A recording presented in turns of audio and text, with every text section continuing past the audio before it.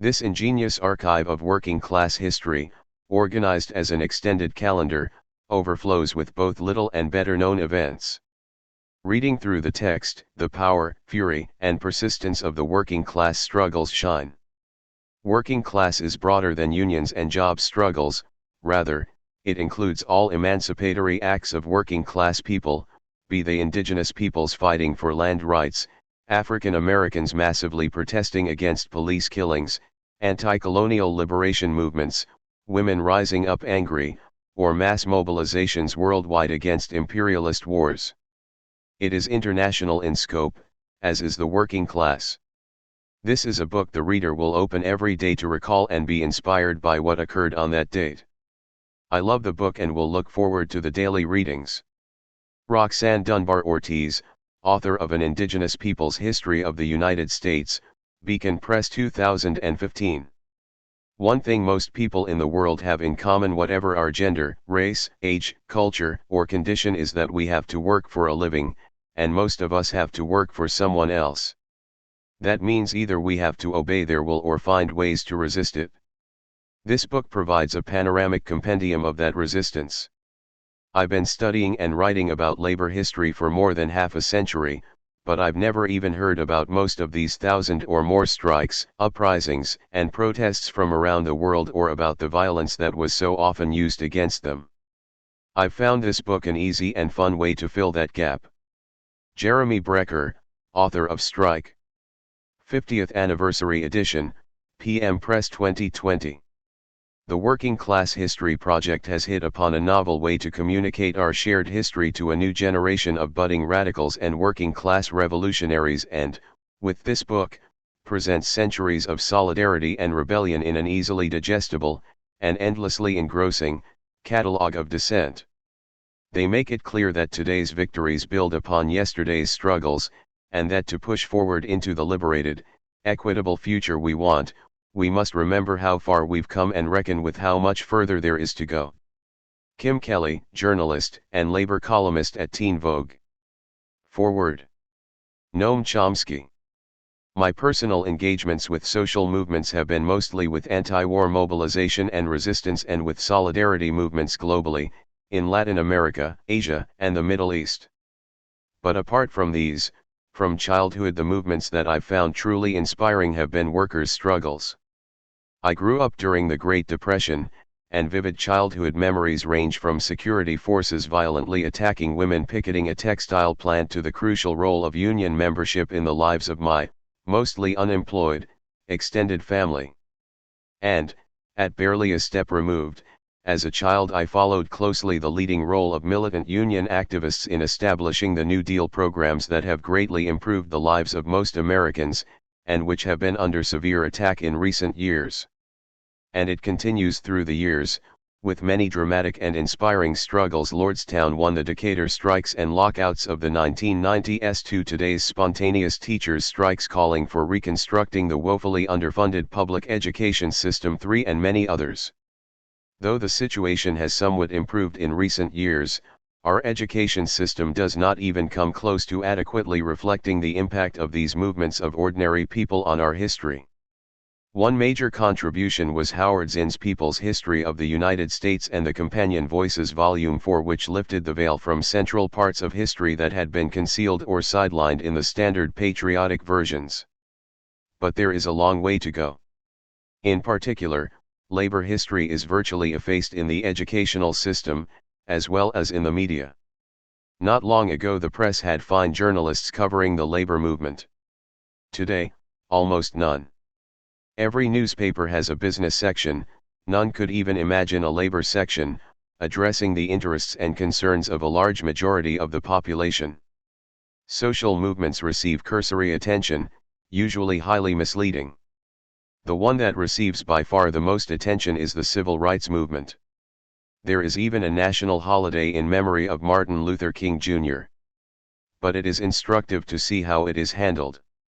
The uplifting rhetoric on Martin Luther King Jr. Day typically reaches as far as his "I Have a Dream" speech at the huge demonstration in Washington in August 1963. But King did not terminate his activities then. He went on to become a prominent critic of the Vietnam War and to organize and support struggles for housing, workers' rights, and other popular needs in the North. He was assassinated in 1968 while supporting a garbage workers' strike the day after he had delivered another memorable speech that is barely known. He was organizing a poor people's movement and another march on Washington to demand human and civil rights for all Americans, including Aboriginal and white Americans. None of this was tolerable to establishment liberalism. He was bitterly condemned for supposedly losing his way. It's fine to condemn racist Alabama sheriffs, but not in my backyard. His major commitments are omitted from the schools and the media. Other movements fare similarly. Today, social movements face more challenges than ever before. Each January since 1947, the Bulletin of Atomic Scientists sets the minute hand of its doomsday clock at a certain distance from midnight, which means terminal disaster. Once, in 1953, it was set at 2 minutes to midnight, after the US and then the USSR exploded thermonuclear weapons, demonstrating that human intelligence had developed the means to destroy everything. It did not reach that grim setting again until Donald Trump had been in office for a year. By then the analysts added the immense threat of global warming to the extreme danger of nuclear war, both existential threats to survival.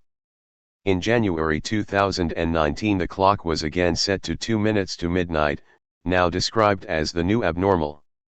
And analysts added a third existential threat, the erosion of democracy, the sole hope for addressing serious challenges. These judgments seem valid to me, and each threat has been significantly intensified since the clock was last set. 6. Furthermore, the neoliberal assault on the population since Ronald Reagan and Margaret Thatcher has radically concentrated wealth, while real wages for the majority stagnate or decline and benefits are eroded, along with functioning democracy, as governments fall into the hands of private wealth and corporate power even more than before. 7. Another major thrust of policy has been to undermine popular organization, particularly the labor movement, traditionally its leading force. Organized, militant popular action has been the critical factor in driving such progress as has been made in confronting the primary challenges to decent survival and innumerable others. It remains the hope for today. Fortunately, it is reviving, particularly among younger people. Neoliberalism has elicited widespread anger and resentment, which can be exploited by demagogues in ugly ways, facts all too obvious on the present scene. But there are also counterforces. In light of the severity of the crises that are looming and imminent, which of these prevails will quite literally determine the fate of the species. Nuclear war and environmental catastrophe will spare no one, not even those deluded ultra-rich who believe they can escape to gated communities on mountain tops or colonize Mars.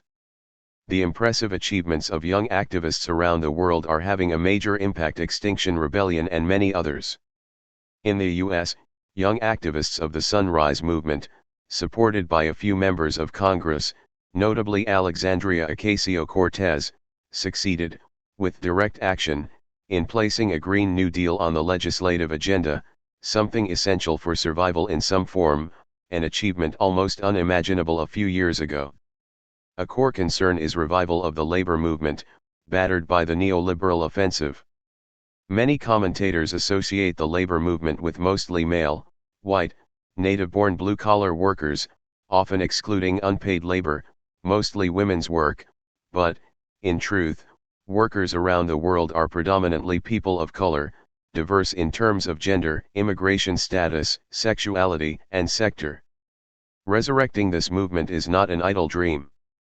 In the 1920s, the vigorous and militant U.S. labor movement was virtually destroyed by often violent state and corporate repression.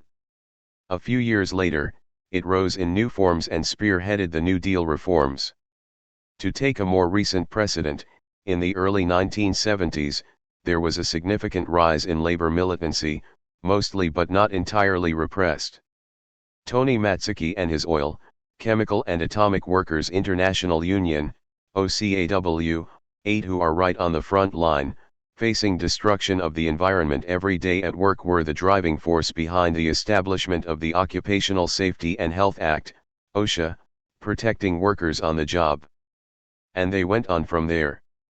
Matsaki was a harsh critic of capitalism, as well as a committed environmentalist. He held that workers should control the plant environment, while also taking the lead in combating industrial pollution. As the Democrats abandoned working people, Matsaki began to advocate for a union-based labor party, an initiative that made considerable progress in the 1990s but couldn't survive the decline of the labor movement under a severe business government attack reminiscent of the 1920s. In these tumultuous times, working class history, everyday acts of resistance and rebellion is important, because a functioning democracy requires active citizen participation in setting social policy. I can return to the latest setting of the doomsday clock, highlighting the existential crises of global warming and nuclear war and adding, for the first time, the erosion of democracy. We can look forward to a day when citizen participation becomes direct decision-making in the workplace and the community and on a larger scale up to the international dimension. For now, the critical task is to organize activist popular movements to change popular consciousness and understanding, to shape legislation, and to create facts on the ground, worker-owned industries, cooperatives, and other structures of democratic participation. We can learn a great deal from the long and hard struggles for social justice in past years, and we can and must move forward to build on their achievements and to surpass them. Given the urgency of the crises we face, there is no time to lose. Introduction. Why working class? Some clever people once said, the history of all hitherto existing society is the history of class struggles. One like them. We also believe that historical change has primarily been the result of struggle between classes. Any improvement in the lives of ordinary people, the creation of the weekend 2, the abolition of slavery 3, and the collapse of empires has been the result of the struggles of the oppressed and exploited against the systems that oppress and exploit us.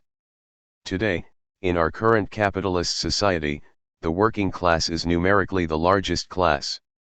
When we say working class, we are talking about it in an economic rather than cultural sense, as it is often perceived.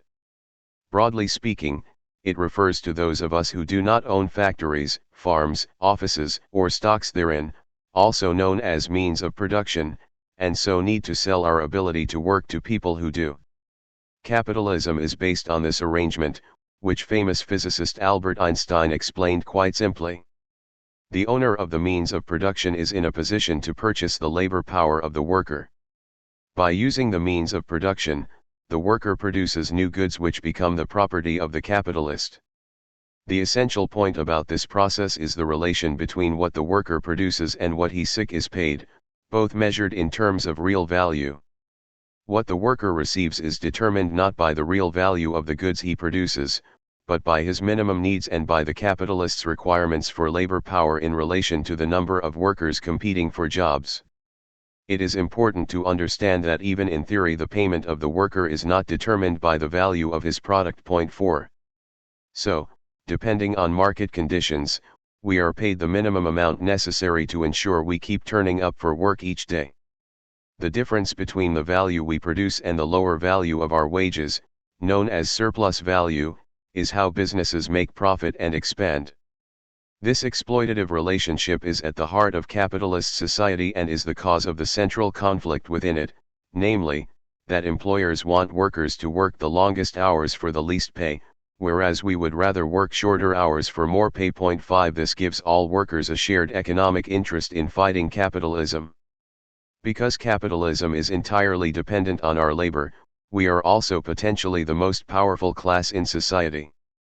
The primary reason we fail to exert our potential power is that we are divided in a myriad of ways. We are divided into employed and unemployed, so those of us in work have to fear losing our jobs, and those not in work have to compete among ourselves to work for the lowest rates. We are divided into different enterprises that compete against one another, so companies that make the most profit often by paying the lowest wages and ignoring environmental standards succeed, while others either fail or get taken over. We are divided by gender roles, whereby much of the world's work is seen as women's work and is entirely unpaid, particularly care and domestic work. We are divided into different nation states, so if workers in one country win better pay and working conditions, production can be relocated to lower wage parts of the world. We are divided by racism, whereby certain racial and ethnic groups, example black people in the US, are systemically disadvantaged and oppressed. This gives workers of dominant groups at least the illusion of a stake in maintaining the status quo and enables employers and authorities to play different groups off against one another. 6. We are divided by citizenship status, so within many countries there is a much more exploitable migrant labor force that can be denied basic legal rights, and workers who try to fight back can be deported if they try to fight back. 7. These are just a few of the ways we are split up and set against one another, to prevent us from uniting and fighting for our collective self-interest and reclaiming more of our surplus value from those who exploit us. Fighting against these divisions and showing solidarity with different groups of workers has to be an essential part of any movement to improve the lot of the working class or any section thereof. All other types of discrimination and privilege in our society intersect with class. Take, for example, abortion rights and gender. Whatever laws are in place, the wealthy are almost always able to access abortions, whereas for poor and working class people it may be impossible. For every system of oppression, from racism to homophobia to transphobia to sexism to ableism, to name just some, worse outcomes are experienced by poor people compared to the wealthy. Therefore, struggles of oppressed groups like women, aid people of color in the US 9, or LGBT plus people 10, for example, should not be dismissed, as some do, as being merely related to identity. These are also inherently class struggles. Any victory for one group of workers is a victory for all of us. For example, a group of underpaid migrant workers successfully improving their pay and conditions also means that employers are unable to employ super-exploited workers to undercut native-born workers. 11. Similarly, environmental destruction and the resultant climate chaos disproportionately affect poor and working class people, especially in the colonized world. This will only get worse in the coming years, so fighting to protect our planet is also an existential issue for our class. 12. Struggles of indigenous peoples 13, of peasants 14, and struggles against colonialism 15 have also been, in large part, struggles against dispossession, struggles against being turned into a working class disconnected from the land and means of production in the first place. All this considered, we take an expansive, intersectional, and internationalist view of class, and we present snapshots of all kinds of battles against exploitation and oppression. Why history? The Working Class History Project came out of conversations a number of us were having back in 2014. We had all been involved in a number of activities, including workplace organizing and campaigning against austerity and, before that, the Iraq War. However, our activity was cut off from the mass, radical working class movements of the past. Like many people our age, and even a little older, we grew up and entered the workforce following the defeats of the 1980s and subsequent dismantling of workers' organizations. By the time we were politicized, the shared knowledge of struggle and culture of solidarity that had previously defined working class life, had, in many places, disappeared. To access this knowledge, we read a lot of history, and we were struck by how many vital lessons there were that could inform our struggles today. Yet while a lot has been written about working class struggle around the world, much of that writing is inaccessible to most people, hidden in dusty archives or behind online paywalls, or it is online but written in convoluted academic or political jargon. So we decided to set up a database of historical events, in which we would include short, clearly written summaries, primarily about struggles that have taken place for a better world and the people who took part in them. We also included information about atrocities carried out by the rich and powerful to counter those struggles 16, as well as those sometimes carried out in the name of making a better world. 17. We believe it is important not only to counter dominant narratives that sanitize the history of capitalism and colonialism, but also to learn from the mistakes, as well as successes, of those who have fought against them. For people without money, social media can be a useful tool for getting information out to a wide audience, so that was the forum we initially decided to prioritize. We speculated that posting on anniversaries of events would be the most likely way to make content about things that had happened, in some cases hundreds of years ago, go viral. Information about a random strike in the 1800s may not seem immediately relevant, but reading about something that happened on this date in the past does seem to give a more tangible connection to the event, making it easier to relate to. Our hope was that these short viral posts would allow readers to glimpse a snapshot of these historical movements and the people who helped make our world what it is today. This could then both educate people about how we can organize ourselves to defend or improve our conditions and inspire people in that fight. The project has far surpassed our initial hopes. We now have over 700,000 followers across our various online platforms, reaching an audience of over 11 million per month. People from all over the world have volunteered to help out and contribute, and much of our content has been translated into Arabic, French, Persian, Spanish, Norwegian, and Turkish. More recently, we launched a podcast to look at some of these issues in more detail and to speak to participants and historians of these movements, to dig deeper into events, what people did, and how we can apply the lessons of those struggles today. How to read this book. This book is a curated selection of some of the texts from our archive, 2 for each day of the year, many of which have never appeared online. For this work we have decided to focus on historical events rather than individuals. As such, we have omitted the birth and death dates of the people who have been involved in various movements, unless their death was of particular historical note in itself, for example, if they were assassinated. This book does not pretend to be comprehensive. We do not claim to recount every movement or incident of importance to our collective history of struggle. We do not have the space in this volume to even approach such a task. We have attempted to present a diverse range of historical events, but due to our locations, primarily the UK and the US, the languages we speak, and the nature and biases of sources available to us, there is, unfortunately but unavoidably, a bias in the events toward the European languages of English, Spanish, French, and Italian, and toward countries with colonial relationships with those languages. We have written it so that it can be read in any order. You don't have to read from January 1st, you can start out with any date, today's date, your birthday, an anniversary, and just dip in and out as you see fit. The only slight issue here could be that we only explain particular organizations and concepts the first time they are mentioned, so reading non-sequentially would require a basic knowledge of political terminology. We use dates in the standard current calendar, so, for example, dates in the Russian old-style calendar have been converted. Dates are given in the country where the events occurred, which sometimes might have been reported as a different date in countries in different time zones. Our articles are intended to give a brief snapshot of the people and movements that have helped improve our world. We don't claim to tell the full story of any of the historical events addressed herein, and we do encourage people to learn more about the stories that interest them. We provide sources and further reading for each date in the references section at the back of the book.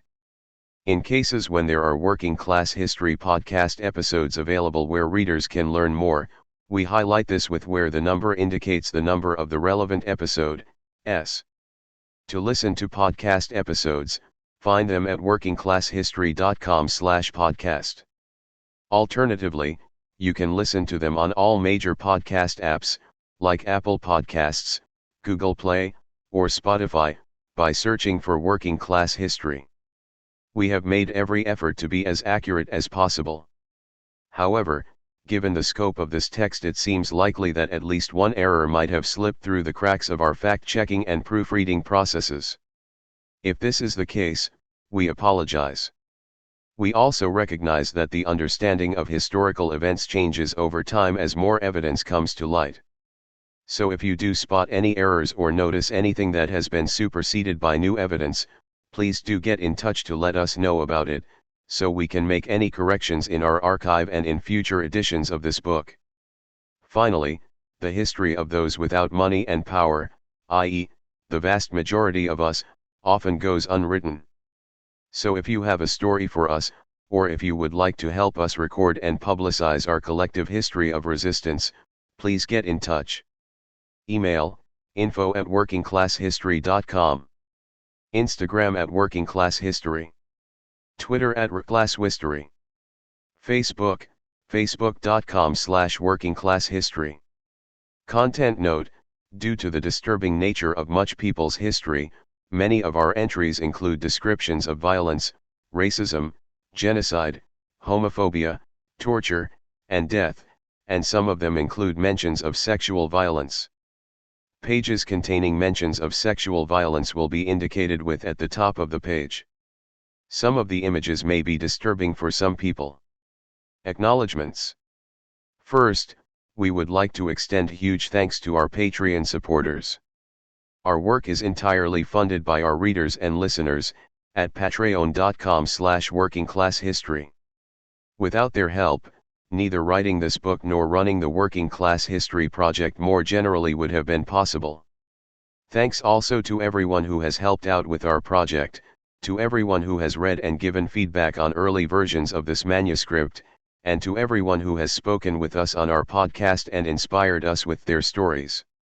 Special thanks in no particular order to Maddie Ron, Rickon Budieri, Linda Tolson, Haley Friel, Robin Karina, Stephen Johns, Sebastian Porica, Jingying Wang, Nathan Gilchrist, Har Ham, Jeff Gandhi, Christine, Biswadap Dasgupta, Mike Harmon, Eliza Wormel, John Shepard, D.D. Johnston, Bettina Escoriza, L.D., Arno, Brian Zubelski, Christine Hamitsu White, Don, Emilia Lena Fernandez, Louis Gavin, Lizzie Darrington, Martina Domladovac, Emily Webb, Matthew Wilson, Rodrigo Costa, Ritvik Kunna, Michael Ryan, John Yates, Brian Lane, Chris Dodge, and Michael Oswell.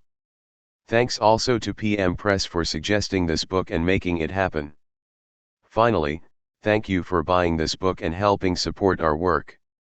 This book is dedicated to all those who have fought to defend their fellow workers and for a better world and whose names have never been written down. We may never know who you were, but whatever we have today, we owe it in part to you. January 1. January 1, 1804 Haiti became an independent republic, following a revolution that had begun 13 years earlier as a rebellion against slavery and French colonialism. Previously known as Saint-Domingue, it was the most profitable colony in the world, generating greater revenue than all of the continental North American colonies combined. This immense wealth was generated by the sweat and blood of enslaved Africans who were being worked to death in their tens of thousands on coffee and sugar plantations. On August 22, 1791, shortly after the French Revolution, which espoused the ideals of liberty, equality, and fraternity, a slave rebellion erupted, demanding that those ideals be realized and slavery and colonialism be abolished. Over the coming years, the rebels successfully defeated the combined armies of the world's biggest colonial powers, France, Spain, and Britain. The 1804 Declaration of Independence abolished the colony of Saint-Domingue and reinstated the indigenous Taino name of Haiti. Europe and the US promptly embargoed the fledgling republic, causing it severe economic hardship. In 1825, France finally agreed to recognize Haiti's independence, provided it compensate former slave owners to the tune of 150 million gold francs, $21 billion today, a ransom that deeply impoverished the state and was not fully repaid until 1947. The United States only recognized Haiti's independence in 1862. This, however, did not prevent the United States from invading and occupying Haiti in 1915.1. January 1, 1994 the Zapatista uprising began, with indigenous people in Chiapas, Mexico, rising up and taking control of their communities, redistributing power and organizing new, directly democratic ways of running society. Despite state repression, violence, and massacres, their movement of around 300,000 people remains self-managed to this day. 2. Zapatista Women, 2018, courtesy Global Justice Now Flickr, CC by SA 2.0 https://www.flickr.com/photos/wdm/41047778152. 2. January 2, 1858 and 1904 U.S. troops in 2 warships landed in Uruguay to protect US-owned property during a revolution in Montevideo. They departed on January 27, 1858. On the same date, just under half a century later, in 1904, U.S. and British naval forces intervened in the Dominican Republic, again to protect U.S. interests during a revolution, remaining until February 11.3. January 2, 1920 the second Palmer raids began. The raids were an attempt by the U.S. Department of Justice to arrest and deport foreign-born radical workers and leftists, especially anarchists. Between 3,000 and 10,000 people were arrested and held without trial, most of them U.S. citizens. The majority of those arrested were released without charge, but more than 500 foreign citizens were eventually deported. 4. Radicals awaiting deportation on Ellis Island, January 3, 1920, courtesy Corbis Images for Education / Wikimedia Commons. 3. January 3, 1913 The Little Falls textile strike in New York ended when the workforce of predominantly migrant women organized in the Revolutionary Industrial Workers of the World Union, IWW, aka Wobblies, won their demands. They had walked out on October 9, and in the face of violent police repression, the workers held firm and achieved a reduction in weekly working hours from 60 to 54, with no loss of pay. 56, 16. January 3, 1966 military veteran and civil rights activist Sammy Young Jr. was murdered in Alabama. He was the first black college student to be killed for involvement in the civil rights movement. Young was shot by a gas station attendant in Macon County for trying to use the whites-only restroom. Following mass protests, the killer was indicted in November of that year but was later acquitted by an all-white jury. 6. Sammy Young Jr. enlistment photograph, 1964, courtesy United States Navy / Wikimedia Commons. 4. January 4, 1917 A 10-day strike of wharf workers started in Guyana. As a consequence of World War I, the prices of foodstuffs and other commodities rose, while wages remained the same. Against a background of labor unrest due to deteriorating living conditions, the wharf workers won an increase in wages and a shorter work week and sparked a national wave of strikes. 7. January 4, 1938 4 to 500 workers at the Surge Island estate in St. Thomas, Jamaica, forced a general work stoppage on the farm. They were demanding pay increases before they would start reaping crops. Police sent in by British colonial authorities took steps to break the strike, arresting 63 workers and trying them over 3 days beginning on January 13. 3 ringleaders were given 1-month prison sentences, with hard labor, 18 were fined, and the others were discharged. 8. 5. January 5, 1939 Lithuanian Jewish anti-fascist and Spanish Civil War fighter Samuel Kaplan was transferred by Communist Party authorities to the Montjuic prison in Barcelona. He had been held without charge since February of the previous year. Kaplan had traveled to Spain to help Republican forces resist the coup attempt by General Francisco Franco's nationalist and fascist forces. Having previously been imprisoned for his political activities both by the Soviet Union and by Nazi Germany in the Dachau concentration camp, which he escaped, he described his treatment by his Republican allies as the worst he had ever suffered. He had even taken part in a hunger strike with several other anti-fascist prisoners. We thought that nothing more had been heard from him after nationalist forces took over the city on January 21, until his son, a reader of the Working Class History Facebook page, got in touch and informed us that Samuel Kaplan had escaped once again, eventually fleeing to Mexico, where he lived out the rest of his days. 939 to 40. January 5, 1960 anti-fascist guerrilla Francesc Sabat Lapart El Quico was assassinated by police in Catalonia. He fought against the nationalists in the Spanish Civil War, then fought with the French resistance during World War II, after which he joined the underground resistance in Spain, becoming its most celebrated and longest-serving fighter, before he was killed. 10. 6. January 6, 1945. 4 women were hanged in the Auschwitz concentration camp for their role in a prisoner rebellion the previous October. Alla Gertner had stolen gunpowder from the munitions factory where she was an enslaved laborer, which she provided to underground resistance member Rosa Robata, who delivered it to Soviet Jewish detainees, who built bombs for the rebellion.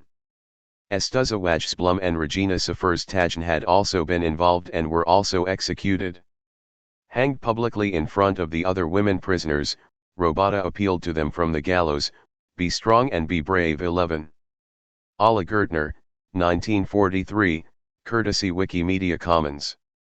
January 6, 2005. Local residents of Bayview, in Durban, South Africa, successfully fought off a local government water disconnection team. This was especially brave given that a council security team had previously murdered a teenage boy, Marcel King, elsewhere in the city, when he attempted to help his mother during a disconnection of her electricity. The council, run by the African National Congress, ANC, said that they would be back with greater force. Since being elected in 1994, the ANC had pursued a neoliberal agenda and disconnected the water supply to over 1 million homes, while thousands of people continued to die each year from diarrhea, mostly caused by unsafe water. 12. 7. January 7, 1913. A strike for a maximum 8-hour workday began in Peru after workers rejected proposals from employers. In El Callao, there was a total stoppage of industry as gas workers, mill workers, typographers, bakers, and other unionized workers went out on strike. 13. January 7, 1919. The series of events known in Argentina as the Tragic Week began. Maritime workers at the port of Buenos Aires voted to strike for better pay and shorter hours, while police at the nearby British-owned Vaisna plant attacked striking metal workers, killing 5 and wounding 20. Over the next few days, strikes spread through the city, with riots breaking out and workers seizing arms. Meanwhile, police and soldiers fought workers, and right-wing mobs launched pogroms, attacking Jewish areas and beating and murdering Jews, whom the anti-Semites associated with anarchists and communists. In crushing the rebellion, troops killed between 100 and 700 people, injured 400 to 2,000, and imprisoned over 50,000. 14. 8. January 8, 1811. Possibly the biggest slave uprising in United States history took place on the Louisiana coast. Hundreds of enslaved people attacked their masters, then marched toward New Orleans, carrying banners, drums, and farm tools as weapons. They burned plantations and recruited more rebels on their way, and, despite their lack of firearms, they fought the local militia. Their advance was eventually stopped when a second brigade arrived from Baton Rouge. 15. January 8, 1896. The world's first explicitly anarchist feminist newspaper, La Voz de la Mujer, Woman's Voice, was published in Buenos Aires, Argentina.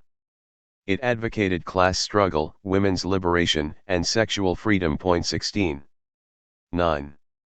January 9, 1907. In Rio Blanco, Mexico, the army finally crushed a labor rebellion by striking textile workers demanding better pay, shorter working hours, and improved working conditions. 200 workers were killed, 400 were arrested, and 1,500 were fired. 17. January 9, 1973. In Durban, South Africa, workers at the Coronation Brick and Tile Factory went out on strike. By the end of March, close to 100,000 mainly black African workers, approximately half the entire black African workforce in Durban, were on strike. The Coronation workers and many others ended up winning pay increases. 18. 10. January 10, 1918. 200 housewives marched through working-class districts of Barcelona calling textile workers, most of whom were women, out on strike against the high cost of living. Strikes, demonstrations, and attacks on shops and coal yards continued even after a new military governor declared a state of siege and suspended civil rights. 19.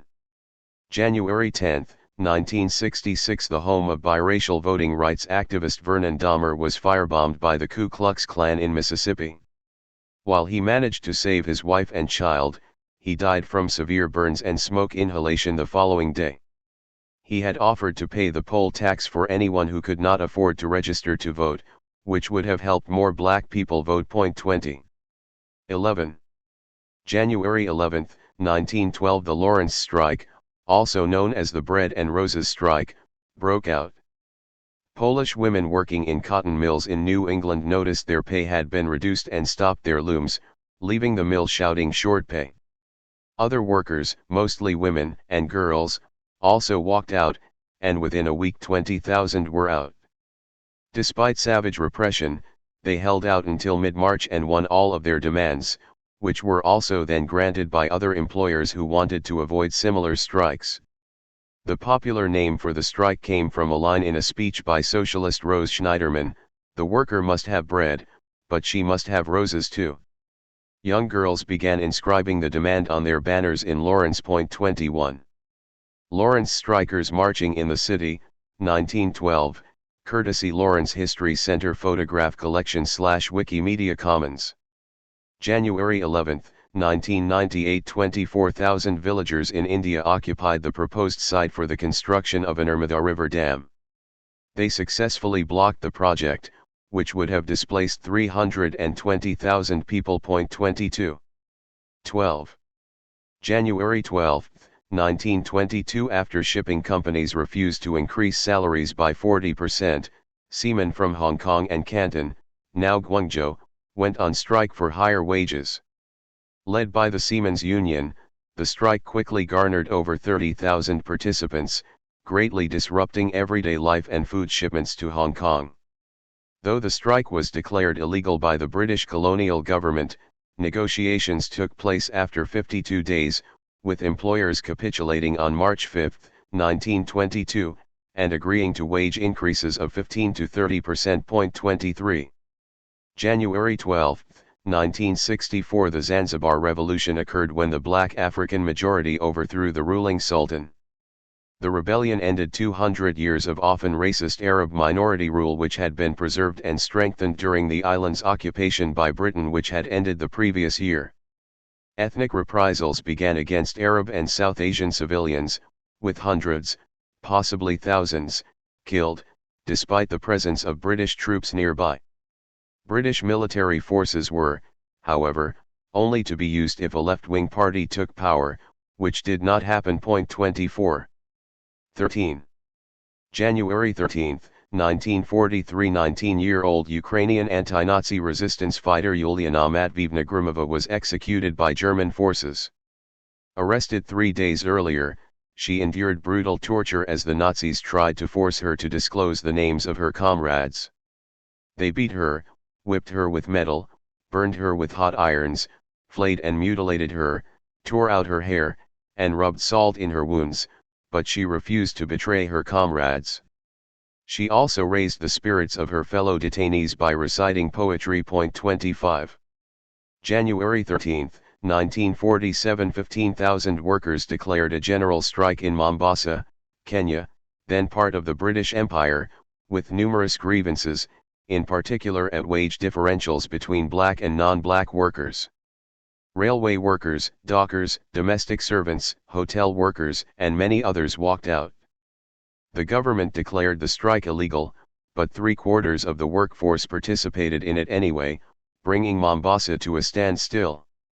The strike lasted 12 days, until a tribunal was formed that awarded pay increases of as much as 20 to 40%, as well as numerous other improvements, including paid overtime, paid vacation, and housing allowances. 26. 14.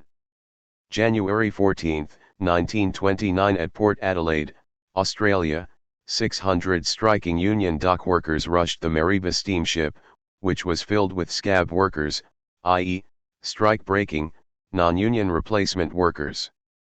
Strike breakers and police fought the workers, who retaliated with stones, injuring some 30 scabs. One of the scabs pulled out a revolver and began shooting into the crowd. He was not arrested by police.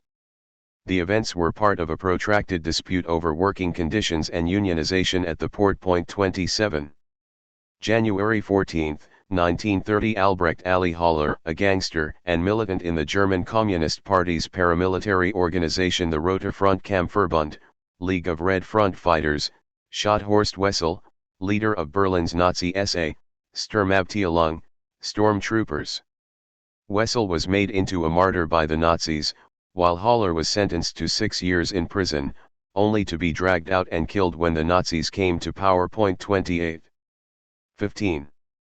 January 15, 1919. Revolutionary Socialists Rosa Luxemburg and Karl Liebknecht were murdered in Berlin by the right-wing paramilitary Freikorps, who were acting on the orders of the Sozialdemokratische Partei Deutschlands, Social Democratic Party of Germany, SPD.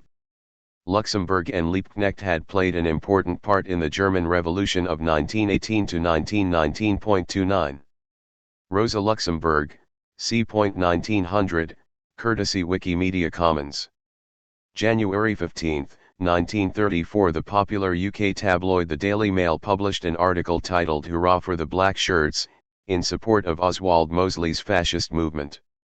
The article was written by Viscount Rothermere, whose family still owns the Mail. The newspaper continues to be one of the most right-wing British tabloids, publishing false and misleading articles about anti-fascists and others. 30. 16. January 16, 1973. Students at the University of Sussex initiated a rent strike against the government's plans to cut student grants.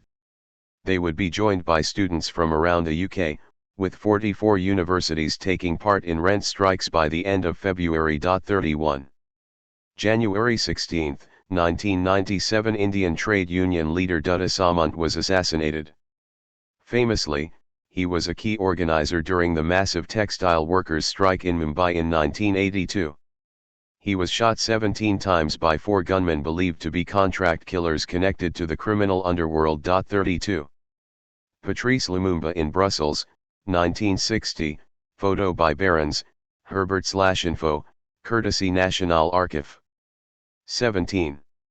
January 17, 1961. Patrice Lumumba, the first democratically elected Prime Minister of Congo, which had gained its independence from Belgium the previous year, was murdered following a coup backed by the US and Belgium. Initially the CIA had intended to assassinate the socialist independence leader, but instead he and 2 colleagues were arrested, brutally beaten, tortured, and then shot. Belgian troops then dug up the bodies, dismembered them, and dissolved them in sulfuric acid, grinding what was left into powder and scattering it. 33. January 17, 1969. Bunchy Carter and John Huggins, 2 members of the Revolutionary Black Panther Party, were murdered by a member of the U.S. organization, a black nationalist group that was being manipulated by the FBI as part of its COINTELPRO program, with the intention of causing deadly division. 34. 18. January 18, 1958. The Battle of Hayes Pond took place near Maxton, North Carolina, with Native Americans rooting a Ku Klux Klan rally. The Klan, which considered the local Lumbee tribe as a mongrel race of half-N.S., were unhappy with interracial relationships involving white men and thought that due to their small numbers and marginalized status the Lumbee would be an easy target. Klan members began by burning a cross on the lawn of a Lumbee woman who was dating a white man. Their activities escalated and culminated in a rally on January 18 that was intended to end race mixing once and for all. The Klan declared that 5,000 people would attend. On the day, they only mustered around 50 Klan members and 100 other white supremacists, while 500 Lumbee, led by World War II veterans and armed with shotguns, clubs, and rocks, turned out to oppose them. The Native Americans opened fire and attacked, slightly wounding 4 Klansmen, who returned fire but failed to hit anyone. The KKK were totally defeated and forced to flee. The Lumbee seized their audio equipment and burned their Klan outfits and banners on a makeshift bonfire until police arrived and tear-gassed the revelers. Lumbee residents confront white supremacists at Hayes Pond, photo by Bill Shaw, courtesy State Archives of North Carolina/Wikimedia Commons. In the wake of the incident, public sentiment swung against the KKK, and the local leader was later convicted for incitement to riot and jailed for 2 years. The humiliation ended Klan activity in the local area, and the incident is celebrated each year as a Lumbee holiday. 35. January 18, 1977. Workers and poor people across Egypt rose up against the ending of state subsidies for basic goods. Despite the government killing hundreds of people, strikes, demonstrations, and riots forced authorities to back down in just 2 days. 36. 19. January 19, 1915. The Roosevelt Massacre took place in New Jersey when sheriff's deputies in the pay of fertilizer bosses opened fire on a crowd of unarmed striking workers, killing 2 and injuring 18. The workers were fighting to reverse a 20% pay cut. It is likely that those killed were Alessandro Tessitore, 28, and Kalman Batai, 38. The deputies were gunmen for a private detective agency hired to help break the strike. Despite the murders, the workers held firm and successfully overturned the pay cut. Although unusual in the case of U.S. labor massacres, a number of the deputies were arrested, and 9 were later convicted of manslaughter and jailed for 2 to 10 years. 37.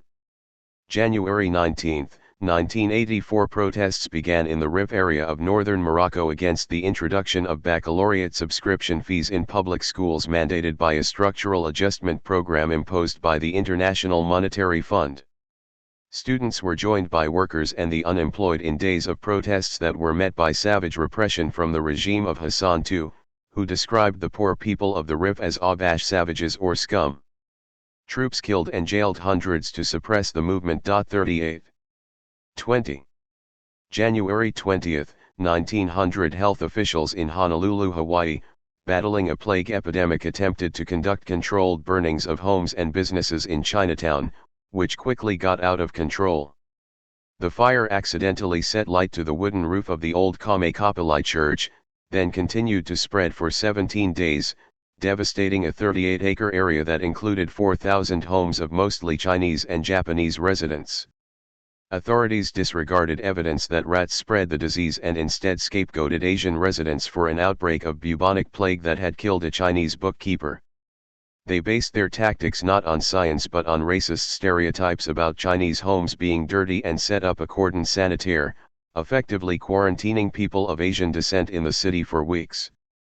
Their possessions were thrown into the street, their homes sprayed with carbolic acid, and they were forced to shower in public in mass, makeshift cleaning stations. Officials then began burning the homes of Chinese and Japanese people. When the January fire first started spreading out of control, residents fleeing for their lives were turned back by the National Guard, backed up by white vigilantes. Eventually a single exit in the cordon was opened to allow people to escape the fire. The Honolulu Advertiser declared that intelligent Anglo-Saxon methods had been employed to combat a disease wafted to these shores from Asiatic countries. Another local paper celebrated the fire for supposedly eradicating the plague, while also clearing valuable real estate. After the fire, many of the residents made homeless were never able to return to the area, and its demographics were permanently altered. 39. January 20, 1964. A battalion of around 1,350 troops in Tanzania, then Tanganyika, mutinied to protest against low pay and the fact that they were still commanded by British officers, despite having gained independence 2 years previously. The rebellion spread to a further battalion the next day, as rebels took European officers hostage and gained control of key locations in Dar es Salaam, including the radio station, airport, and telegraph office. Looting also broke out.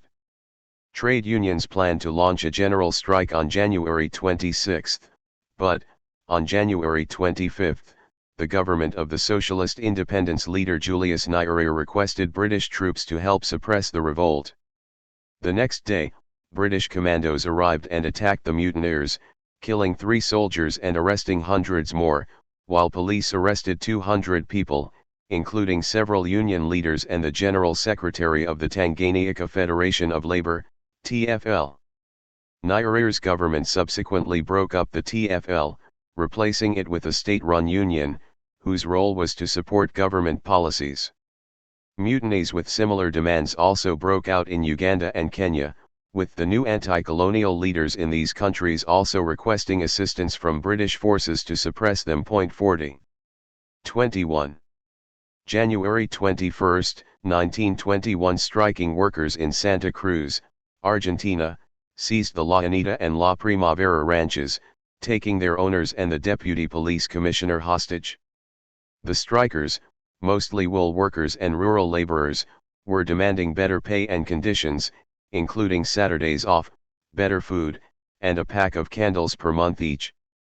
The workers had organized themselves into columns and were marching from workplace to workplace, seizing food and weapons.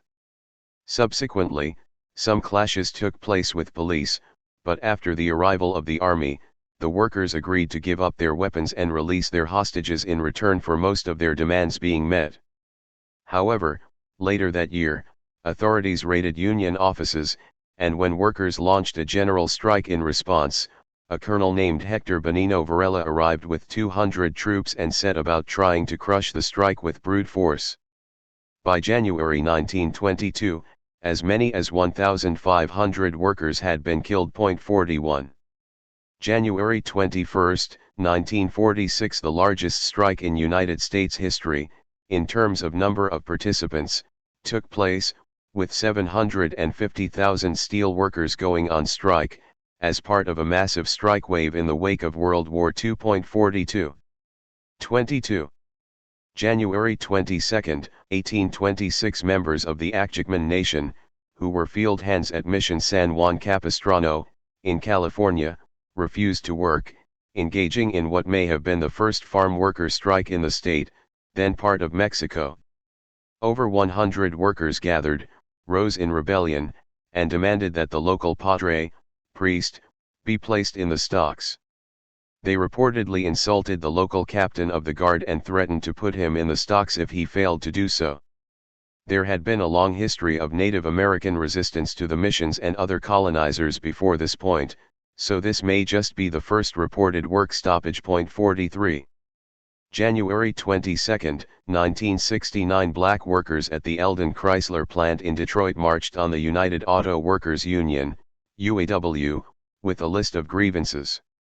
The workers had formed the Eldon Revolutionary Union Movement, ELRUM, and called a strike the next day, keeping out 2/3 of the workforce. The company retaliated by firing and disciplining dozens of militants. ELRUM was able to rebuild its presence at the plant over the following year, nonetheless. 4412. 23. January 23, 1913. 10,000 clothing workers went on strike in Rochester, New York, for the 8-hour day, a 10% wage increase, union recognition, and extra pay for overtime and holidays. 6 people were injured over the course of the strike, and one worker, 18-year-old Ida Brayman, was shot to death by a sweatshop contractor. The strike was called off in April when manufacturers agreed not to discriminate against workers for joining a union. 45. Garment workers on strike, Rochester, 1913, courtesy Albert R. Stone Collection / Wikimedia Commons. January 23, 1982. All Formula One Grand Prix drivers except 2 went on strike, barricading themselves in a room to protest against new super license conditions. The new licenses would tie drivers to 3-year contracts and, worse, would forbid any criticism of their governing body, the Fédération Internationale de l'Automobile, FIA, with a penalty of a lifetime ban if a driver did so. The drivers were fined, but the new licenses were withdrawn. 46. 24. January 24, 1964. Kenyan independence leader and Prime Minister Jomo Kenyatta invited British colonial troops to put down a mutiny of soldiers who were conducting a sit-down protest against low pay and the continued presence of British officers in the Kenyan military. A U.S. destroyer also rushed to the area to back up UK forces. In the repression, 1 African soldier was killed, and 1 soldier and 1 passerby were injured. It was the third such rebellion that week in East Africa. 47. January 24, 1977, 9 left-wing lawyers were shot in an attack by fascists in Madrid, in what is known as the Atocha massacre. The fascists entered the offices of the Comisiones Obreras Union, Workers' Commissions, CCOO, with machine guns looking for a communist transport strike organizer. When they didn't find him, they shot a lawyer, and then lined 8 others up against a wall and shot them as well, killing 5 and seriously wounding the others, including a pregnant woman.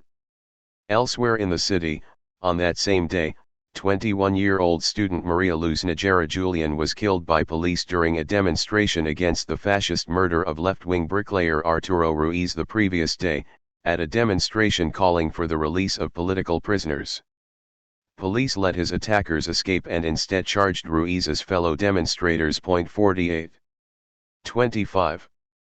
January 25, 1911, Kano Shugako, a Japanese anarchist feminist, was executed for her part in a plot to assassinate the emperor. She remains the only woman to be executed in Japan for treason. Radicalized at the age of 14, after being raped, in addition to being a pioneering feminist, she was one of Japan's first female journalists and a prolific writer of fiction and non-fiction. She was inspired by Sofia Perovskaya, who helped assassinate the Russian Tsar. Kano Shugako, pre-1910, courtesy Wikimedia Commons. Shugako admitted her guilt in the plot, as did her half a dozen or so co-conspirators. Nonetheless, 24 anarchists, most of whom were innocent, were sentenced to death, which enraged Shugako. In her prison diary she wrote, "Needless to say, I was prepared for the death sentence. My only concern day and night was to see as many of my fellow defendants saved as possible. I am convinced our sacrifice is not in vain. It will bear fruit in the future. I am confident that because I firmly believe my death will serve a valuable purpose, I will be able to maintain my self-respect until the last moment on the scaffold. I will be enveloped in the marvelously comforting thought that I am sacrificing myself for the cause. I believe I will be able to die a noble death without fear or anguish." In her final entry she wrote of her happiness upon learning that 12 of her fellow defendants were reprieved, their lives thereby spared. 49. January 25, 2011, the Egyptian Revolution began. Groups of young people chose the date of the annual Egyptian Police Day to protest against police brutality. Millions of protesters took to the streets in an ongoing rebellion that would eventually bring down the government of Hosni Mubarak. 50. Demonstrators praying in Tahrir Square, photo by Lillian Wagdi from Flickr, CC by SA 2.0 https://www.flickr.com/photos/Lillian Wagdi. 26. January 26, 1932, 4,000 mainly Jewish tenants in New York attacked police reserve forces that were trying to evict 17 tenants. The mob was led by women poised on rooftops directing the action with megaphones and hurling missiles at police. 51. January 26, 1952, the Cairo Fire, or Black Saturday riots, began when protesters burned and looted hundreds of European-owned buildings in protest at British occupation troops killing 50 Egyptian policemen the previous day. The events began when airport workers refused to service 4 British planes. 52. 27. January 27, 1918, revolution broke out in Finland as workers took over Helsinki, with many of the country's other large towns following in the next few days. The People's Republic of Finland instituted numerous far-reaching reforms, including women's suffrage, workers' control of production, a maximum 8-hour workday, the abolition of the old mode of land distribution, and the emancipation of domestic servants and farm hands. However, to end conflict with the Central Powers in World War I, Finland, along with other territories, was surrendered to Germany by the Russian Bolshevik government in the March 1918 Treaty of Brest-Litovsk. The following month, counter-revolutionary white forces drowned the revolution in blood, killing thousands of workers and socialists and throwing tens of thousands more into internment camps. 53. January 27, 1923, anarchist miner Kurt Wilkins assassinated Argentinian Army officer Colonel Hector Benigno Varela, who was responsible for the killing of 1,500 workers in Patagonia in 1921 to 1922. Wilkins was arrested and soon murdered in prison by a former police officer smuggled in by prison guards. After his death, an indefinite general strike broke out across the country. 54. 28. January 28, 1917, Carmelita Torres, a 17-year-old Mexican maid who worked in the U.S., refused to take the mandatory gasoline bath given to day laborers at the border and convinced 30 other trolley passengers to join her. Her protests spread in what became known as the bath riots. Torres was one of many workers who crossed the border between Juarez and El Paso each day. In the name of public health, Mexican workers were frequently subjected to degrading and humiliating treatment. The workers had to strip naked, undergo a toxic gasoline bath, and have their clothes steamed. The stated aim of the program was to kill lice, which can spread typhus. However, it was not applied to everyone crossing the border, just working-class Mexicans. In addition to gasoline being poisonous, it was also a deadly fire risk. A group of prisoners in El Paso being treated with gasoline were burned to death in an accidental fire. Furthermore, U.S. health workers were secretly photographing naked Mexican women. Anger at the practice finally exploded, and within a few hours Torres had amassed a crowd of several thousand, mostly women protesters. They blocked all traffic and trolleys into El Paso. They pelted immigration officers with rocks and bottles when they tried to disperse them, and when U.S. and then Mexican troops arrived they received the same treatment. The riots were eventually suppressed by the soldiers, and Torres was arrested, which appears to have had the effect of discouraging future protests. The enforced bathing and fumigation of Mexican workers with toxic chemicals like gasoline, and later DDT and Zyklon B, continued until the 1950s. The use of Zyklon B at the border appealed to scientists in Nazi Germany, who in the late 1930s began using the agent at borders and in concentration camps for delo using. Notoriously, they later also used it to exterminate millions of people in the Holocaust. 55. January 28, 1946, a massacre took place in Bulnes Square, in Santiago, Chile, when police fired on thousands of workers who were demonstrating against rising prices, killing 6 and injuring several others. A strike of saltpeter workers, protesting against an increase in prices at company grocery stores, had been suppressed and thousands of other workers were marching to support them. 56. 29. January 29, 1911, in northern Mexico, the first battle of the so-called Tijuana Revolt occurred. A pre-dawn raid by a mix of international supporters of the anarchist Partido Liberal de Mexico, Liberal Party of Mexico, PAM, and industrial workers of the World Union, IWW, members seized the town of Mexicali, killing the jailer. The revolt, despite serious flaws, would spread in the border areas, peaking in May with the capture of the town of Tijuana. 57. January 29, 1935, workers at a sugar factory in St. Kitts joined a strike of cane cutters for a pay increase that had begun the previous day. The workers assembled in the yard at Buckley's plantation. When they failed to disperse, the manager fired his gun into the crowd, injuring several workers.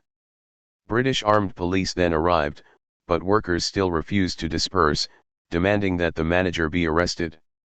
Instead, the police opened fire on the workers, killing 3 and injuring 8. The following day, a British warship arrived, and Marines disembarked to suppress the strike. 39 strikers were arrested and 6 jailed for 2 to 5 years. 58. 30. January 30, 1965, former British Prime Minister Winston Churchill's funeral took place. One of its most memorable moments was when cranes on the London docks dipped as his funeral barge went past.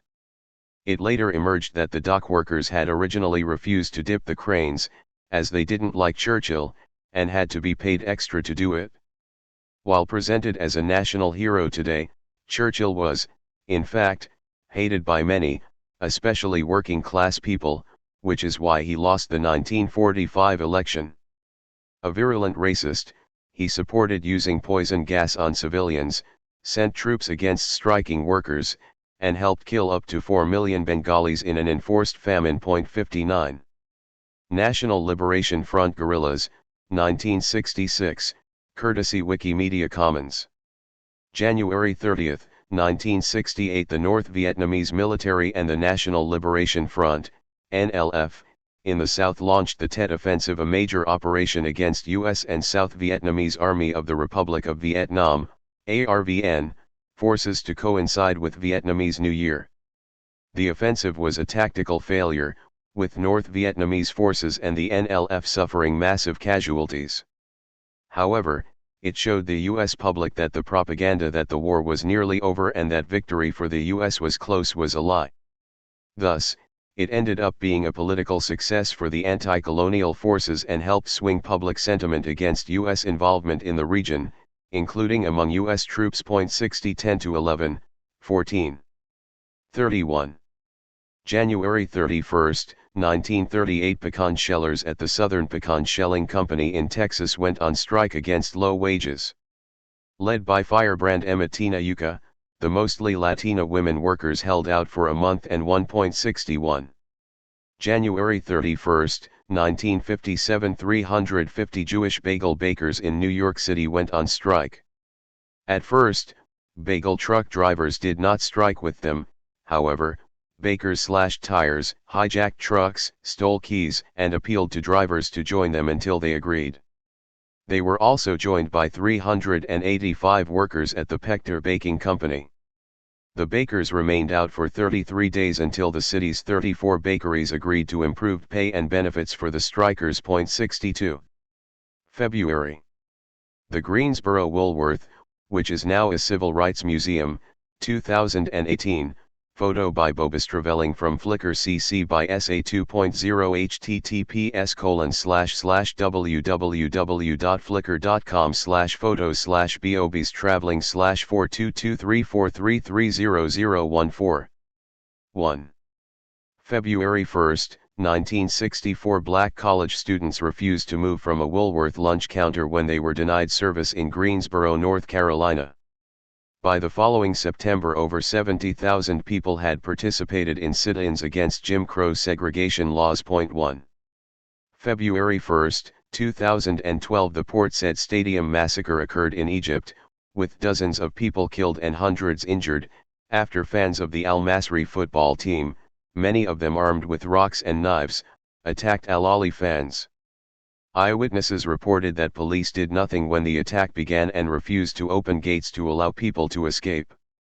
Many people believe that the attack was retaliation against the Ultras Alawi, a group of Ahly fans who were active in the 2011 revolution and in opposing the ruling Supreme Council of the Armed Forces. Numerous people were subsequently charged in connection with the deaths, including 9 police officers. 2.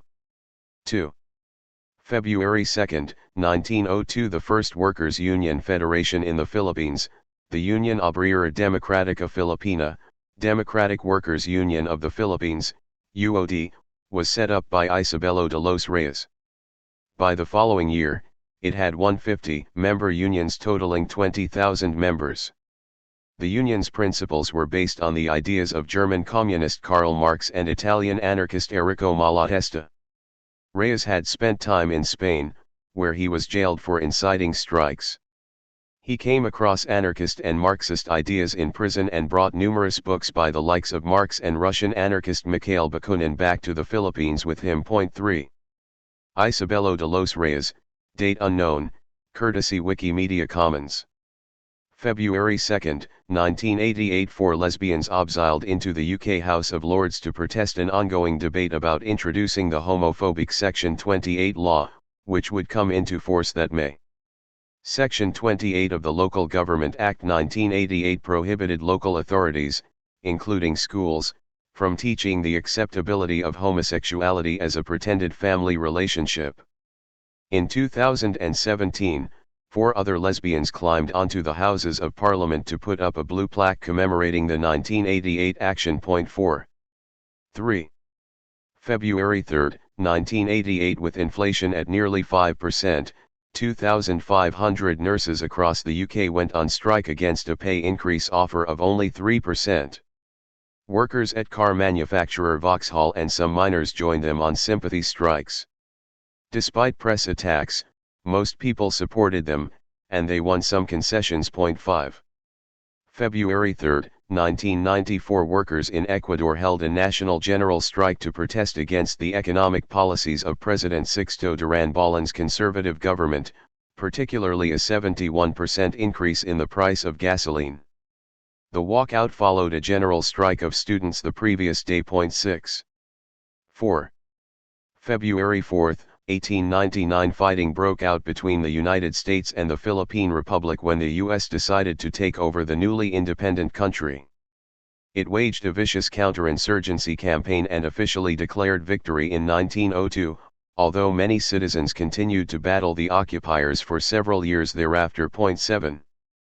Philippines casualties on the first day of the war, courtesy U.S. Army/Wikimedia Commons.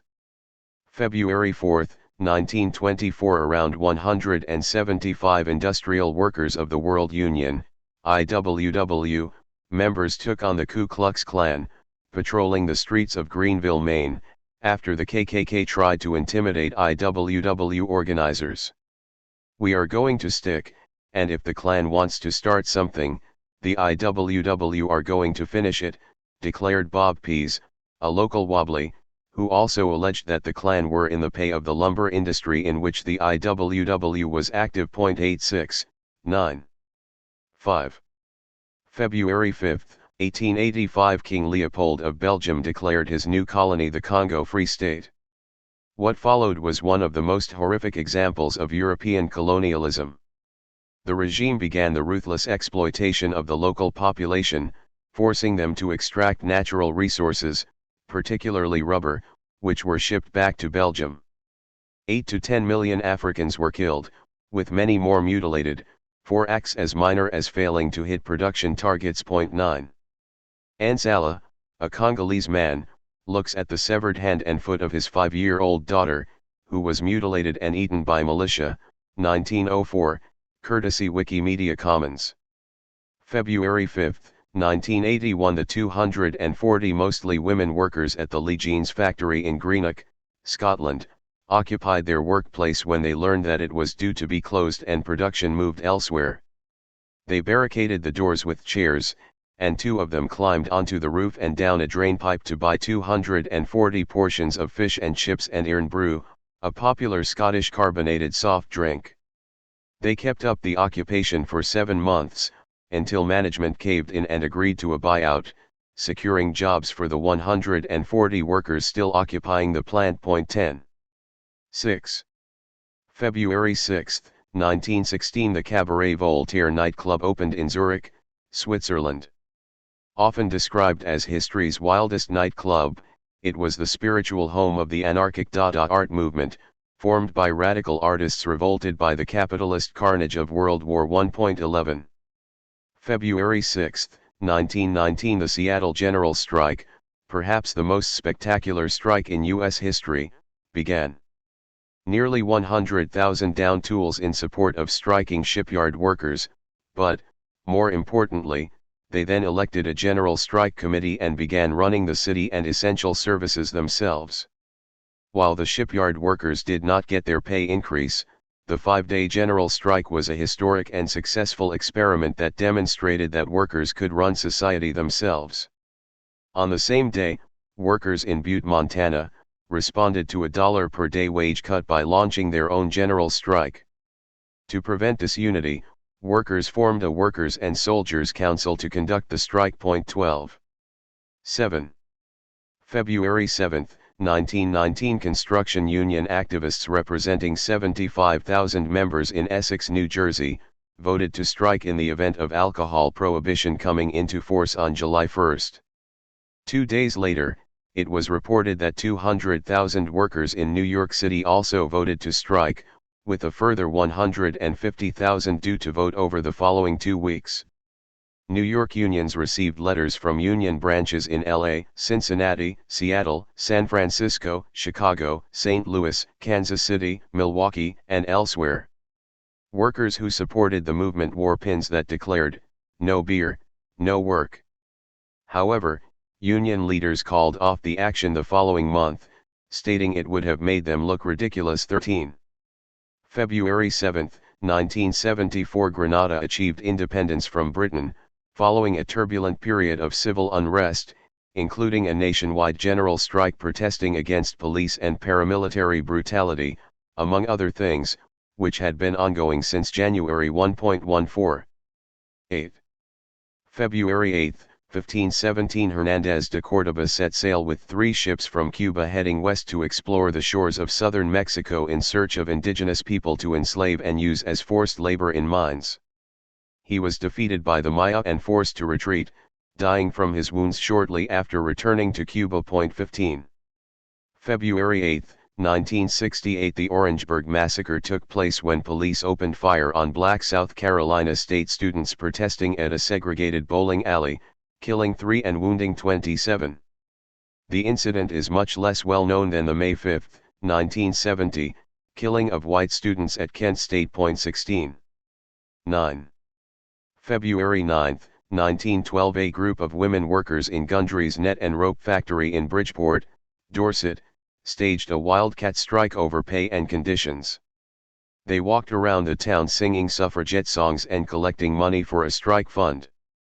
They refused arbitration from the local MP, returning to work the following week when a London trade union official signed them up and settled the dispute. 17. February 9, 1995, the Mexican government called off the peace process with Zapatista rebels and invaded their Chiapas strongholds after an advisor to the U.S. Chase Manhattan Bank demanded that the government take action. A secret Chase memo, which was leaked, stated, "While Chiapas, in our opinion, does not pose a fundamental threat to Mexican political stability, it is perceived to be so by many in the investment community. The government will need to eliminate the Zapatistas to demonstrate their effective control of the national territory and of security policy." The memo went on to say that the governing party should consider carefully whether or not to allow opposition victories if fairly won at the ballot box. However, the autonomous Zapatista communities held out. 18. 10. February 10, 1960, the sit-ins that had been sweeping North Carolina arrived in Raleigh. Black students demonstrated against whites-only lunch counters at drugstores across the city. The drugstores responded by closing the counters. 19. February 10, 1979, striking lettuce grower Rufino Contreras was killed by a foreman in California. 4,300 workers, mostly organized in the United Farm Workers, UFW, union, were on strike in Imperial Valley in a violent dispute. Authorities declined to prosecute the murderer, citing insufficient evidence. 20. 11. February 11, 1967, a protest against police repression was held outside the LGBT+ Black Cat Tavern in Los Angeles. It was part of a series of demonstrations against police raids and harassment of countercultural young people held that night around the city. The Black Cat was chosen as the location of one of the protests because it had been the site of a violent police raid on January 1, with police attacking customers, arresting 14 for same-sex kissing. The protest was endorsed by gay rights group Pride, Personal Rights in Defense and Education, which was formed the previous year. This may have been the first use of the term pride in the LGBT+ rights movement. 21. February 11, 2004, 80 unemployed workers looted a supermarket in the town of Levoča, Slovakia, kick-starting a militant wave of protest against sweeping benefit cuts, primarily by Roma people, that ended up winning better conditions for all unemployed people. 22. 12. February 12, 1920, the first strike organized by women in Colombia took place at the textile factory in Bello, Antioquia. Some 400 women walked out demanding equal pay with men, an end to sexual harassment by managers, the abolition of fines for sick leave, reduced surveillance and searches of workers, and that salaries be paid directly to women workers rather than to their fathers or husbands. Key organizers included Teresa Tamayo, Adelina Gonzalez, Carmen Agudelo, Teresa Piedrahita, Matilda Montoya, and Betsabé Espinoza. Most male workers at the factory crossed the picket lines, and police tried to break the strike. But the women, who had widespread public support and received donations from other workers, especially in Medellin, held firm. On March 4, the women won most of their demands, including a 40% pay increase, reduced working hours, better health and safety, and the abolition of fines, as well as the dismissal of a number of abusive managers. 23. February 12, 1978 in Aotearoa/New Zealand 250 members of the Maori Tainwiawiro tribe and its allies occupied the Raglan golf course, preventing games from being played. The course had been built on the site of an indigenous burial ground that was seized by the government during World War I. Eventually, the tribal occupants were evicted, their homes and graves destroyed, and the land sold to private developers. Eva Ricard, 1979, photo courtesy Nambasa Trust and Peter Terry, www.nambasa.com Wikimedia Commons. Eva Ricard, a member of both the golf club and the tribe, was a key organizer of protests, which began in 1972, when the club planned to expand and destroy more burial grounds. At the occupation, Tainwiawiro religious leaders held a ceremony and danced a traditional haka welcome. By the afternoon, the police began making arrests. They violently arrested Ricard, permanently injuring her wrist, and 17 others. In response, a prominent member of the Te Matakite tribe, Ben Matthews, played a round of golf on Parliament's front lawn in front of television cameras. Eventually, the Prime Minister phoned Ricard and offered to sell the land back to the tribe, but Ricard rejected the offer, arguing that the government never paid for the land in the first place. Direct action by Maori people continued until 1983, when the government gave in and returned the land, which is now home to a community center open to all. 24. 13. February 13, 1913 82-year-old labor activist Mother Jones was arrested in Charleston, West Virginia, after martial law was declared to suppress a coal miners' strike. She was charged with inciting a riot reportedly for attempting to read the Declaration of Independence and conspiracy to commit murder. Tried and convicted in a military court, she was sentenced to 20 years in prison. Jones declared, "Whatever I have done in West Virginia, I have done it all over the United States. And when I get out, I will do it again." She was released and pardoned after serving 85 days. She had, however, contracted pneumonia in prison. 25. Mother Jones, 1924, courtesy of the Library of Congress.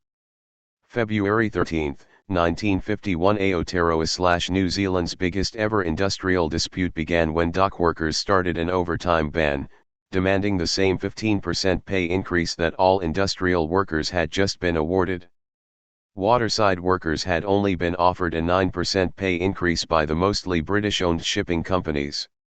The employers responded by locking out the workers, and the government backed them up by introducing emergency laws, deploying the Army and Navy to work as scabs, and deregistering the Waterside Workers Federation, WWF. The National Umbrella Union Group, the Federation of Labor, supported the government, and the opposition Labour Party also failed to support the waterside workers.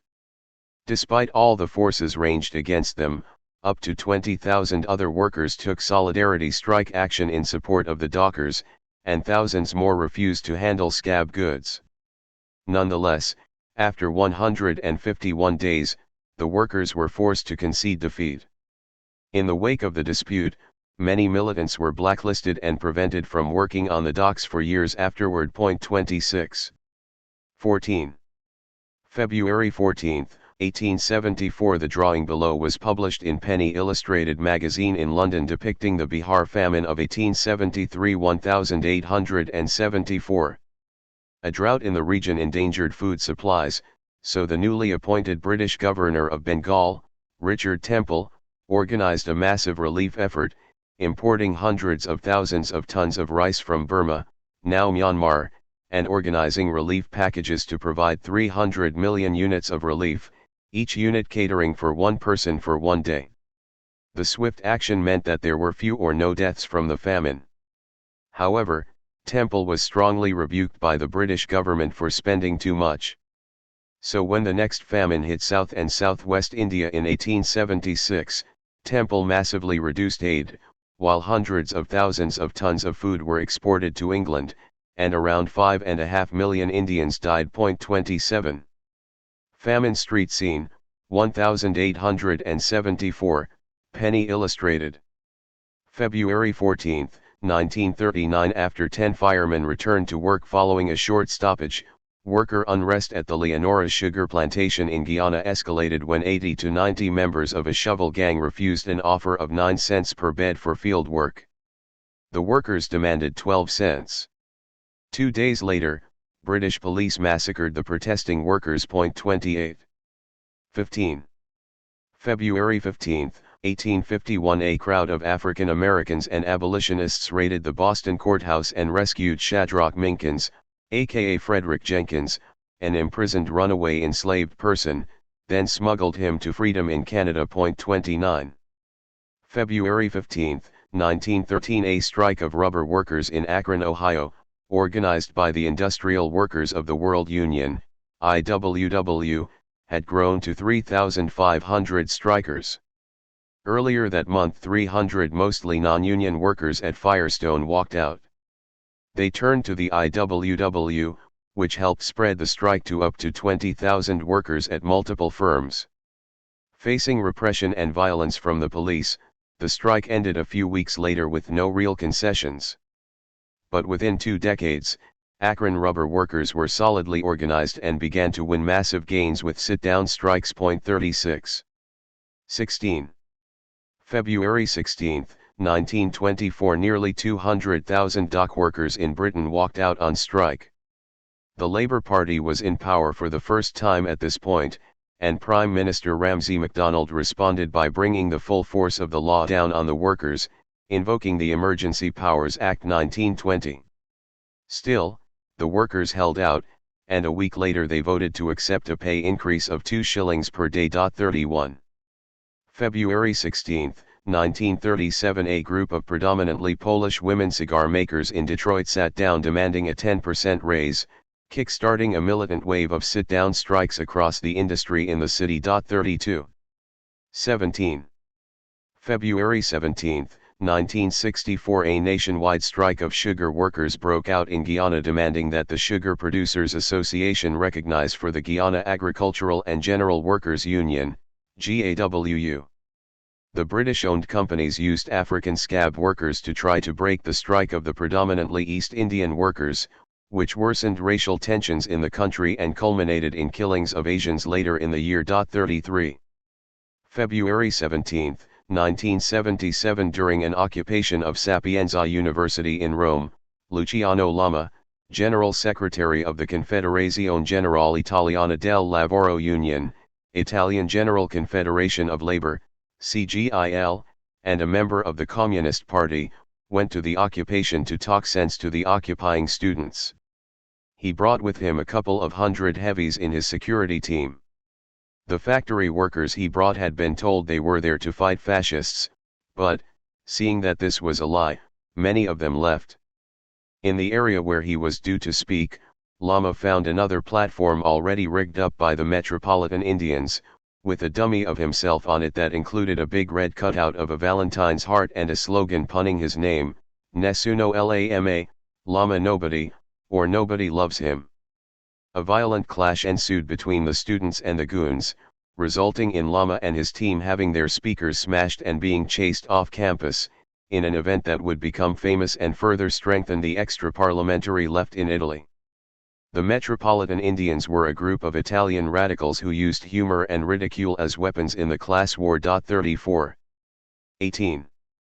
February 18, 1946. The Royal Indian Navy mutiny began when sailors at Bombay, now Mumbai, harbour went on strike for better food and improved living conditions. The rebellion, which rapidly spread across the country, involving 10,000 sailors on 66 ships and at shore establishments, was accompanied by widespread rioting, a one-day general strike in Bombay, and smaller mutinies in the Royal Indian Air Force and local police forces. It was heavily repressed by British troops and Royal Navy warships. Rebellious ships raised three flags, the Red Flag and the flags of the Indian National Congress, Inc., and the Muslim League. However, both organizations officially condemned the revolt and eventually pressured the strikers to give up. Authorities then began arresting and court-martialing mutineers, eventually dismissing 476 sailors, none of whom were reinstated into the Indian or Pakistani navies following independence. 35. February 18, 2010. The Accra Times newspaper in Ghana reported that sex workers in the city organized in the Industrial and Commercial Workers Union, ICU, were fighting to collectively raise their prices in response to high inflation. 36. 19. February 19, 1927. A general strike was called in Shanghai, China. It shut post offices, all cotton mills, and most essential services, but was defeated after fierce street fighting and bloody repression. However, this didn't break the working class, which rose up again the following month. 37.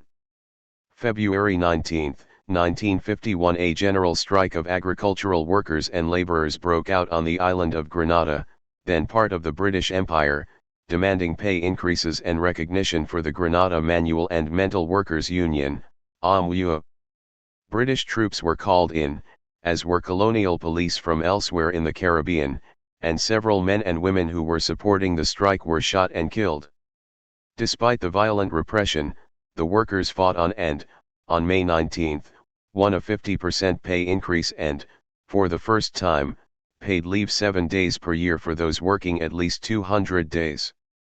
It was part of a wave of strikes in the Caribbean in the wake of World War II. 38.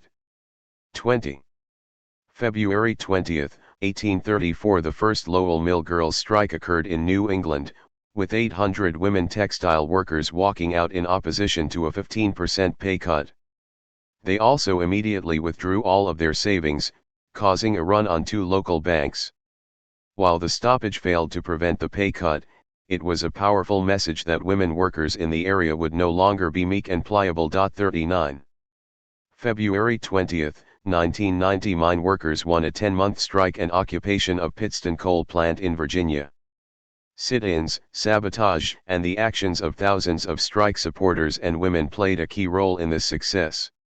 While a month-long Soviet coal strike dominated U.S. news broadcasts, the much longer Pittston strike garnered almost no mainstream press coverage. 40. 21. February 21, 1936. Korean anarchist Shin Kae-ho died in prison. He and his partner had been arrested by Japanese police, and he was sentenced to 10 years of hard labor for belonging to a secret organization. He had been Korea's most prominent journalist, and he was well known for his idiosyncrasies.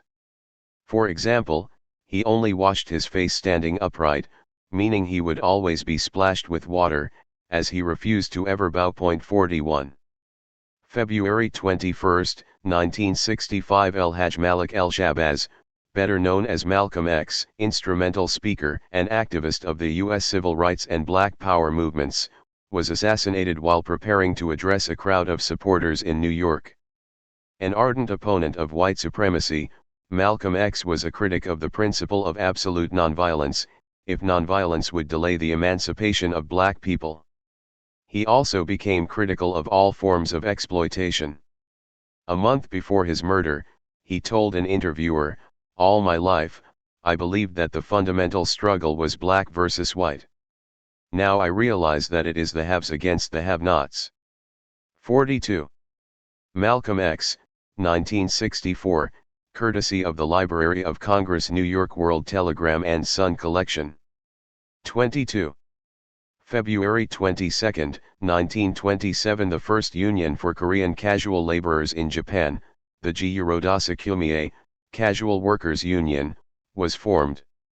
It was organized by Korean anarchists Mun Son-hun, Lee Si-woo, Oh Son-mun, and others. 43.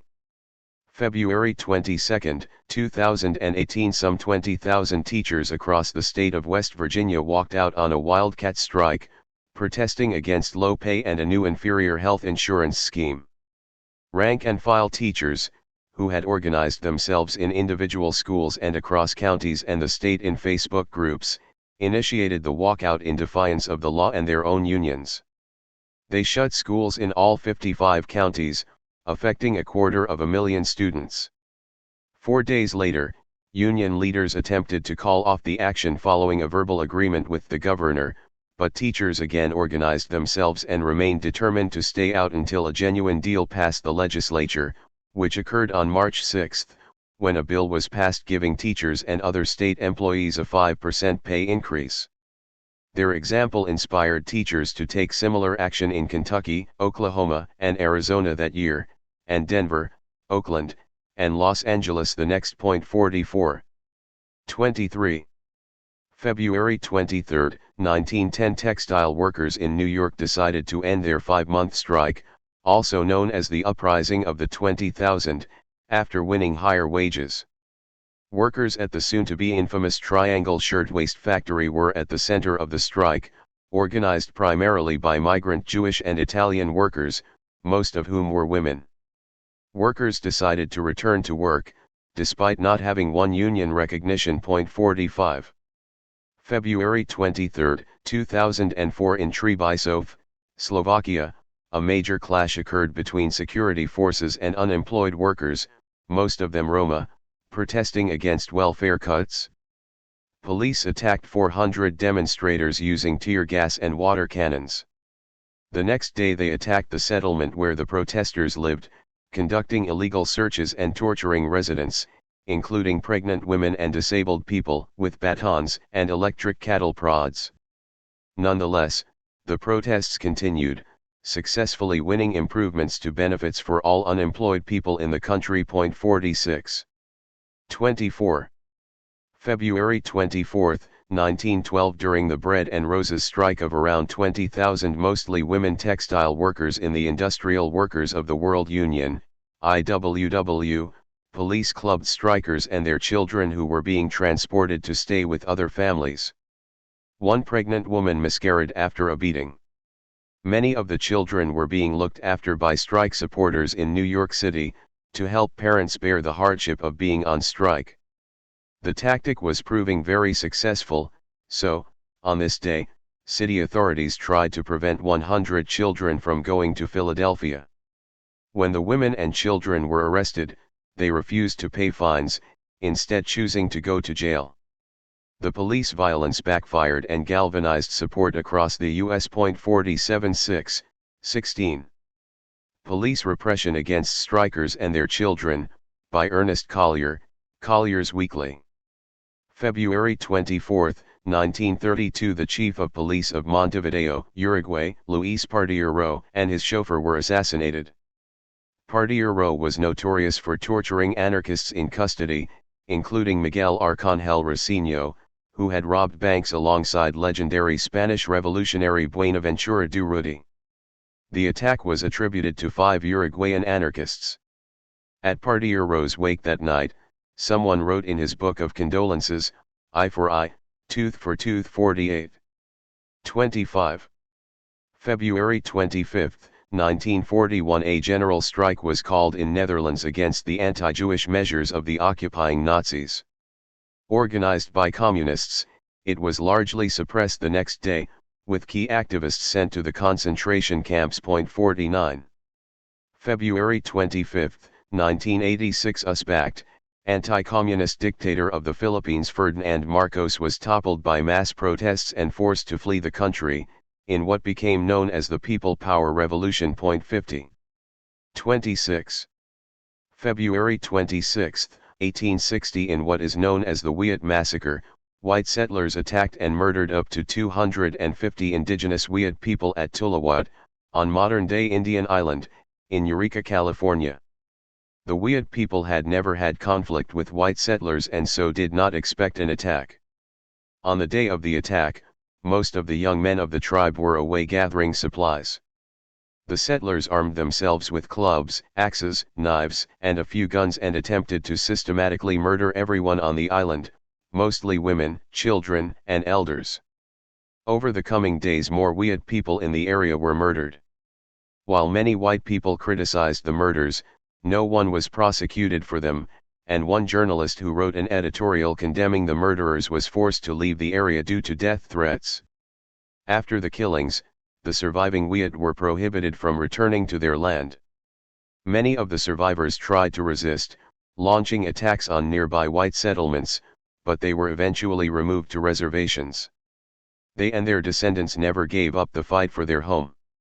The Wiyot tribe purchased a parcel of their old land in 2000, and, in 2019, the city gave back the bulk of the remaining land. 51. February 26, 1931 The La Placita raid took place in Los Angeles, with armed immigration officers, some in military uniforms, sealing off the popular La Placita Park in a mostly Mexican neighborhood. They demanded that everyone in the park present their papers, and then arrested dozens of people, later deporting many of them. The raids were part of what became known as the Mexican repatriation, an illegal series of raids and the deportation of up to 1.8 million people, most of whom were actually U.S. citizens who had been born and raised in the U.S.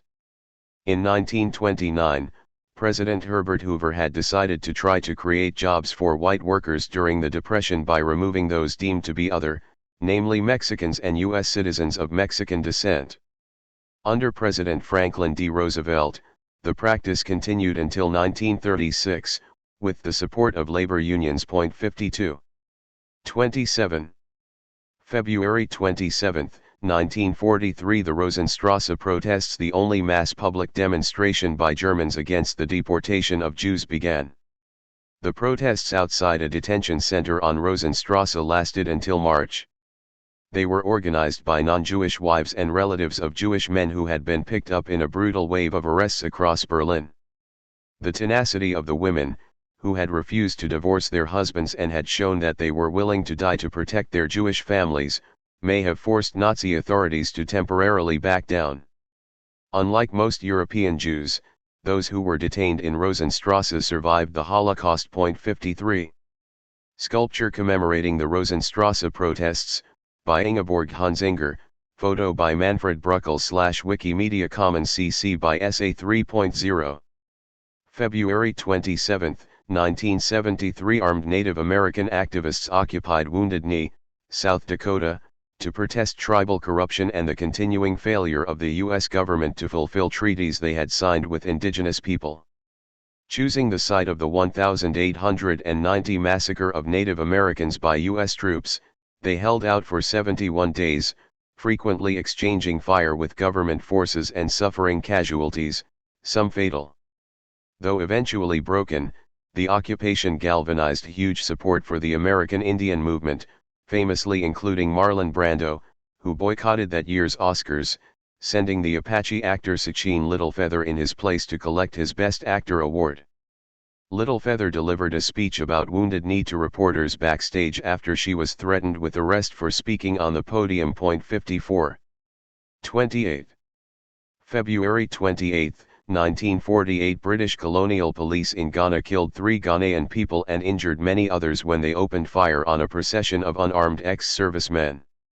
The men, who had fought for the British Army, were attempting to present a petition to the governor requesting action against the rising cost of living.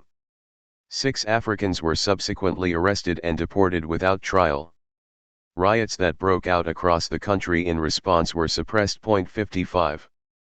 February 28, 1969 Black Panthers held an armed demonstration at the Capitol in Olympia, Washington, to protest against state attempts to disarm them. Following numerous police murders of unarmed black people, the Revolutionary Socialist Black Panther Party started armed self-defense patrols. The Republican mayor of Seattle had already passed a similar law, so state legislators proposed a law that would make exhibiting firearms or other weapons in a manner manifesting intent to intimidate others a gross misdemeanor. Lawmakers rushed through the legislation, and upon hearing of Panther plans to demonstrate, police panicked, drafting in dozens of armed state troopers and mounting a machine gun on the roof of the Capitol. The Panthers arrived in 4 cars and unloaded their weapons at the request of the police. While one of them, Aaron Dixon, entered the building and made a 5-minute statement to the legislature, others held the doors shut, forcing the officials to listen. Despite the protest, Governor Dan Evans signed the bill into law. The National Rifle Association, supposedly a gun rights advocacy group, did not support the Panthers and elsewhere supported Republican legal moves to take away the Panthers' guns. 56. 29. February 29, 1864. The 300 women members of the Collar Laundry Union in Troy, New York, won their 6-day strike for a 25% pay increase. Most employers caved into the women's demands on this day, after a smaller number had given in the day before. 57. February 29, 2004. Haitian President Jean-Bertrand Aristide was ousted in a right-wing military coup, which he claims was backed by the United States, a claim supported by substantial evidence, including testimony from U.S. members of Congress.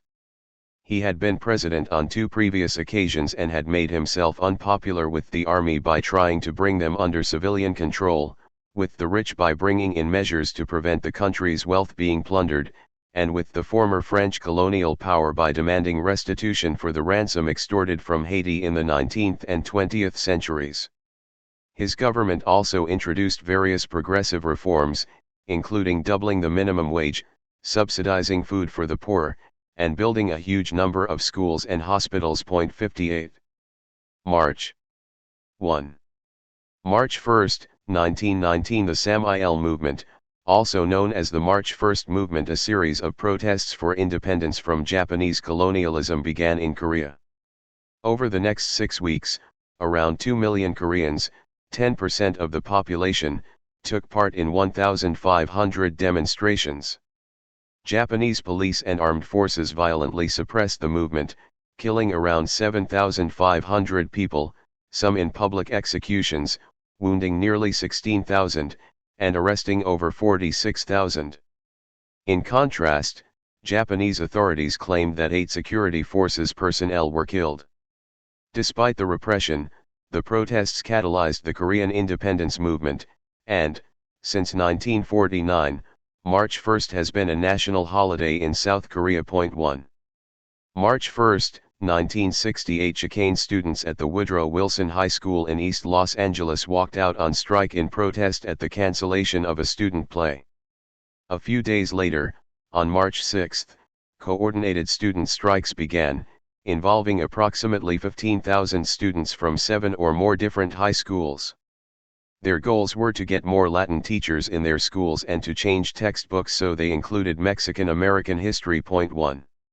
Chicane students were not allowed to speak Spanish in class and were often discouraged from applying to college by guidance counselors and teachers. The dropout rate for Mexican American students in 1967 was as high as 57.5% in one high school. Police and school administrators tried to stop the walkout by blocking school doors and arresting many students who tried to peacefully protest, but the students were undeterred. Following the walkouts, on March 11, students had a special meeting with the Los Angeles Board of Education, where they listed dozens of demands. Unfortunately, the board said that though it agreed with the vast majority of the demands, lack of funds meant it couldn't follow through on them. Even if not entirely successful, the walkouts contributed to bringing together and radicalizing working-class Chicane youth. 2. March 2, 1921. A workers' uprising of a multinational group of around 2,000 miners began in Laban, Croatia. The miners were rebelling against an Italian fascist attack on a union militant the previous day. A few days later, they declared a republic, which lasted until April, when 1,000 soldiers arrived and put down the revolt. 3. March 2, 1955. In Montgomery, Alabama, Claudette Colvin, a 15-year-old African American, refused to give up her seat on a bus that she had been ordered to vacate for a white passenger. She was arrested and charged with multiple offenses for violating the city's segregation laws. Leaders of the black community considered attempting to make her case a cause célèbre and a test case for the civil rights movement, but, according to some local activists, Claudette's dark skin and working-class background caused concern. 1. Gwen Patton told Guardian journalist Gary Young, it was partly because of her color and because she was from the working poor. It was a case of bourgeois blacks looking down on the working-class blacks. After Colvin became pregnant as a result of a statutory rape, the leadership decided against pursuing her case. Claudette Colvin, 1953, courtesy of the Visibility Project / Wikimedia Commons. When Rosa Parks, educated, married, and lighter-skinned, was arrested later that year, civil rights leaders had their standard bearer point for. 3. March 3, 1816, Juana Azurduy, a mestiza woman of Quechua descent born in what is now Bolivia, led one of her anti-colonial military detachments, including a women's unit known as the Amazonas, to victory in battle against Spanish troops near Villa Point 5. March 3, 1959, the Ola massacre took place in Kenya when the commander of a British concentration camp for Kenyan civilians had its 88 detainees severely beaten with clubs. 11 died and the other 77 sustained serious permanent injuries. In an effort to stamp out the Mau Mau anti-colonial uprising, the British government had thrown around 400,000 civilians into concentration camps and forced over 1 million others into villages supervised by the army that were essentially prison camps. 6. Wambugu Wanyinyi, one of the survivors of the massacre, 2018, photo by Helen Macedo, Museum of British Colonialism. 4. March 4, 1919, Canadian troops in the British Army awaiting demobilization, return home, in Kinmel Park, Wales, mutinied.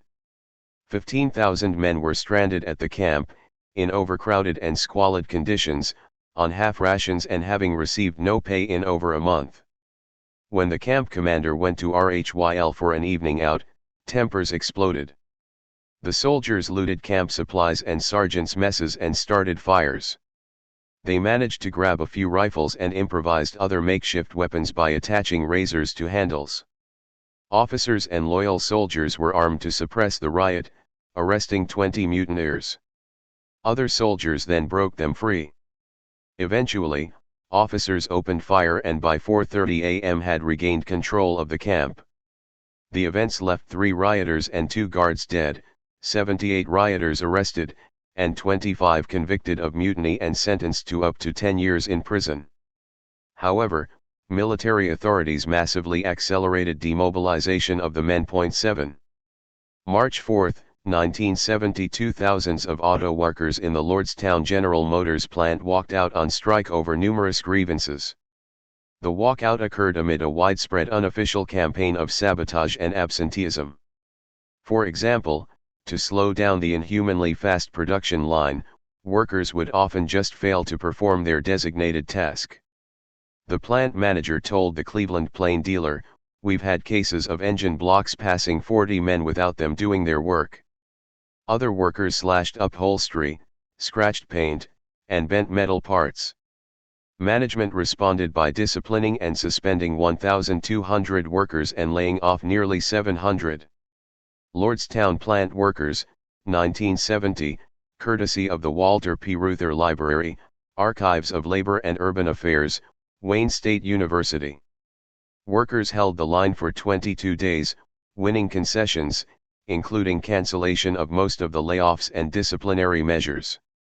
The United Auto Workers Union, UAW, declared a complete victory despite management not conceding on speed up and workloads, which were the main problem for workers.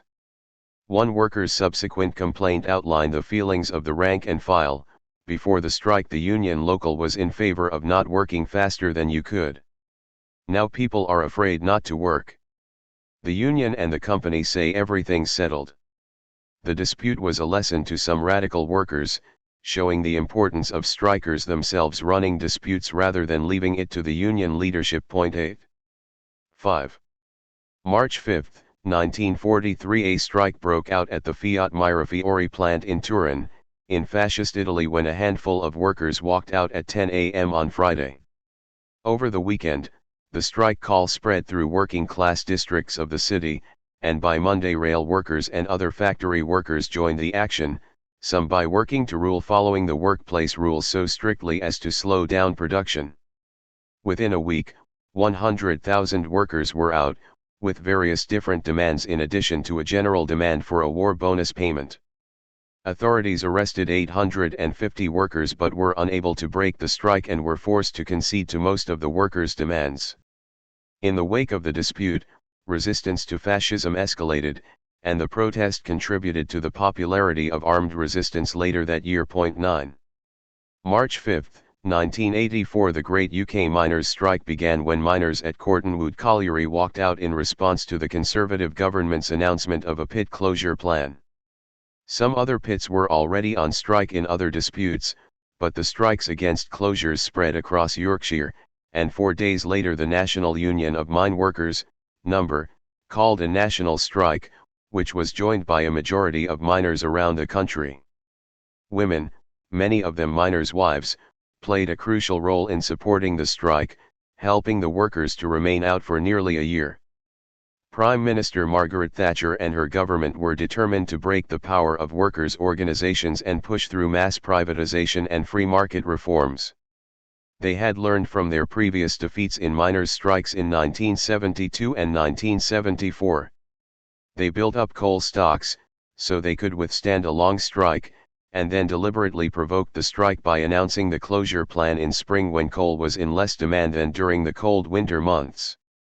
The defeat of the miners, who had been the most well-organized and most militant group of workers in Britain, marked a decisive turning point in the balance of power between workers and employers in the country. 1013, 27-29. 6.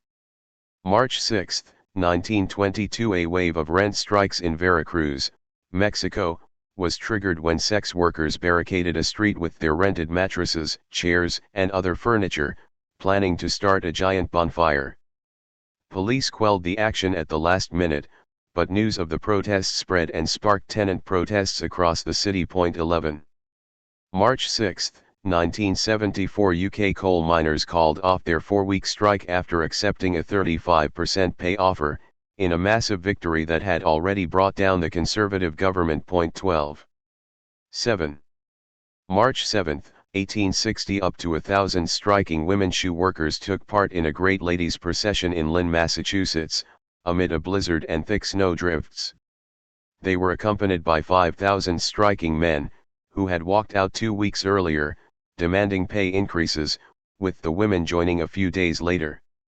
Despite women's involvement in the dispute garnering it national publicity and the support of Abraham Lincoln, the men failed to support the women's pay demands. They feared that the employers might not listen to them if they added the women's demands. The women ended up returning to work, and, while some men did end up winning a 10% pay increase, for most workers the strike petered out and ended in defeat. 13. March 7, 1932, the Ford Hunger March massacre took place in Detroit, with police and Ford security guards killing 4 unemployed workers and injuring 60 others when they opened fire on a demonstration organized by the Communist Party USA's Unemployed Council. 14. 8. March 8, 1917 and 1918, thousands of housewives and women workers in St. Petersburg, Russia, defied union leaders' appeals for calm and took to the streets against high prices and hunger, thus igniting the February Revolution, so called because the date was February 23, 1917, on the old-style calendar in use in Russia at the time. The following day, 200,000 workers joined them, striking and shouting slogans against the Tsar and the war. Some military units began to join the workers, and, on March 15, Tsar Nicholas II was forced to abdicate. Russian women demonstrate in St. Petersburg, March 8, 1917, courtesy of State Museum of Political History of Russia / Wikimedia Commons. On March 8, 1918, women in Austria celebrated International Women's Day on this date for the first time, as thousands took to the streets protesting against World War I. There is a popular myth that March 8 was chosen on the anniversary of an 1857 strike of women workers in New York, and a further stoppage on the same date in 1908, but that is incorrect. 15. March 8, 1926, around 600 mostly women strikers in the International Fur and Leather Workers Union, IFLU, in New York City marched through Manhattan and were beaten by police, who claimed that the strikers had been insulting them and had booed and hissed. The New York Times reported that police clubs were used freely to disperse the workers. The workers were undeterred and remained out for 18 weeks, until the Employers Association agreed to a 10% pay increase and a 40-hour, 5-day work week. 16. 9. March 9, 1883, a large demonstration of the unemployed in Paris was broken up by police.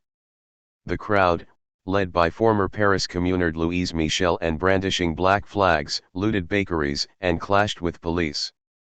Michel and co-organizer, the syndicalist Émile Pouget, were later sentenced to 6 and 8 years in prison, respectively.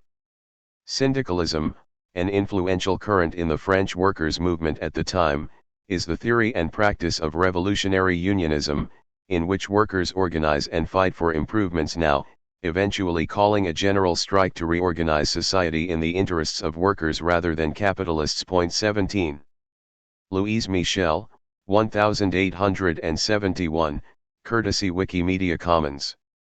March 9, 1910, the Westmoreland County coal strike began in Pennsylvania when 15,000 coal miners, mostly Slovak migrants, walked out. They shut down 65 mines for over a year, until police violence, which killed 16, and hardship finally forced them to give in. 18. 10. March 10, 1906, the catastrophe de Corrières occurred in France, the worst mining disaster of the 20th century, with 1,060 workers killed in a coal dust explosion.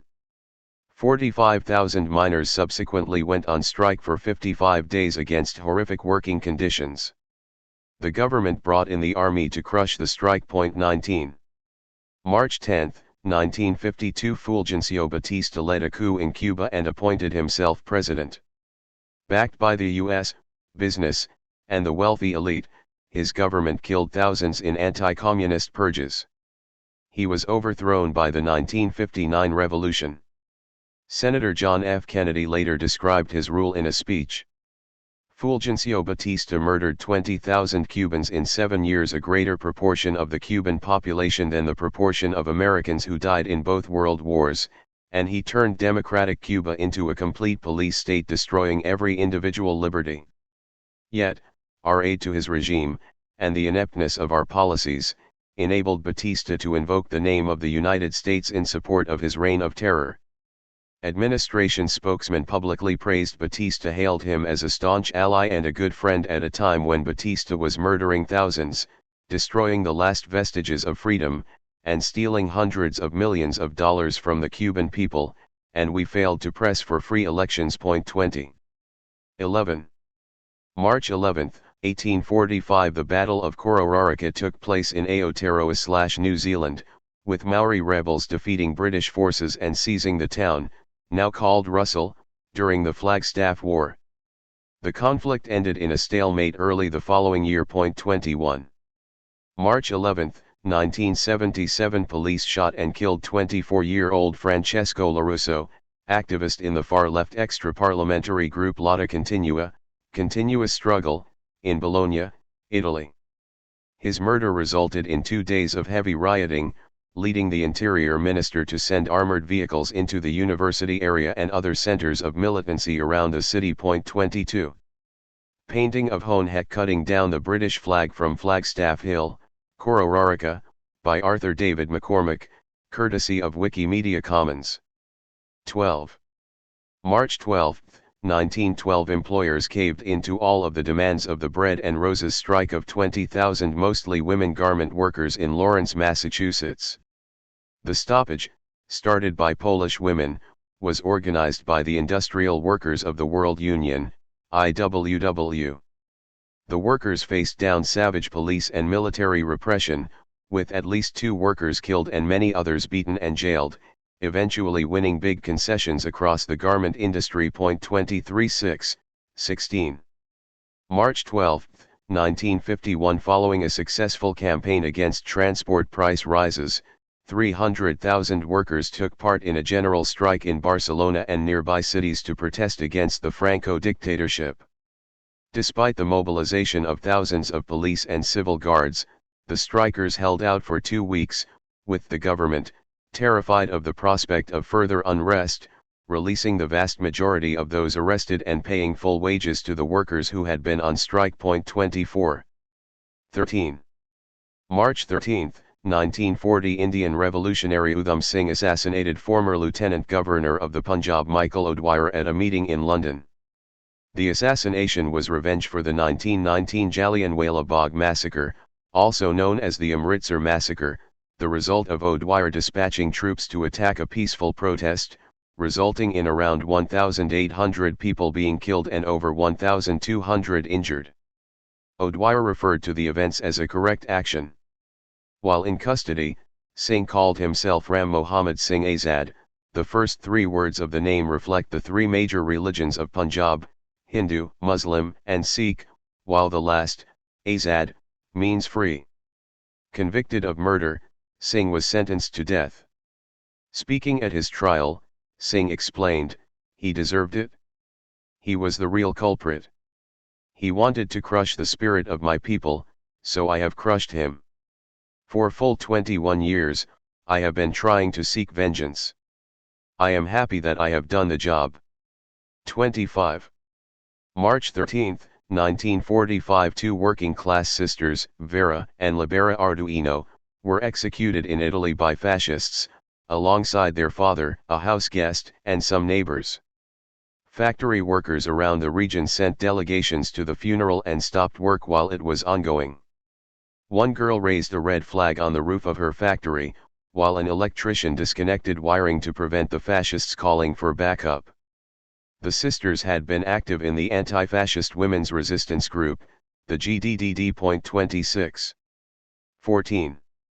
March 14, 1972. Sailors, Alvin Glatkowski and Clyde Mackay, mutinied to protest the war and took control of the SS Columbia Eagle, which was carrying 10,000 tons of napalm for the U.S. military in Vietnam. They then sailed the ship to Cambodia, which was neutral at the time, to prevent the cargo being used. Initially, they appeared to have succeeded, as the Cambodian government agreed to their demands and gave them asylum. But, unfortunately for the mutineers, just days later, there was a military coup, and a new pro-US regime took power. Alvin Glatkowski, c. 1975, courtesy of Alvin Glatkowski. Glatkowski and Mackay were locked up and the ship handed back to U.S. forces. Mackay managed to escape from prison and joined Khmer Rouge guerrillas in the countryside. The guerrillas later killed him. Glatkowski eventually returned to the U.S. and was jailed for 10 years. 27-21-24. March 14, 2018. Marielle Franco, a bisexual Afro-Brazilian socialist and feminist, was assassinated in Rio de Janeiro. Raised in a favela, shanty town, in the city, she began work at the age of 11, and later raised a daughter as a single mother working for the minimum wage, before being elected to the city council in 2016. The day before her murder, she had spoken out against extrajudicial killings by police and paramilitaries. The bullets that killed her had been purchased by the federal police. The Minister of Public Security claimed that the bullets were stolen from a post office, but this lie was retracted when the post office publicly stated it was untrue. At the time of writing, 4 suspects have been arrested for the murder, all with ties to state security forces, and 2 of them with links to the family of right-wing President Jair Bolsonaro. Another suspect, a former police officer, was shot and killed by police in February 2020, as they were attempting to arrest him. 28. 15. March 15, 1908. The Rochester Democrat and Chronicle newspaper in New York State denounced anarchist women with this headline: Women anarchists have become the terror of world's police. The article went on to state, the guardians of the world nearly always find a woman implicated when a ruler is stricken down. Emotional women lose sense of fear. 29. March 15, 1917, Tsar Nicholas II abdicated as the February Revolution swept Russia.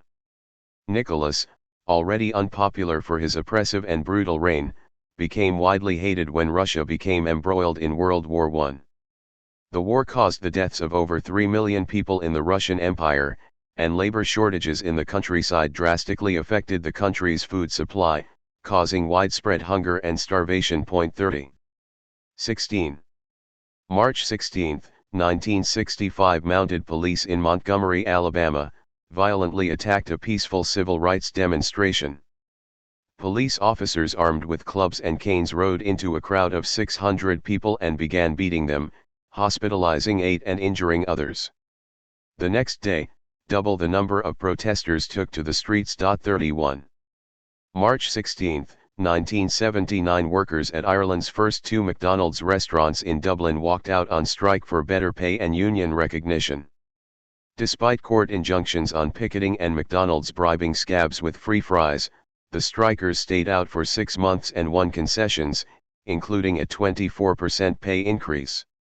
McDonald's, however, continued to mistreat the workers, for example, cutting hours to negate pay increases, with no retaliation from the Irish Transport and General Workers Union, ITWU, of which the workers were members. 32.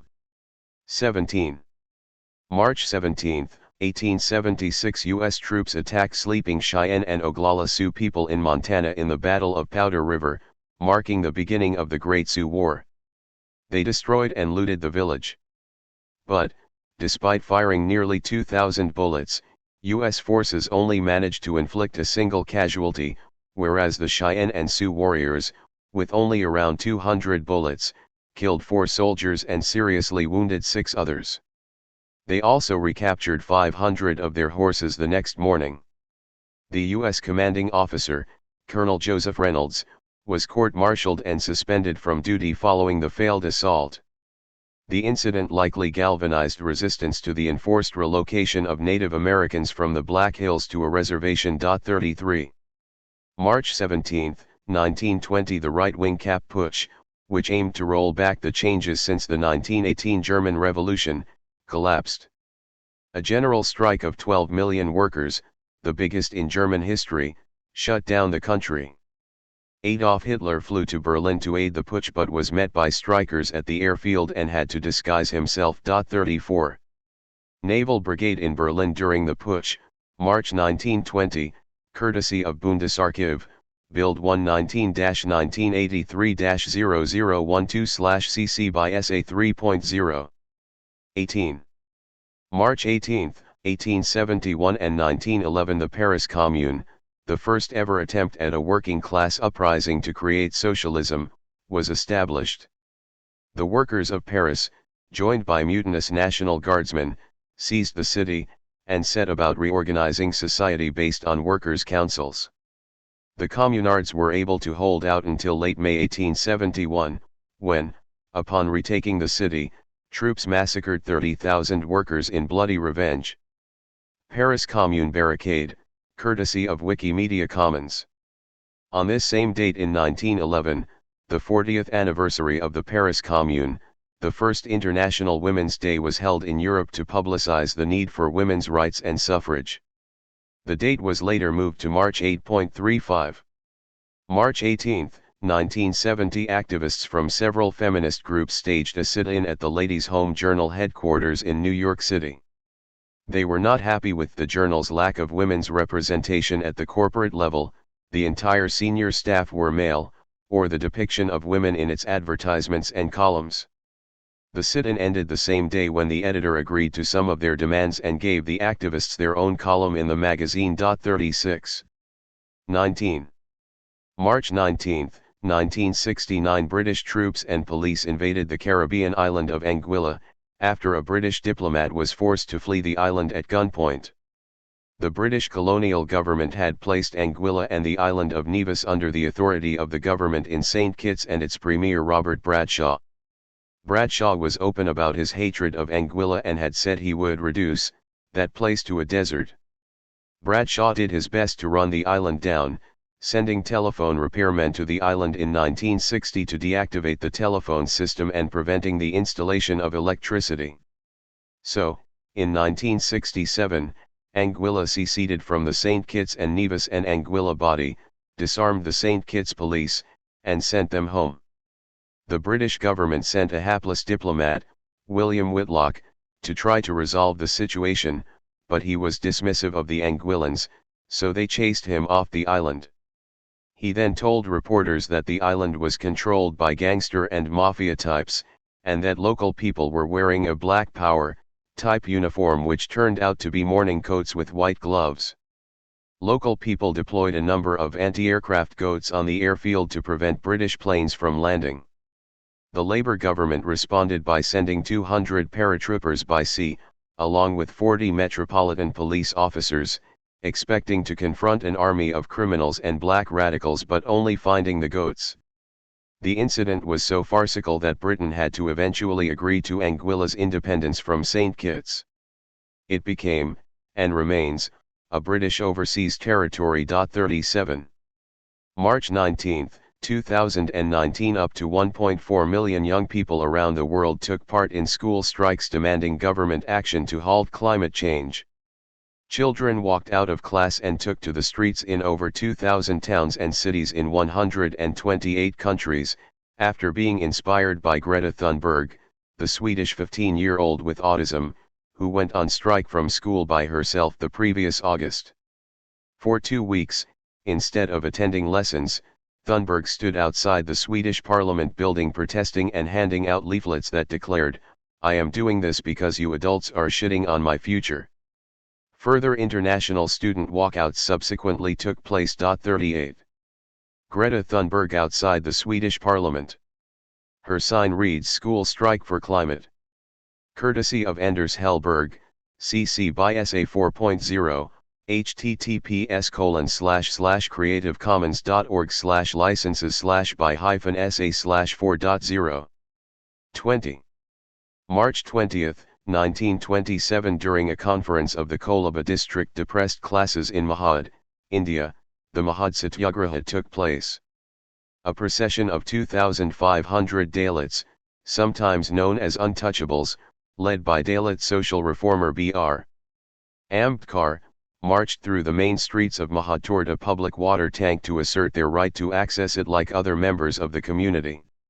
While legally people of all castes had the right to use public amenities, in reality this was not the case. So Ambedkar, and then others, drank from the water tank before leaving. In response to this peaceful protest, a mob of caste Hindus attacked the Dalits at the end of their conference. Dalits were beaten up, their homes ransacked, and their grain supplies destroyed.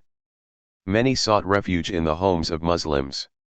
Brahmins, the highest caste Hindus, subsequently felt the need to purify the now contaminated lake, which they did by pouring in dozens of containers of a mixture of cow dung and urine, milk, curds, and ghee. The direct action was a culmination of 4 years of organizing. This had included strikes and Dalit military veterans establishing schools for Dalit children. In December that year, 10,000 Dalits took part in a second Mahad Satyagraha. Untouchability was outlawed by the 1955 Indian Constitution, but ingrained discrimination against Dalits continues. 39. March 20, 1975. Operation Red Snake of the Piranha began in Argentina when the government of Isabel Perón sent hundreds of police and troops into the town of Villa Constitución to break the organization of militant industrial workers. They arrested 307 workers, but the working class fought back, going on strike and occupying their plants, demanding that the detainees be released. The occupations lasted until March 26, when they were forcibly broken up by police. Over the next 2 months the government continued to arrest, blacklist, and kill workers in the name of fighting subversion. This sort of repression under the military dictatorship is well known, but repression under Perón, who had the support of most unions, much less so. 40. 21. March 21, 1937 police massacred 19 people and injured hundreds of others at a peaceful demonstration in Ponce, Puerto Rico. Protesters were marching for the release of imprisoned separatist leader Pedro Albizu Campos. Police acted on the orders of the US-appointed governor and after the murders staged photos with a press photographer to try to claim self-defense. 41. March 21, 1973 The Mental Patients Union was founded in London by a small group of mental health patients and their supporters. They argued that psychiatry was a form of control of the working class under capitalism and that mental health patients needed to organize in the same way that workers organize to advance their interests. 42. 22. March 22, 1986 Thousands of striking workers from U.S. military bases in the Philippines blockaded the gates of United States Navy and Air Force bases near Manila. Violence also broke out in many locations, as over 20,000 striking workers pursuing better severance benefits built barricades and clashed with U.S. service personnel attempting to cross the picket lines. 43. March 22, 2009 Prison riots began in Greece following the death of activist prisoner Katerina Giuliani on March 18. Inmates in the women's prison in Thebes refused to return to their cells, set fires, and destroyed property, while protesters outside the prison clashed with riot police. 200 inmates in Athens also held a protest in solidarity.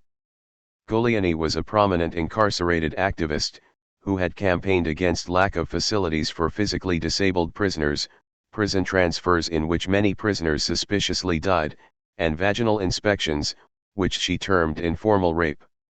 In the wake of the rebellion, the government promised a review of vaginal inspection methods and other prison conditions. Giuliani's fellow inmates sent the press the following goodbye statement: "All your life was full of thirst. Thirst for struggle and justice. You fought for all and for everything without concern for the consequences. And, at the end, the consequences of your struggles rewarded you in the worst of manners, with a violent, unexpected, sudden death. But we are still here, Katerina, and we shall remember you and continue the struggle you began.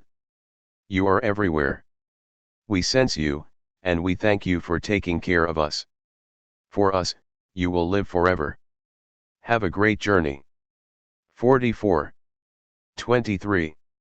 March 23, 1931 Indian revolutionary socialists Bhagat Singh, Sukhdev Thapar, and Shivram Rajguru were executed by British colonial authorities in what is now Punjab, Pakistan. They had been sentenced to death for assassinating a senior British police officer in 1928, to avenge the police killing of Lala Lajpat Rai during an anti-colonial demonstration. While they opposed British colonialism, rather than narrow nationalism, they advocated working-class revolution against both British and Indian capitalists. They were all just 22 or 23 years old. Following their sentencing, Mohandas Gandhi appealed to the Viceroy of India to commute their sentences, but he also appealed to huge crowds not to take action to secure their release, as he had signed a truce agreement with authorities. After they were executed, Gandhi was greeted by a crowd he described as incensed, flying black flags and shouting, "Gandhi go back, down with Gandhism, Gandhi's truce has sent Bhagat Singh to gallows, and long live Bhagat Singh." After the executions, Bhagat Singh in particular became a national hero. 45. Bhagat Singh, 1929, courtesy of Wikimedia Commons. March 23, 1944 The most significant attack on Nazi occupation forces by the Italian partisan resistance took place on Via Rasella, in Rome. Around a dozen of the communist-led partisan Gruppi di Azione Patriottica, Patriotic Action Groups, GAP, attacked an SS company of over 150 ethnic Germans that was tasked with fighting the resistance. SS casualties after the attack, courtesy of Wikimedia Commons. The partisans detonated a homemade bomb, then opened fire with mortars, hand grenades, and guns before vanishing. The resistance unit suffered no casualties, while over 30 SS members were killed and more than 100 wounded. Unable to capture those responsible, the following day the enraged Nazis massacred 335 people, some of whom had been arrested for resistance activities but most of whom were unrelated civilians. 46. 24. March 24, 1976. A right-wing coup backed by the U.S. took place in Argentina, overthrowing populist Isabel Perón. The new military government stepped up Perón's war against radical workers and communists, murdering and disappearing tens of thousands. U.S. Secretary of State Henry Kissinger advised the junta to wipe out its opponents quickly before an outcry over human rights abuses could grow. 47. March 24, 1987. 250 members of New AIDS Rights Direct Action Group ACT UP demonstrated on Wall Street, in New York City, to demand greater access to treatment and national action to fight the disease. 17 participants were arrested. 48. 25. March 25, 1911. The Triangle Shirtwaist Factory fire in New York killed 147 workers. The victims were mostly women and young girls aged 13 to 23 working in sweatshop conditions. Some were burned and others were trampled to death desperately trying to escape via stairway exits that were illegally locked to prevent the interruption of work. 50 died leaping from the high-rise building to escape the flames. The company owners were charged with 7 counts of manslaughter but were found not guilty. 49. March 25, 1969. Pakistan's dictator General Muhammad Ayub Khan resigned, following mass protests against his regime that had begun in October. Initially the government violently repressed student protests, but that triggered increased opposition. In the countryside, peasants killed landowners and police, while, in the cities, industrial workers held Giroux mass pickets encircling factories. The following year the first elections in Pakistan's history took place. 50. 26. March 26, 1953. Mau Mau guerrillas fighting British colonialism in Kenya attacked the Naivasha police station. They inflicted a humiliating defeat on the police and released 173 prisoners from an adjoining detention camp, many of them Mau Mau. While the uprising was eventually crushed by British forces, independence was achieved a few years later. 51. March 26, 1978. 4 days before the opening of Japan's Narita International Airport, protesters angry about the construction of the airport destroyed the control tower with Molotov cocktails, delaying the opening by nearly 2 months. 52. 27. March 27, 1942. France's collaborationist Vichy government issued the Barbershop Decree, demanding that barbers collect cut hair and donate it to the war effort to make slippers and sweaters. The rebellious Zazoos refused and grew their hair long. Zazoos were anti-fascist youths who wore dapper suits, listened to jazz and swing music by largely black musicians, and fought the fascists in the street. Police rounded them up, and Vichy fascist youth groups hunted them down and cut their hair. 53. 4. March 27, 1943. Gay anti-fascist resistance fighter Willem Arendeus led a group in bombing the Amsterdam Public Records Office. His unit made fake identity papers for Dutch Jews and intended to destroy records that could be used to verify identity documents. Thousands of files were, in fact, destroyed in the attack, but, within a week, Arendeus and the other members of the group were arrested. One of the group, Frida Belinfante, a musician and lesbian, managed to evade capture. But 12, including Arendeus, were executed that July by firing squad. In his last message before his execution, Arendeus said, "Let it be known that homosexuals are not cowards." 54. Willem Arendeus, 1943, courtesy of Marco Entrop / Het Verzetmuseum Amsterdam / Wikimedia Commons. 28. March 28, 1919. Arkansas joined the majority of other U.S. states in introducing a law prohibiting anarchism and communism. The law, to define and punish anarchy and Bolshevism, banned any attempt to overthrow the present form of government of the state of Arkansas or the United States and exhibiting any flag, etc., which is calculated to overthrow present form of government. Violations could incur fines of up to $1,000 and imprisonment of up to 6 months. 55. March 28, 1977 more than 1,300 mostly black sanitation workers in Atlanta walked off the job for a 50-cent an hour pay increase. The city's first black mayor, who had come to power on the back of the civil rights and black power movements and to whom the workers looked for support, fired them all, with the support of civil rights leaders, including Martin Luther King Sr. Not to be confused with Martin Luther King Jr. It was an early lesson that having representatives of color doesn't necessarily benefit working class people of color. 56. 29. March 29, 1986 anti-fascists got wind of a secret meeting that was due to take place in the small Dutch town of Caddicum to unify two fascist political parties, the Centrum Partij, Center Party, and Centrum Democraten, Center Democrats. Protesters threw a smoke bomb into the hotel where the meeting was taking place, accidentally setting the curtains on fire. Within minutes the building went up in flames, forcing the fascists to flee into a riot that had begun outside. The proposed merger didn't take place. 57. March 29, 1988 500,000 workers in the Philippines went on a general strike in pursuit of an across-the-board flat rate pay increase. 58. 30.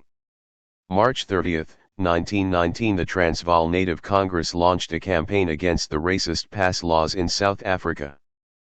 Pass laws were an internal passport system designed to segregate the population. The campaign lasted 3 months, and some 700 Africans were arrested and charged. At that point, conservatives within the movement regrouped and shut down the campaign, adopting a more moderate approach. The laws were not overturned for decades. 59. March 30, 1976 a general strike and mass protests were launched in Palestine/Israel in opposition to the Israeli government's extensive seizure of land owned by Arabs in Galilee to construct Jewish settlements and military facilities. A solidarity strike took place in most Palestinian refugee camps in Lebanon. There were widespread clashes with security forces, and 6 unarmed demonstrators were shot by police and the military, with around 100 people injured and hundreds of others arrested. The protests and anger at the repression galvanized a sense of Palestinian Arab solidarity in the area, sparking greater agitation for Palestinian rights. While the expropriation plan was successful in proportionately reducing the Arab population of Galilee from 92% to 72%, significant expropriations of land in the area largely ceased in the 1980s. March 30 is now commemorated annually in Palestine/Israel as Land Day, with demonstrations and general strikes. 60. 31. March 31, 1979 a group of around 15 men, including off-duty San Francisco Vice Squad officers, attacked patrons and workers at a lesbian bar in the city. The men, who were having a bachelor party, were denied admission to Peg's place by the door person, as they were drunk and carrying beer. Some of the men were reported to have shouted, "Let's get the D.Kes," forcing their way in, attacking the woman working the door, and beating the woman who owned the bar with a pool cue. When the men were told the women were calling the police, they responded, "We are the cops, and we'll do as we damn well please." Patrons claim that when on-duty officers eventually arrived, they did not provide any medical assistance to the injured and refused to take witness statements. One woman who was attacked was hospitalized for 10 days with head injuries. In the end, one police officer was convicted for his part in the attack but served no jail time, and he and the other officers involved kept their jobs. The outrageous incident was a contributing factor to growing anger in the LGBT+ community that would explode some weeks later following the failure to convict on murder charges the killer of gay member of the city's Board of Supervisors Harvey Milk. 61. March 31, 2009 around 40 workers in the Caterpillar factory in Grenoble, France, stormed their bosses' offices and took 4 of them hostage, demanding better severance packages for workers being laid off. More than 700 French Caterpillar workers were being made redundant. The action was successful, and the company increased its pot of redundancy money by €1.5 million, approximately $2.1 million, leading to an average payout of €80,000, approximately $111,000 per worker. 62. 1 Latin, chicane, and Philippine are used in this book as gender-neutral versions of Latino, Chicano, and Filipino. April 1. April 1, 1649, a farmer and writer named Gerard Winstanley and a small group of 30 to 40 men and women occupied St. George's Hill, in Surrey, England, and began collectively tilling the land. Over the following months, numerous local people joined them to form the movement that became known as the Diggers. Winstanley was a Protestant who began to write pamphlets criticizing the church, which traditionally held that God is in the heavens above the skies. Instead, he argued that God was the Spirit within you. In a pamphlet published in January 1649, he wrote, "In the beginning of time God made the earth. Not one word was spoken at the beginning that one branch of mankind should rule over another, but selfish imaginations did set up one man to teach and rule over another." The politics of the Diggers were a form of proto-communist anarchism, advocating direct action, common ownership, and the dissolution of hierarchy. 1. April 1, 1982, oil company Exxon produced a classified internal report on carbon dioxide, CO2, and the greenhouse effect. A summary of the report circulated to senior management said that CO2 in the atmosphere was concentrated at 340 parts per million, and that burning fossil fuels and clearing forests was causing this figure to increase, stating that there was currently no unambiguous scientific evidence that the Earth is warming, while going on to say that global warming could be detectable by 1995. It further warned that this warming might be irreversible and that mitigating against negative effects of global warming would require a reduction in fossil fuel combustion. Exxon scientists projected that surface temperatures would warm 3 to 6 degrees Celsius above pre-industrial levels by the year 2100. The report proves that as early as the 1970s Exxon, like many fossil fuel companies, knew that their products were going to cause devastating climate change to the planet, even though it was not yet directly observable. However, Exxon took no corrective action but instead funneled $31 million to fund misinformation campaigns to try to manufacture doubt about climate change. 2. April 2, 1920, military forces began their assault against the Workers' March uprising in the Ruhr region of Germany. The Social Democratic government sent the troops to suppress the unruly workers, despite the fact that these military units contained the proto-fascist forces that had supported and taken part in the Kapp Putsch against the government mere days earlier. At least 1,000 participants in the uprising were massacred before fighting ended. 3. April 2, 1980, hundreds of black residents of Bristol, England, fought back against police harassment after a police raid on the only part black-owned cafe still open in the town. When rioting began, they were joined by hundreds of white Bristolians. 4.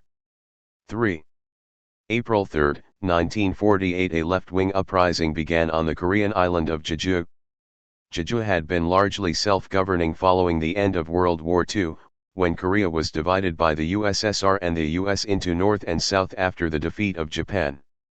Jeju Islanders were angry with violent US-backed police and feared that planned elections organized by the UN in South Korea would reinforce the division between North and South. They attacked police stations and right-wing paramilitaries, in particular targeting those who collaborated with the Japanese imperialists. The US military government sent troops to the island, and the US-backed South Korean authorities brutally suppressed the rebellion, massacring many thousands, including women and children. When the uprising was finally crushed the following year, 10% of the island's population were dead and 70% of villages had been destroyed. Subsequent US-backed dictatorships in South Korea banned any mention of the Jeju uprising, and speaking of it was punished with beatings, torture, and lengthy prison sentences. 5. April 3, 1974, 8,000 pupils from schools in Brixton, London, most of them black, went out on strike in support of 3 black youths who had been jailed after police attacked a crowd of people in Brockwell Park. They held a rally and march, parading past the local courthouse, the police station, Tulse Hill School where another 100 pupils joined them, and Brockwell Park. 6. 4. April 4, 1935. The bodies of German anti-Nazi activists Dora Fabian and Mathilde Wurm were found in their flat in London. They had been poisoned.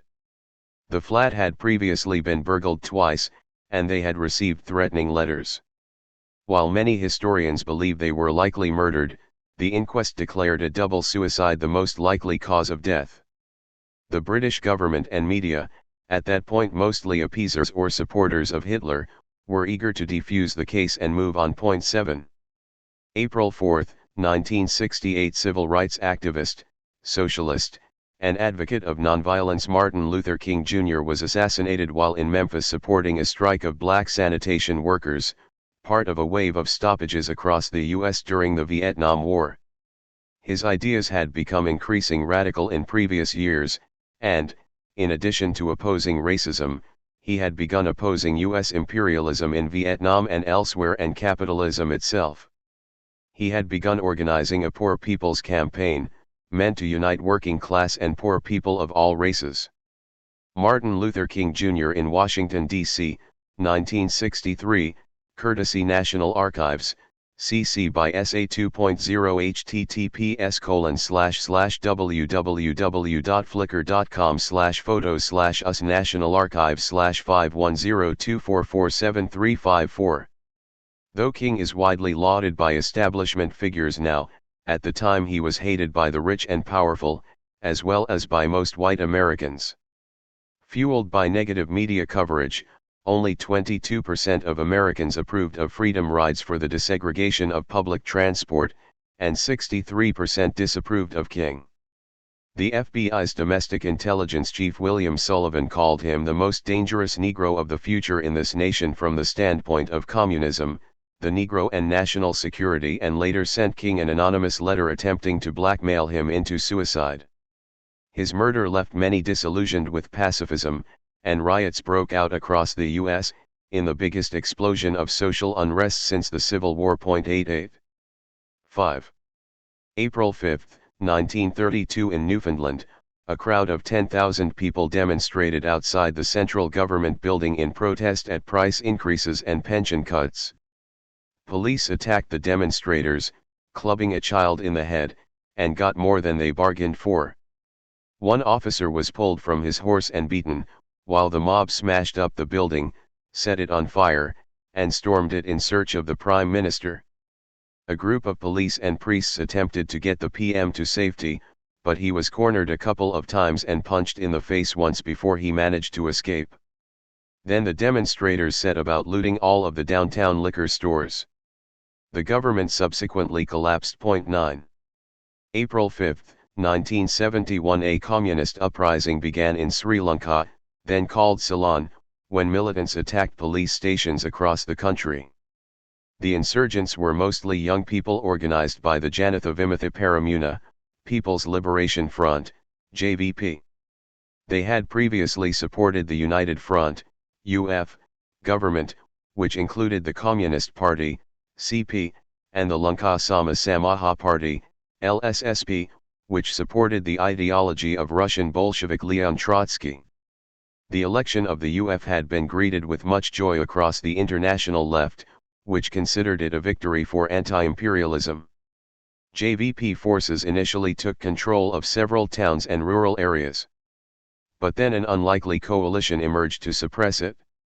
Ceylon government forces were given support, troops, and weaponry by the UK, the former colonial power, the US, Australia, Egypt, India, and Pakistan, as well as China, the Soviet Union, and Yugoslavia. By June the rebellion had been suppressed, leaving an estimated 1 to 5,000 dead. While calling themselves communist, the JVP, the CP, and the LSSP were all majority Sinhala organizations that espoused forms of nationalism and engaged in racism and ethnic cleansing against the minority Tamil population. Especially in more recent years, the JVP has become much more openly and virulently racist against Tamils, and in the early 2000s became the primary force opposing the peace process between the government and Tamil rebels, which prolonged the deadly civil war. 10. 6. April 6, 1871 Rebel National Guard troops of the 137th Battalion in the Paris Commune seized the local guillotine, smashed it to pieces, and burned it outside the town hall of the 11th arrondissement to the applause of a huge crowd of onlookers. Engraving depicting destruction of the guillotine, courtesy of Wikimedia Commons. The government had recently created a new type of guillotine that was quicker and easier to transport. The Arrondissement Commune Committee had voted to seize these servile instruments of monarchist domination and destroy them once and forever, for the purification of the district and the consecration of our new freedom. While some on the left glorify the guillotine, it has, in fact, mostly been used as a weapon against radicals and the powerless. For example, while the guillotine is most famously remembered in connection with the execution of aristocrats during the French Revolution, the new revolutionary government soon began using it against those on its left. The German Nazi government was also a big proponent of the guillotine, executing over 16,000 people with the device, including many resistance activists, Sophie and Hans Scholl among them. More recently it was used in a number of places, including the French colonies in the Caribbean, State Socialist East Germany, and France itself, where its last use was against a Tunisian agricultural worker, who was convicted of murder and beheaded in 1977.11. April 6, 1968, just 2 days after the assassination of Martin Luther King Jr., 17-year-old Black Panther Little Bobby Hutton was murdered by police in Oakland, California. Hutton had been the very first recruit to the Black Panther Party, BPP. He surrendered following a shootout with the police. He laid down his weapon, took off his shirt, and emerged from the basement where he was holed up, bare-chested with his hands up. He had been advised by a comrade to surrender naked, but he was embarrassed and left his pants on. Police shot him at least 10 times, killing him. 6 days later, over 1,000 people came to his funeral, at which actor Marlon Brando delivered the eulogy. His killing spurred the rapid growth of the BPP. 7. April 7, 1926 Violet Gibson, a 49-year-old Irish aristocrat and peace activist, attempted to assassinate Italy's fascist dictator Benito Mussolini in Rome. She was armed with a pistol wrapped in a shawl and a rock to break his car window, if needed. As she fired at his head, Mussolini moved and the bullet hit his nose, traveling through both nostrils. She tried to shoot again but the gun misfired. She was violently beaten and almost killed by an angry mob before being arrested by police. Violet Gibson's police record, courtesy of the Italian Ministry of the Interior/Wikipedia. Gibson endeavored to obtain release by convincing doctors she was mad. While her conversations and correspondence were lucid and rational, her lack of children was interpreted as psychologically abnormal. That, a previous suicide attempt, and a violent reaction she had to a fascist inmate got her deemed insane. She was deported to Britain, where she spent the rest of her life in a mental hospital. When she died, no one attended her funeral. 13. April 7, 2010 800 Carlsberg factory workers in Copenhagen, Denmark, walked out on strike to protest against a new management policy restricting beer drinking at work. The company's truck drivers joined the strike in sympathy. The previous week, Carlsberg had removed beer coolers that contained free beer for workers to drink throughout the day from the factory floor, declaring that workers would only be allowed to drink beer in the canteen at lunch hour. The strike lasted for 5 days but ended in defeat. The following month workers walked out again, this time for a pay increase. 14. 8. April 8, 1929 Socialist anti-colonial revolutionary Bhagat Singh and his comrade Batukeshwar threw 2 bombs into the Delhi Central Legislative Assembly, shouting, "Inquilab Zindabad, long live the revolution," and distributed leaflets protesting against the passage of 2 repressive bills. Their leaflets, scattered on the floor of the assembly, began with the line, "It takes a loud voice to make the deaf hear." Although the bombs were thrown toward an area where there were no people, to avoid causing injury, the 2 were punished severely with life sentences. 15. April 8, 1958 sugarcane workers on 2 adjoining plantations in Barbados refused to cut cane unless they were given a wage increase of 15 cents per ton. After being told they were only entitled to a raise of 6 cents per ton, the cane cutters walked off the job, kick-starting the 1958 sugar workers' wildcat strike, which spread to dozens of plantations around the country. 16. 9. April 9, 1945 George Elser, a factory worker and folk musician who tried single-handedly to kill Hitler, was murdered in the Dachau concentration camp. Some years earlier, while working in a weapons factory and then a quarry, he had gradually accumulated an arsenal of stolen explosives, which in 1939 he planted in a pub in Munich that he knew Hitler visited every year on November 8 and 9 to celebrate the Nazi Putsch of 1923. Unfortunately, Hitler left early, and the bomb missed him by minutes, killing 6 senior Nazis and, tragically, a waitress. Elser was later arrested and tortured, but he insisted he acted alone and refused to give up any names, other than one of a communist who had already died. He was sent to a concentration camp, where he was murdered on the orders of SS leader Heinrich Himmler just a few days before the camp's liberation. 17. April 9, 1948 The Deir Yassin massacre took place, with around 120 fighters from the Zionist paramilitary groups Irgun and Lehi attacking the Palestinian village of Deir Yassin, near Jerusalem. 100 to 150 or more Palestinians, including many women and children, were killed, some of them decapitated, disemboweled, mutilated, and raped.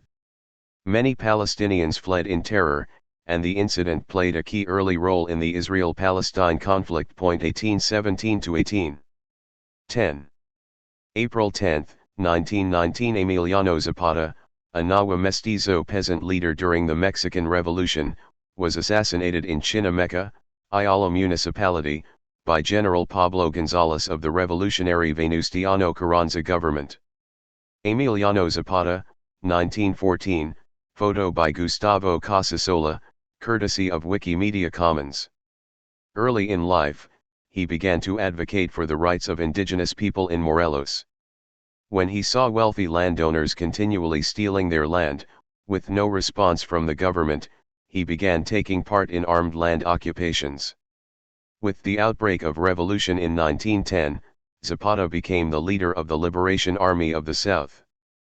The force was a peasant militia fighting for Tierra y Libertad, land and freedom, a slogan adopted from Mexican anarchist Ricardo Flores Magón.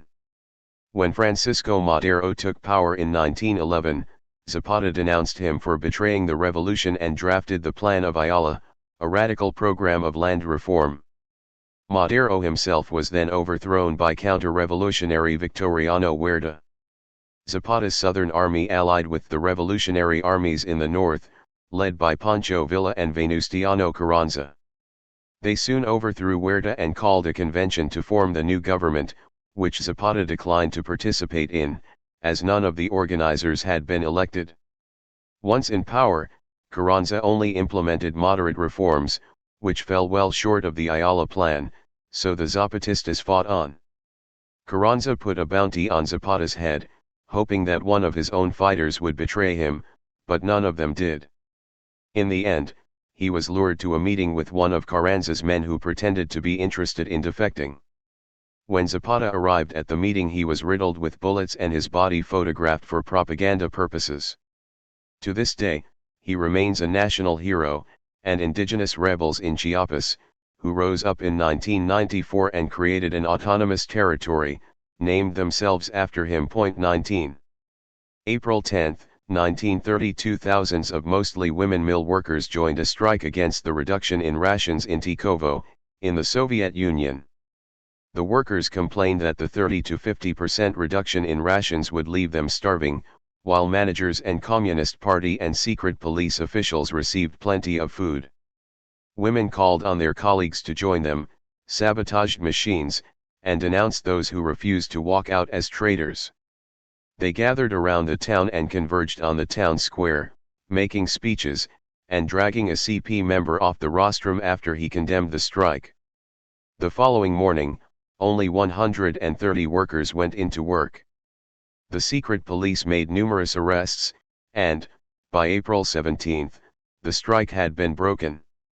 While no women were prosecuted, several men who had been active in the strike were exiled or sentenced to 3 years in a labor camp. 20. 11. April 11, 1945. As U.S. forces approached, the inmate resistance seized control of Buchenwald concentration camp in Germany.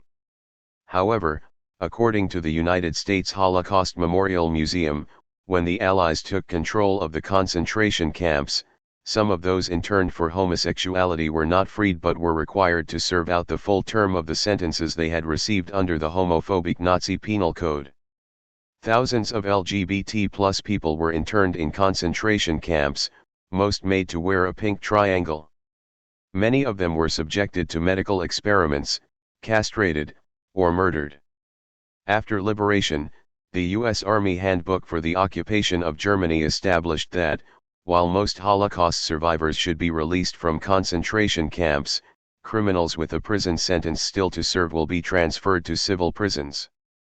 Gay and bisexual men and trans women had been convicted under paragraph 175 of the German Criminal Code, which had been strengthened by the Nazis, and were therefore considered common criminals. Homosexuality was also against the law at that time in Allied countries, including the US, the UK, and the USSR. One prisoner, Hermann R., who was detained at Landsberg Fortress, southwest of Dachau, joined liberation celebrations. But 2 weeks later, an American military commissioner visited his cell holding Hermann's file, and told him, "Homosexual, that's a crime. You're staying here." U.S. occupation authorities kept the Nazified paragraph 175 on the books, and in the first 4 years after the end of the war, around 1,500 men per year were arrested under it. After the occupation, West Germany kept it as well and convicted over 50,000 men before it was finally revoked in 1969. East Germany, on the other hand, reverted to the pre-Nazi paragraph 175, and convicted some 4,000 men before revoking it in 1968. LGBT+ people were not recognized as victims of the Holocaust and had their pensions deducted for the time they spent interned in concentration camps, with most never receiving any compensation. 21. April 11, 1972. Over 200,000 public sector employees in Quebec took part in a general strike, bringing the province to a standstill. Though the government tried to crack down on the revolt, this only brought out more workers, with over 300,000 taking part in a spontaneous and self-organized strike wave, in which factories were occupied, and even a radio station taken over and broadcast from by the strikers. 22. 12. April 12, 1920. Workers in Ireland launched a general strike in support of pro-independence prisoners who were on hunger strike in Mountjoy Prison, Dublin. The postal service, public transport, shops, pubs, and public toilets were all shut. After 2 days, the British government caved in and released all the prisoners. 23. April 12, 1927. The Shanghai Massacre began, with thousands of communists, workers, and students murdered or disappeared by Chiang Kai-shek's Kuomintang nationalist movement.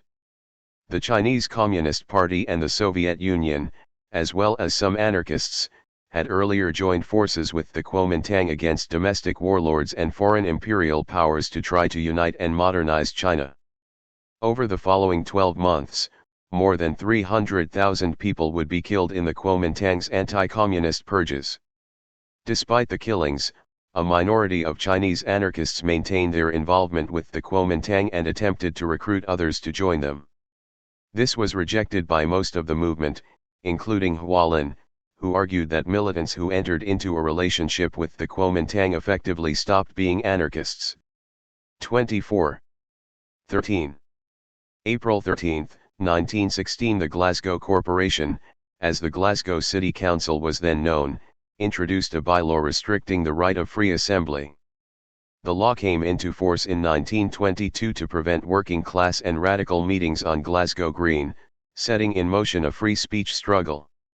Over the next decade, protests were organized, meetings were held in defiance of the law, and speakers arrested and jailed, while crowds of up to 100,000 fought the police, rioted, and looted shops, until the law was overturned. 25. April 13, 1919. The Jallianwala Bagh massacre took place in Amritsar, India, when British troops opened fire on a crowd of predominantly Sikh pilgrims, murdering 1,000 or more people and injuring many more. As well as pilgrims, there were large numbers of Muslims and Hindus, many of whom were farmers, traders, and merchants attending a horse and cattle fair. The youngest victim was just 6 weeks old. The killings were not reported in Britain until December, and no one was charged with any offense. The incident sparked widespread outrage and led to the non-cooperation movement that began the following year. 26. 14. April 14, 1816. A slave uprising, known as Buss's Rebellion, named after its leader, broke out on Easter Sunday night in Barbados. It was to be the island's largest rebellion of enslaved Africans. Emancipation Statue, commonly referred to as the Buss's Statue, Barbados, photo by Dogface Bob, courtesy of Wikimedia Commons. Enslaved people took advantage of the temporary freedom from work and the cover of permitted gathering for Easter festivities to organize themselves. They chose a leader on each sugarcane plantation and were assisted by 3 free black men who traveled around meeting with rebels.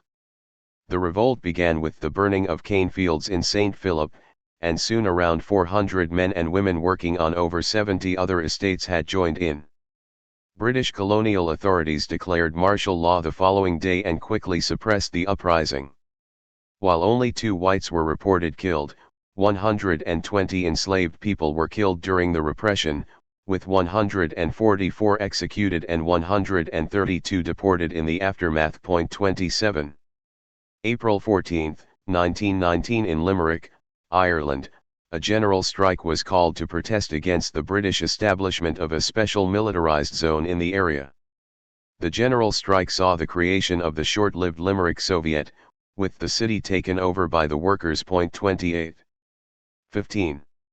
April 15, 1916. In its newspaper, the Industrial Workers of the World, IWW, announced the formation of its Domestic Workers Union in Denver, Colorado. One of its activists, Jane Street, wrote a letter to another domestic worker organizer in Tulsa, Oklahoma, in 1917, in which she described how they organized and took action to improve pay and conditions. If you want to raise a job from $20 to $30, you can have a dozen girls answer an ad and demand $30 even if they do not want work at all. Or call up the woman and tell her you will accept the position at $20. Then she will not run her ad the next day. Don't go. Call up the next day and ask for $25 and promise to go, and don't go. On the 3rd day she will say, "Come on out and we will talk the matter over." You can get not only the wages, but shortened hours and lightened labor as well. 29. 16. April 15, 1989. Reformist Chinese Communist Party leader Hu Yaobang died, prompting a gathering of workers in Tiananmen Square within an hour, eventually sparking a wave of protests by students and workers across the country that would only be crushed by the military several weeks later. While the rebellion is generally described in the West as a student movement calling for liberal capitalist democracy, the reality is more complex, and the working class was deeply involved. When students faced police repression, many workers took action to support them. In Beijing, after the declaration of martial law, workers took to the streets, built barricades, and fraternized with advancing soldiers, effectively stopping them from reaching the city center. While students and intellectuals who spoke English did talk in abstract terms about democracy, workers were primarily concerned with economic problems that were being exacerbated by market reforms introduced by the government, which they saw as the result of an undemocratic bureaucracy. As one worker put it, "In the workshop, does what the workers say count, or what the leader says?" We later talked about it. In the factory, the director is a dictator, what one man says goes. If you view the state through the factory, it's about the same, one-man rule. Our objective was not very high, we just wanted workers to have their own independent organization.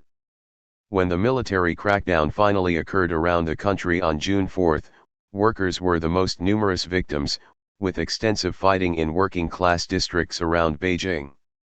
The exact number of victims of the repression is unknown, but estimates range from the official Chinese government figure of 300 up to several thousand. Families of the victims have identified around 200 people who were killed. 16. April 16, 1970, a white foreman at a Chrysler plant in Detroit threatened to murder a black worker. When the worker complained, Chrysler took steps to fire the worker, claiming he had a knife. Around 1,000 workers, white and black, walked out on strike in protest, shutting the plant for an entire weekend, until management backed down. 3112. April 16, 1979, Nicaraguan revolutionary Idania Fernandez was murdered in custody by troops of the USBAC dictatorship of Anastasio Somoza Debayle. She had been betrayed by an informant. However, her death inspired more to take up resistance, and within a month the regime was overthrown. 32. 17. April 17, 1920, dockers in Dublin refused to load foodstuffs destined for England. The action helped relieve severe food shortages in Dublin, which had been dire since 1917, with many staple goods like butter, eggs, and sugar almost unavailable, while huge quantities of food were being shipped to Britain. 33. April 17, 1976, the far-right National Front organized a march through the main Asian area in Bradford, northern England. Local politicians organized a counter-rally in the center of town, but hundreds of young Asians broke away, fought through police lines, and attacked the racists. Many of the young people were members of the Bradford Asian Youth Movement, an organization of people of South Asian descent who campaigned against racism, fought fascists in the streets, supported workers and anti-colonial struggles, and campaigned in support of migrant families. 34, 33 to 34. 18. April 18, 1888, the Imperial British East Africa Company was founded in London to run what is now Uganda and Kenya as British colonies. As in all of Britain's colonies, the British outlawed homosexuality and propagated homophobic values. In 2017, half of all the world's countries that criminalize being gay, including Uganda and Kenya, had been part of the British Empire. 35. April 18, 2001, police in Kabylie, Algeria, murdered a young man named Massanissa, sparking a nationwide uprising that came to be known as the Black Spring. Following the killing, protests and riots broke out across the country, demanding democratic rights and cultural rights for a Maasai people, also known as Berbers. Police killed upwards of 120 people, quelling the rebellion. 36. 19. April 19, 1943, the Warsaw Ghetto Uprising began, with Jews fighting back against Nazi attempts to deport them to the Treblinka extermination camp. Although defeated, it was the biggest armed Jewish rebellion against the fascists during the Holocaust. 37. April 19, 1960, the South Korean April Revolution began in earnest, with thousands of students from Korea University in Seoul marching against the USBAC dictatorship the day after other protesting students were attacked by government supporters. Police opened fire on the crowd, massacring 180, and the government declared martial law. However, the movement grew, and the following week the army refused to fire on protesters. One day later, President Syngman Rhee stepped down. 38. 20. April 20, 1853, the formerly enslaved woman-turned-abolitionist Harriet Tubman began working on the Underground Railroad, which smuggled enslaved people to freedom. She personally rescued some 70 people and assisted many more. 39. Harriet Tubman, c. 1885, photo by Horatio Seymour Square, courtesy of Wikimedia Commons. April 20, 1914, U.S. troops opened fire with machine guns on a camp of striking miners and their families in Ludlow, Colorado.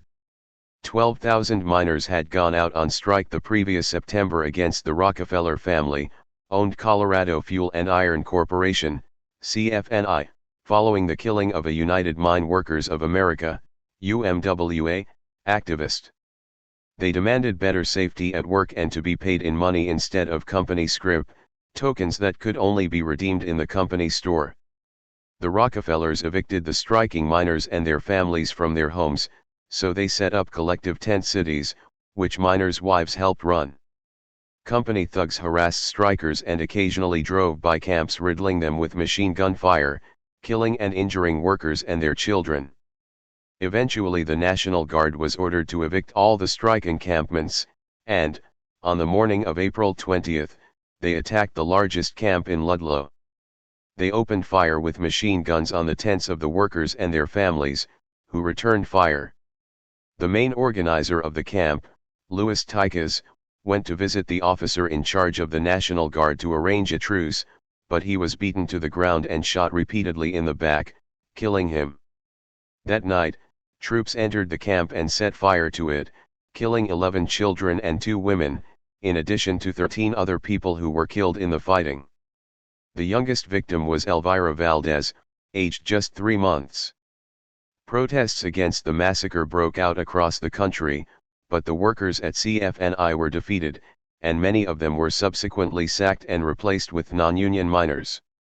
Over the course of the strike, 66 people were killed, but no guardsmen or company thugs were prosecuted. 40. 21. April 21, 1856. Stonemasons in Melbourne, Australia, went on strike demanding a maximum 8-hour workday down from 10 hours per day Monday to Friday and 8 hours on Saturday. They marched from their construction site, the old quadrangle building at Melbourne University, brandishing a banner demanding 8 hours work, 8 hours recreation, 8 hours rest. The workers were extremely well organized and soon achieved their goal, with no loss of pay for workers engaged in public works in the city. They celebrated on Monday, May 12, the Whit Monday holiday, with a parade of nearly 700 people from 19 trades. 41.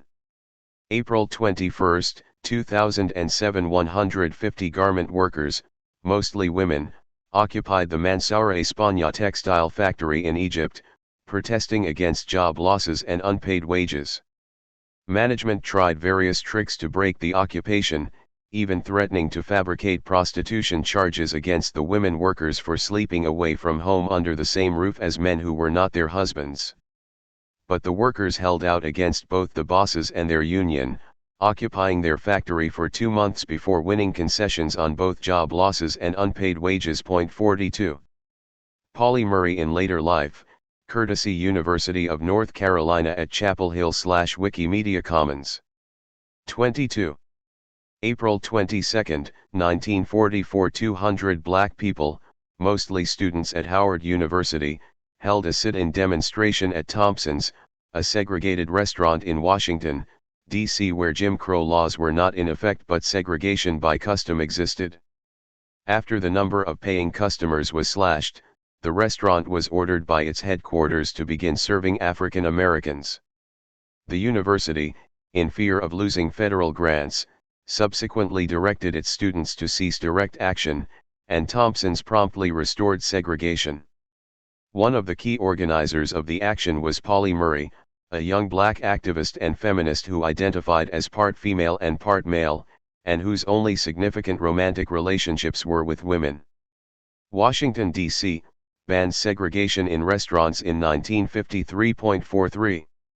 April 22, 1993. Stephen Lawrence, a black British teenager, was murdered in a racist attack while he waited for a bus in Eltham.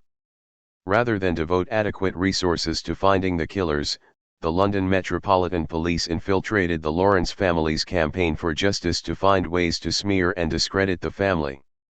Years of campaigning forced the government to acknowledge the institutional racism of the police force, and 2 of the killers were convicted in 2012. 44. 23. April 23, 1951. 16-year-old black schoolgirl Barbara Johns led her fellow pupils in a walkout against racist and substandard conditions in her school in Prince Edward County, Virginia. The school was one of the case studies examined by the Supreme Court, which eventually declared segregation unconstitutional. Rather than desegregate, the local school board closed all of its schools, and the private schools that local white children went to did not desegregate until 1986.45. April 23, 1971. Nearly 1,000 Vietnam War veterans returned their combat medals to the government. The Vietnam vets had planned to return the medals in body bags, but authorities erected a fence around the Capitol, so the veterans threw their medals over it. Some of the vets, before tossing their medals, dedicated them to comrades both American and Vietnamese who had died in battle. One of the protesters, Peter Brannigan, gestured toward the Capitol as he threw back his medal, saying, "I got a Purple Heart here, and I hope I get another one fighting these motherfuckers." 46:10-11. 24. April 24, 1912. 284 firemen aboard RMS Olympic, the sister ship to the Titanic, due to depart the following day, went on strike in protest at the unseaworthy collapsible lifeboats that had just been installed, many of which were rotten. Bosses then brought in replacement scab workers from Southampton and Liverpool. The following day a deputation of strikers witnessed a test of the collapsible boats, and upon seeing that only one was faulty, they agreed to set sail if it was replaced. Management tried to keep the non-union scabs at work, but the crew objected, and 54 sailors left the ship in protest, forcing the cancellation of its departure. All of them were arrested and tried for mutiny, but, while convicted, none were punished, and the bosses let them return to work, fearing public support for the strikers. The ship and its mutinous crew set sail on May 15.47. April 24, 1954. British colonial authorities in Nairobi, Kenya, began Operation Anvil, to ethnically cleanse Kikuyu people from the city. Against the background of the Mau Mau insurgency, which was largely made up of members of the Kikuyu community, the British believed they could destroy the movement for land and freedom, which they thought was led from Nairobi. Over a 2-week period, troops shut down the city block by block and abducted every member of the Kikuyu and related Mbu and Maru tribes. They were interrogated, then divided into groups depending on their alleged support for the Mau Mau movement.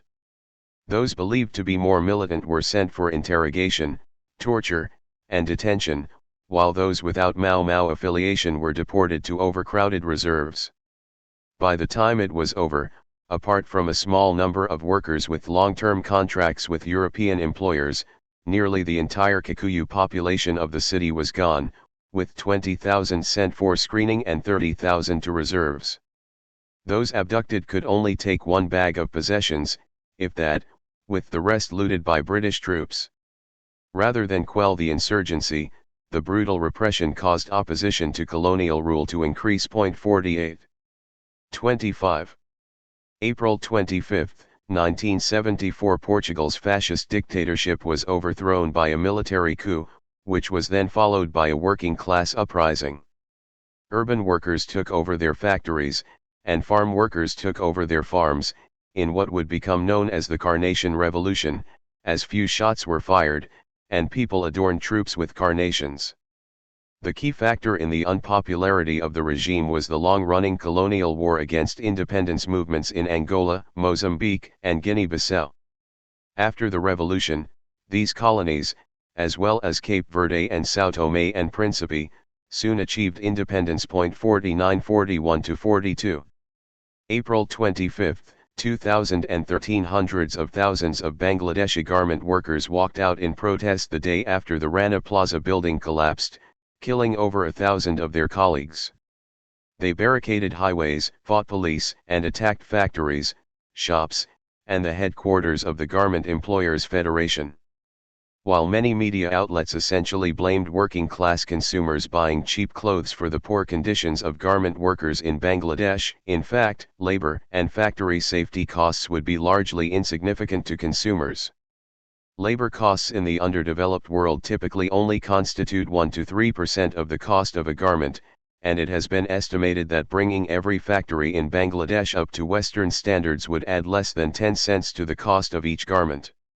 However, These changes would negatively impact employers' profit margins. 50. 26. April 26, 1797. Sailors on 15 Royal Navy ships in Plymouth, England, joined a mutiny that had begun 2 weeks earlier in Spithead, near Portsmouth, demanding better pay and working conditions. They elected delegates and sent them to join negotiations with the other mutineers. Together the men won most of their demands. 51. April 26, 1982. The trial of the Bradford 12 began at Leeds Crown Court. The 12 were activists of the United Black Youth League, arrested on conspiracy charges for preparing to defend their community from fascists. The trial lasted 9 weeks, with the defense arguing that the failure of police to defend Asian and Afro-Caribbean people in Britain from racist attacks meant that those communities had the right to self-defense. In a landmark decision, all 12 defendants were acquitted. 52 33-34. 27. April 27, 1934. The Federación Obrera de Chile, Federation of Chilean Workers, FOCH, union headquarters in Santiago, Chile, was attacked by police and Boss's militias. 7 workers and 1 child were murdered and 200 workers badly injured. 53. April 27, 1981. 9 white supremacists from the US and Canada were arrested as they prepared a boat full of weapons, bedecked with a Nazi flag, for an attempted invasion of Dominica. The racists, including Ku Klux Klan members and the later founder of neo-Nazi website Stormfront, planned to establish a white dictatorship in the 99% non-white nation and trade with apartheid South Africa. They were all sentenced to a paltry 3 years in prison. 54. 28. April 28, 1945. Italy's fascist dictator Benito Mussolini was executed by anti-fascist partisans in the village of Giuliano de Mezzegra, northern Italy. After his reign of terror was deposed in 1943, Mussolini was broken from captivity by Nazi troops and put in charge of a puppet government in German-occupied northern Italy. As more of Italy was liberated by partisan and Allied forces, he tried to escape to Switzerland disguised in a German uniform. But he was spotted by a resistance member who called out, "We've got big head." Mussolini was executed near Lake Como, alongside a number of other senior fascists and his mistress. Their bodies were then taken to Milan and dumped in Piazza Loreto in the early hours of the following morning, where they were soon hung up from the frame of a petrol station. The previous year, the Milan Gestapo had publicly executed 15 Italian partisans in that square. Mussolini was reported to have said, "For the blood of Piazza Loreto, we shall pay dearly." 55. April 28, 1965. 20,000 U.S. Marines invaded the Dominican Republic on the orders of President Johnson to prevent the creation of a second Cuba. 56. 29. April 29, 1992. Following the acquittal of the police officers caught on film beating Rodney King, riots erupted across Los Angeles, in the biggest urban revolt since the 1960s, with widespread arson, looting, and property damage estimated at over $1 billion. 57. April 29, 2020. Workers at the Arby's fast food outlet in Morris, Illinois, walked out on strike in protest against understaffing, lack of personal protective equipment, and not receiving hazard pay amid the global COVID-19 pandemic. It was just one of a significant number of strikes around the world related to health and safety amid the outbreak. 58. 30. April 30, 1963. A bus boycott was launched in Bristol, England, by a group of Caribbean migrant workers to protest the bar on black and Asian workers in bus crews in the city. The color bar was enforced by the Transport and General Workers Union, TGWU, and the state-owned Bristol Omnibus Company, after white union members had threatened to walk out if workers of color were employed. After months of the boycott and mass protests, bus workers voted at a mass meeting in August to end the ban. In September, the first bus conductor of color was recruited.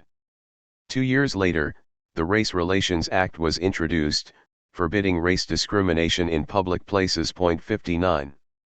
April 30, 1977 coordinated women-only Take Back the Night marches against sexual harassment were held in towns and cities across West Germany. 60. May 1.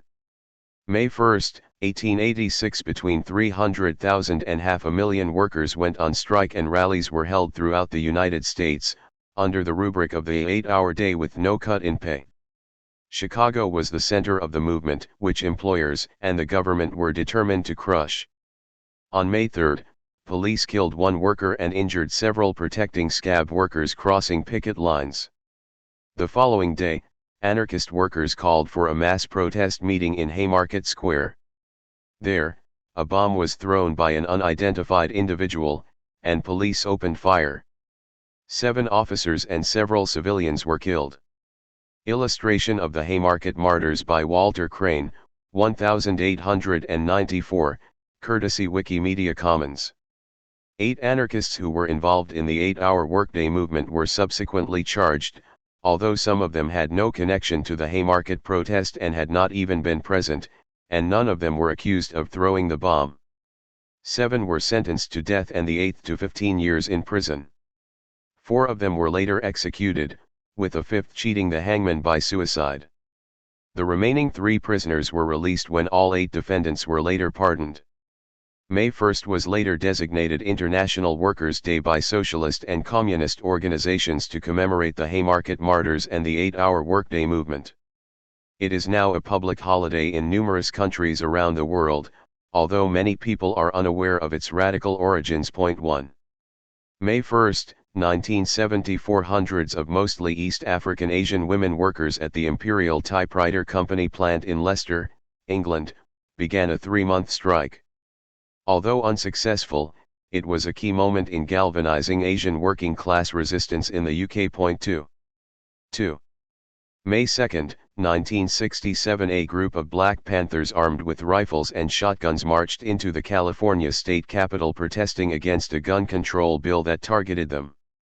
To fight police violence and harassment of African Americans, the Panthers used radios to listen to police calls. Then members would attend scenes of arrest with law books, openly carrying shotguns, which was legal, and advise arrestees of their constitutional rights. To stop this self-defense against the police, authorities brought in the Mulford Bill, dubbed the Panther Bill by the media, to ban the open carrying of loaded firearms in public. The National Rifle Association supported Republican Governor Ronald Reagan's signing of the legislation into law. 3. May 2, 1968 4,000 workers in the Hamtramck auto plant in Detroit walked out against speed up, an increase in the speed of the production line. Several black strikers met in a bar across the road and founded the Dodge Revolutionary Union Movement, DRUM, to organize black workers. 2 months later they organized their first Wildcat strike. DRUM inspired similar groups at other plants, and these groups later came together to form the League of Revolutionary Black Workers, LRBW. 412. 3. May 3, 1926 at 11:59 p.m., a general strike began in the UK, with nearly 2 million workers downing tools in support of locked-out miners facing pay cuts. Despite solid action lasting over a week, the Trades Union Congress, TUC, caved in without achieving any concessions. 5. May 3, 1953 women night shift workers at the Ivan Karadžić tobacco warehouse in Plovdiv, Bulgaria, drove out guards and barricaded themselves in to protest against casualization. Following nationalization, conditions in the tobacco industry had deteriorated, with the mostly women workers losing permanent jobs and receiving seasonal short-term contracts, with no benefits or accommodation during the off-season. After the death of Joseph Stalin, leader of the Soviet Union, workers took the opportunity to protest. On the morning of May 4, militia arrived, and women working at 2 other nearby warehouses walked out on strike and confronted the militia, with other tobacco workers joining them. Communist Party authorities ordered the troops to open fire on the workers, and several were killed, dozens injured, hundreds arrested, many of whom were subsequently sent to the gulags, effectively breaking the strike. 6. 4. May 4, 1919 50,000 factory workers in Rio de Janeiro walked out, demanding a maximum 8-hour workday and a 20% pay increase. In June, workers in Sao Paulo joined them, and, in July, having failed to break the strike, the government forced the employers to give in to both demands. 7.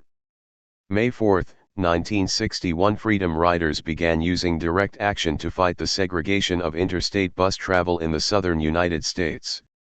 Despite segregation being illegal, the law was not enforced, and police collaborated with the Ku Klux Klan and violent racist white mobs that attacked the black and white riders. But the riders kept fighting, with some taking up arms to protect themselves, and, by November, segregation on the bus system had ended. 8. Racists attack Freedom Riders in Alabama, 1961, photo courtesy of the Federal Bureau of Investigation / Wikimedia Commons. 5. May 5, 1906 During Cinco de Mayo celebrations, workers at the Cananea Consolidated Copper Company in Sonora, Mexico, who earned 40% less than American employees doing the same work, protested against pay discrimination. Authorities responded by declaring martial law. The following month, the Mexican miners went on strike, and many of them were killed by company thugs. 9. May 5, 1970 Hundreds of thousands of university students in the U.S. walked out of class and took to the streets in a nationwide student strike against the Vietnam War and to protest against the killing of 4 students at Kent State University by National Guard troops the previous day. 10. 6. May 6, 1933 Nazis raided the Institute für Sexuelle Wissenschaft, Sexology Institute, in Berlin. Run by Magnus Hirschfeld, the institute was a pioneering organization that supported gay and transgender rights and equality for women. Hirschfeld coined the term transsexualism. The institute employed at least one transgender worker and had begun offering the first modern gender affirmation surgery. Nazis plunder the Institute für Sexuelle Wissenschaft's library, May 6, 1933, United States Holocaust Memorial Museum, courtesy of National Archives and Records Administration, College Park. A few days after the raid, the Institute's huge library was burned in the streets while propaganda minister Joseph Goebbels delivered a speech. The Nazis then stepped up persecution of all LGBT+ people. 11.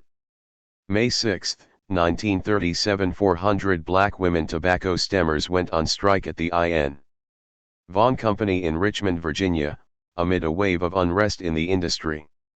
With assistance from the Southern Negro Youth Congress, SNYC, the women walked out for better pay and conditions and were joined on picket lines by white women textile workers. After 48 hours, they won better pay, a maximum 8-hour day, a 5-day week, and union recognition. 12. 7. May 7, 1912 The first general strike of waiters and hotel workers in New York City began when 150 workers at the Belmont Hotel walked out. Organized by the Industrial Workers of the World Union, IWW, at the strike's peak over 6,000 workers were out, demanding 1 day off per week, higher wages, and no discrimination against union members. The employers tried to stoke racial hatred by hiring African American strike breakers, so the workers allied with the Colored Waiters Association and called on black workers to join the strike. Various individual hotels agreed to some of the strikers' demands, and a combination of police violence, media harassment, and an increasing number of scabs, including local college students, brought the strike to an end by late June, with some key organizers blacklisted. Nonetheless, hotel workers continued to strike in the coming years, and today hotel workers in New York City remain among the best paid in the world. 13.6. May 7, 1980 The US-backed military dictatorship in Sabu-Kyeop, South Korea, reneged on its promise to coal miners and their wives of an amnesty for protests the previous month. They arrested over 70 people and took them to the Joint Investigation Headquarters, where they were brutally tortured. 30 of them were later sentenced to 1 to 5 years in prison. 3 of those tortured died prematurely from their injuries. On April 21, the working-class mining community had seized police weapons and dynamite from the mines and taken control of the town, setting up a liberated zone during a strike for a 40% pay increase. The following day, 300 armed police arrived, but 5,000 protesters succeeded in driving them from the area. Local women, housewives, and other residents took an active part in the struggle, with the community setting up its own security detachments.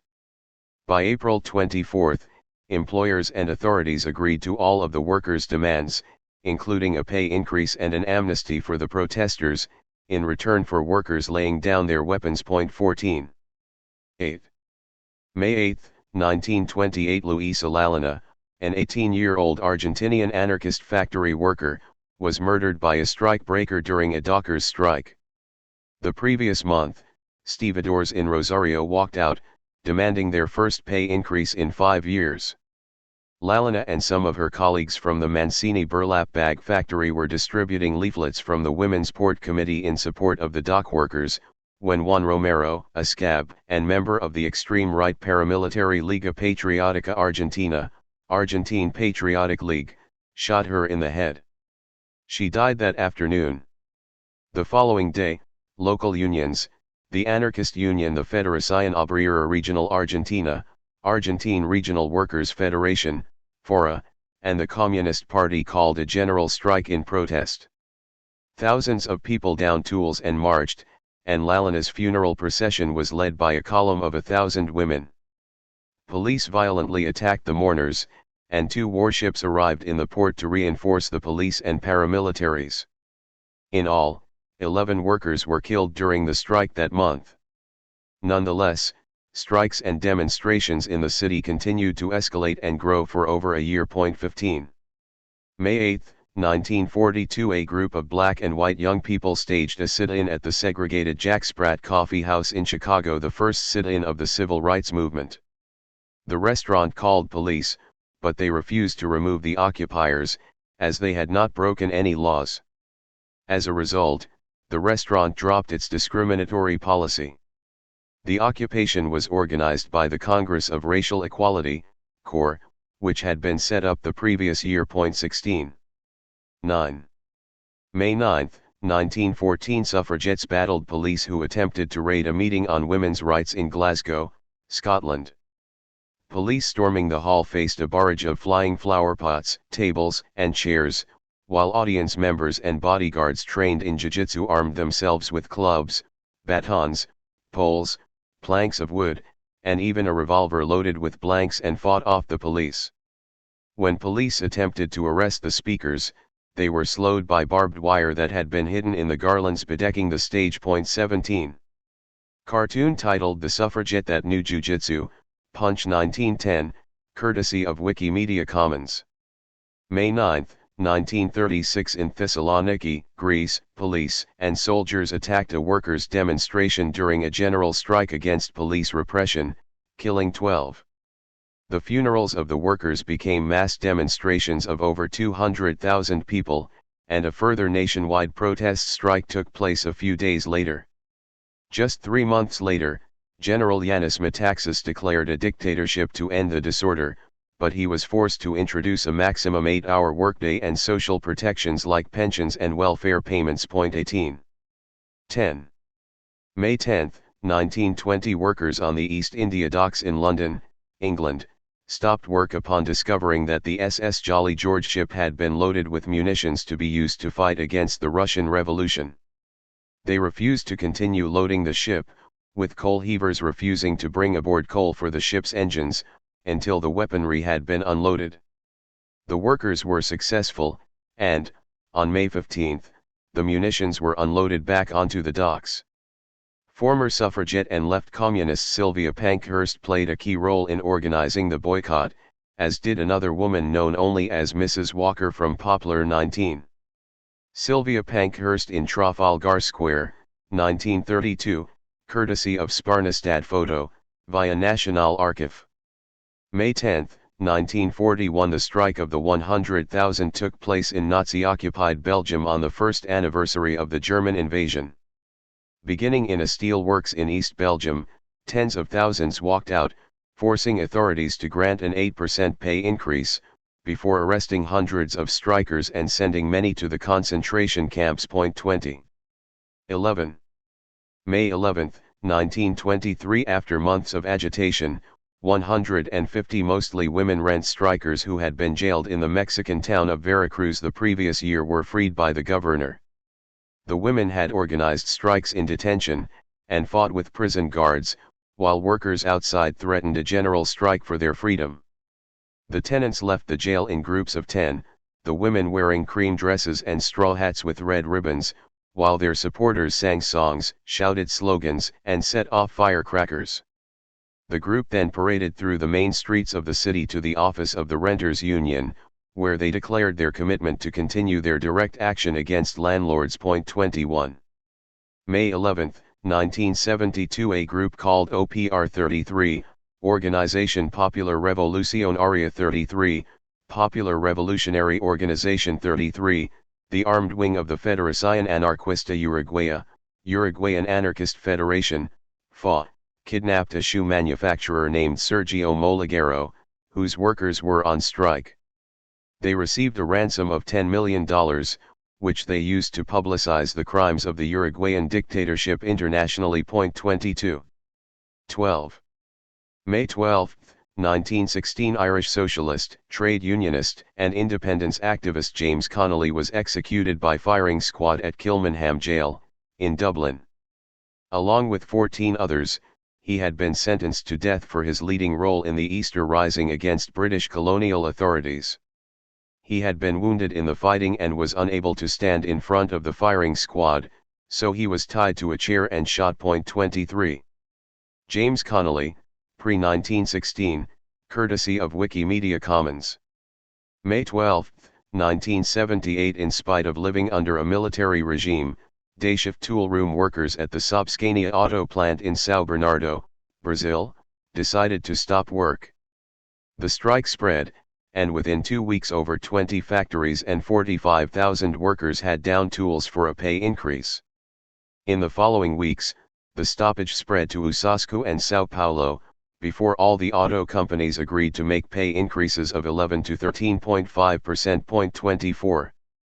The Odeon Theatre in Paris during the May 1968 strike, photo by Eric Cook/info, courtesy of National Archive. 13. May 13, 1968. Up to 10 million workers launched a general strike in France during the May 68 rebellion, as hundreds of thousands took to the streets in Paris following violent student riots. 25. May 13, 1985. Philadelphia police attacked the home of Black liberation and environmentalist group MOVE with automatic weapons, then dropped a bomb on it, killing 5 adults and 6 children, and destroying 61 homes in the predominantly black neighborhood when the fire spread, making 250 people homeless. A force of close to 500 police officers fired over 10,000 rounds of ammunition into the house, in which there were numerous women and children, while other officers blew holes in the walls with explosives. The police commissioner then ordered that the house be bombed with an improvised explosive device made from C4 provided by the FBI. Only 2 people survived the blast and ensuing fire, Ramona Africa and Michael Ward, aged 13. While no officials were prosecuted, Africa was subsequently jailed for 7 years on riot and conspiracy charges. The incident occurred during the tenure of Philadelphia's first black mayor, a Democrat named Wilson Good. 26. 14. May 14, 1913. Philadelphia longshoremen walked out on strike. Around half of the 4,000 strikers were African American. The strikers met and decided to join the Industrial Workers of the World Union, IWW, one of the earliest examples of effective, multiracial unionism in the U.S. 2 weeks later the workers won the strike. 27.6. May 14, 1931. In Ödalen, Sweden, troops opened fire with a heavy machine gun on a peaceful demonstration of striking sulfate factory workers, killing 4 demonstrators and 1 bystander and wounding several other people. 28. 15. May 15, 1831. In London, a jury found the stabbing to death of a police officer justifiable homicide, despite the coroner locking the jury in a room to get them to change their mind. The recently formed Metropolitan Police had violently attacked a demonstration of the National Union of the Working Classes, and defending themselves the workers stabbed 3 policemen, killing 1. Police were widely hated by Londoners, who largely saw them as a violent gang set up to protect the property of the rich and keep the working class in abject poverty.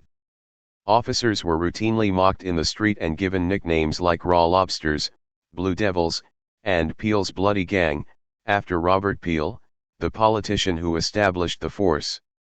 They were also frequently attacked, with some early recruits being stabbed, others blinded, and one even held down while someone ran him over. 29. May 15, 1950, a general strike broke out in Nairobi, Kenya, then part of the British Empire. Union leaders planned to declare a strike the following day, but workers themselves had already walked out, demanding the freedom of 2 jailed union leaders, big minimum wage increases, annual pay increases, subsidized housing, sick pay, 14 days paid vacation per year, unemployment insurance, and more rights for taxi drivers. The unions later called for freedom for all workers and all the East African territories. British authorities declared the strike illegal and attacked mass meetings of workers with tear gas. Meanwhile, strikers shaved the heads of scabs. Women organized logistics and the distribution of food supplies. With around 100,000 firmly committed workers out on strike, for some reason union leaders ordered a return to work, despite only a small increase in the minimum wage in some townships being agreed to. Hundreds of strikers were dismissed in the wake of the dispute. 30. Striking truck drivers battle police, Minneapolis, 1934, courtesy of the National Archives at College Park / Wikimedia Commons. 16. May 16, 1934, Minneapolis truck drivers in the Teamsters Union went on strike, shutting down almost all commercial transport in the city. The dispute lasted over 3 months, ending with most of the workers' demands being met and opening the way for more workers' organization in Minneapolis. With its months of fierce battles between striking workers and scabs, protected by police and private guards, it also became a central labor dispute in 20th century U.S. history. 31. May 16, 1967, the All Circles Struggle Committee, ACSC, was established in Hong Kong in the wake of violent police repression of a strike of plastic flower factory workers. On May 6, British colonial police violently beat picketing workers and bystanders, causing mass outrage. Protests against and clashes with police began breaking out across the city. In the 2 days following the establishment of the ACSC to coordinate a movement against colonialism, 126 struggle committees were formed to share experiences and plan action. A week later, wildcat strikes began to break out, with widespread rioting. In June, a general strike was called. It eventually faltered, although strikes in some industries continued until late July. British police beat up people submitting a petition at the Government House, photo by and courtesy of Chow Yik. As the strike collapsed, many protesters began resorting to bomb attacks, both real and fake, targeting British authorities, to cause chaos and disrupt business as usual. What became known as the Hong Kong riots lasted until December, before being called off after secret talks between British authorities and the Communist Party of China, CPC. The CPC was nominally opposed to British colonialism, but, in reality, the Chinese economy benefited from having access to international markets through British Hong Kong, so the CPC eventually decided not to push for British withdrawal. While the protests ended, in their wake British authorities implemented numerous reforms that significantly improved the lives of working-class Hong Kongers. These included UK-style social benefits for the unemployed, the disabled, and the elderly, construction of new hospitals and homes, abolition of some sexist laws, and the far-reaching eradication of rampant police corruption. 32-30-31. 17. May 17, 1949, brick factory worker and former Italian resistance member Maria Margatti was killed in Molinella by Carabinieri domestic paramilitary police. The previous day she had stood on a picket line of agricultural workers, along with other women attempting to stop scabs from replacing the strikers. Police attacked them particularly violently. So, on May 17, there was a demonstration protesting against police violence. The Carabinieri opened fire on the crowd with machine guns, killing Margotti. She was 34 years old. Her death caused mass outrage and spurred an escalation in opposition and resistance to the post-war state and its anti-working class policies. 33. Maria Margotti, courtesy of Wikimedia Commons. May 17, 1965. In reaction to a general strike, the right-wing Bolivian military dictatorship declared a state of siege and launched an all-out war on the organized working class. They also passed a series of laws dismantling labor unions and calling up all Bolivians aged 19 to 50 into military service. 34. 18. May 18, 1968. The Senegalese May 68 began in earnest, with students launching a national strike following a government cut to student grants. Despite violent police repression, the movement grew over the next few days and eventually culminated in a workers' general strike, with many concessions being won. 35. May 18, 1980. After robbing local armories and police stations, the workers of Gwangju, South Korea, rose up against the brutal Uzbek dictator, Chun Do-won. The uprising took place after peaceful anti-government protesters had been fired upon and killed by government troops. Though it was bloodily suppressed, it helped ignite a chain of similar rebellions across Asia, winning people many democratic rights. 36. 19. May 19, 1918. During World War I, the Hungarian 6th Infantry Regiment of Ujjavidek at Pécs mutinied and refused to go to the trenches. Instead they cut telephone wires and attacked municipal buildings and barracks, then occupied the local railway station. Surrounded by loyal military forces, they resisted for 3 days before surrendering. 1 in 10 was shot at random. All higher-ranking officers involved were shot, and non-commissioned officers were jailed. 37. May 19, 1935. 200 banana loaders employed by the United Fruit Company at the port in Kingston, Jamaica, went on strike. On the second day of the stoppage, British colonial police opened fire on the workers, wounding 1 woman. Nonetheless, the strike spread, becoming a general strike in the city within a few days. It took weeks for security forces to regain control. 38. 20. May 20, 1910. The Japanese high treason incident began to unfold when police searched the room of lumber worker Miyashita Takeshi and found bomb-making materials, prompting the mass arrest of socialists and anarchists for conspiring to assassinate the emperor, with 24 of them sentenced to death after a show trial, even though only a handful were actually responsible. 39. Kotoka Shosui, one of those executed as part of the high treason incident, courtesy of Wikimedia Commons. May 20, 1936. The first issue of Mujeres Libres, Free Women, a Spanish anarchist feminist magazine by the group of the same name aimed at ending the triple enslavement of women to ignorance, to capital, and to man, was published.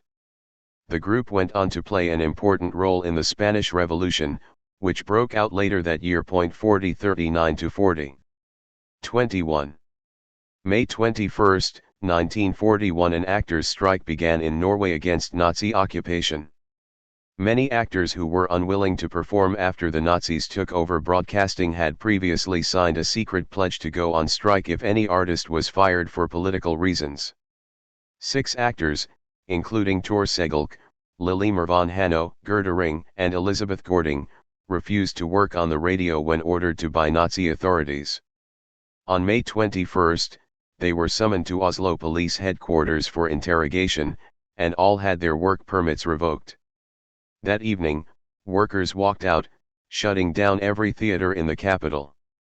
By the following day, the strike had spread to Bergen and Trondheim. The Gestapo began threatening the actors, but they voted overwhelmingly to continue the strike. On May 24, German authorities gave an ultimatum to the workers and began arresting union representatives. But in spite of this and of being threatened with the death penalty, The strike continued for 5 weeks. Tor Segelk, 1959, photo by Leif Ornlund, courtesy of the Oslo Museum, CC by SA 4.0. In the wake of the dispute, the Nazis decided to take complete control of theaters, but the general public had no interest in fascist entertainment and boycotted it. 41. May 21, 1979. In what would become known as the White Night Riots, LGBT+ people in San Francisco reacted angrily when the killer of Harvey Milk was not convicted of murder.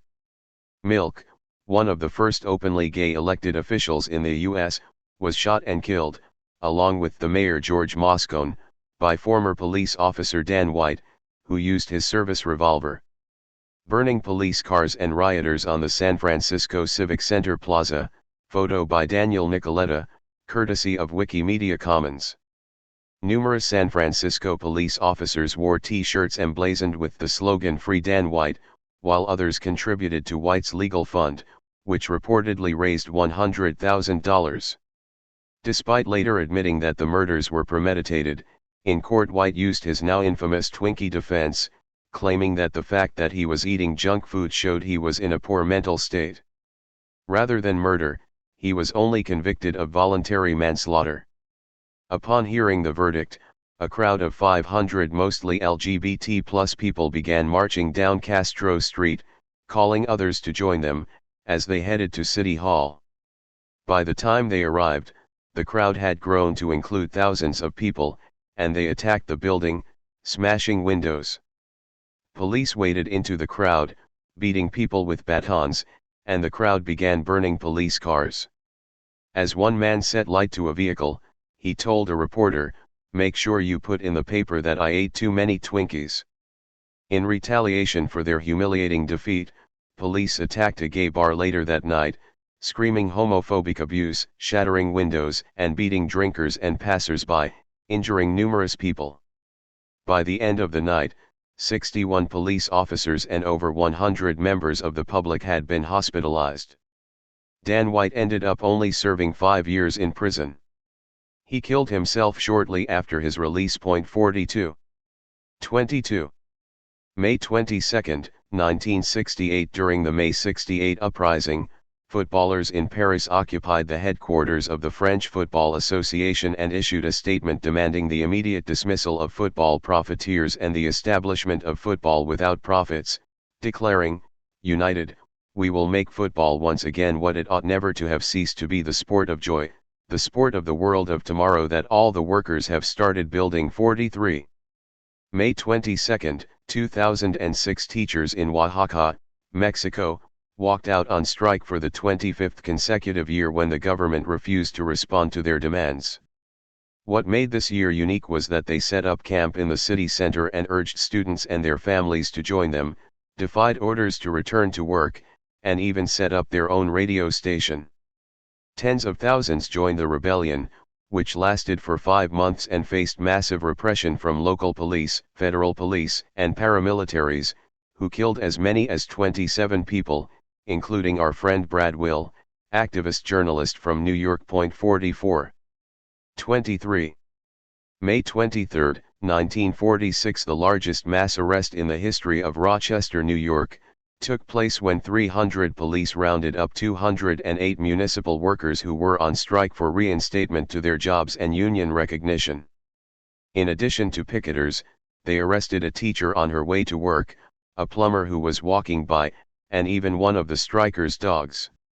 The repression did not deter the workers, however, and the strike spread and was won the following week. 45. May 23, 1969. Workers launched a massive strike in the industrial corridor near Rosario, Argentina, as part of the prolonged Rosariozo rebellion against the military dictatorship. 46. Protesters during the Rosariozo rebellion, photo by Carlo Saldi, courtesy of Wikimedia Commons. 24. May 24, 1919. Thousands of coal miners in Alberta, Canada, walked off the job in a dispute over pay, the cost of living, and working conditions. They were organized in the One Big Union, OBU, a revolutionary union that planned to organize all workers into a single union to take control of society and run it collectively.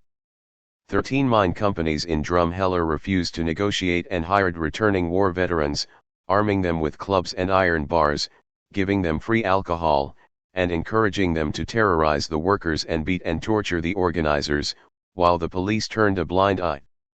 By August the strike was broken. 47. May 24, 1990, the car of revolutionary construction worker and environmentalist Judy Bari was bombed, severely injuring her and wounding her colleague Daryl Cherney. They had been campaigning to protect ancient redwood forests in California from logging companies, had received death threats, and had previously had their car rammed by a logging truck. Despite it being a clear attempt to murder them, FBI agents, who arrived on the scene almost immediately, attempted to frame them for their own attempted assassination. Bari died of breast cancer in 1997, having lived in constant pain after the attack, but several years later Cherney and Bari's family won a civil rights case against the FBI for the frame job and were awarded $4.40 million. 48. 25. May 25, 1978, police in Aotearoa/New Zealand attacked a Maori land occupation at Bastion Point, near Auckland, demanding the return of the stolen land. The Ōrākei Maori Action Committee, OMAC, had been occupying the land for 506 days when police moved in to evict them, arresting 222 people and demolishing buildings. However, protests continued, and in 1988 the government agreed to return the land to the Ngāti Wachua people. 49. May 25, 2020, George Floyd, 46, an African-American security guard and father of two, was killed by Minneapolis police officer Derek Chauvin, who knelt on his neck for more than 8 minutes. The killer, who had had 18 previous complaints filed against him, ignored Floyd's desperate calls that he could not breathe and killed him. He continued to kneel on Floyd's neck after he lost consciousness. Even after paramedics arrived, he kept kneeling on his neck for a further minute and 20 seconds. Meanwhile, 3 of his colleagues stood by and protected him while onlookers filmed and called for help. With a spate of other killings of unarmed black people by police and vigilantes, including Breonna Taylor, Ahmaud Arbery, and Rayshard Brooks, the Black Lives Matter movement re-emerged, swept the U.S., and spread internationally. At the time of writing, July 2020, over 4,700 protests have taken place in some 2,500 towns and cities around the U.S. with between 7 and 26 million participants, which would make it the largest protest movement in the country's history. This despite violent attacks on demonstrators by police, National Guard, and armed white supremacists. The full scope of the movement cannot yet be known, but so far it has resulted in murder charges being filed against George Floyd's killers and has sparked growing calls for the defunding or even abolition of police forces. In Minneapolis, this has resulted in the city council pledging to dismantle its police department. 50. 26. May 26, 1824, the first recorded factory strike in U.S. history took place when 102 girls and women working at the Slater Mill in Pawtucket, Rhode Island, picketed their factory. 2 days prior, the mill owners in the town had decided to increase working hours by 1 hour a day for everyone, with no additional pay, and cut the pay of power loom weavers by 25%. The weavers affected were all girls and women aged 15 to 30, who were previously being paid extravagant wages for young women, according to the employers. Something occurred that the owners did not expect, something that had never happened before in the infant textile industry or, indeed, any factory in the country. The women organized themselves and went on strike. They were joined by other workers and members of the local community, who blockaded the mills, protested, and hurled rocks at the mansions of the owners. One prominent local politician, George F. Jenks, wrote in his journal during the dispute, "I have just returned from one of the most gloomy assemblage of people I have ever witnessed. From the street, across the bridge to Josiah Mill's shop is literally filled with men, women and children making a mob of very daring aspect, insulting the managers of cotton mills in every shape, pulling and hauling, screaming and shouting through the streets. On the final day of the week-long strike, one of the mills was set ablaze. The day after the fire, the mill owners moved to negotiate with the workers, and they reached a compromise. In the wake of the dispute, other groups of workers began organizing themselves, and other strikes would break out across the New England textile industry in the coming years. 5132. May 26, 1944, a general strike broke out in Marseille, in Vichy, France. Metal workers, public servants, and transport workers joined a stoppage of shipyard workers that had begun the previous day, demonstrating in front of the city hall, demanding bread. The strike held out until the Gestapo arrested 15,000 workers, but the crackdown was short-lived, as Marseille was liberated soon after. 52. 27. May 27, 1919, workers in Lima, Peru, declared a general strike in protest against the high cost of living, shutting down economic activity in the area. The government eventually crushed the strike by killing at least 100 protesters and wounding and jailing hundreds more. 53. May 27, 2004, 6 people, including 1 woman, were killed and dozens wounded by the Lebanese army during a trade union demonstration in the Al Salam neighborhood of Beirut's southern suburb. The Confédération Générale des Travailleurs Libanais, General Confederation of Lebanese Workers, CGTL, had called on workers to strike and take to the streets across the country to protest high fuel prices and the high cost of living. Angry demonstrators torched the 5-story Ministry of Labor building, and security forces arrested more than 130 protesters in one of Lebanon's deadliest worker protests since the Civil War. The army was using live ammunition in the residential neighborhood of Al Salam at the same time as the Lebanese government, headed by Rafik Hariri, was making preparations to receive international delegations to the Organization of Petroleum Exporting Countries, OPEC, meeting in Beirut less than a week later. 54. 28. May 28, 1913, thousands of dock workers in Philadelphia won their 2-week strike for a pay increase and union recognition. They were organized in local aid of the Industrial Workers of the World, IWW, led by the black dock worker Ben Fletcher. Local aid, with a membership that included African Americans, Irish Americans, East European immigrants, and other ethnic groups, was probably the most racially and ethnically integrated union local in the United States during the World War I era. It was also among the most durable branches of the IWW, dominating the waterfront for almost a decade, despite massive employer and government repression. 55.6. May 28, 1936, 32,000 workers occupied the Renault plant in Paris. 100,000 more workers soon occupied every major engineering factory around the city. Over the following month, a strike wave swept the country from the factories to non-unionized shops, involving 2 million workers in 12,000 strikes and occupations. To stop the upheaval, employers and the government had to agree to wage increases of 7 to 15%, a 40-hour work week, paid vacation, and collective bargaining rights. 56. Strikers protest in Córdoba, May 29, 1969, courtesy Wikimedia Commons. 29. May 29, 1969, car factory worker Maximo Mina was shot and killed by police during a strike in Córdoba, Argentina. The result was a wave of riots and demonstrations throughout the city by workers and students, in what would become known as the Cordobazo, the legendary revolt of the Cordoban working class, spelling the beginning of the end for the military government of General Juan Carlos Onganía. 57.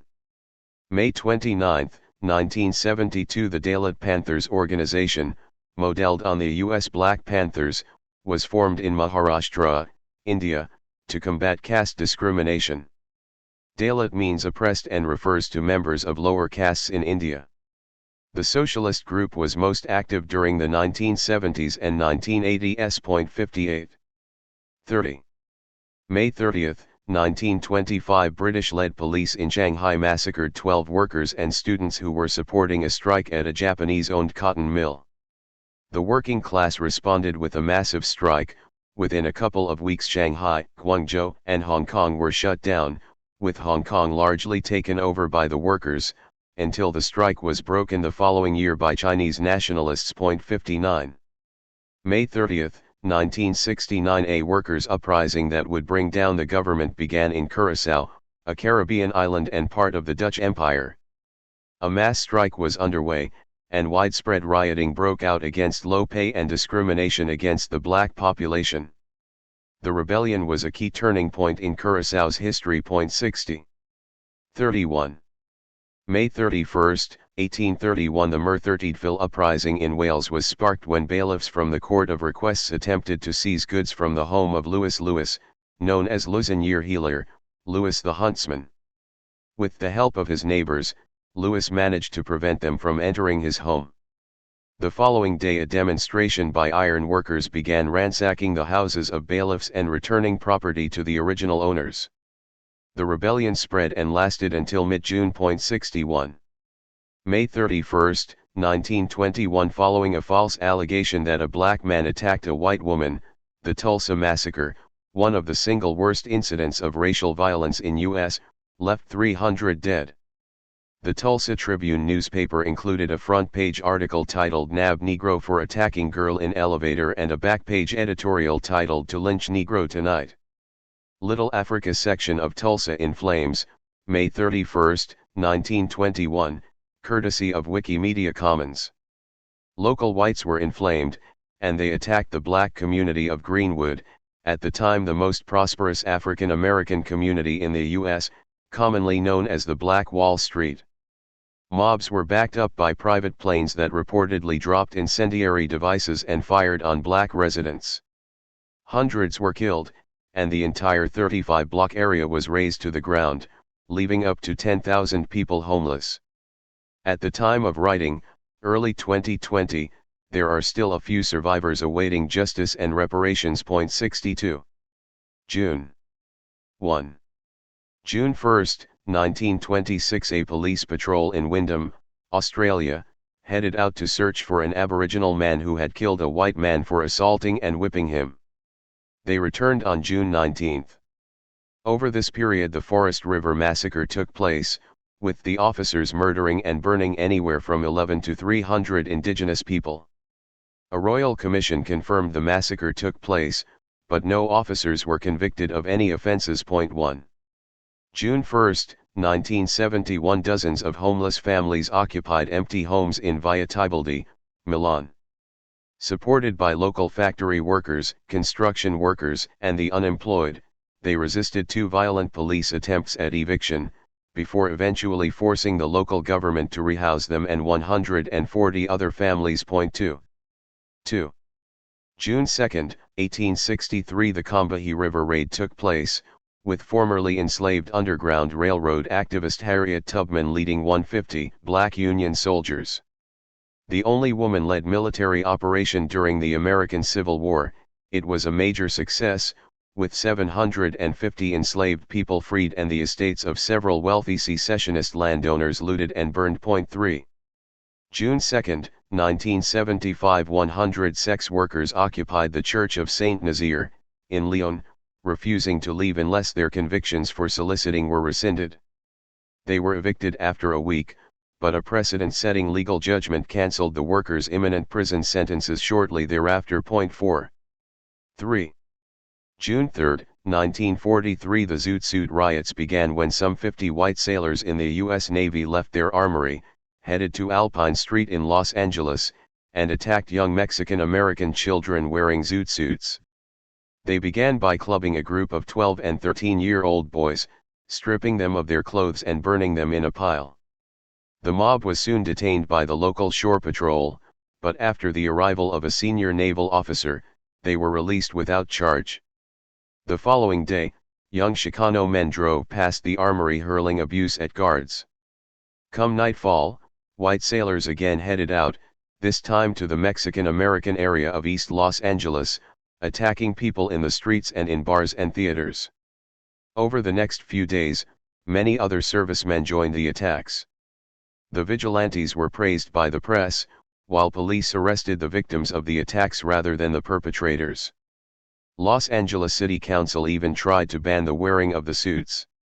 Zoot suiters outside Los Angeles Jail, June 9, 1943, courtesy of the Library of Congress, Prints and Photographs Division, New York World Telegram and the Sun newspaper photograph collection, reproduction number, LCUSZ 62-113319.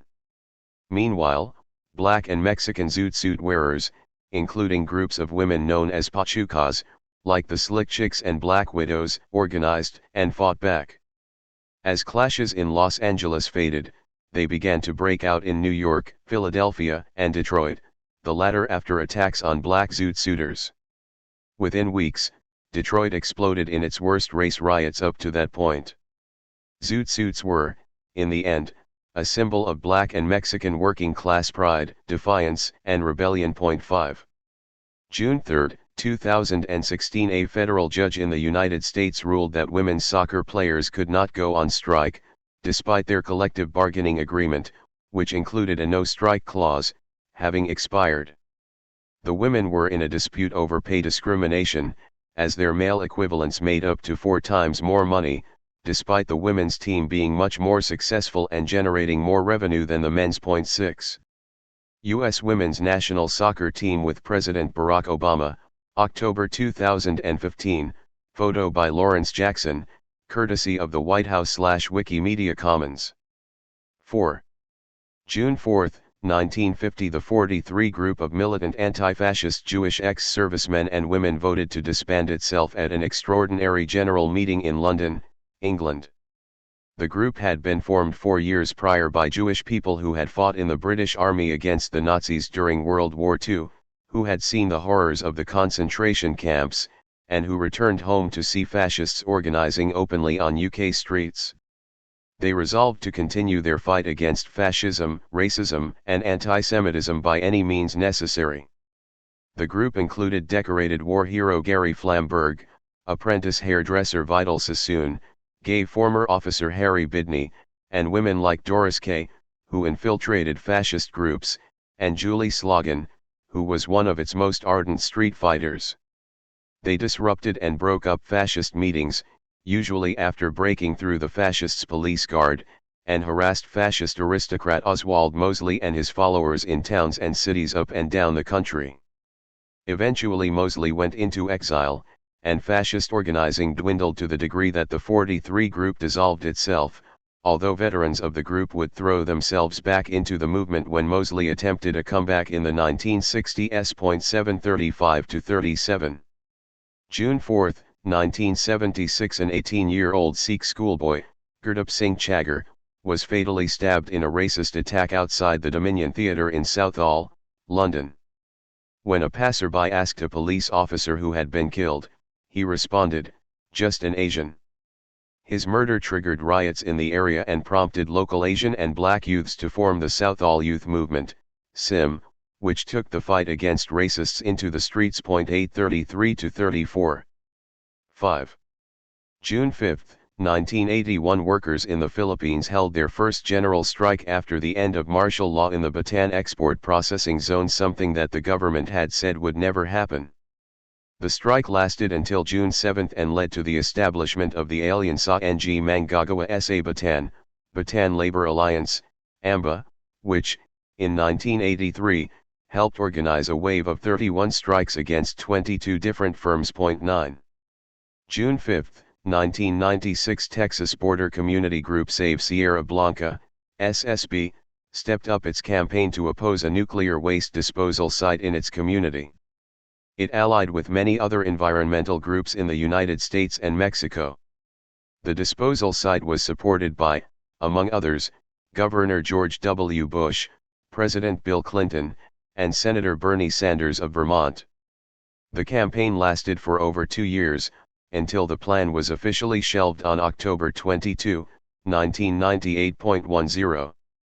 James Meredith walking to class at University of Mississippi accompanied by U.S. Marshals, courtesy of the Library of Congress Prints and Photographs Division, U.S. News and World Report magazine collection. 6. June 6, 1966 anti-racist activist and war veteran James Meredith began a solitary march of over 200 miles from Memphis, Tennessee, to Jackson, Mississippi, to protest against racism and to encourage black voter registration. While doing so, he was shot by a white man in an attempted assassination, but others continued in his place. Meredith himself rejoined the march while still recovering. When Meredith arrived in Jackson, he was accompanied by some 15,000 people. In its later stages, the march was protected by the Deacons for Defense and Justice, an African-American civil rights group that was armed for self-defense. Meredith had first come to prominence as the first African-American to attend the all-white University of Mississippi. White supremacists rioted in protest at his admission, burning cars, destroying property, and attacking federal agents and U.S. troops with rocks, bricks, and guns.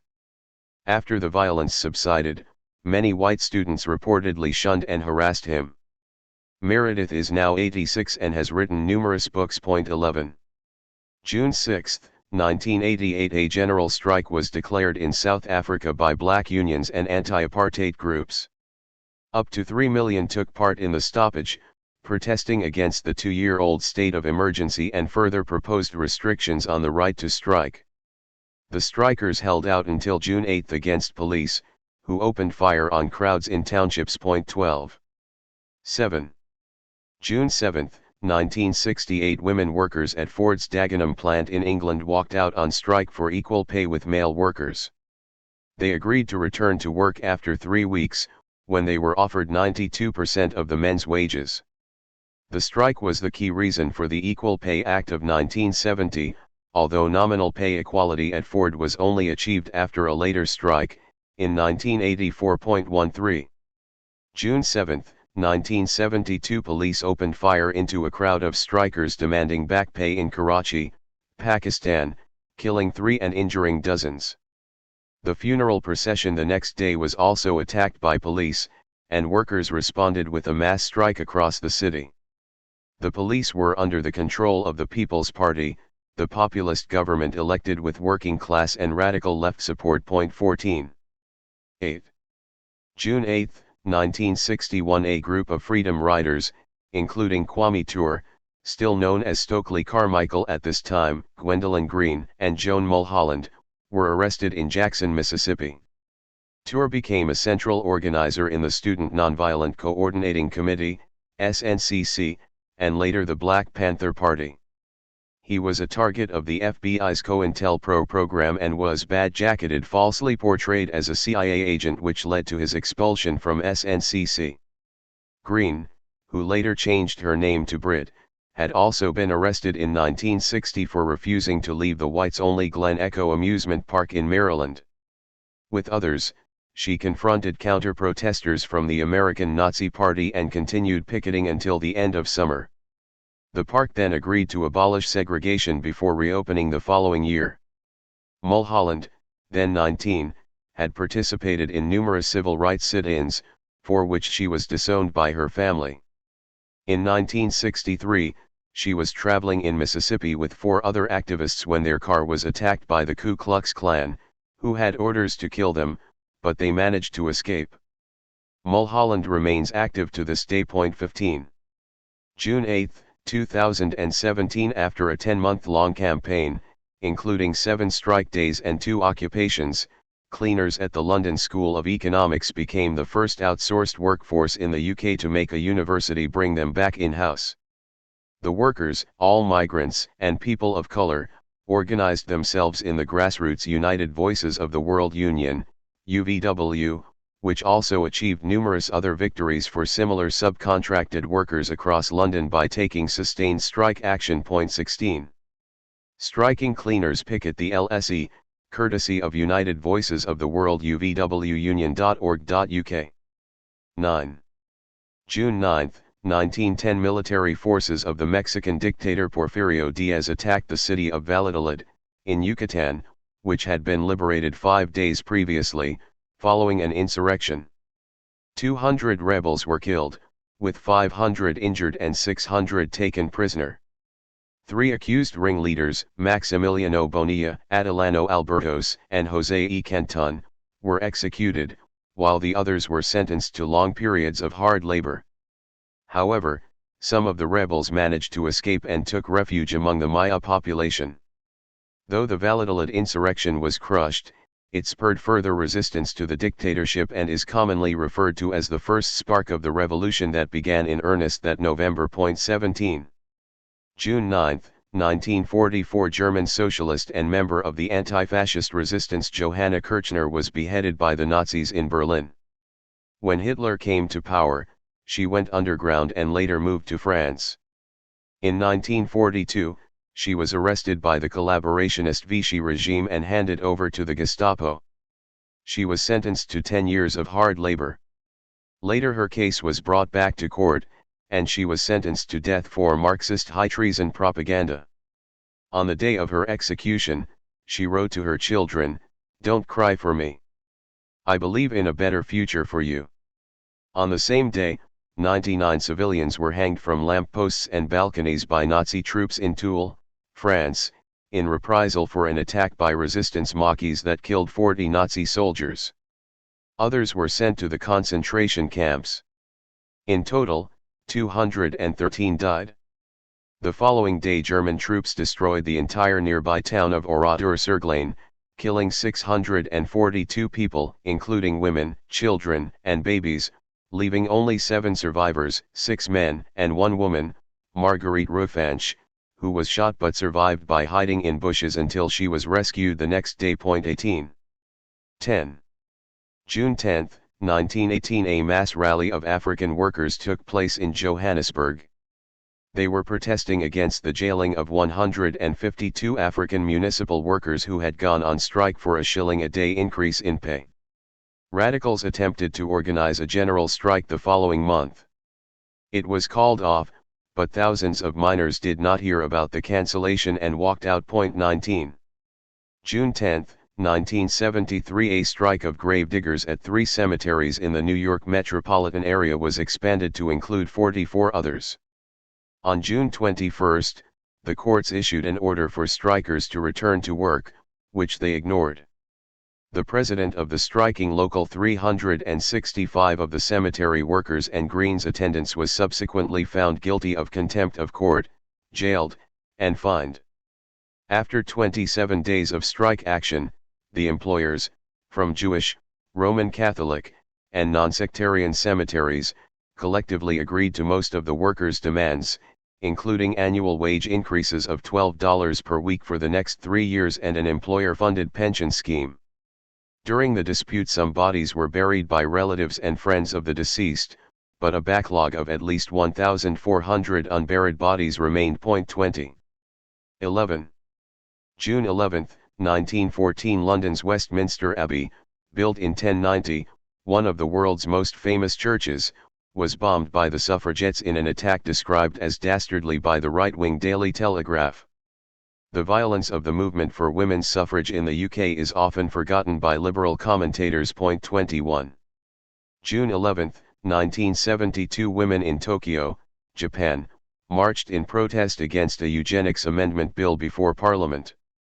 Thousands of people, mostly women and girls, many of them disabled, would be forcibly sterilized under the program. 22. 12.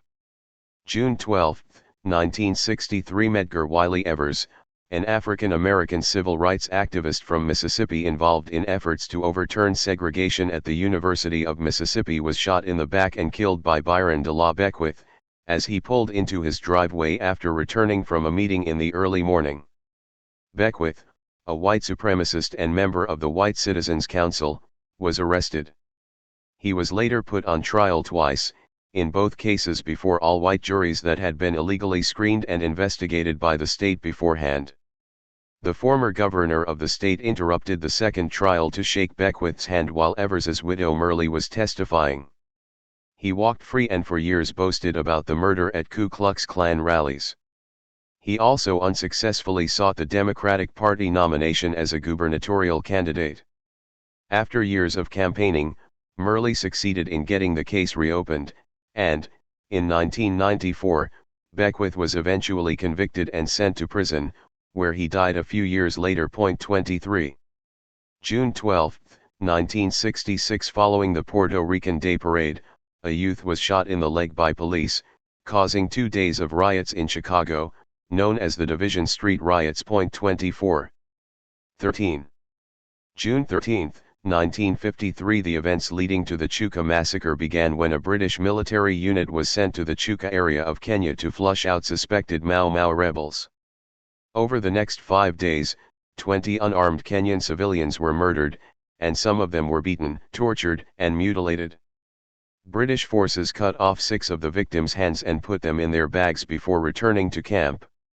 No British soldiers were charged for the killings. 25. June 13, 1973. Thousands of mostly migrant workers at the Broadmeadows Ford plant in Australia walked off the job, smashed up their factory, fought off police attacks, and forced their union to endorse their stoppage. In retaliation, the company threatened to relocate production to Malaysia.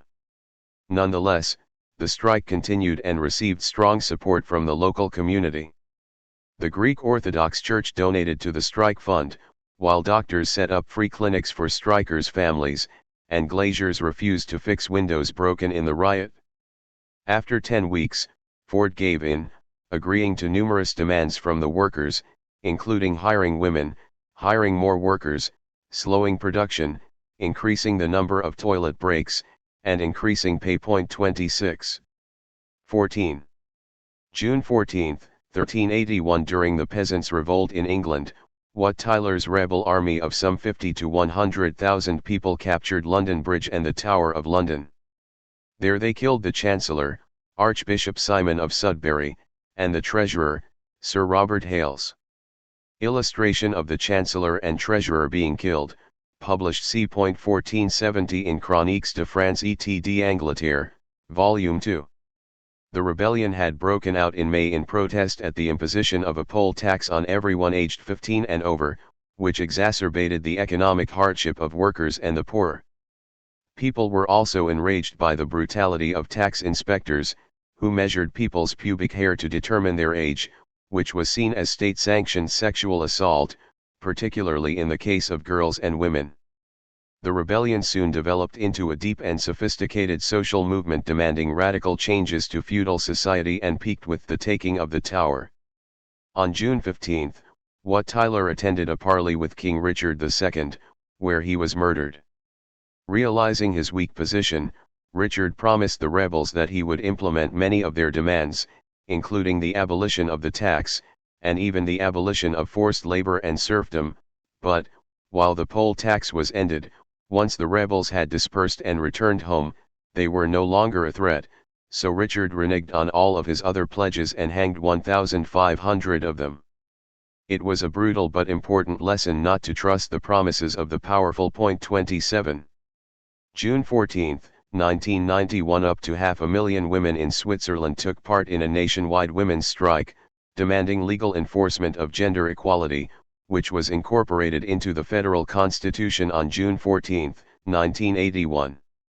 Of primary concern was the continuing pay differential between men and women. Women walked out again on the same date in 2011, and, in 2019, women in Switzerland walked out once more demanding better recognition and remuneration for care work, an end to sexual harassment, and action against wage inequality. Women in Switzerland earn around 20% less than men on average, and 40% of this pay differential cannot be explained by factors like men and women working different jobs. 28. 15. June 15, 1960. 22-year-old student Michiko Kanba was killed by police during a demonstration at the Diet Building in Tokyo. She was one of hundreds of thousands of people participating in daily protests in opposition to the terms of the Japan-US Security Treaty, which would permanently station U.S. troops in the country. 29. June 15, 1990. The Battle of Century City took place when police in Los Angeles attacked some 500 janitors and their supporters during a Peaceful Service Employees International Union (SEU) demonstration against cleaning contractor ISS. The event generated public outrage that resulted in recognition of the workers' union and spurred the creation of an annual June 15 Justice for Janitors Day. 30. 16. June 16, 1531 Henry VIII modified the vagrancy laws he had brought in the previous year, laws which had been key in creating the working class. People kicked off communal land by enclosures who were not in wage labor were designated as vagabonds. For their first offense, vagabonds were to be whipped. For a second offense, they were whipped and had half an ear sliced off. For a third offense, they were to be executed. Etching of a vagrant, 16th century, courtesy of libcom.org. Laws like this introduced in England and elsewhere in Europe were how we, a working class who have nothing to sell but our labor, were first created. This dispossession of the vast majority of the population was then spread around the globe by colonialism. Rather than capitalism and wage labor being a natural state of affairs, as is often assumed, it is actually a system that was created over an extended period of time with massive state violence. 31. June 16, 1976 Pupils at schools in Soweto, South Africa, who were boycotting class to protest against the use of Afrikaans, took to the streets. After police opened fire on the crowd, rioting quickly spread across the country, and the resulting uprising helped spur on the anti-apartheid struggle. 2 years prior, the government had made Afrikaans mandatory in schools alongside English, but, while it was widely spoken by white settlers, especially those of Dutch heritage, almost no black South Africans knew the language. Organizing against its imposition began almost immediately and developed in the run-up to the Soweto riots. 32. 17. June 17, 1937 Austrian anti-fascist Claudia Landau, who had traveled to Spain with her husband to fight the nationalists during the Civil War, was arrested by the Soviet secret police, the NKVD. She was brutally tortured in an attempt to make her sign a confession that she was a foreign agent or counter-revolutionary. Upon learning that her husband had disappeared, she went on a hunger strike, with 500 other women joining her in solidarity. When the prison was visited by foreign representatives of workers' organizations, they were greeted by the women singing the popular socialist anthem the Internacional. All fascist agents, according to the Partido Comunista de España, Communist Party of Spain, PCE. While her husband was murdered by PCE forces, Claudia survived the war, moving to Mexico, where she lived into her 90s, at least. 33-39-40. June 17, 1971 Construction workers in New South Wales, Australia, initiated a green ban, refusing to build luxury houses over Kelly's Bush, the last open space in the suburb of Hunters Hill. Local women had been campaigning to save the park. Despite a management threat to use scabs, the builders and residents won, and Kelly's Bush remains an open public reserve today. A wave of green bans subsequently began, stopping billions of dollars of harmful development over the next 4 years. 34. 18. June 18, 1935 Around 1,000 locked-out dockers and their supporters were violently attacked by hundreds of armed police and Royal Canadian Mounted Police, RCMP, generally known as Mounties, in Vancouver, British Columbia, as they went to picket scabs unloading ships at Ballantine Pier. Several workers were hospitalized, including one who was shot in the legs while attempting to flee. After the attack, the strike faltered. However, it cleared the way for the founding of a new, independent union, whose members won many strikes in subsequent years. 35. June 18, 1943 18-year-old Ukrainian anti-Nazi fighter Maria Kislyak was executed alongside her 2 friends Fedor Rudenko and Vasily Bugrymenko. She had lured 2 Nazi officers into the woods for her friends to kill. The first time she was arrested by the Gestapo, she did not confess and was released. But the second time the Gestapo rounded up 100 civilians and said they would kill them all unless the killers came forward. Maria and her friends confessed, and she claimed to be the leader of the group. 36. 19. June 19, 1937 After employers failed to agree to oil workers' pay demands, workers at one of Trinidad's oilfields went on strike.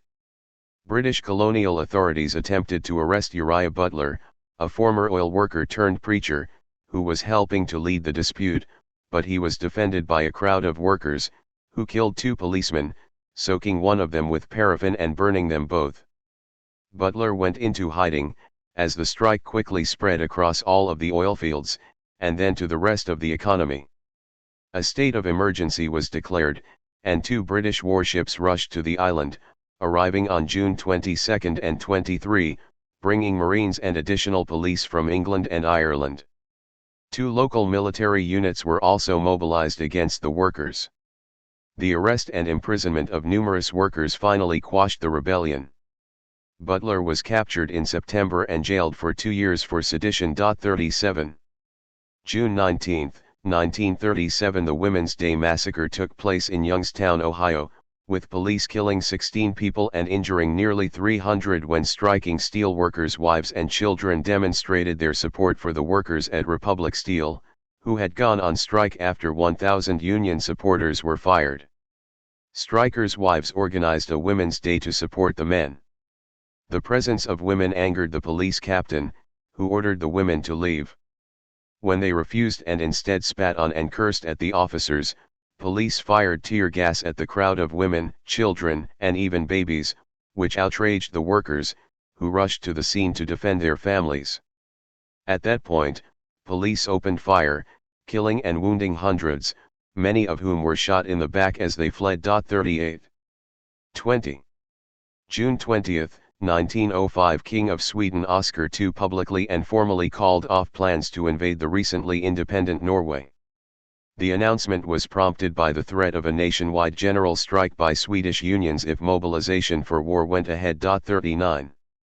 June 20, 1967. Boxing legend Muhammad Ali was convicted for refusing the Vietnam War draft in Houston, Texas. Ali was a vocal opponent of the U.S. war, saying, "Why should they ask me to put on a uniform and go 10,000 miles from home and drop bombs and bullets on brown people in Vietnam while so-called Negro people in Louisville are treated like dogs?" To try to quell the escalating resistance to the war, Ali was given the maximum sentence of 5 years in prison and a $10,000 fine. But this effort proved unsuccessful, and the anti-war movement continued to grow. Despite the Nation of Islam beginning to distance themselves from Ali, demonstrations supporting him took place around the world, from Egypt to Guyana to London to Ghana. 4 years later his conviction was overturned by the Supreme Court. Ali had no regrets. "I wasn't trying to be a leader. I just wanted to be free. And I made a stand all people, not just black people, should have thought about making, because it wasn't just black people being drafted. The government had a system where the rich man's son went to college, and the poor man's son went to war.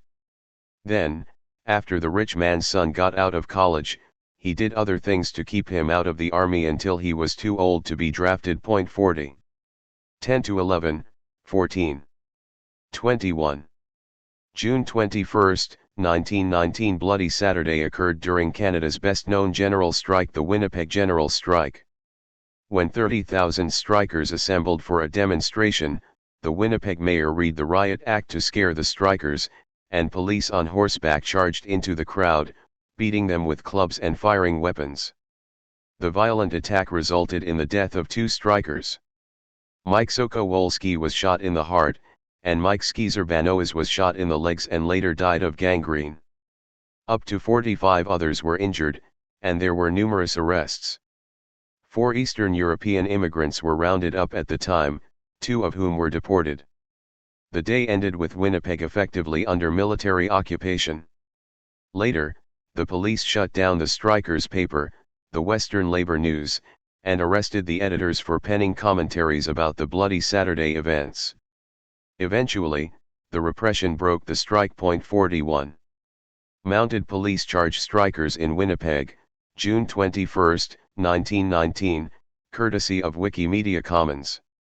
June 21, 1964. 3 civil rights workers, James Earl Chaney, a 21-year-old black unionized plasterer and organizer with the Congress of Racial Equality, CORE, from nearby Meridian, Mississippi; Andrew Goodman, a 20-year-old white Jewish anthropology student from New York; and Michael Mickey Schwerner, a 24-year-old white Jewish corps organizer and former social worker from New York, were lynched on the night of June 21 by members of the Mississippi White Knights of the Ku Klux Klan, the Neshoba County Sheriff's Office, and the Philadelphia, Mississippi, Police Department.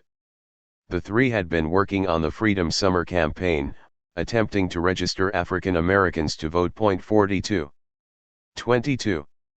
June 22, 1908. The Red Flag Incident, the opening move of the imperial government to crush the socialist movement, took place in Tokyo, Japan. Celebrated anarchist Koken Yamaguchi was released from prison and was met by crowds waving red flags adorned with anarchist, communist, and revolutionary slogans and singing communist songs. Police violently attacked and broke up the demonstration, arresting 14 prominent activists, who were later sentenced to lengthy prison terms. 43. June 22, 1941. The Sisak People's Liberation Partisan Detachment, the first Yugoslav partisan unit, was founded in response to the Nazi occupation of the country. Its 79 members were mostly Croats, although there was one Serb woman, Nada Dimic. Today, June 22 is commemorated in Croatia as a public holiday called Anti-Fascist Struggle Day. 44. 23. June 23, 1950. Delivery drivers for Smithfield Meat Market in London went on wildcat strike. The strike, which lasted into July, was condemned by the Labour government, which brought in troops as scabs to break the strike, just one of many occasions when the post-war Labour government used soldiers against the working class. 45. June 23, 1980. 100 paint sprayers at the British Leland Longbridge plant in Birmingham walked out on strike after being told that their 2 daily tea breaks would be shortened and staggered. The strike spread and completely shut down production at the factory, which was estimated to have cost the firm at least £10 million, approximately $23.3 million, in lost production of Mini and Allegro cars. After 10 days, unions agreed to accept an element of the troubled company's recovery plan regarding brakes in return for British Leland conducting a study to determine if there were genuine grounds for changing them. 46. 24. June 24, 1976. The Polish government announced enormous staple food price rises, and in response there were strikes, public protests, and rioting countrywide. In Radom, demonstrators burned the Communist Party headquarters, built barricades, and fought the police, injuring 75 officers. After less than 24 hours, the proposed price increases were withdrawn. 47. June 24, 1980. A 2-day general strike protesting against the US-backed military dictatorship and its counterinsurgency death squads began in El Salvador. 85% of the economy was shut down, and 80,000 people took to the streets. Police and soldiers killed 2 people who were building barricades in the suburb of Delgado. 48. 25. June 25, 1876. The Battle of the Little Bighorn, in which a combined force of Lakota, Arapaho, and Northern Cheyenne tribes routed Lieutenant Colonel George Armstrong Custer's army, began. It was the biggest engagement of the Great Sioux War of 1876, during which the U.S. military attempted to force Native Americans off their land and onto reservations in order to mine newly discovered gold in the Black Hills. On June 25 to 26, Native American warriors fought the 700-strong U.S. 7th Cavalry, destroying 5 of its 12 companies, and killing its commanding officer, Custer, along with 4 of his relatives. 49. Painting of the Battle of Little Bighorn, 1903, by Charles Marion Russell, courtesy of Wikimedia Commons. June 25, 1878. The Kanak Rebellion in New Caledonia began when indigenous Melanesian warriors killed 4 French colonial policemen and most European settlers in the La Foa region. As attacks escalated and spread, the French army moved to aggressively crush the rebellion, which it succeeded in doing by December, having killed as much as 5% of the Kanak population, with many chiefs executed without trial and many tribes deported to other islands. Nonetheless, the colonization project was nearly halted for 20 years. Anarchist Louise Michel, who was imprisoned on New Caledonia, along with thousands of other Paris Commune deportees, was one of the few white people to support the rising. She gave 2 Melanesian fighters her prized red scarf from the Paris uprising. 50. 26. June 26, 1950. The international arts organization the Congress for Cultural Freedom, CCF, was set up by the U.S. Central Intelligence Agency, CIA, as part of the Cultural Cold War. The Congress was one of the many ways the CIA tried to promote art to rival the growing popularity of socialist realism. Abstract expressionism was one of the main art movements to benefit from this support. When news of the CIA backing was revealed in 1966, the project collapsed. 51. June 26, 1993. 4,000 workers took to the streets in Decatur, Illinois, in a protest that included workers from A.E. Staley, who had been working to rule to oppose the imposition of a new inferior contract, joining striking coal miners and Caterpillar workers, who were on a go-slow across the Midwest. The following day, Staley locked out its nearly 800 production workers in an attempt to force them to switch from 8 to 12-hour shifts, setting in motion a mammoth struggle that would only end in December 1995, when, after betrayal by the leadership of the United Paper Workers International Union, UPIU, a majority of strikers voted to accept the contract. Some union members were so angry at the result that company security and police were required to protect union local president Jim Sheenel. Meanwhile, workers at Caterpillar also walked out on strike for 17 months, until the United Auto Workers, UAW, called off the action in defeat. Bridgestone-Firestone workers in Decatur and at 4 other plants were also forced to accept 12-hour shifts following the defeat of their 10-month strike. 52. 27. June 27, 1905. The Industrial Workers of the World Union, IWW, was founded in the United States at a convention in Chicago. Among the founders were Eugene V. Debs, Mother Jones, Lucy Parsons, and Big Bill Haywood. One of the first multiracial unions in the country, the IWW advocated all workers uniting into one big union and taking control of society.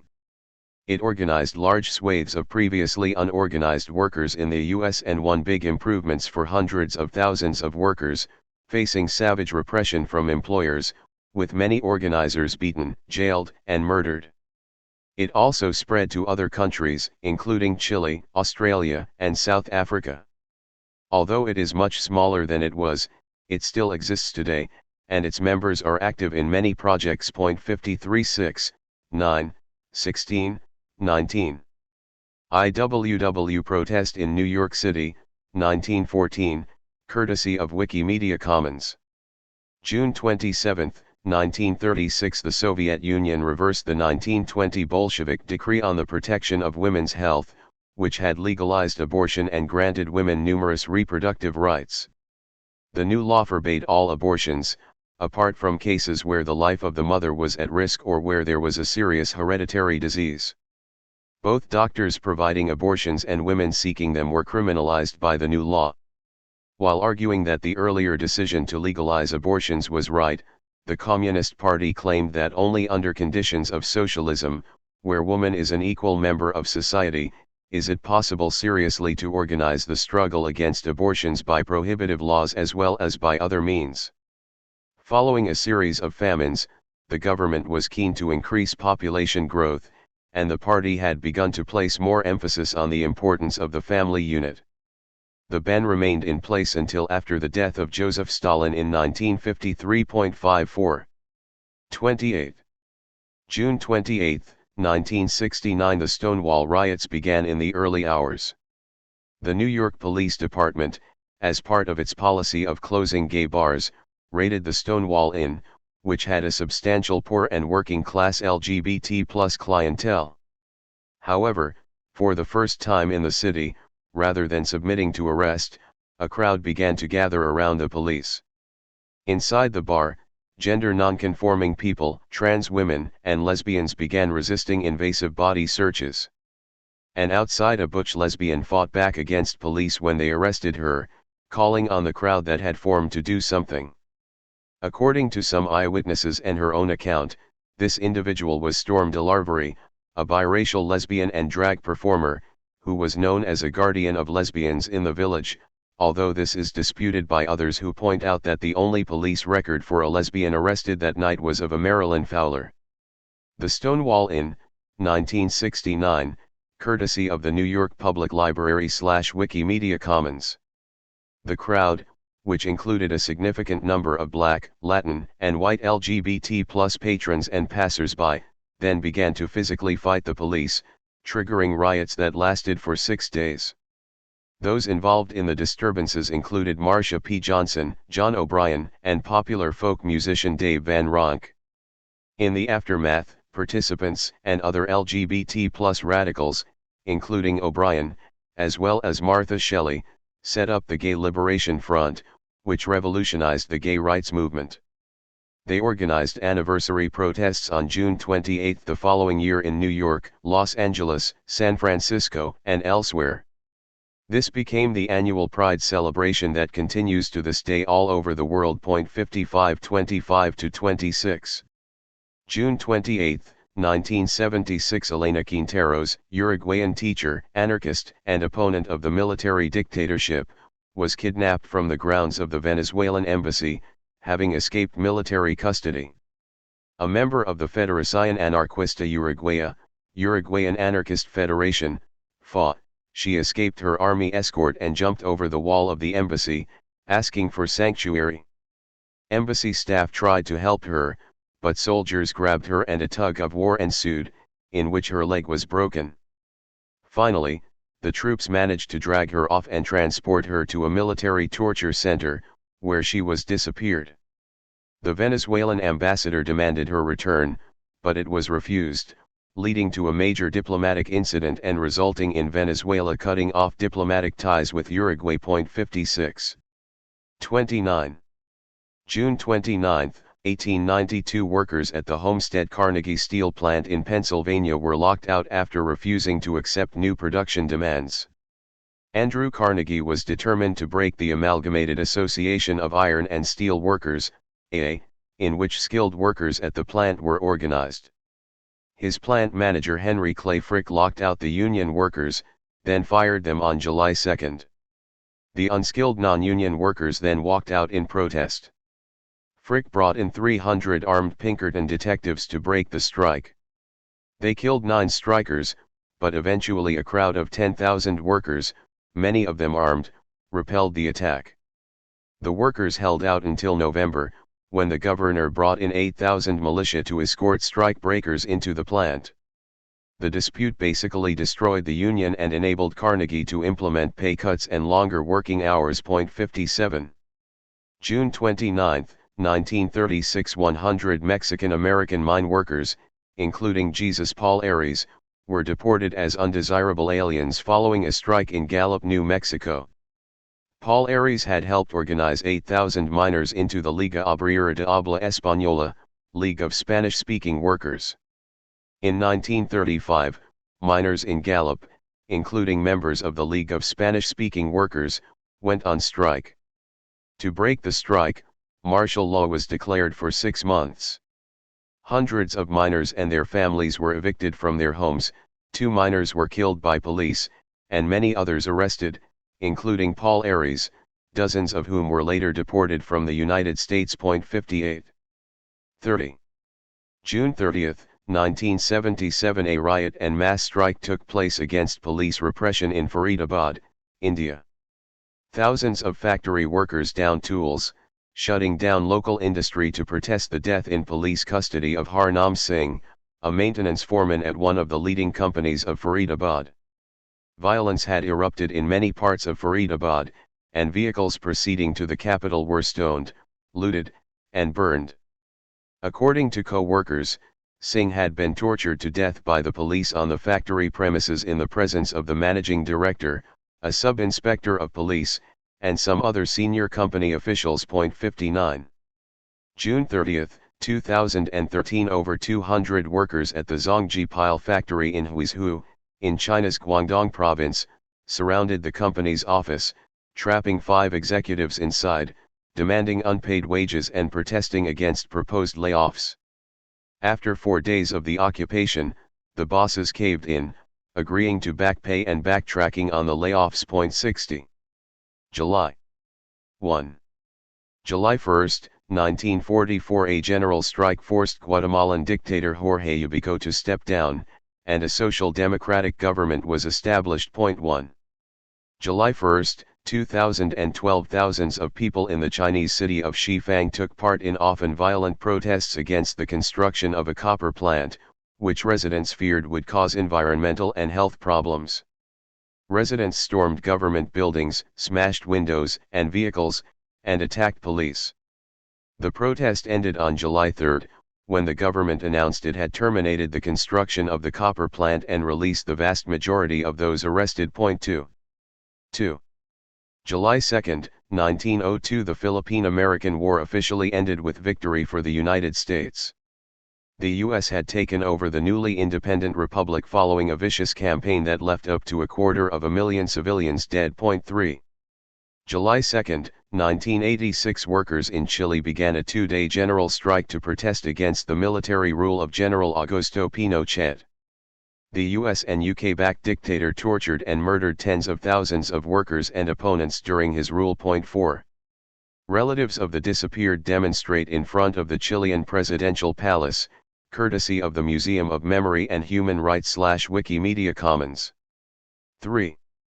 July 3, 1981, in Southall, an area of London with a large South Asian population, riots broke out when racist skinheads attending a gig at the Hamruff Tavern began attacking Asian people. They assaulted an Asian woman, smashed the windows of Asian shops, and looked for Asian homes to attack. Police failed to act, so the Asian community took the fight to the racists to defend themselves. They ended up having to battle both the fascists and the police. By the end of the night, the tavern had been burned to the ground, some 60 police officers had been injured, and 33 arrests had been made. 533-34. July 3, 1988, the U.S. Navy shot down Iran Air Flight 655, a civilian passenger plane with 290 people on board, all of whom were killed. The victims included 66 children and an entire family of 16 who were on their way to a wedding in Dubai. The incident took place during the war between Iran and Iraq, which was launched by Saddam Hussein, with U.S. backing. It followed a catalogue of errors, including the naval officer in charge of firing the missile aboard the USS Vincennes hitting the wrong key no fewer than 23 times before eventually firing it. The U.S. military then claimed that the Vincennes was rushing to defend a merchant vessel under attack from Iran, when an aircraft outside the commercial air corridor descended toward the ship in attack mode, which was later proven false on all counts. The U.S. military also tried to claim the ship was in international waters, with naval officials going as far as to delete an Iranian island from the map they showed Congress. In fact, the ship was in Iranian waters, in clear violation of international law. Meanwhile, the U.S. media backed the official line, with the New York Times apportioning blame between the pilot Mohsen Rejayan and Iran. In the aftermath, officers and crew of the Vincennes were welcomed home and decorated as heroes, receiving combat action ribbons and, in one case, a commendation medal for heroic achievement for quickly and precisely completing the firing procedure. The captain was later awarded the Legion of Merit for exceptionally meritorious conduct as a commanding officer. Donations from the public to construct a monument honoring the USS Vincennes in Indiana also shot up following the incident, and the monument was constructed and dedicated the following year. 6. 4. July 4, 1776, the Continental Congress of 13 American colonies declared independence from Britain in the American Revolution. Despite the fiery rhetoric of the Declaration of Independence about all men being equal and possessing certain inalienable rights, the new freedoms didn't apply to everyone. Chattel slavery continued for nearly another century, the almost total genocidal annihilation of Native Americans accelerated, and the new U.S. government would invade, conquer, or overthrow elected governments in many other countries, just like the British before them. 7. July 4, 1998 Best friends Lynn Newborn, 24, an African-American skinhead, and Daniel Shirsty, 20, a white U.S. Air Force serviceman, both members of Anti-Racist Action, were murdered in the desert outside Las Vegas by a gang of white supremacists. One neo-Nazi was swiftly jailed, and others were convicted in 2012 for the murders. 8. Lynn Spit Newborn, 1993, courtesy of Wikimedia Commons. 5. July 5, 1888 1,400 women and girls working at the Bryant and May Match Factory in East London walked out on strike in solidarity with a worker who had been fired for criticising the appalling conditions at the plant. Management quickly offered to reinstate the worker, but the strikers refused to return to work until management agreed to a number of other concessions, including ending unfair wage deductions. 9. Bryant and May Strike Committee, with local activists Herbert Burrows and Annie Besant, back center, courtesy of Wikimedia Commons. July 5, 1934 San Francisco's Bloody Thursday occurred when police killed 2 striking longshoremen and a bystander and hospitalized 115 people. Workers had been on strike against casual hiring methods on the docks. Within 2 weeks, workers across the city launched a general strike against the wishes of the unions, and while the American Federation of Labor, AFL, disowned them, effectively ending the strike, the longshoremen won the establishment of jointly operated hiring halls. 10. 6. July 6, 1934 800 workers from 2 plantations in Cuba, Trinidad, demonstrated in front of the warden's office, complaining at the lack of work. Violence erupted when police attempted to keep protesters away from businesses and workers responded by looting. Unrest spread to other plantations. 2 bosses were attacked, and 1 company headquarters stoned and set on fire. British colonial police arrested 12 demonstrators. 11. July 6, 1992 pioneering black trans activist and sex worker Marsha P. Johnson's body was found in the Hudson River.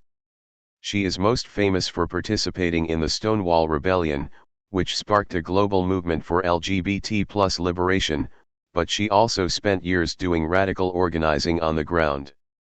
She took part in the Gay Liberation Front and the demonstration on the anniversary of the beginning of the Stonewall riots, which became Pride. She also co-founded Street Transvestites Action Revolutionaries, STAR, with her friend, Latina trans activist Sylvia Rivera. STAR was a radical campaigning group that also provided housing and support for gay, gender nonconforming, and trans youth. Later she threw herself into AIDS activism, becoming an organizer in ACT UP.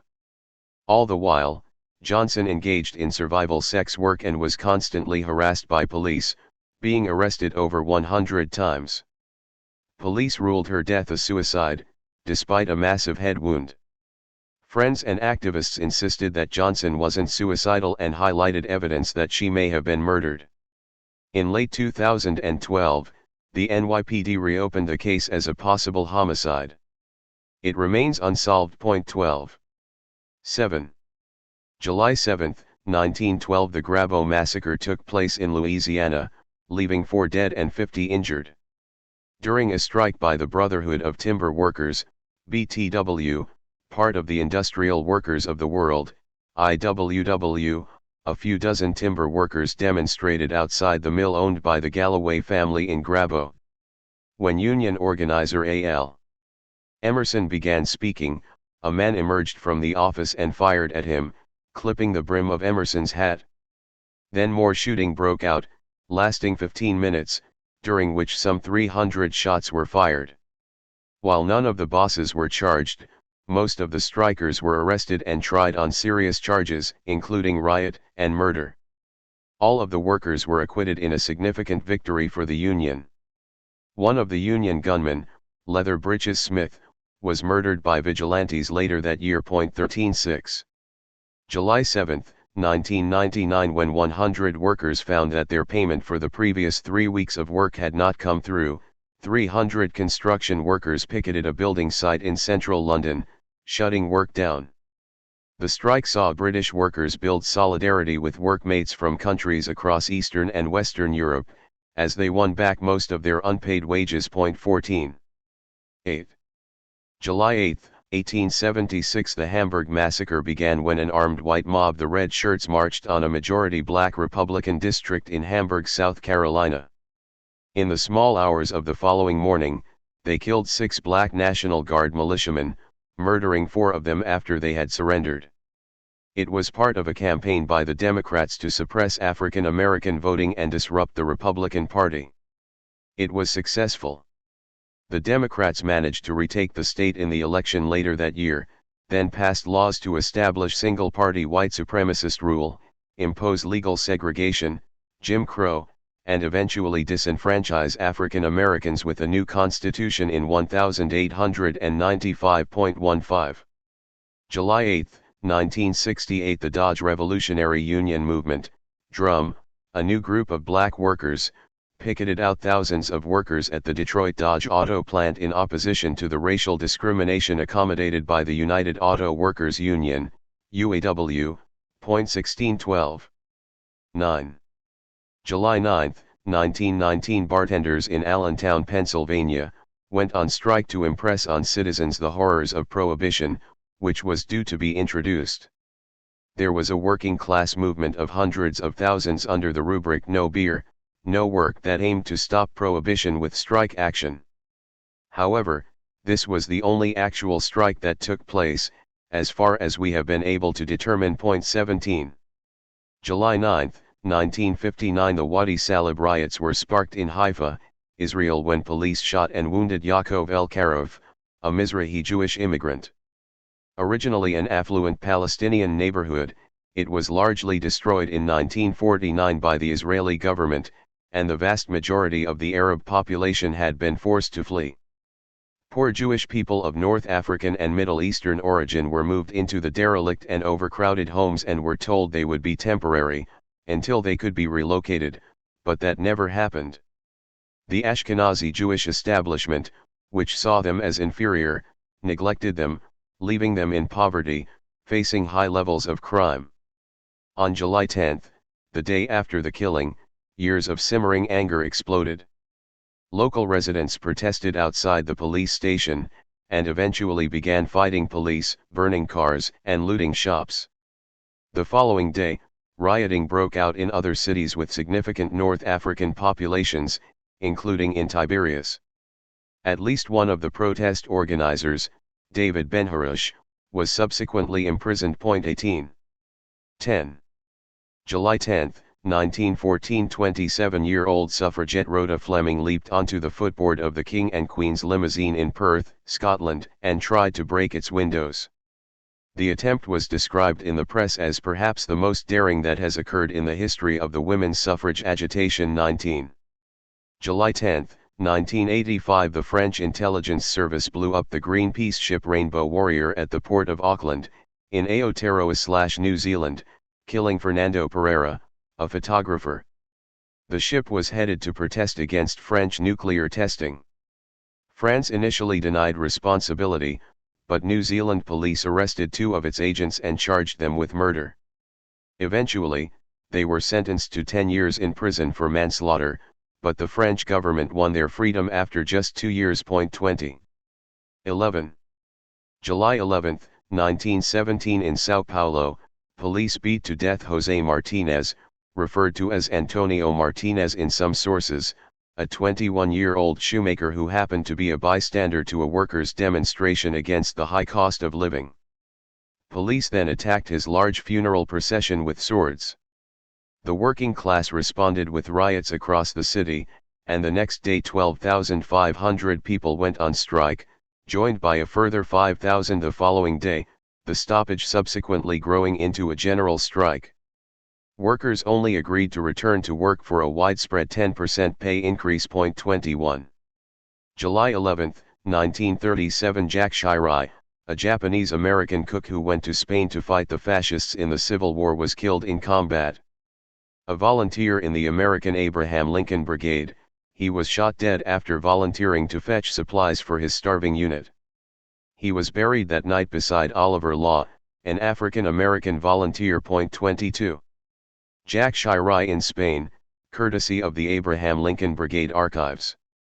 Deportation of striking miners from Bisbee, July 12, 1917, courtesy of the Arizona Historical Society / Wikimedia Commons. 12. July 12, 1917, over 1,000 copper miners in the Industrial Workers of the World Union, IWW, who were on strike were illegally deported by armed vigilantes from Bisbee, Arizona, to New Mexico. 236. July 12, 1921, the funeral of Tommaso Pesci, an innocent farmer who was murdered by fascists 2 days earlier, took place in Viterbo, Italy. His funeral procession was led by a column of the Arditi del Popolo, Italy's first militant anti-fascist group, which marched armed with knives, bayonets, and walking sticks. The killing prompted the first action of the Arditi outside Rome, during which they successfully prevented fascists from entering Viterbo for 3 days. 24. 13. July 13, 1948, Japan introduced the Eugenics Protection Act into law. The bill had been submitted by the Socialist Party and legalized abortion and some types of contraception, but its main provision was to greatly expand sterilizations of disabled people, to prevent the birth of supposedly poor-quality children. Over the next half-century, nearly 17,000 people, mostly women and girls some as young as 9, were forcibly sterilized. Another 8,000 were sterilized with consent, although in reality they were probably pressured by authorities to agree. Many of those sterilized had been diagnosed with mental health problems or with things like hereditary feeble-mindedness. Nearly 60,000 women had abortions because of illnesses that were allegedly hereditary. The law was only overturned in 1996, with paltry compensation paid to surviving victims in 2019.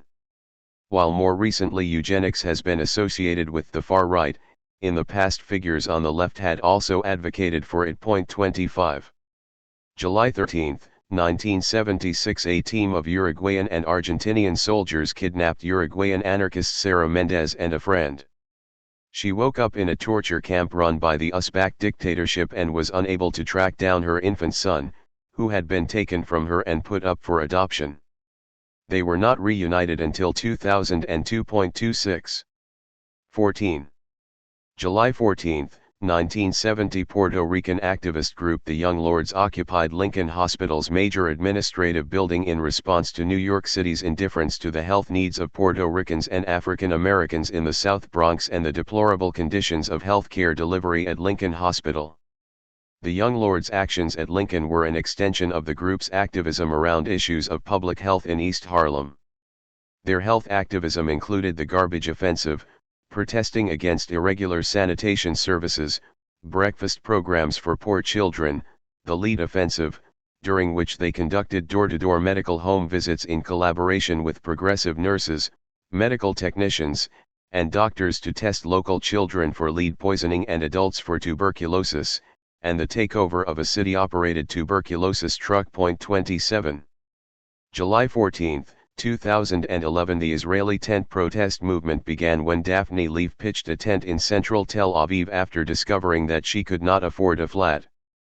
Within 24 hours, dozens joined her, and over the subsequent 2 weeks a nationwide protest movement against housing prices, the high cost of living, and social inequality emerged.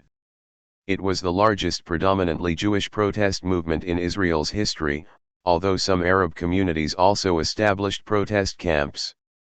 Israeli nationalism effectively dampened the movement, which was anxious to avoid any association with the left, which one activist described as being all but synonymous with traitors, and voiced support for the state in its war against Palestinians. 28.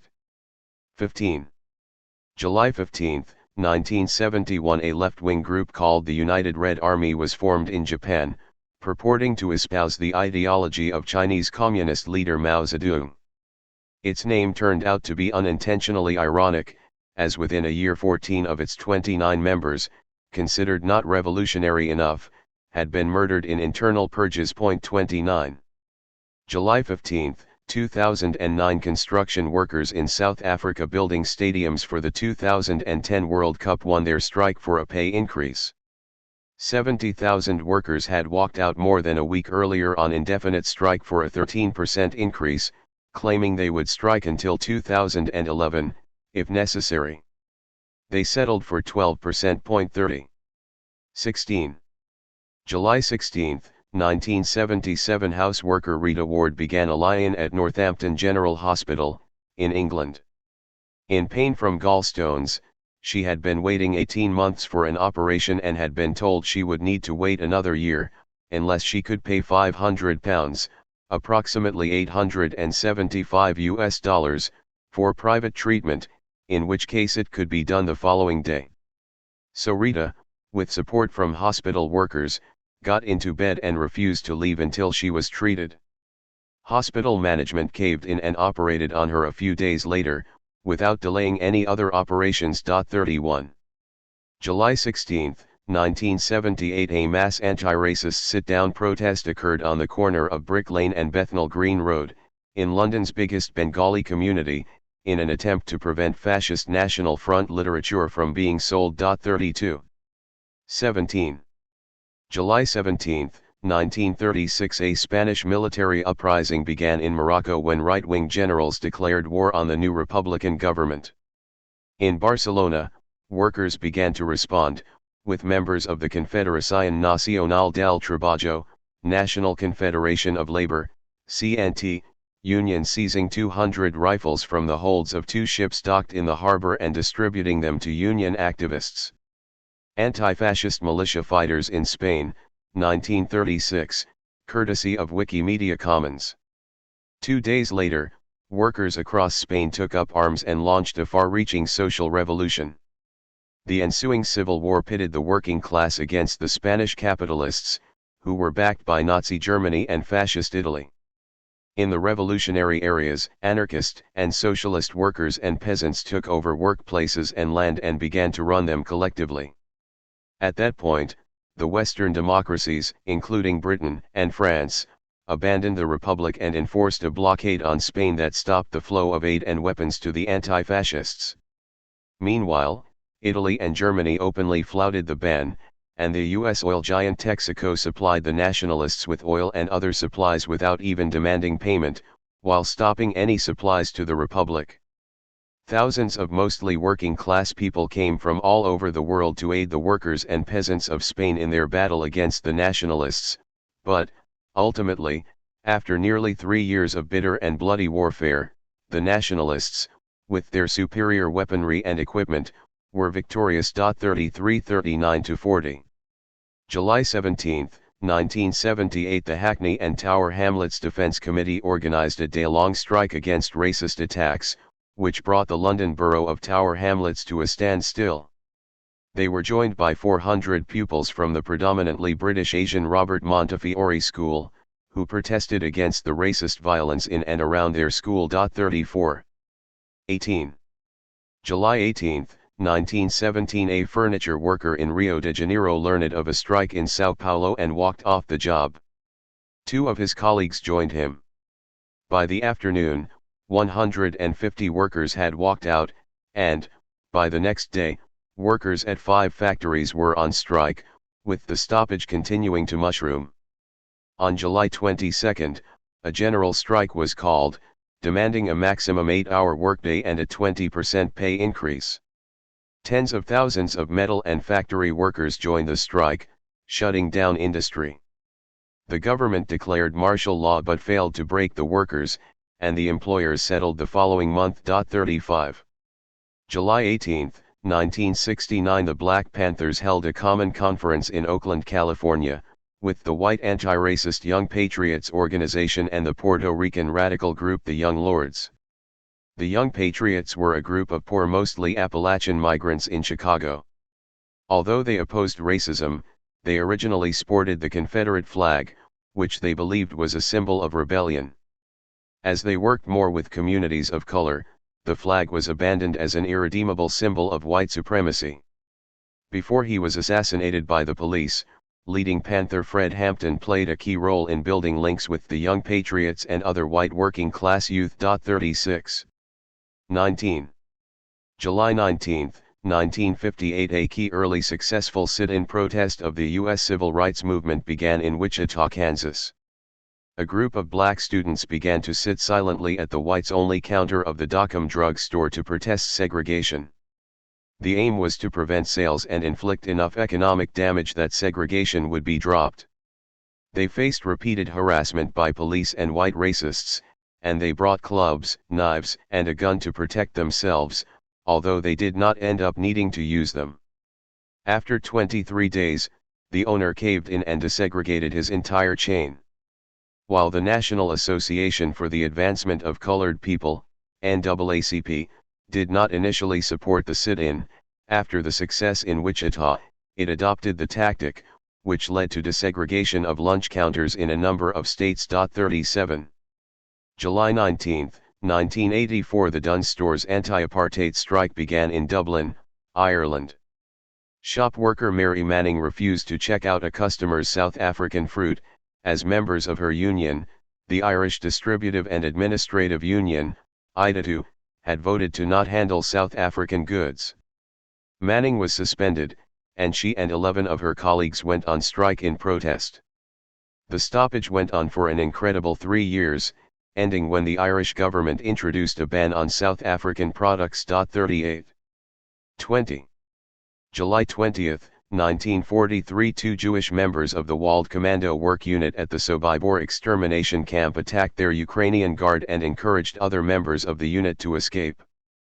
The Walled Commando was composed of 20 Polish and 20 Dutch Jews, and it supplied wood for the crematorium by cutting down trees and digging out the stumps.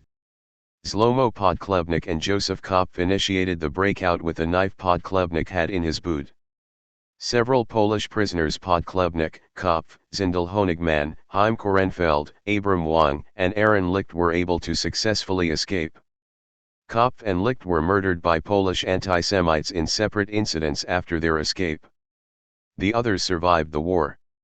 After the breakout, only Dutch Jews who were unable to speak Polish and did not know the countryside were allocated to the Walled Commando at the camp. 39.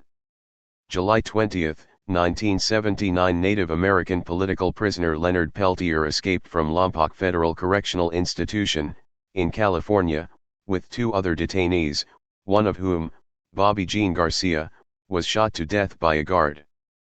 Peltier, a leading member of the American Indian Movement, had been sentenced to 2 consecutive life sentences for the deaths of 2 Federal Bureau of Investigation, FBI, agents.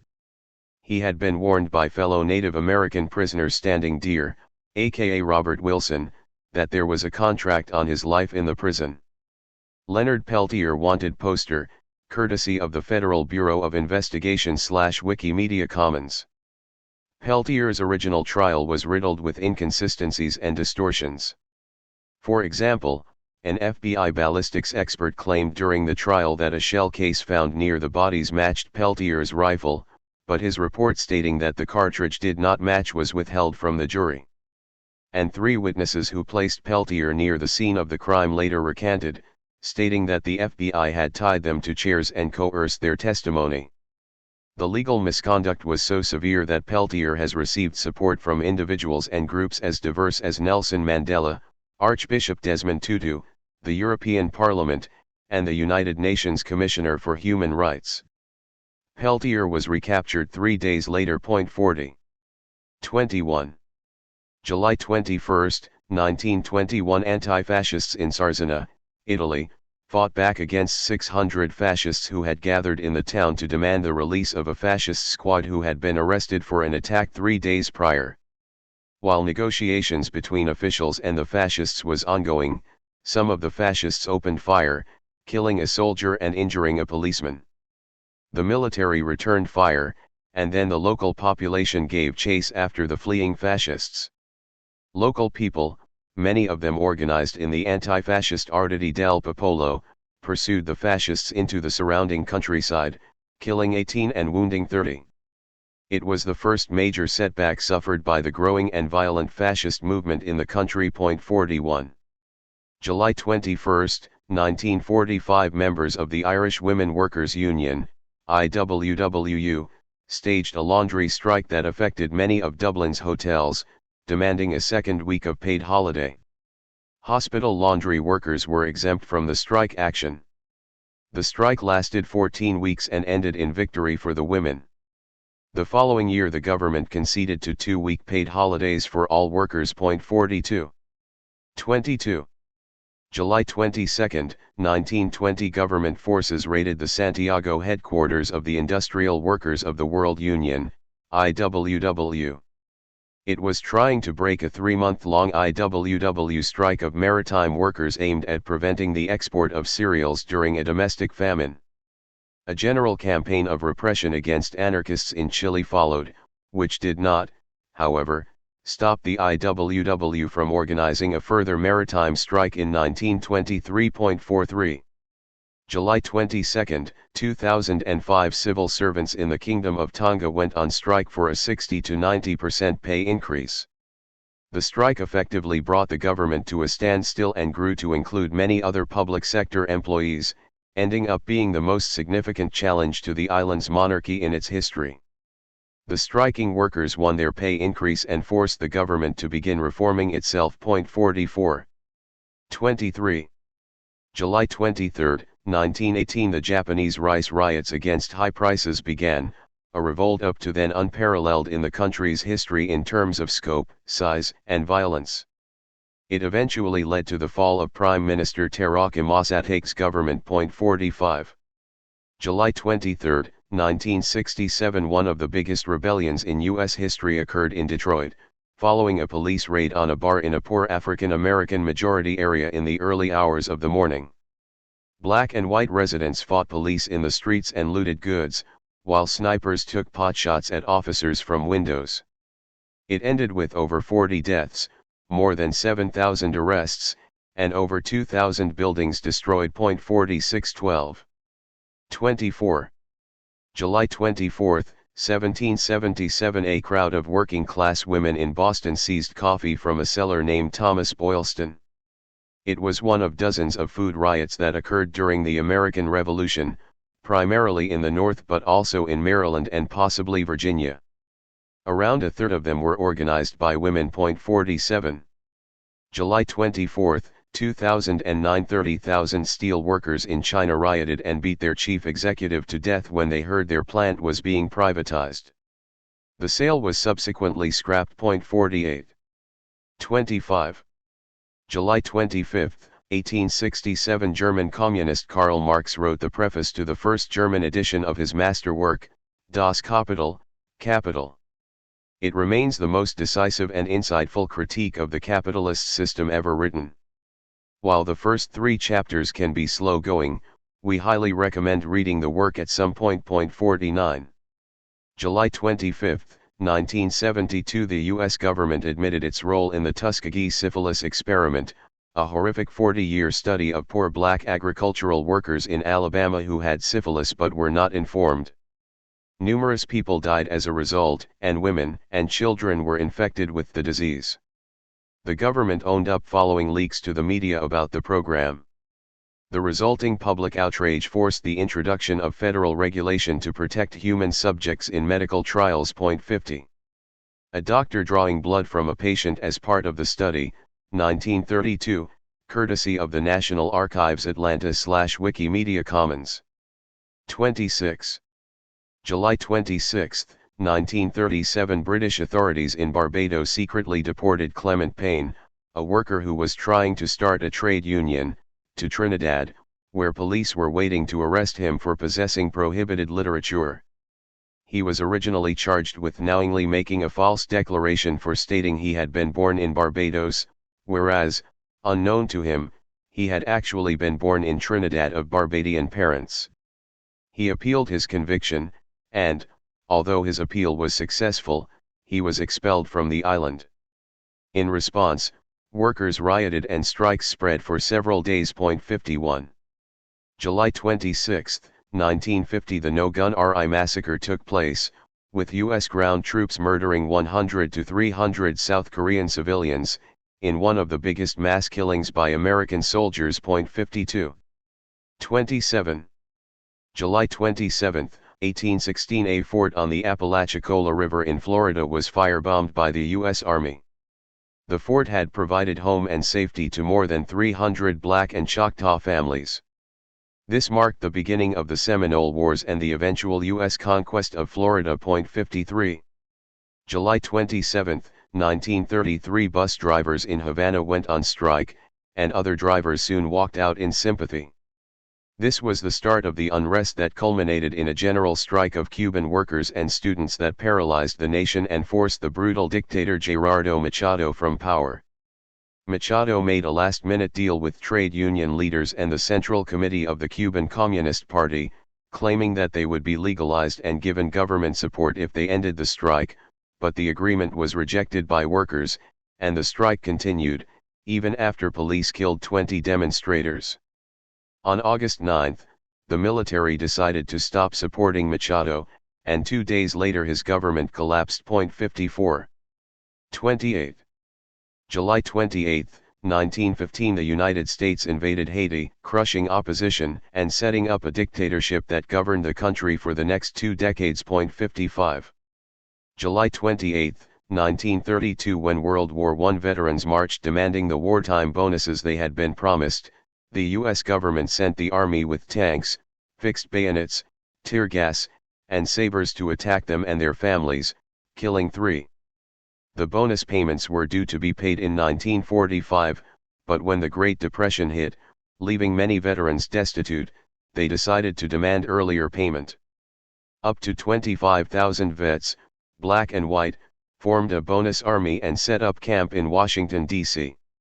Major George Patton, whose life had been saved by one of the protesters, advised his troops to bayonet and kill a large number of protesters as an object lesson. Generals Douglas MacArthur and Dwight D. Eisenhower were the other officers in charge of this operation, which killed 2 veterans and an 11-week-old baby, partially blinded an 8-year-old boy, and injured 1,000 others. 56. 29. July 29, 1910. The predominantly African American citizens of Slocum, Texas, were massacred in an act of terror designed to preserve economic white supremacy. Hundreds of armed white racists attacked the town, gunning down black people as they hid in their homes, worked, or tried to flee. Official accounts range from 8 and 25 victims, but many believe the figure to be much higher. After the massacre and the exodus of black residents, the racists stole their homes and property. The town remains overwhelmingly white to this day. None of the perpetrators were punished and none of the victims compensated. 57. July 29, 1962. When British fascist aristocrat Oswald Mosley attempted to march through Manchester, he was attacked and knocked to the ground by anti-fascists. He had to be rescued and escorted away by 250 police, who were unable to prevent the fascist from being pelted with tomatoes, eggs, coins, and stones. Following the march, Mosley attempted to speak, but he was drowned out by a crowd of 5,000 anti-fascists, forcing police to end the meeting after just 7 minutes. Clashes between local residents and black shirts continued for some time, with the police arresting 47 people. 58. 35 to 37. 30. July 30, 1766. Silver miners in Real del Monte, Mexico, went on strike against a 25% pay cut in the first recorded strike against an employer in North American history. They faced down repression from the Spanish colonial boss's private army and held out until September, when the employers caved in. 59. July 30, 1913. 20,000 textile workers in Barcelona, mostly women and children, went on strike against low wages and long hours. Women strikers cut the hair of scabs, marking them as traitors. The strike continued until September 15, when the governor introduced a maximum 60-hour work week. 60. 31. July 31, 1922. Workers in Italy declared an indefinite general strike against fascism. However, the nationalist unions did not join it, and the middle class and capitalists supported the fascists breaking the strike. After 2 days, the superior military organization of the fascists broke the strike across most of Italy, with workers in Bari and Parma holding out until August 7. 61. July 31, 1945 the UK's newly elected Labour government sent 600 conscript troops into the Surrey docks in London to try to break a go-slow of dock workers fighting for better pay. A Telegraph journalist described the go-slow. In everything they did the men were unhurried in a way that looked deliberate. There was evidence that their actions were planned. True, the cranes were working and goods were passing from the dockside to the ship, but there was a leisureliness about the proceedings that made everything seem half-hearted. I soon learned the reason. At the moment bags of sugar were going aboard in slings. But it was pointed out that the slings were carrying only 4 at a time instead of the normal 12.62. August 1. August 1, 1917 Frank Little, a biracial Cherokee organizer for the Industrial Workers of the World Union, IWW, was brutally murdered during a miners' strike in Butte, Montana. Little had traveled to Montana from Arizona to support a strike of 17,000 copper miners against the mine owners, including the Anaconda Mining Company. After threats were published in the local press, 6 masked men abducted Little from his boarding house, tied and dragged him behind their car, then beat him and hanged him from a railway bridge. Most historians believe Anaconda hired his killers. Little's funeral was attended by 6,800 people. 16. Frank Little, courtesy of Wikimedia Commons.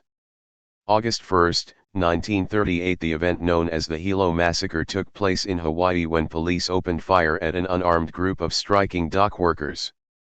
Longshoremen in different unions and of many different ethnicities had united and staged a series of walkouts for equal pay with dock workers on the west coast of the U.S. On August 1, 200 workers gathered to protest against the arrival of a steamship.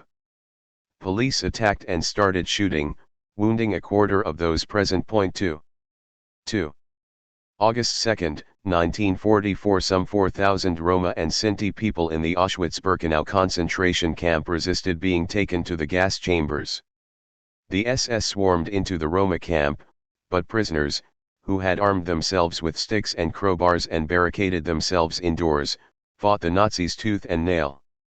A non-Roma prisoner who survived said that everyone was fighting, and that women were the fiercest in their fight, as they were younger and stronger than the other detainees and were protecting their children. Inevitably, they were overcome and murdered in the gas chambers.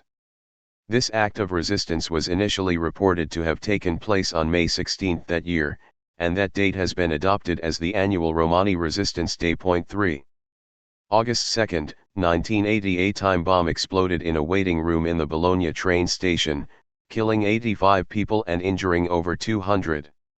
Carried out by neo-fascists, it is one of the worst terrorist attacks in European history, and was undertaken during the Strategia della Tensione, strategy of tension, a state security operation in which attacks were carried out by the far right or security services and blamed on anarchists and communists. 4. Bologna train station immediately after the bombing, courtesy of Wikimedia Commons. 3. August 3, 1492 Columbus set sail from Palos, Spain, for the Indies, with disastrous consequences for the people who already lived there. There are popular myths that he discovered the United States and proved the earth was round. However, he never set foot in what is now the mainland US, and the fact that the earth was a sphere had been known since the days of the ancient Greeks.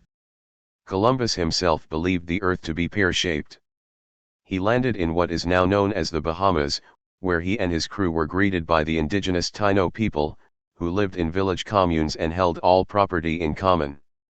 Columbus began immediately imprisoning and murdering the indigenous people and enslaving them in the search for gold. The Taino began fighting back but couldn't defeat the Spanish, with their advanced weaponry and armor, so many began to kill themselves and their children to avoid a worse fate. Within just 2 years, half of the 250,000 indigenous people on nearby Haiti were dead. More colonizers came, and the genocide of the native population continued across the Caribbean and the Americas. Despite all of this, today, in many places across the region, indigenous communities survive and continue to resist. 5. August 3, 1929 a children's summer camp run by socialists just outside Los Angeles was raided, and 6 mostly young women and 1 man were arrested. The raid was conducted by members of the American Legion, led by the district attorney. 19-year-old communist Jette Stromberg, one of those arrested, was later convicted and jailed, along with 5 other women, for having a red flag. Stromberg was sentenced to 1 to 10 years in prison, with the other defendants receiving sentences ranging from 6 months to 5 years in San Quentin State Prison. The one man who was convicted, World War I veteran Isidor Berkowitz, hanged himself after the verdict. California was one of 24 states that banned the flying of red socialist or black anarchist flags in 1919, a crime often punishable by a sentence of 10 years or more. Stromberg eventually took her case to the Supreme Court, and, in 1931, the court overturned the ban as a violation of the First Amendment, which guaranteed the right to free speech. 6. 4.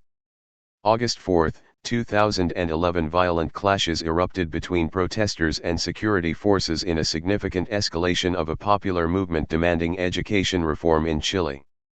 Protests had begun in May, primarily demanding better state support for education and improved schools to enable more poorer Chileans to access higher education and to meet the needs of indigenous Mapuche students. On August 4, striking pupils attempting to march on the presidential palace in the capital Santiago were attacked by riot police. In response, rioting broke out around the city, with road blockades and widespread violence, including a retail outlet, La Polar, which charged excessive interest rates, being set on fire. By the end of the day, 874 people had been arrested. Nonetheless, protests escalated significantly over the coming months, and while the government did offer to make certain concessions, like bringing in low-interest student loans, discontent continued. 7. August 4, 2011 Mark Duggan, a 29-year-old black father of 6, was shot and killed by the London Metropolitan Police. At the time of the incident, the Independent Police Complaints Commission, IPCC, the supposedly independent body tasked with investigating police misconduct, claimed that Duggan had opened fire on a police officer, who was only saved by the bullet hitting his police radio. It later became clear that the IPCC was lying, that Duggan never fired, and that the police officer was shot by one of his colleagues. In spite of this, the IPCC was still put in charge of investigating Duggan's death. In response to the killing, days of rioting broke out across England, in a British precursor to the Black Lives Matter movement. 8. 5.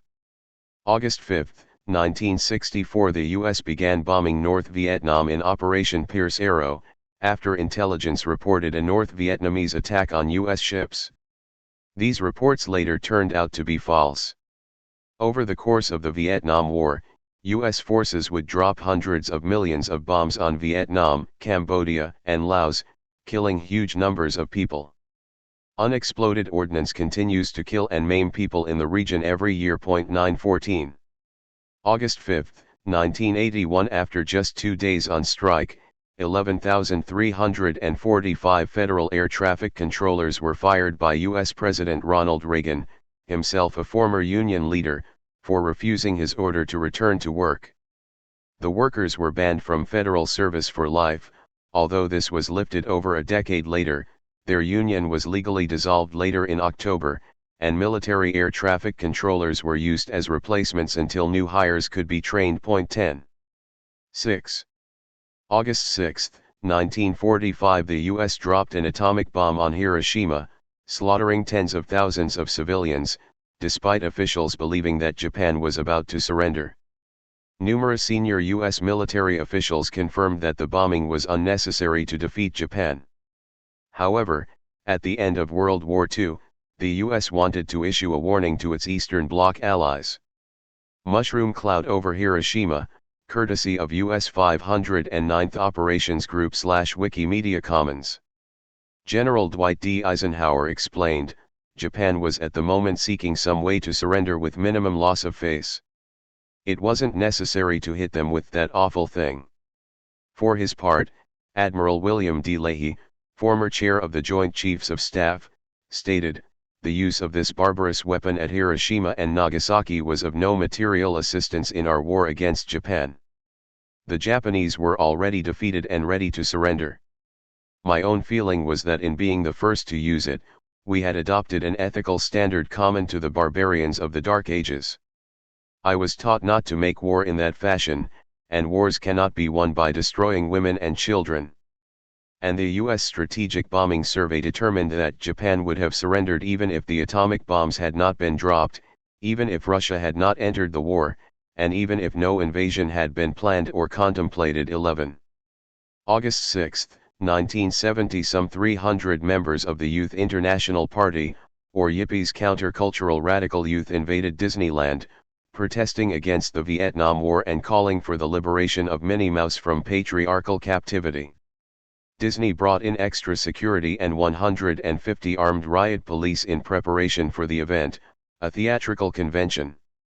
The youth engaged in a few provocative actions, including commandeering a raft to invade Fort Wilderness, openly smoking pot, snake dancing down Main Street, USA, and demonstrating outside the Bank of America branch in the park, before some of them were arrested and the rest expelled from the park. 12-14. 7. August 7, 1842. A mass meeting of 18,000 workers organized by the Chartist movement took place in the UK. They decided to call a general strike beginning the following day, demanding universal male suffrage. 13. A Chartist mass meeting, 1848, photo by William Edward Kilburn, courtesy of Wikimedia Commons.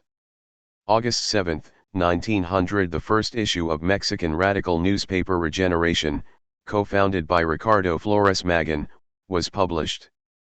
Despite being frequently suppressed in Mexico and the US, the paper would exist in numerous different incarnations over the next 2 decades and would become quite influential during the Mexican Revolution. 14.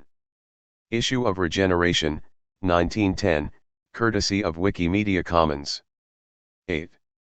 August 8, 1845. Britain's Parliament passed an Enclosure Act, taking away common land and appointing enclosure commissioners, who could enclose more land without submitting a request to Parliament. From the 17th to 20th century, the British government passed over 5,000 enclosure acts, enclosing 6.8 million acres of common land that the public previously had the right to use. Often military force was used to crush any resistance. The enclosures were a vital part of the development of capitalism, as they created a whole class of landless people who had no way of surviving other than by selling their labor power, i.e., the working class. 15. August 8, 1936. The French government closed the border with revolutionary Spain, forcing people who wanted to volunteer to fight against the fascists to cross the Pyrenees Mountains on foot. The nationalists, on the other hand, had no problem shipping in fascist volunteers from around Europe, as well as troops from Italy and Nazi Germany. Despite this, tens of thousands of working-class people from all around the world came to join the Spanish workers' and peasants' struggle against fascism, many of them joining the International Brigades. 16.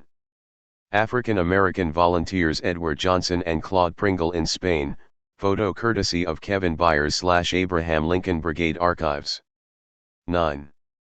August 9, 1956. 20,000 women in Pretoria, South Africa, marched against pass laws, apartheid laws curtailing freedom of movement for Black and Indian people.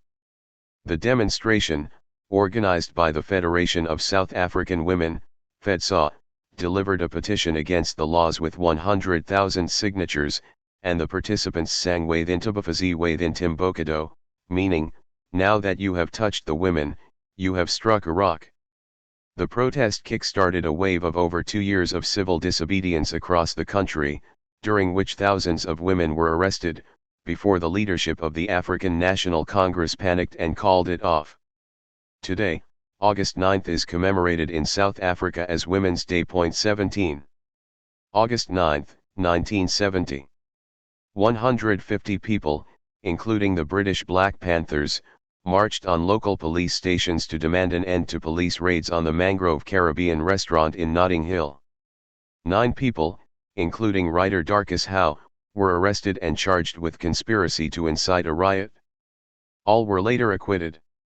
Home Office documents later revealed the raids were part of a plot to destroy the emerging Black Power movement in the UK. 18. Protest against the Mangrove restaurant raids, courtesy of the National Archives Catalogue reference MEPO 31 21 22. 10. August 10, 1956. Working with the Union Française Nord-Africaine, UFNA, terrorist group, André Achieri, a former French military intelligence officer, planted a bomb in the Kasbah of Algiers, which exploded, killing 73 people. The attack was part of a brutal counterinsurgency campaign waged by France against the Algerian independence movement. 19. August 10, 2005. The Gate Gourmet dispute began in London. British Airways had outsourced its airline meal production to Gate Gourmet, staffed primarily by Asian women workers. The company cut wages, and working conditions worsened.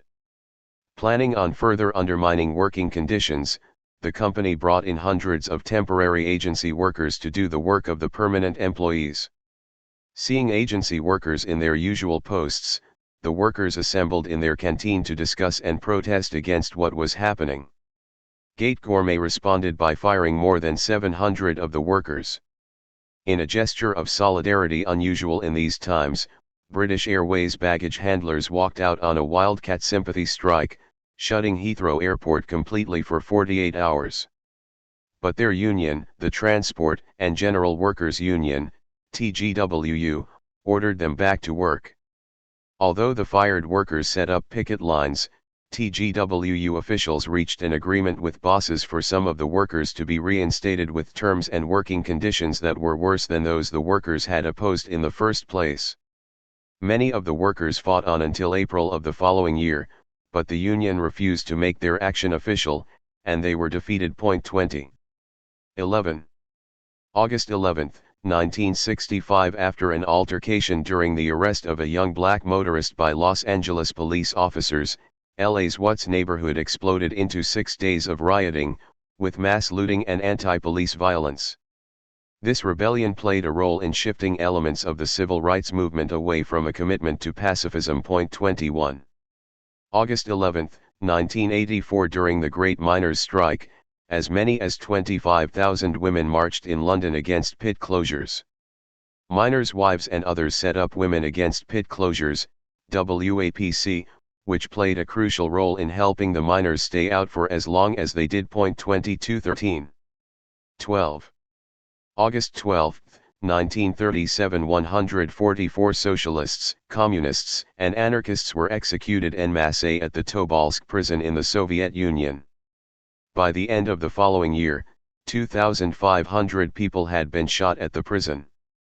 The killings occurred during the purge trials of the late 1930s, in which many critics or potential critics of the government were executed or jailed, including many of the Bolsheviks who took part in the 1917 revolution. 23. August 12, 2017. 32-year-old anti-racist Heather Heyer was killed and dozens injured in a white supremacist terrorist attack in Charlottesville, Virginia. Heather was one of thousands of people protesting against a Unite the Right rally of neo-Nazis, Ku Klux Klan activists, and other white nationalists and anti-Semites, when she was hit by a car deliberately driven at high speed into the crowd by 20-year-old neo-Nazi James Alex Fields Jr., who was pictured at the earlier Unite the Right protest holding a shield emblazoned with the logo of Vanguard America, a far-right group. Elsewhere in the city, another group of fascists attacked and viciously beat DeAndre Harris, a young African-American education worker, leaving him with a number of injuries, including a spinal injury. President Donald Trump said some of the neo-Nazi demonstrators were very fine people. 24. 13. August 13, 1973. 5 black pro-independence activists were sentenced to 8 consecutive life sentences in the U.S. Virgin Islands. After the killing of 8 American tourists on the Rockefeller-owned Fountain Valley Golf Course, U.S. colonial authorities rounded up dozens of black people and viciously tortured 5 of them in an attempt to extract confessions. Although the jury was deadlocked following the trial, 9 jurors testified that during deliberation they were threatened with FBI investigations of themselves and family members. the judge, formerly the Rockefeller family's private attorney and the lawyer for the golf course, refused to declare a mistrial, compelling the jurors to deliver guilty verdicts. One of those convicted, Ismail Labit, later hijacked a plane while being transferred to a different prison and flew it to Cuba. He was jailed for a period but is now free. 25. August 13, 1977. In what would come to be known as the Battle of Lewisham, South London residents and anti-fascists staged running battles with police and National Front members to stop a fascist demonstration. 26. 14. August 14, 1889. The Great London Dock Strike began when workers at West India Dock walked out and called on others to join them. Within 2 weeks, 130,000 were out, and dockers' wives organized a rent strike for the duration of the stoppage. Other workers, Jewish tailors among them, walked out with their own demands. Mass meeting of strikers, courtesy of Wikimedia Commons. Australian dockers donated money to support their British colleagues, and after 4 weeks the employers caved in and agreed to nearly all the workers' demands. The men had been inspired by the strike of match girls at Bryant and May the previous year.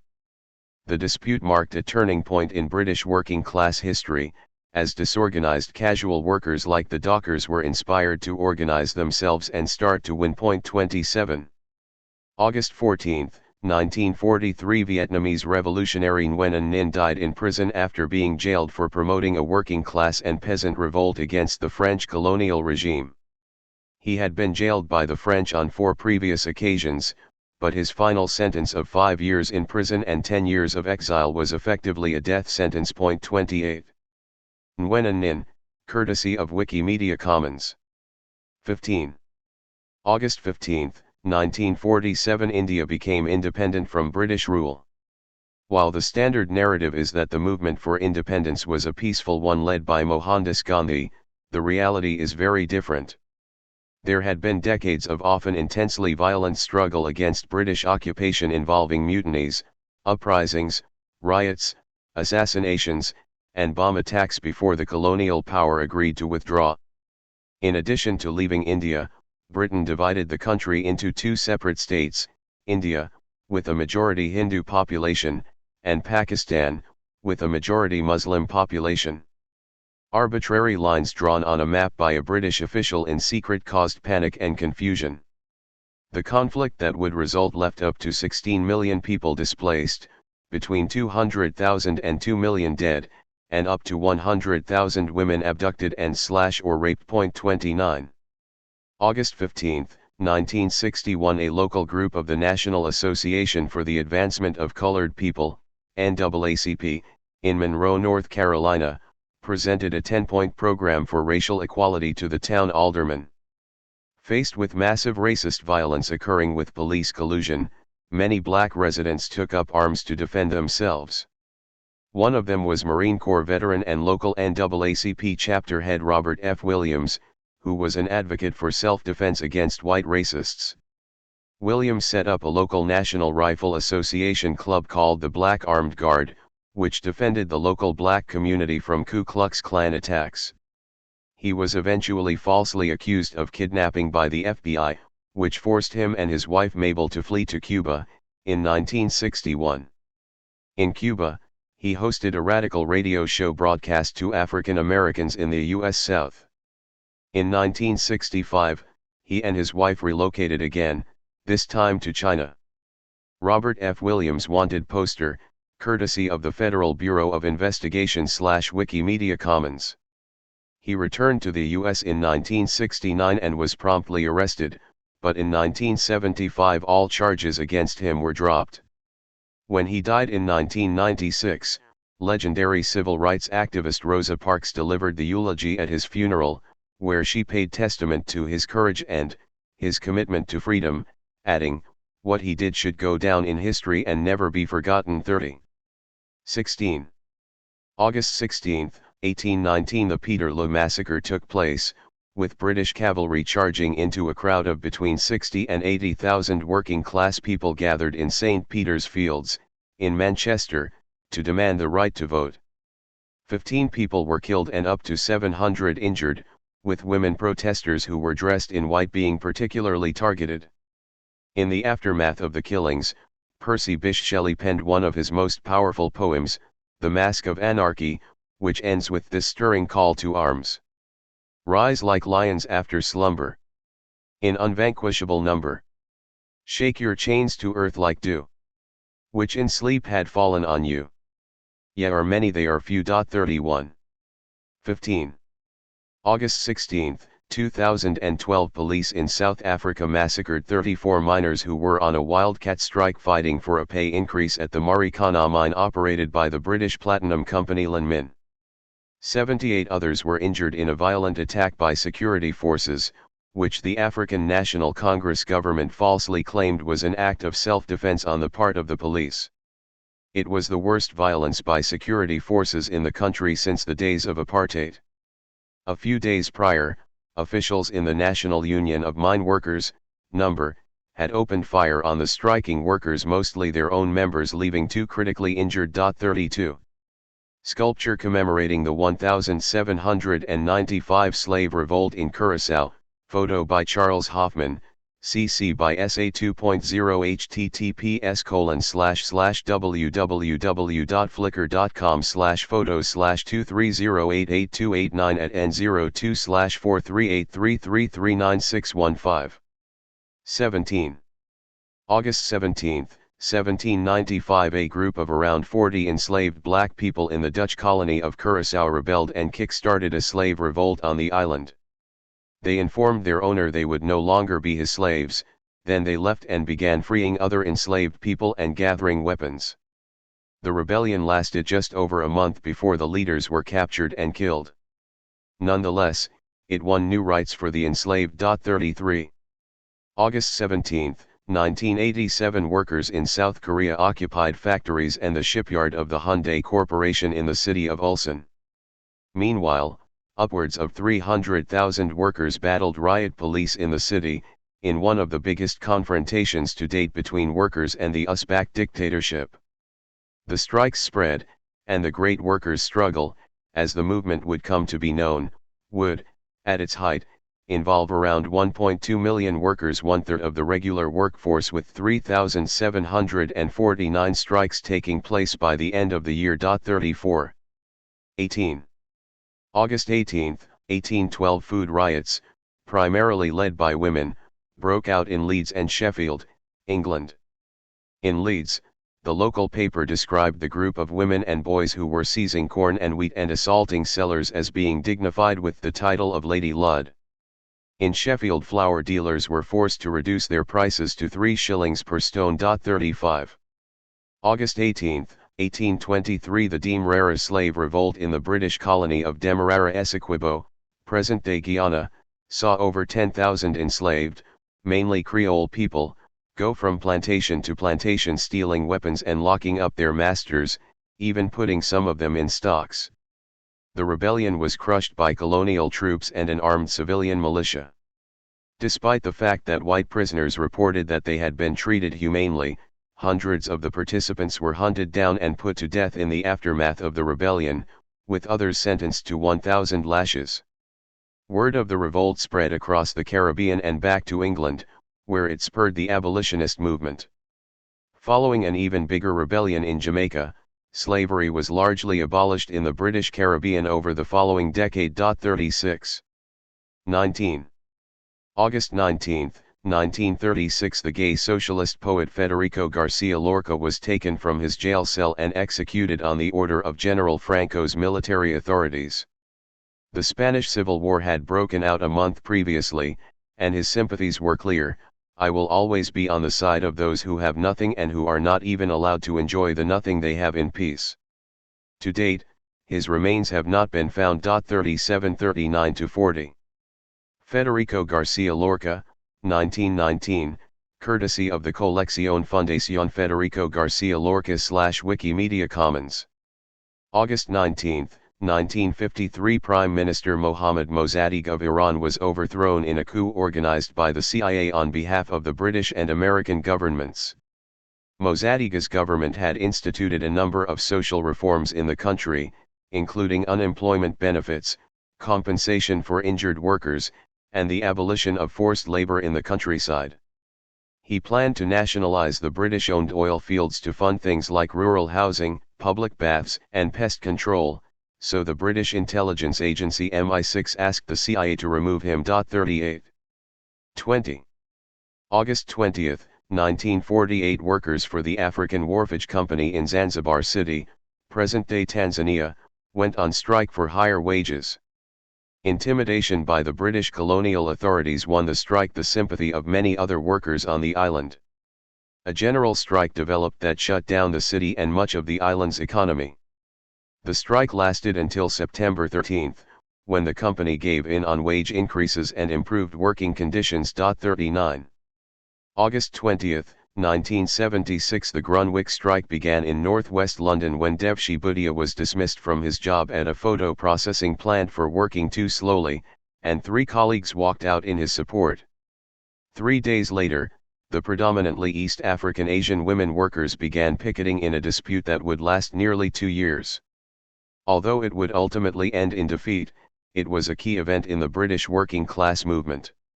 The incredible fight put up by the workers, as well as the solidarity received from around Britain, pushed the predominantly white trade union organizations to see Asian and migrant workers as fellow workers they should organize alongside rather than as competitors for jobs. 41. 21.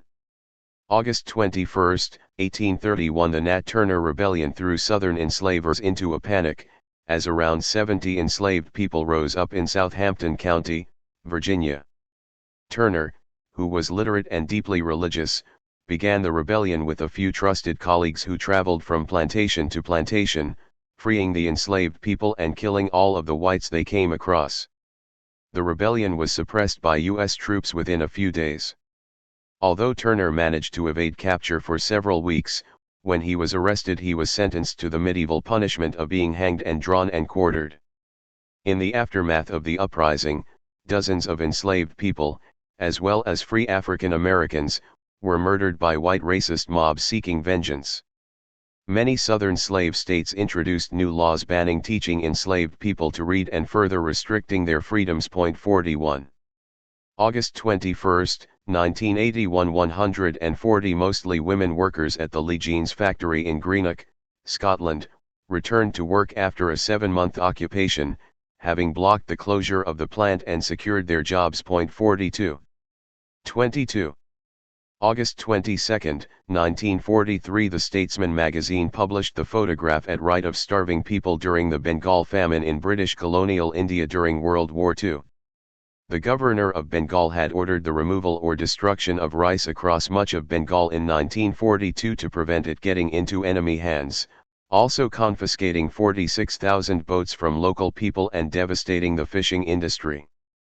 Authorities then began diverting food from rural areas, where there were already shortages, to people deemed a priority, namely wealthier and better educated people and those working in war industries and the civil service.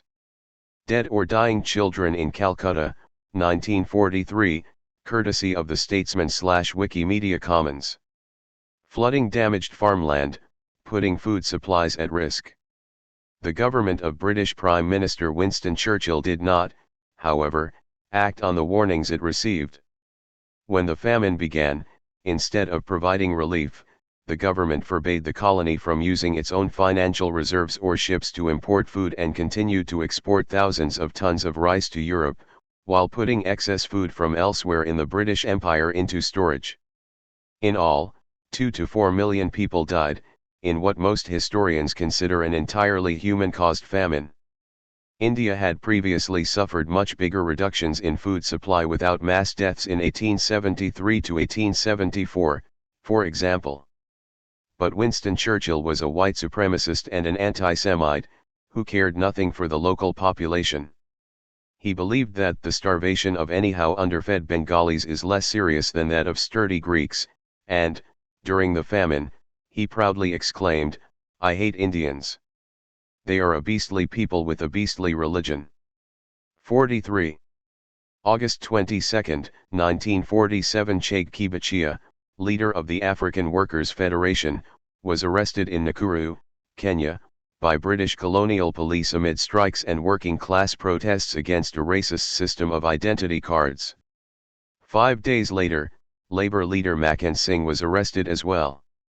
Meanwhile, the president, independence leader Jomo Kenyatta, worked with the British Labour government and Trades Union Congress, TUC, to bring over an expert, James Patrick, to help the government establish pliant unions.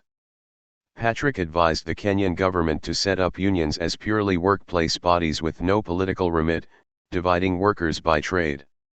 The stated aim was not to advance the interests of workers but to improve productivity. Kibachia was internally exiled for 10 years and Singh was deported to India. 44. 23.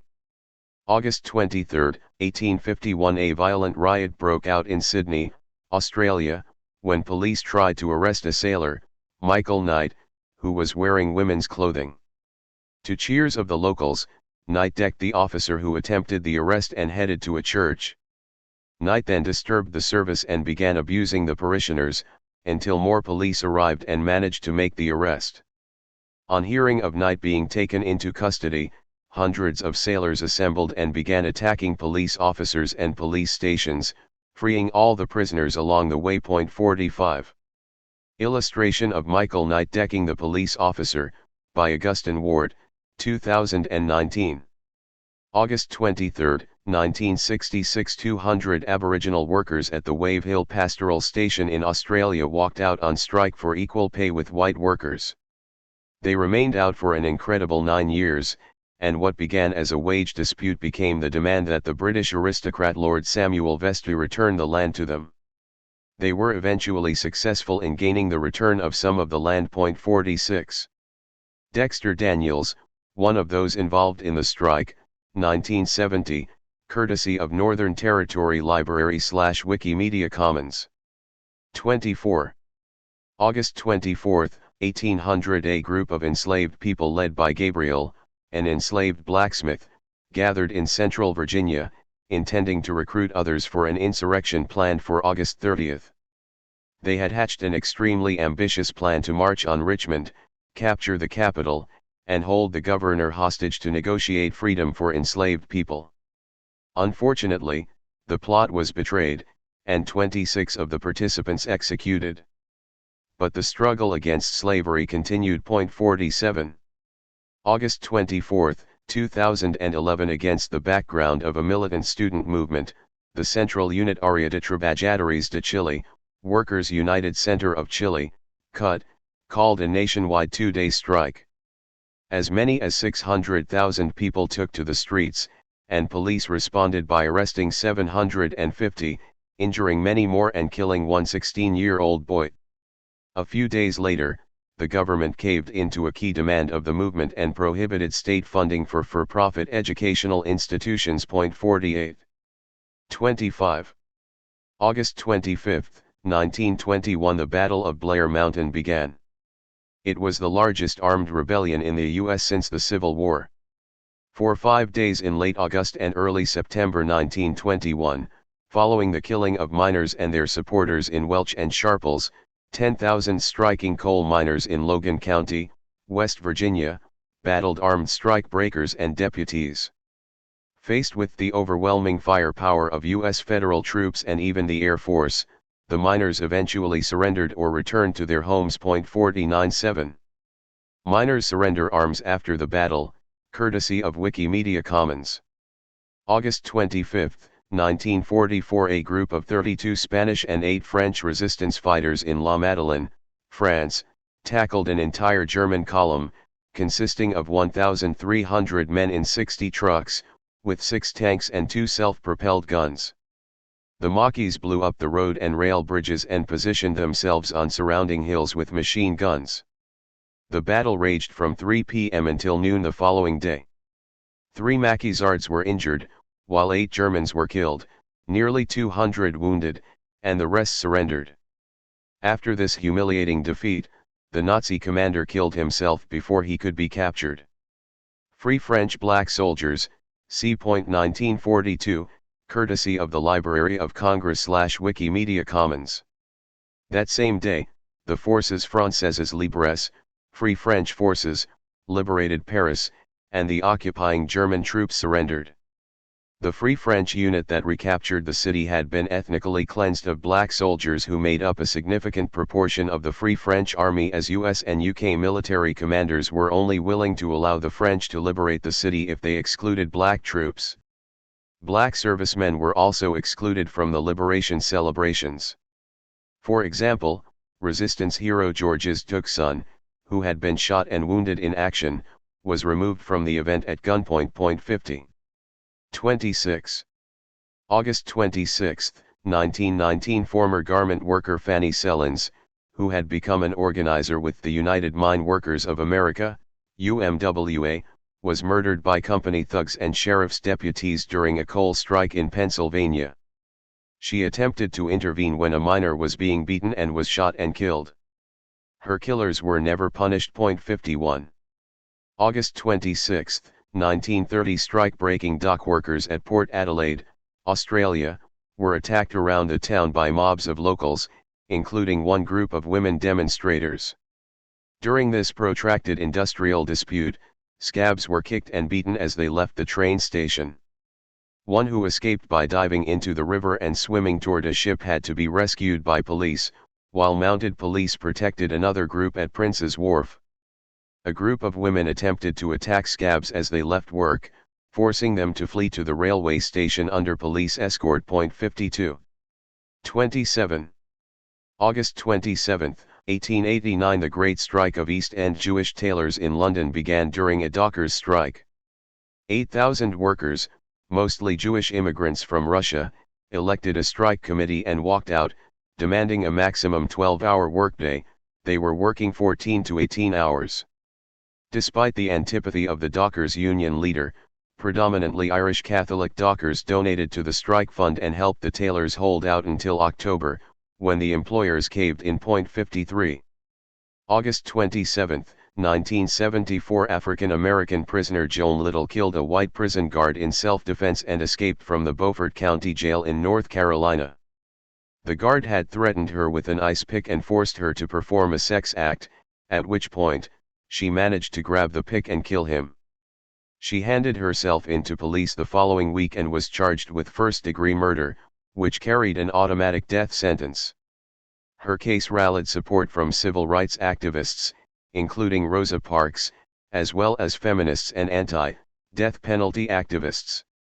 She became the first woman in the U.S. to successfully use resisting sexual assault as a defense for using deadly force. 54.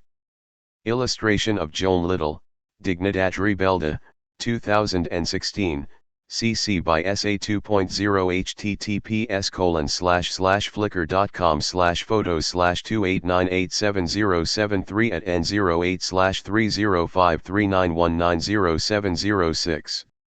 28. August 28, 1830. In Kent, England, a threshing machine was destroyed by angry labourers, the start of the Swing Rebellion. Farm workers sent demand letters to bosses signed by Captain Swing, and if they did not comply, mobs would attack the farms, set them aflame, and smash the machines. 55. August 28, 1968. In Chicago, black bus drivers went on a wildcat strike against their racist union. While 80% of drivers were black, the union leadership was white and did not heed the concerns of black workers. White scab drivers kept services running in the wealthier neighborhoods. 56.8. 29. August 29, 1979. After years of fruitless campaigning, 30 to 40 LGBT+ activists took direct action and occupied the Swedish National Health Board to protest homosexuality being classified as a mental illness. The board agreed with protesters and removed the designation in October. 57. August 29, 1997. Workers at the Lusty Lady Club in San Francisco voted to join the Exotic Dancers Union, part of a local branch of the Service Employees International Union, SEU. The women undertook an extended organizing campaign, and later took on the job direct action, pointedly dancing with their legs closed. The workers eventually won guaranteed work shifts, pay increases, removal of one-way mirrors, abolition of racist scheduling, and protection from arbitrary discipline and firing.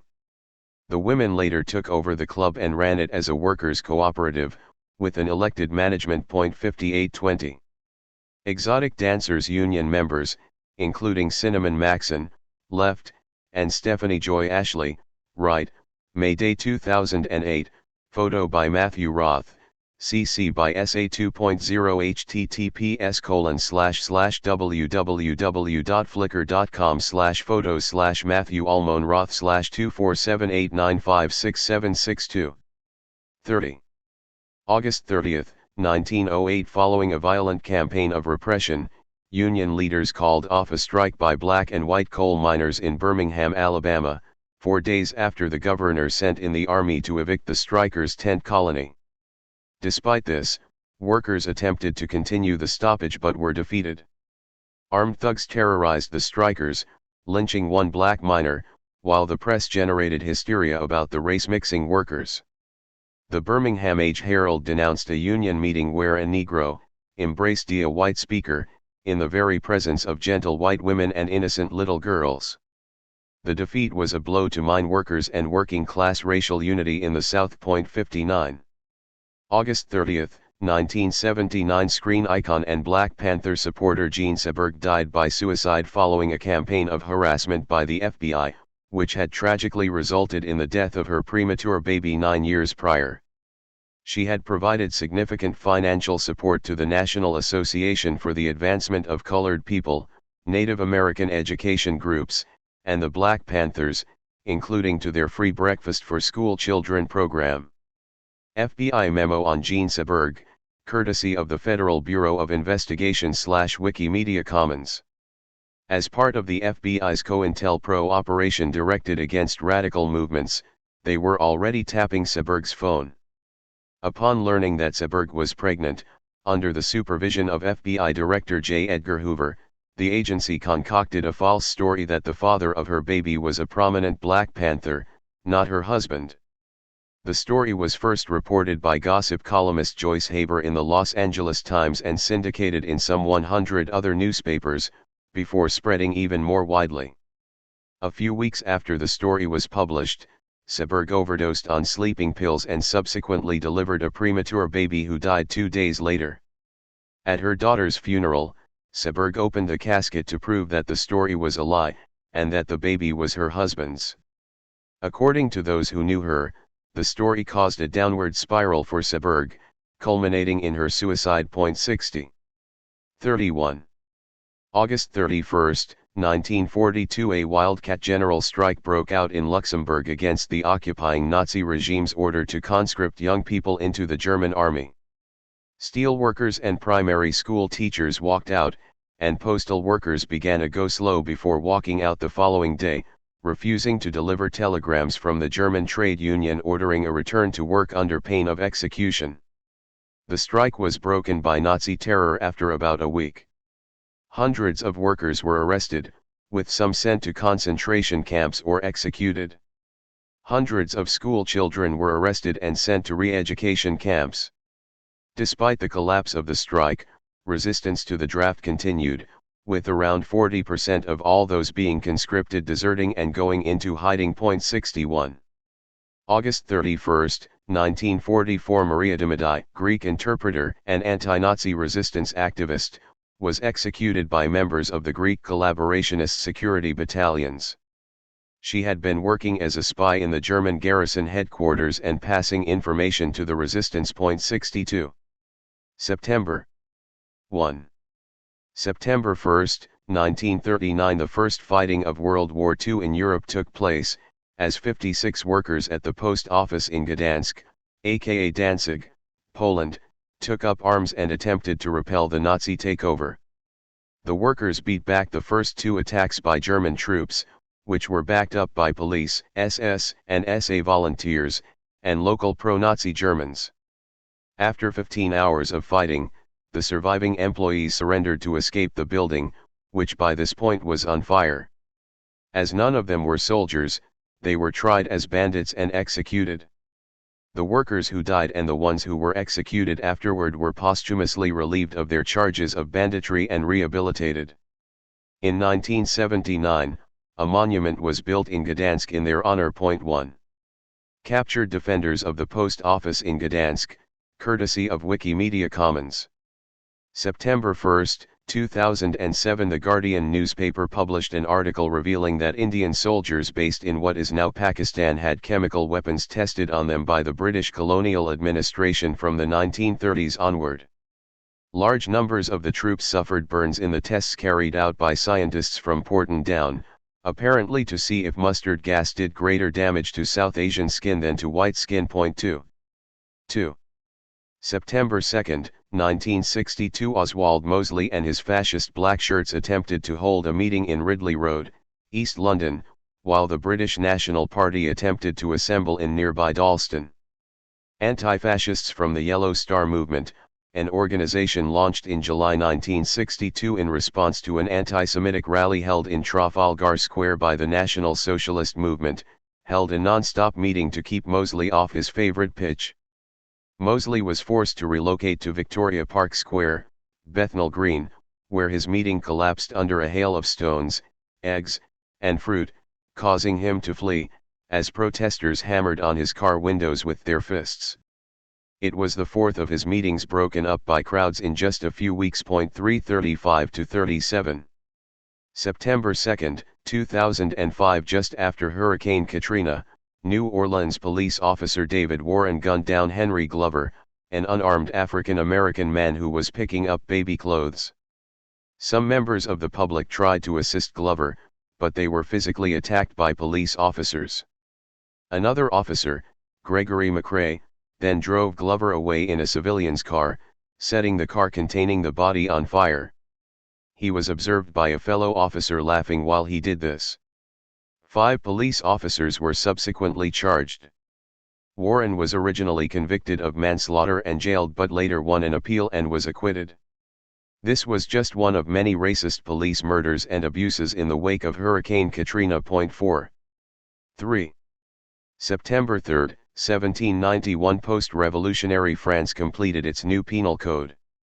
It became the first Western European country to decriminalize homosexuality, no longer making any mention of prohibitions against sodomy in private. 5. September 3, 1934. 65,000 textile workers in North Carolina joined the strike of workers in Alabama against reduced work hours accompanied by reduced pay. Workers in Alabama had walked out in July when employers reduced working hours from 40 to 30 per week, reducing pay by 25%. The Union of Textile Workers, UTW, had withdrawn their threat of a national strike in return for a seat on the Industrial Relations Board and a government study, so the Alabama workers initially fought alone. When workers in North Carolina walked out, the strikers drove to working mills and spread the strike. Within 2 days 325,000 workers were on strike. In response, authorities declared martial law in different areas across the country, and police and National Guard troops shot, bayoneted, and killed numerous workers. In the end, the UTW called off the strike, declaring an overwhelming victory, despite not having achieved any concessions from the employers. 6. 4. September 4, 1919. 4,000 miners from the Kanawha coal fields, many of them armed, marched on Logan County, West Virginia, after hearing rumors of women and children being killed and beaten by mine guards. They were stopped by Governor John J. Cornwell, with threats of an army intervention and promises to investigate the miners' grievances. 77. September 4, 2005. The Danziger Bridge shootings took place in the wake of Hurricane Katrina when several New Orleans police officers opened fire with assault weapons on an unarmed African-American family. The Bartholomews were on their way to a grocery store when plainclothes police with machine guns shot 6 of them, killing 2 and stomping on one of the victims. Some of the victims were shot up to 7 times and lost limbs. One man was shot 5 times in the back and a teenage girl was shot 4 times. The police then fabricated a story, claiming that they had been fired on by 4 suspects, that an officer had been shot, and that they had to return fire. They even arrested one of the survivors and charged him with 8 counts of attempted murder against the police. The officer in charge of investigating the shootings helped fabricate evidence to support the shooters' lies. Guilty verdicts for the killers were handed down in 2011, 6 years after the crimes. 8. 5. September 5, 1911. A UK nationwide strike wave of school children was sparked when pupils in Llanelly, Wales, walked out in sympathy with a boy who had been disciplined by a deputy headmaster. Beginning with this one school, walkouts spread across the country to at least 62 towns and cities, with pupils demanding shorter hours and an end to corporal punishment. The school children's strikes followed a summer of workers' industrial disputes. 9. September 5, 1917. Mass arrests of radical workers took place in the U.S., with U.S. Marshals raiding the national offices of the Socialist Party and of the Industrial Workers of the World Union, IWW, as well as some 20 branch offices of the IWW in different states. 10. 6. September 6, 1921. To protest against the refusal of the Cork Harbour Board to increase wages, workers at Cork Harbour took over the Harbour Board's offices, hoisted a red flag, and established a Soviet Workers' Council. Their plan was to collect dues from shipping agents directly. The Labour Minister intervened, and the Soviet was ended through negotiations within hours. However, a contemporary article in the Irish Times observed, short-lived as was this outbreak of Irish Bolshevism, it was highly ominous. Today Irish labour is permeated with a spirit of revolt against all the principles and conventions of ordered society. The country's lawless state in recent months is partly responsible for this sinister development, and the wild teachings of the Russian Revolution have fallen on willing ears. It is small consolation for thoughtful Irishmen that the first experiments in practical communism like this affair at Cork and like the seizure of Messrs. Cleeve's premises at Bruree have collapsed in a few days or hours. Their real significance lies in the temper and aspirations which they reveal. 11. September 6, 1966. Mozambican Greek revolutionary Dimitri Tsaifandas assassinated the architect of apartheid, South African Prime Minister Hendrik Verwoerd, by stabbing him during a parliamentary session. Tsaifandas was at the time working in the Parliament building. Despite the bravery of his act, anti-apartheid leaders and his family distanced themselves from Tsaifandas after the assassination. In his statement to police he was clear about his motives, saying that he did believe that with the disappearance of the South African Prime Minister a change of policy would take place. I was so disgusted with the racial policy that I went through with my plan to kill the Prime Minister. To avoid admitting their security had failed, the authorities decided to claim he was mentally ill. Under torture and facing the death penalty, Tsaifandas eventually agreed to plead insanity. He was subsequently found not guilty of murder by reason of insanity and sent to a secure psychiatric hospital. He survived to see the end of the apartheid regime, but the new African National Congress government did not order his release. He died in custody in 1999. 7. September 7, 1934. Anti-fascists hung a banner atop the British Broadcasting Corporation, BBC, headquarters advertising a demonstration against a rally by Oswald Mosley and his British Union of Fascists, BUF, that weekend. While Mosley had been invited on the BBC to promote his Nazi views and advertise his demonstration, the BBC, like the rest of the British press, refused to give a platform to anti-fascists or to mention the counter-protest. Despite this, on the day, over 100,000 Londoners overwhelmed the fascists and their police guard and drove them out of Hyde Park. 13. September 7, 1977. Violent clashes took place between workers and bosses thugs at a machine tool factory in Mohannagar, India. Workers protesting outside the plant against unfair wage deductions were attacked by armed security guards. Local workers and passers-by joined the demonstration, and the guards opened fire, triggering a violent response from the crowd, which burned down the factory, killing the two shooters. Workers in neighboring factories went on wildcat strike in solidarity, with 20,000 people gathering in protest the next day. 14. 8. September 8, 1941. The Norwegian Melkestriken, milk strike, against the occupying Nazi authorities took place.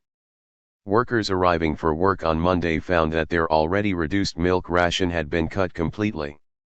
Workers at a shipyard and a steel works spontaneously walked out after breakfast, and over the next 2 days the stoppage spread to some 50 workplaces, involving 20 to 25,000 workers. The Nazis responded by declaring martial law, executing 2 union leaders, and jailing several others. 15. September 8, 1972. 60 black sailors aboard the USS Constellation during the Vietnam War gathered in a secluded barbershop on board. They shared stories of the endemic racism in the Navy, being denied promotions and being stuck in lower paid positions and subjected to harsher discipline than white sailors. They would later form an organization called the Black Fraction, which, 56 days later, would be responsible for the first mass mutiny in the history of the United States Navy. 16 10-11. 9. September 9, 1739. The Stono Rebellion in South Carolina, the largest uprising of enslaved people in the mainland British colonies, began. A literate enslaved man named Jemmy, or Cato, marched with 22 others, mostly from Central Africa, brandishing a banner bearing the word liberty, and attacked a store, seizing weapons and ammunition. They planned to head to Florida, where Spanish colonial authorities offered escaped slaves freedom, in an effort to undermine British rule. On their way, they burned plantations, freed other enslaved people, and killed whites, until a well-armed mounted militia attacked them. While the rebels managed to kill 23 militiamen, they lost 47 of their number, whose severed heads were displayed on stakes to serve as a warning to others. Many of those who escaped were later captured and executed or sold to enslavers in the Caribbean. In response to the rebellion, authorities enacted strict laws to try to prevent a recurrence, banning the enslaved from assembling in groups and learning to read, but also prohibiting importation of enslaved people from Africa for 10 years and introducing penalties for masters who overworked their slaves or were excessively brutal. 17. September 9, 1945. In the wake of World War II, the U.S. Occupation Administration in Korea announced that the Japanese colonial government would remain intact. After massive outcry, they replaced some Japanese bureaucrats with Americans but enlisted the deposed Japanese officials as advisors. 18. 10. September 10, 1897. 19 unarmed striking coal miners and mine workers were killed and 36 injured near Latimer, Pennsylvania, by a posse organized by the Luzerne County Sheriff, for refusing to disperse. The strikers, most of whom were shot in the back, were migrant workers originally brought in as strike breakers, who had later organized themselves. The killers were put on trial, but all were acquitted. However, the massacre marked a turning point in mine workers' organization in the United States, and miners, particularly migrant workers, flooded into the United Mine Workers, UMW, Union and won major improvements. 19. September 10, 1962. White supremacists attempted to assassinate civil rights activist Fannie Lou Hamer in Mississippi. She was staying with her friend Mary Tucker, when racists drove by, firing 16 shots at her, all of which missed. Hamer, born Townsend, had been attempting to register to vote but had been denied the right to do so by a racist registration test that had been designed to prevent black people and Native Americans from registering. Hamer failed the registration test when she was unable to answer a question asking her to explain de facto laws. 20. Illustration of Fannie Lou Hamer, Dignidad Rebelda, CC by SA 2.0 https://www.flickr.com/photos/Dignidad Rebelde/29822833790. 11.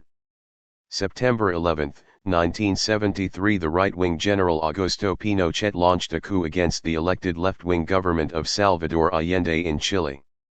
Allende had appointed Pinochet as head of his armed forces the previous month, and Pinochet had used the position to orchestrate the coup. On day 1, the new government began rounding up thousands of people, mostly working-class activists and left-wingers, holding them in the National Stadium and killing many. The brutal military dictatorship, which was backed by Western powers, including the US and UK, implemented the harsh right-wing economic ideology of the neoliberal Chicago Boys.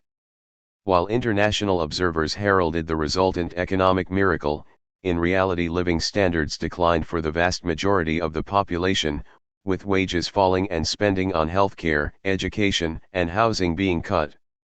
Any workers who attempted to resist were murdered, tortured, imprisoned, or disappeared. A popular method of execution was to throw civilians from helicopters into the ocean or over the Andes Mountains. Many members of the alt-right today celebrate these murders with helicopter memes. Chilean soldiers burning socialist literature, courtesy of the Central Intelligence Agency / Wikimedia Commons. Over the next 17 years, more than 3,000 people were murdered by the regime, with more than 37,000 others illegally imprisoned and or tortured. Many prisoners were systematically raped and sexually abused by guards, with women a particular target. In addition to being violated by guards, some women were sexually assaulted using dogs, rats, and spiders and were forced to have sex with male family members. Many children of those killed were turned over to the Catholic Church or put up for adoption, with the children either receiving no information or being told their parents had died in accidents. 21. September 11, 2017 in Nairobi, Kenya, drivers for ride-share services Taxify, Little, and Mondo Ride joined Uber drivers on an indefinite strike they had begun the previous month, demanding a cut in commission rates. Earlier in the year, Uber had been forced to increase fares by 20% after a series of protests and strikes by drivers, but the increases failed to make up for a 30% reduction the firm made to try to undercut regular taxis. Uber also increased its commission rate from 20 to 25%. Drivers demanded that it be reduced to 10%. Subsequent strikes also took place in 2018 and 2019, winning some concessions from the bosses. 22. 12. September 12, 1945. Following the defeat of the Japanese colonial authorities, the People's Republic of Korea was declared, not to be confused with the Democratic People's Republic of Korea, aka North Korea. It had a 27-point program, including land redistribution, rent control, nationalization of major industries, guaranteed human rights, universal suffrage, equality for women, a ban on child labor, and workers' rights, including a maximum 8-hour workday. These reforms were not to the liking of U.S. authorities, who were supposedly committed to national self-determination, so they decided to abolish the republic in their southern zone and set up a military dictatorship. Thousands of those who opposed the dictatorship were massacred, including roughly 10% of the population on Jeju Island. 23. September 12, 1969. The Gay Liberation Front, GLF, protested in New York City against the homophobic advertising policy of the Village Voice newspaper. The GLF had been established following the Stonewall Rebellion and marked a qualitative shift in the movement for LGBT+ rights. It was a complete departure from the previously moderate, assimilationist attitude of what was known as the homophile movement, instead advocating for militant action, gay liberation, and the rights of all oppressed people. 24, 25 to 26. 13. September 13, 1911. 12 pupils at St. Mary's Roman Catholic School in Hull, England, called fellow pupils out on strike to protest corporal punishment and excessive workloads. They marched to nearby schools, pulling out hundreds of school children, then went for a swim in the River Humber. 25. September 13, 1971. The Attica prison uprising, which had begun on September 9, was crushed. Prisoners in appalling conditions had united across racial lines and taken control of the prison, demanding better treatment. Talks with authorities had broken down, and when the desperate prisoners threatened their unharmed hostages, Governor Nelson Rockefeller, of the absurdly rich Rockefeller family, ordered that the prison be retaken. The New York State Police launched tear gas into the yard and fired non-stop into the smoke for 2 minutes, using weapons that included shotguns and personal firearms loaded with ammunition outlawed under the Geneva Convention. Many hostages and inmates, most of whom were not resisting, as they stumbled and choked in the smoke, were wounded, and by the time the facility was retaken, 29 inmates and 9 hostages had been killed. Afterward, in celebration of the massacre, police troopers were heard cheering "White Power." But despite the repression, a wave of rebellion swept America's prisons. 26. 14. September 14, 1960, a US-backed coup took place in Congo against the first democratically elected prime minister in the country's history, socialist independence leader Patrice Lumumba.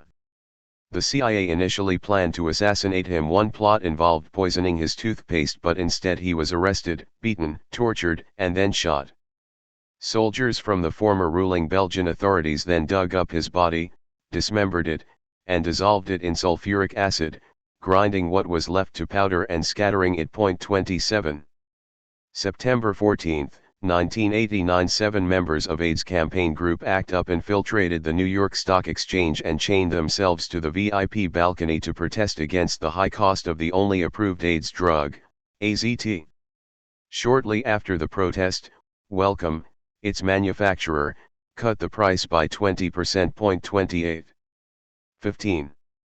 September 15, 1845, 5,000 women cotton mill workers in and around Pittsburgh went on strike for a maximum 10-hour workday and for an end to child labor.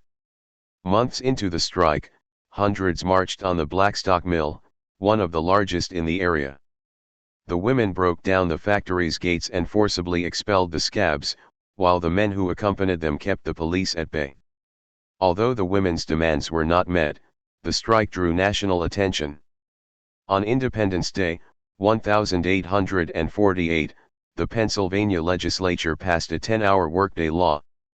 However, the law had numerous loopholes and was never really enforced.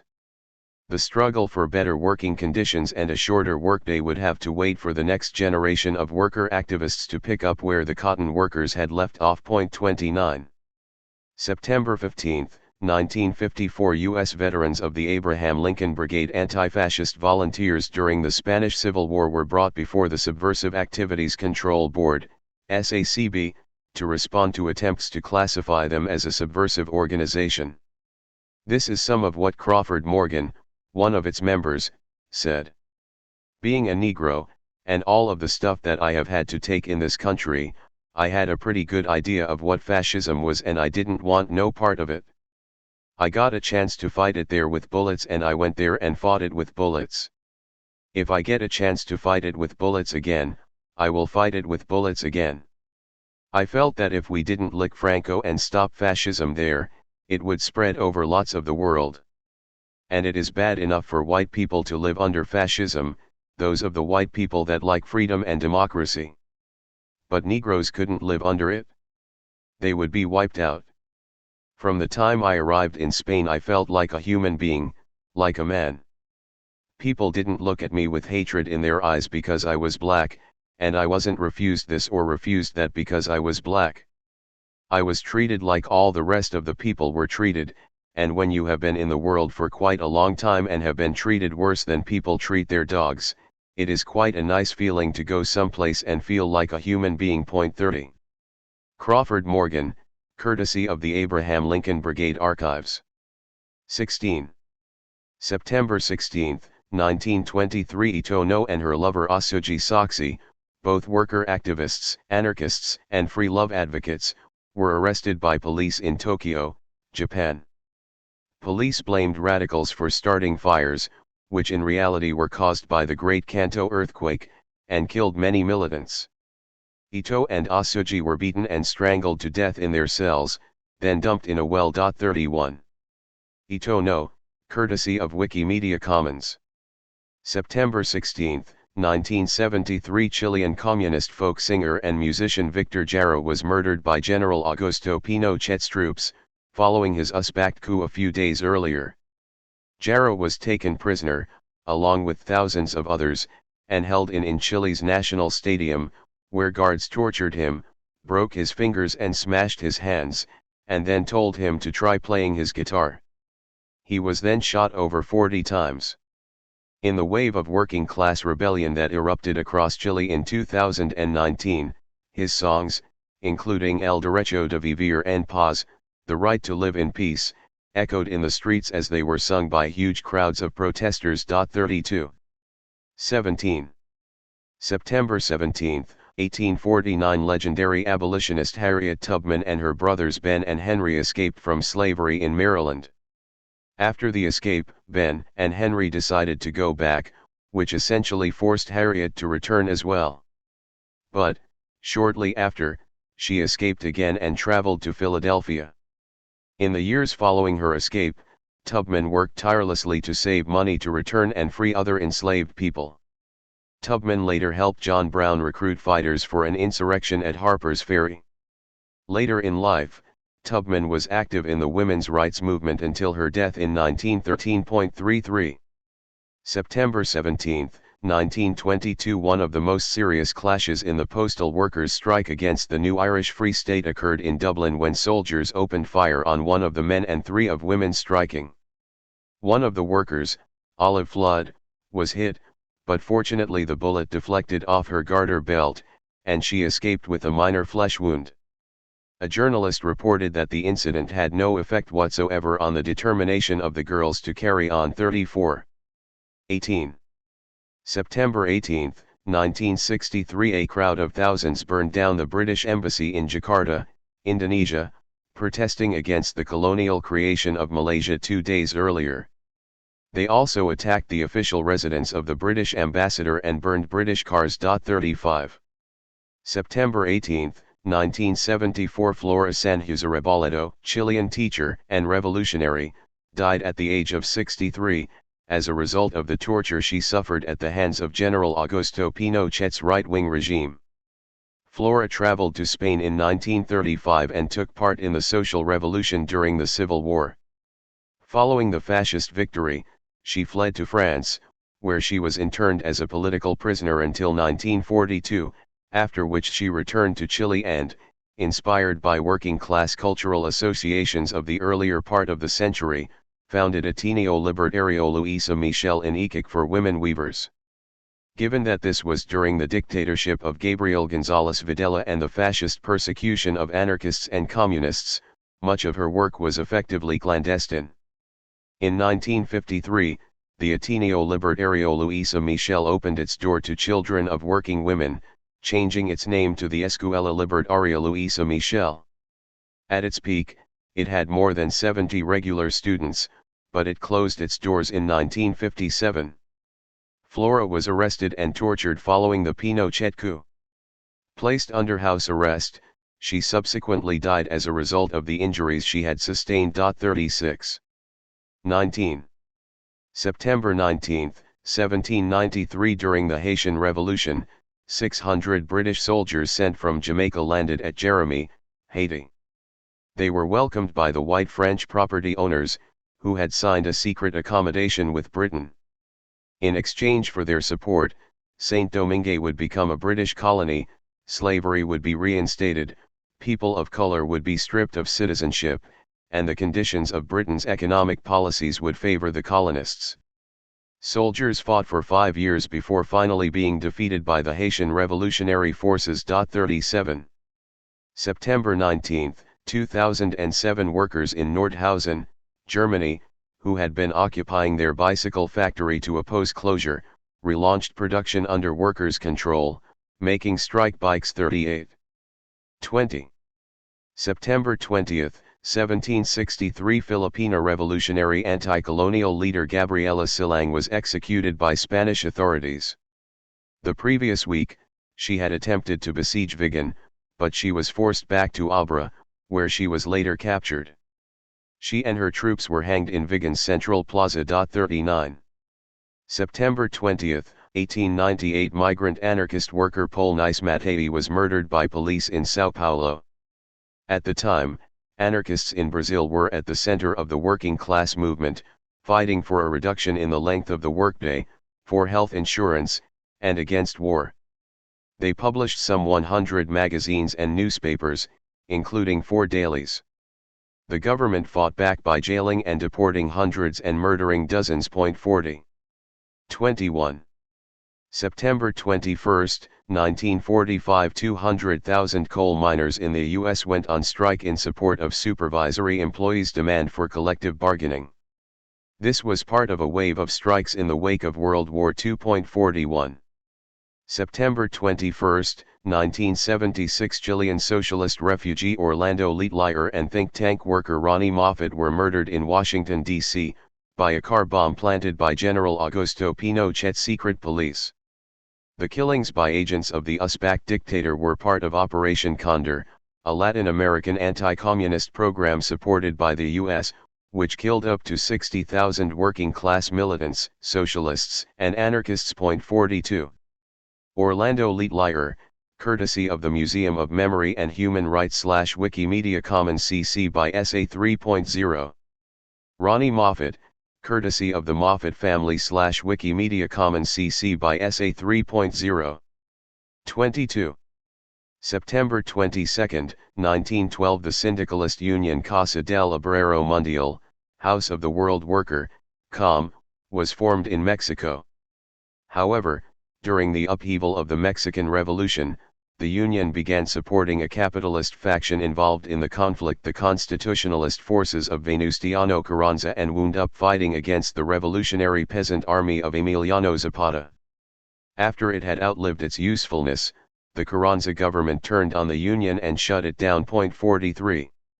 September 22, 1918, a mass mutiny and uprising of Bulgarian troops during World War I began. Soldiers deserting at Dobropol formed their own army, electing officers, and turned their weapons on their leaders.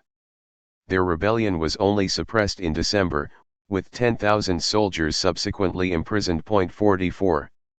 23. September 23, 1945, the Saigon Commune came into being when workers rose up, independently of the Viet Minh, in response to French and Japanese troops, supported by Gurkhas under British command, entering the city. Centered in poor suburbs, the rebels cut down trees and flipped over cars and trucks to build makeshift barricades. The insurgents shot colonial police and officials, and in some areas popular resentment at years of racism and abuse exploded in mass killings of French civilians. Meanwhile, the official independence movement, the Viet Minh, avoided direct conflict, instead supporting a food blockade of the foreign troops. Although, as one participant in the uprising commented, this was a futile hope, as the British ships controlled the access to the harbor. On October 5, additional French forces arrived under the command of General Leclerc, and by the following week the uprising had essentially been defeated. 45. September 23, 1969, after management imported tires from Greece, striking Pirelli workers in Milan, Italy, set truckloads of the tires on fire, causing management to lock the workers out.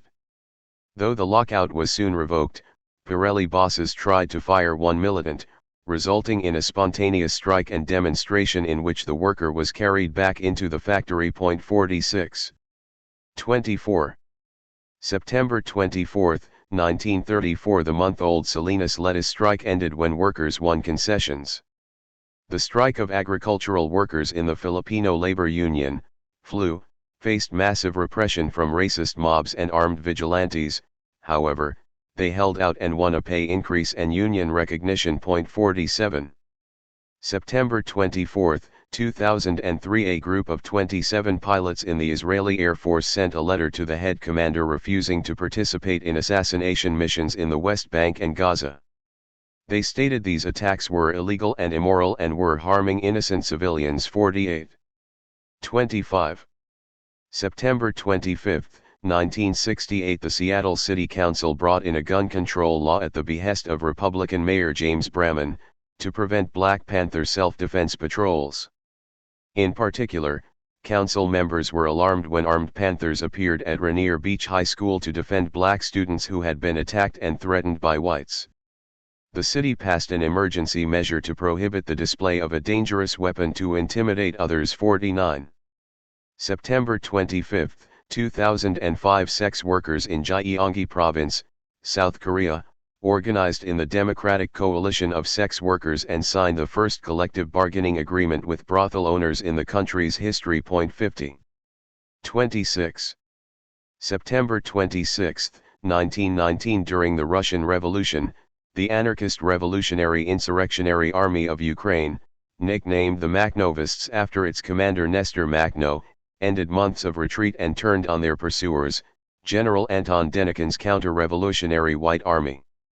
The Monovists took Denikin's forces by surprise, routing them and ending Denikin's march on Moscow. 51.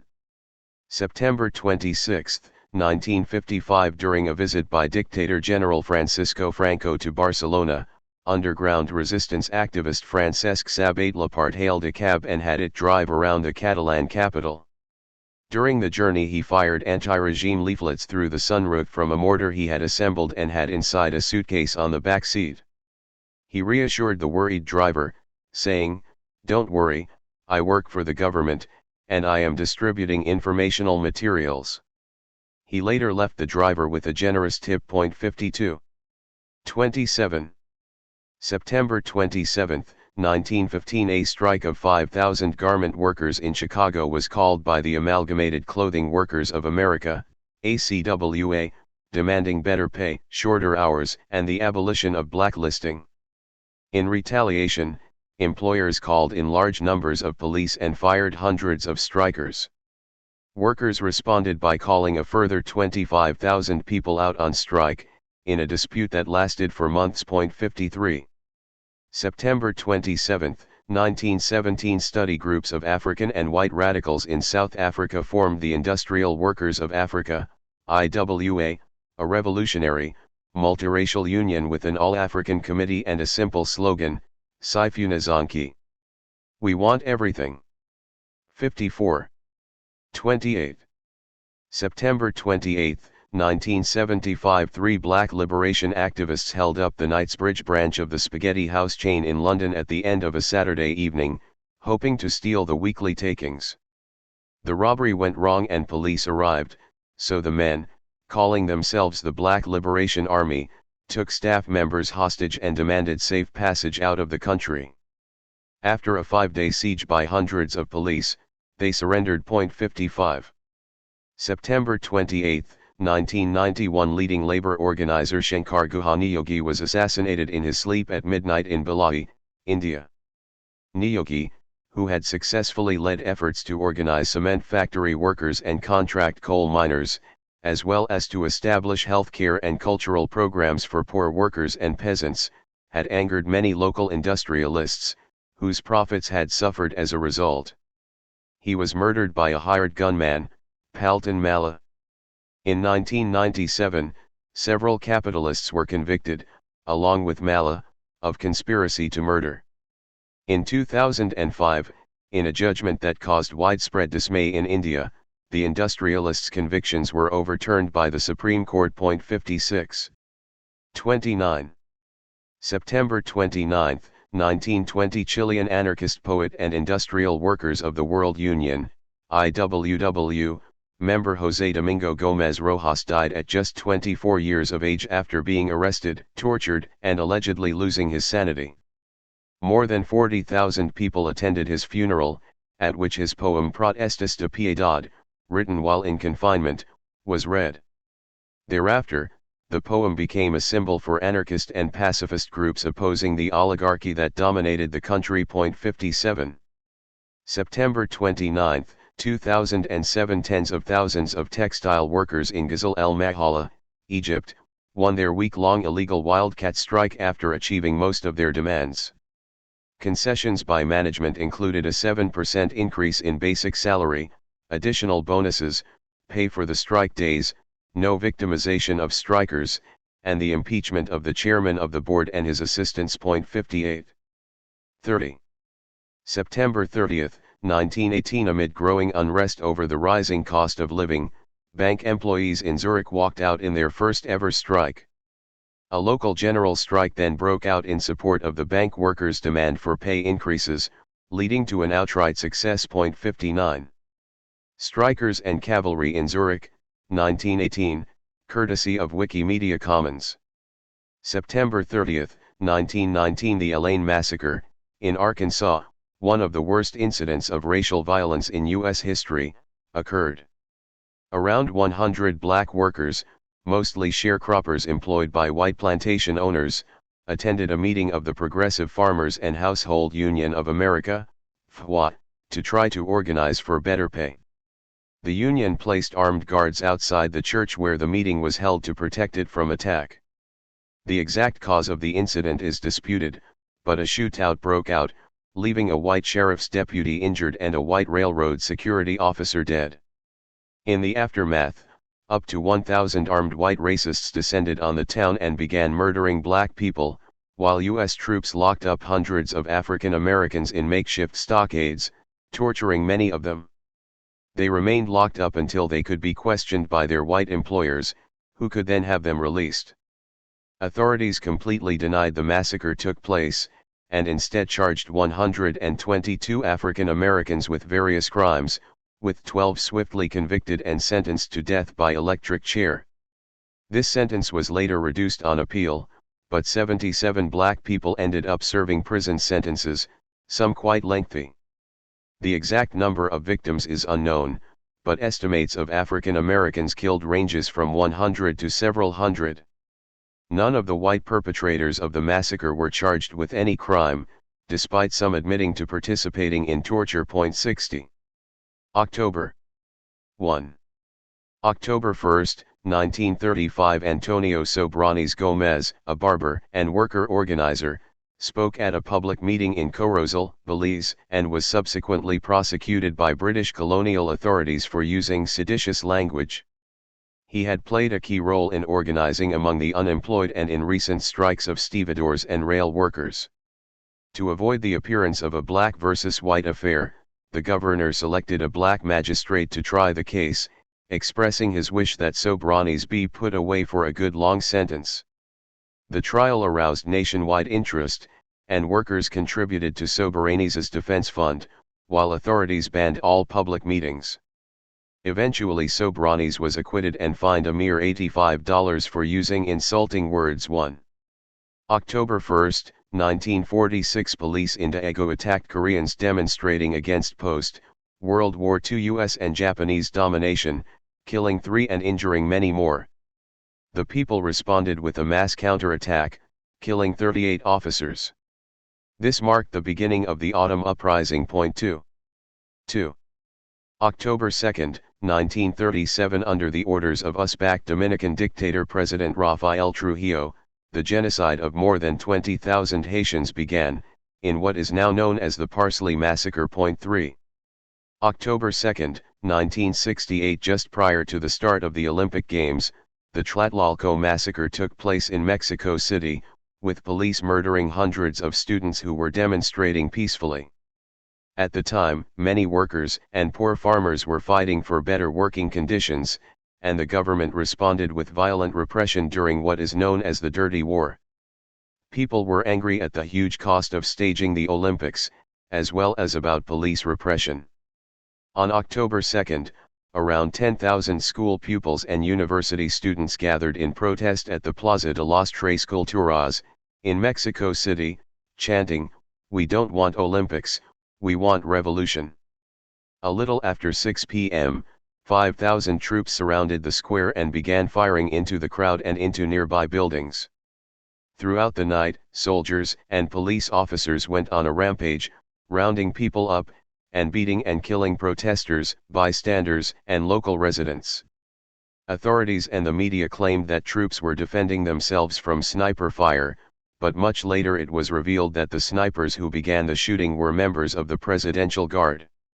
Troops on the Streets of Mexico City, 1968, courtesy of Cell-Lee/Wikimedia Commons.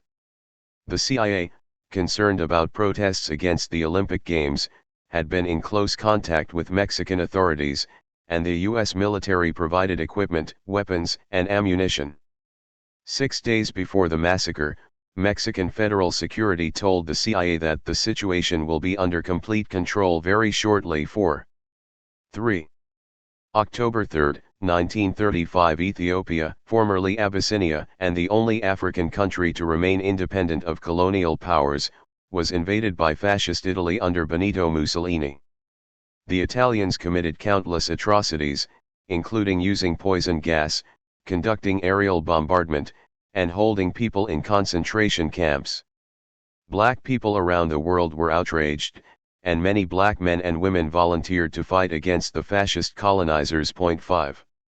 October 3, 1952. The Mau Mau campaign against British colonialism in Kenya escalated when the rebels stabbed to death the first white European victim of the uprising in the town of Thika. The British media used the killings of whites to justify the repression of poor Kenyans, killing tens of thousands and throwing hundreds of thousands into concentration camps. However, the fact is that only 32 whites were killed in the course of the conflict. 6. Battle of Cable Street mural in East London, photo by T. Folland, CC by SA 2.0 https://www.flickr.com/photos/tp/holland/41610959525. 4. October 4, 1936. Oswald Mosley's British Union of Fascists planned to march through a predominantly Jewish section of East London. Instead, the Battle of Cable Street occurred. The fascists were met by over 100,000 local residents and workers who insisted that they shall not pass. Fought both the black shirts and the police protecting them, forcing the march to be abandoned. 7:35-37. October 4, 1939. Four Italian immigrant anarchists, Arthur Bortolotti, aka Attilio Bortolotti, and Arthur Bartel, Ruggero Benvenuti, Ernest Gava. Some sources state that the third was a Cuban named Marco Joaquim, and Vittorio Volpi were arrested under Canada's New War Measures Act for possession of anti-fascist subversive literature and, in Bortolotti's case, a triggerless handgun.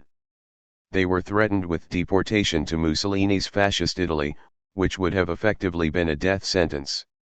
Luckily for the group, famous anarchist Emma Goldman threw herself into helping them with their case, organizing a support committee to exert pressure for their release and to raise money for their legal defense. Goldman contacted a progressive lawyer known for defending workers and got all of them but Bortolotti freed in 2 to 3 weeks. Bortolotti took the burden upon himself and insisted he alone was responsible. Bortolotti was released on bail 3.5 months later and sentenced to deportation on February 13, 1940, just days before Goldman had a stroke. His sentence was reversed before Goldman died in May. 8. Contemporary illustration of the March on Versailles, courtesy of Wikimedia Commons. 5. October 5, 1789. Thousands of women in Paris, angry over the high price and scarcity of bread, ransacked the city armory for weapons and besieged the Palace of Versailles in one of the opening salvos of the French Revolution. 9. October 5, 1945. A 6-month strike by set decorators turned into a bloody riot at the gates of Warner Brothers Studios in Burbank, California, when scabs tried to cross the picket line. The incident is still identified as Hollywood Black Friday and the Battle of Burbank. By the end of the day, some 300 police and deputy sheriffs had been called to the scene and over 40 injuries were reported. Partly in response to this dispute, the government passed the Taft-Hartley Act in 1947 to break up workers' organizations. 10. 6. October 6, 1976. The Thammasat University Massacre, aka the October 6 event, occurred in Thailand when state forces and far-right royalist mobs attacked student protesters, after 4,000 to 5,000 students from various universities had demonstrated for more than a week against the return of former military dictator Noam Kitakakarn from Singapore. After years of workers, peasants, and students fighting for democracy, social justice, and even in some cases an end to capitalism itself, the Thai ruling class responded with the utmost brutality and installed a new dictatorship over the mutilated bodies of those struggling for freedom.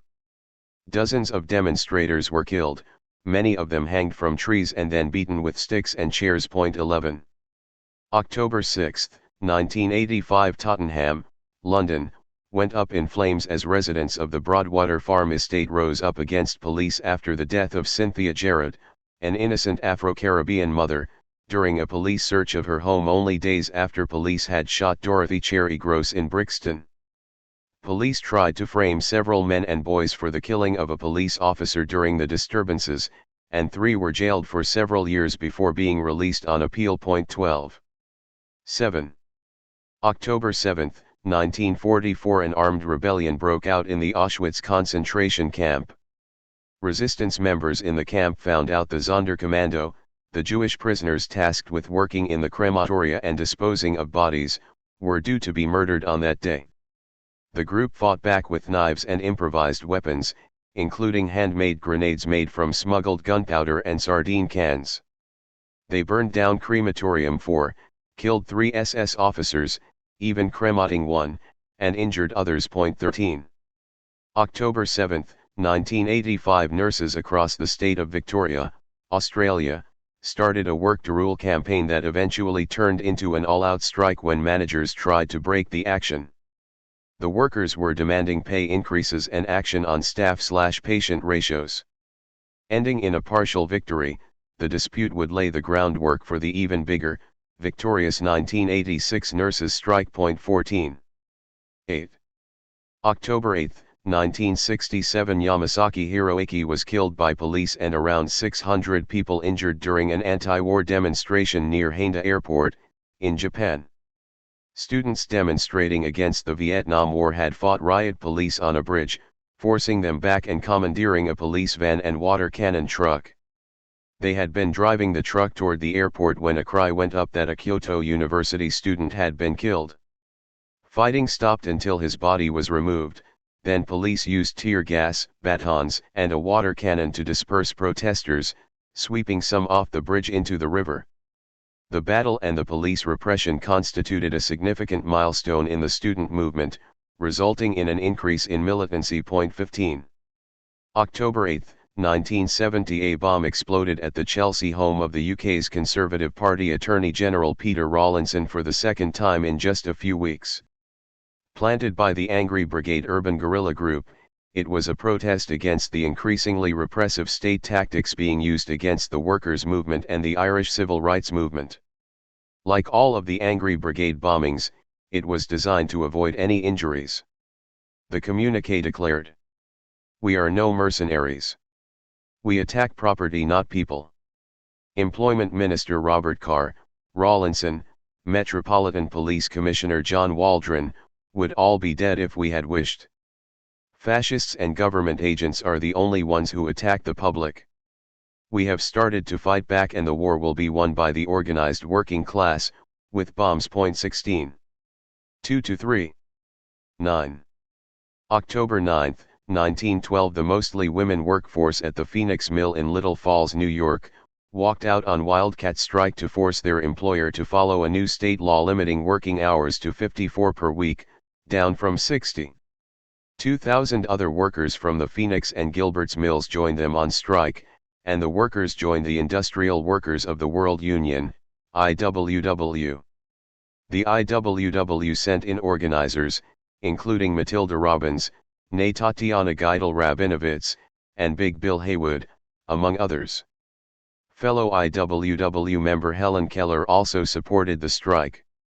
The police chief declared, "We have a strike on our hands and a foreign element to deal with. We have in the past kept them in subjugation and mean to hold them where they belong."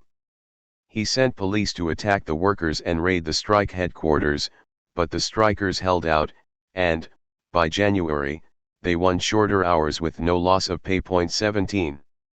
October 9, 1945, the UK Labour government defended its imprisonment of 226 Spanish Civil War and anti-Nazi resistance fighters, describing them as serving members of an enemy paramilitary organization.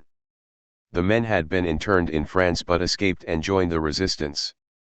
They were then captured by the Germans, and, upon liberation, they were rounded up and sent to a concentration camp in Lancashire, England. One internee, Augustin Soler, killed himself, and others like Eustaquio Bustos were driven mad by the persecution. A hunger strike by detainees, along with public protests, led to the men being transferred to a single camp in Chorley, Lancashire, where they were at least allowed to identify themselves as Republicans. There, they took strike action the following January and, in 1946, were either released or deported. 18. Interned Spanish refugees, photo by Marie-Louise Bernieri. 10. October 10, 1947. A strike was launched by black African railway workers across the whole of French West Africa, Senegal, Benin, Ivory Coast, and Guinea. The stoppage lasted until March 19 the following year, when workers returned to work, having gained numerous concessions from their employer. During the dispute, working-class women sustained their families financially and contributed to the solidarity of the community by writing pro-strike songs and taunting strike breakers. 19. October 10, 1971. At 11 a.m., the men of Bravo Company, 112th, 1st Cavalry Division of the United States Army near the Cambodian border declared a private unofficial ceasefire with the North Vietnamese. The move followed a mutiny shortly before, with 6 men refusing to go on a dangerous mission.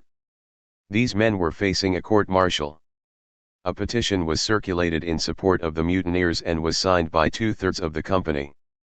A journalist leaked the petition to the French press, and the army dropped the courts-martial and shipped Bravo Company out to safety, replacing them with Delta Company. A few days later, 20 men in Delta Company refused to head out, and the army pulled them and the artillery company they were supporting out, abandoning the position. 2010 to 11. 11. October 11, 1972. Approximately 50 people detained in the Washington, D.C., jail seized control of a cell block and held 12 prison officials hostage, demanding improved conditions and reductions in overcrowding. 21. October 11, 1972. Chicane activists occupied the abandoned Beacon Hill Elementary School in Seattle and founded El Centro de la Raza, Center for People of All Races, a Chicane/Latin civil rights community organization that still exists today. 22. 12. October 12, 1925. Amid a mass rent and workers' strike in Panama, police killed 2 organizers, and President Rodolfo Chiari requested U.S. troops to help put down the rebellion. The following day, 3 U.S. infantry battalions and a machine gun battery arrived and took control of Panama City, banning all gatherings of more than 5 people and arresting any strikers who attempted to meet. Tenants in Panama City had begun withholding rent to protest against rising rents and unsanitary conditions. After police violently suppressed the tenants, killing several, wounding dozens, and arresting and deporting others, the strike spread to Cologne, and workers launched a general strike. 23. October 12, 1972. Simmering racial tensions aboard the USS Kitty Hawk during the Vietnam War exploded into a race riot, following multiple racist incidents against black sailors. A number of black sailors armed themselves with makeshift weapons, including broom handles, wrenches, and lengths of pipe, and began vandalizing the ship and attacking white sailors. Fighting continued until the early hours of the morning, when the men were persuaded to put down their weapons by biracial black and Native American officer Ben Cloud. A mob of white sailors then armed themselves for a fight. When Cloud ordered them to disperse, they dismissed him as a N.R. 6 weeks later, 27 black sailors were arrested and charged, while no white sailors were. However, news of the rebellion spread and inspired unrest elsewhere in the fleet. 24 10 to 11. 13. October 13, 1157 BCE. The earliest recorded strike was reported as having occurred on a date that most likely translates to October 13, 1157 BCE in our current calendar. The dispute is recounted in a papyrus written by a scribe in the ancient Egyptian town that is now called Deir el-Medina. Gangs of skilled construction workers in the employ of Pharaoh Ramses III stopped work when, 18 days after their payday, they had still not received their wages, which would have been paid in food and other goods. The workers shouted that they were hungry and sat down by a temple. Officials gave them some pastries, and they returned home, but the following day they protested once more, demanding their pay at the central grain storehouse in Thebes. Eventually, they received their back pay, but the pattern of workers needing to go on strike to be paid what they were owed was repeated multiple times. 25. October 13, 1970, 26-year-old black communist Angela Davis was arrested by the FBI in New York City. She had fled California after a warrant for her arrest was issued in August in connection with an attempted jailbreak. Notorious FBI Director J. Edgar Hoover had listed Davis on the FBI's 10 most wanted fugitives list, and with her arrest President Richard Nixon congratulated the FBI on its capture of the dangerous terrorist. Davis was eventually acquitted of all charges. 26. 14. October 14, 1973, a mass uprising involving student demonstrations and workers' strikes took place in Thailand, overthrowing the military dictatorship and demanding more democratic freedoms. The overthrow of the dictatorship occurred on the crest of a rising wave of wildcat strikes, increasing the confidence of workers, peasants, and students, who continued in subsequent years to fight for more than just parliamentary democracy. 27. October 14, 1977, anti-gay crusader Anita Bryant was pied by Tom Higgins, a gay rights activist. Bryant, who was already well known as a singer, led Save Our Children, a homophobic campaigning group that successfully overturned legal protections for LGBT+ people in Dade County, Florida. Declaring her opposition to homosexuality, Bryant said, "I will lead such a crusade to stop it as this country has not seen before." After being pied, Bryant burst into tears and began praying. Bryant was also brand ambassador for Florida orange juice, which was subjected to a mass boycott campaign. Gay bars replaced screwdrivers, vodka and orange juice cocktails, with Anita Bryant's made with vodka and apple juice, with the profits donated to the campaign. Bryant's lucrative Florida Citrus Commission contract subsequently lapsed, and her marriage failed, which caused her to be ostracized by some Christian fundamentalists who did not approve of divorce. Later in life, Bryant's homophobic views softened, and she said she was more inclined to say live and let live. In 1998, Dade County reintroduced legal protections for LGBT+ people, and efforts by Christian groups to overturn them failed. 28. 15.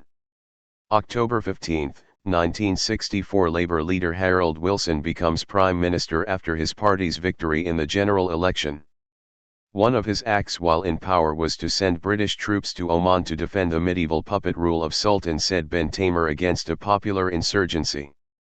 Oman was one of the only countries in the world where slavery was legal, and the country had only one hospital and 3 schools. It had an infant mortality rate of over 30%, and radios, bicycles, football, sunglasses, and trousers were all illegal.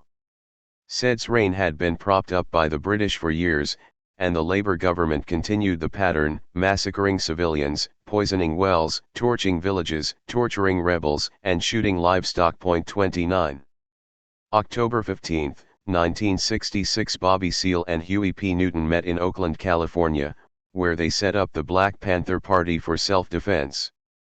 Despite heavy repression, the party would exist until 1982, running a variety of programs, from free breakfasts for school children and community health clinics to armed citizen patrols and monitoring the police.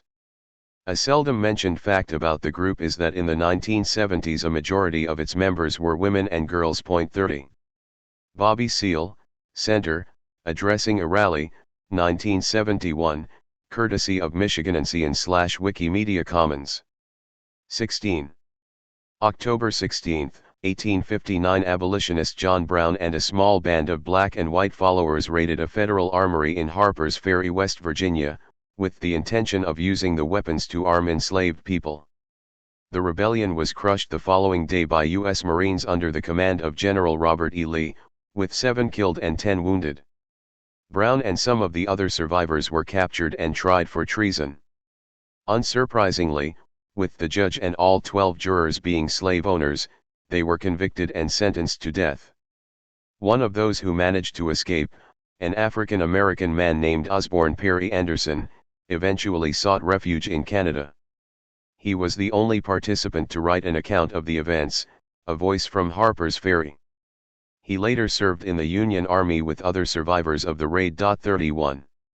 October 16, 1968, African-American sprinters Tommy Smith and John Carlos raised their gloved fists in a Black Power salute during the playing of the U.S. national anthem when they were awarded gold and bronze medals at the Olympics. Smith would later clarify, "I wore a black glove to represent social power or black power. I wore socks, not shoes, to represent poverty. I wore a black scarf around my neck to symbolize the lynching, the hangings that black folks went through while building this country." Following the protest, they were largely ostracized by the American sporting establishment. While Time magazine now considers its picture of the event as the most iconic photograph of all time, back then an article in the magazine read, in part, "Faster, higher, stronger is the motto of the Olympic Games." "Angrier, nastier, uglier" better describes the scene in Mexico City last week. Back home, both Smith and Carlos were subject to abuse, and they and their families received death threats. Left to right, Peter Norman, Tommy Smith, and John Carlos, photo by Angelo Cozzi, courtesy of Wikimedia Commons. The Australian athlete Peter Norman, the other man on the podium, also showed solidarity with the protest, wearing an Olympic Project for Human Rights badge in protest of his government's White Australia policy. He too would be reprimanded by his nation's Olympic authorities and was not picked for the following Olympic Games, although it is disputed whether this was as a consequence of his stand in Mexico. When Norman died suddenly in 2006, Smith and Carlos helped carry his coffin and delivered eulogies at his funeral. 32. 17. October 17, 1950, miners in the International Union of Mine, Mill, and Smelter Workers Union, IUMSW, went on strike against the Empire Zinc Company in New Mexico. Their initial demands were for an end to discriminatory pay, which paid white workers more than Mexican workers, and to segregated housing. Later, they added indoor plumbing and hot water for Mexican-American homes to their list of demands. The company fought back, sending police to harass picketers, posting eviction notices on company houses, cutting off credit to strikers at the company grocery store, and sending in scabs. In time, however, miners from other companies in the area joined the picket line. 8 months into the strike, the company got a court injunction forbidding the strikers to return to the picket line, so the wives of the workers took up the picket line to get around the company's legal tactic. The women faced sexism, police violence, and mass arrest but stayed strong. After 15 months, the company gave in to nearly every demand, agreeing to improve wages and benefits and provide hot water to homes in the town. The strike drew national attention and was dramatized in the 1954 film Salt of the Earth, directed and produced by filmmakers blacklisted by Hollywood, with most roles played by workers rather than professional actors. 33. October 17, 1961, scores of Algerian demonstrators were massacred by police in Paris after an 8:30 p.m. to 5:30 a.m. curfew was ordered for Algerian Muslim workers, French Muslims, and French Muslims of Algeria. Some 30,000 to 40,000 were marching in the demonstration called by the Algerian Front de Libération Nationale, National Liberation Front, FLN, which was fighting for independence from France. 11,000 people of various nationalities and religions were arrested and more than 200 demonstrators were beaten to death, robbed by police, and thrown in the Seine River. The chief of police had been a prominent Nazi collaborator. At the time, the French media hardly covered the killings, and the government only acknowledged the events in 1998, claiming that only 40 people had been killed. 34. 18. October 18, 1931, German workers in Braunschweig went on strike to show their opposition to the Nazis. In the latter half of 1931, there were 25 political strikes by a total of 30,000 workers to protest fascism, with many more the following year. However, they remained mostly short stoppages in small and medium-sized enterprises and were insufficient to damage the state. 35. October 18, 1948. Three United Brewery Workers officials in New York City were booed off stage when they tried to address a meeting of wildcat striking brewery workers at the Brooklyn Labor Lyceum. Union members had insisted they would not listen to union representatives unless they agreed to speak with the steering committee set up by the strikers themselves. Nearly 3,000 workers at 12 of the city's 14 breweries had walked out 5 days previously to protest the union-sanctioned dismissal of 21 drivers. 70 taverns in Manhattan had by this point run out of beer. 36. 19. October 19, 1920. The Battle of Shanli began in Manchuria, with the Korean Independence Army, under the command of anarchist General Kim Kwon-chin, wiping out an entire division of the Japanese Imperial Army. 37. October 19, 1920. Sylvia Pankhurst was arrested and charged under Regulation 42 of the Defense of the Realm Act with attempting to cause sedition in the Navy by editing and publishing 2 articles in the October 16 issue of the newspaper Workers' Dreadnought, Discontent on the Lower Deck, which was based on a letter from a young Navy rating named Springhill and published under the pseudonym S.000, Gunner, and an article on racism titled The Yellow Peril and the Dockers, written by Claude McKay, under the pseudonym Leon Lopez. The latter article urged dockers not to load ships supplying arms to anti-communist forces, just a few months after the successful May 10 boycott of the SS Jolly George. 38. 20. October 20, 1877. This drawing at right depicting starving people awaiting famine relief in Bangalore, India, was published in Illustrated London News. During the famine of 1873 to 1874, there were few or even no deaths, as the British governor, Richard Temple, organized a swift relief effort. Temple was strongly criticized by British officials afterward for spending too much. So when the famine of 1876 struck, he did not repeat his earlier mistake. While Indians were starving, hundreds of thousands of tons of food were exported to England, and only meager relief was provided. Around 5.5 million people died in what many historians describe as an act of genocide. 39. Illustration of people awaiting famine relief, courtesy of the Illustrated London News / Wikimedia Commons. October 20, 1952. Governor Baring of Kenya signed an order declaring a state of emergency to crush the Mau Mau rebellion against British colonial rule. Early the next morning, British authorities carried out a mass arrest of over 180 alleged Mau Mau leaders in Nairobi. Over the coming years the British would murder tens of thousands of civilians. They also dropped over 6 million bombs on the country and carried out a mass campaign of torture, rape of women, and castration of men to suppress the movement. 40. 21. October 21, 1935. The St. Vincent Labour Rebellion began on the British-occupied Caribbean island, when workers protesting against the high prices in the capital, Kingstown, were fired on by police. People were also protesting against plans to maintain sugar tariffs that helped producers at the expense of consumers. They held an angry rally outside the courthouse, where they smashed windows and damaged the cars of officials. The governor and attorney general were attacked, and the crowd ransacked the office of a counselor and plantation owner, and some protesters broke into the prison, liberating 10 prisoners. Armed police read the riot act and then began firing into the crowd, killing 1 person and injuring several others. Rioting then spread to Georgetown and Chateau Belair, with protesters cutting telephone wires and destroying bridges. At midnight that night, a British warship arrived. Authorities declared a state of emergency the next day that lasted for 3 weeks. 41. October 21, 1970. The first women's liberation demonstration in Japan took place in Tokyo, kick-starting the feminist movement in the country. The women demanded the legalization of the contraceptive pill and opposed any prohibition of abortion.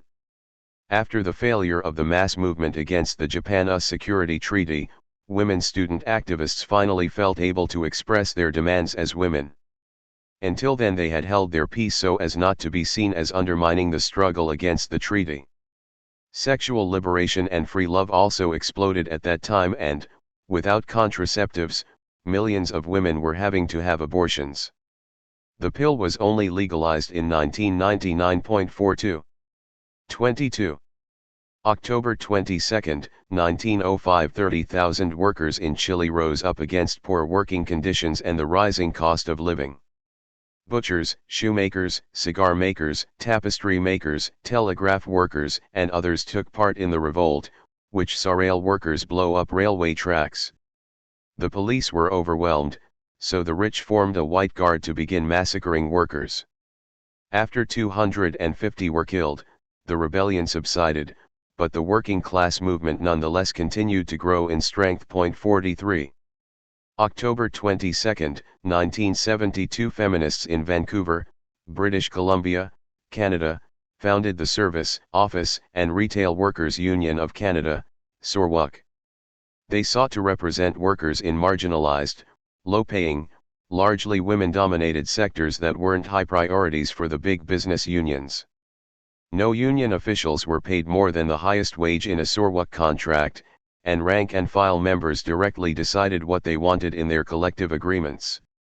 The union was also committed to the rights of indigenous women, sex workers, and single mothers, campaigned for daycare, and defended abortion rights.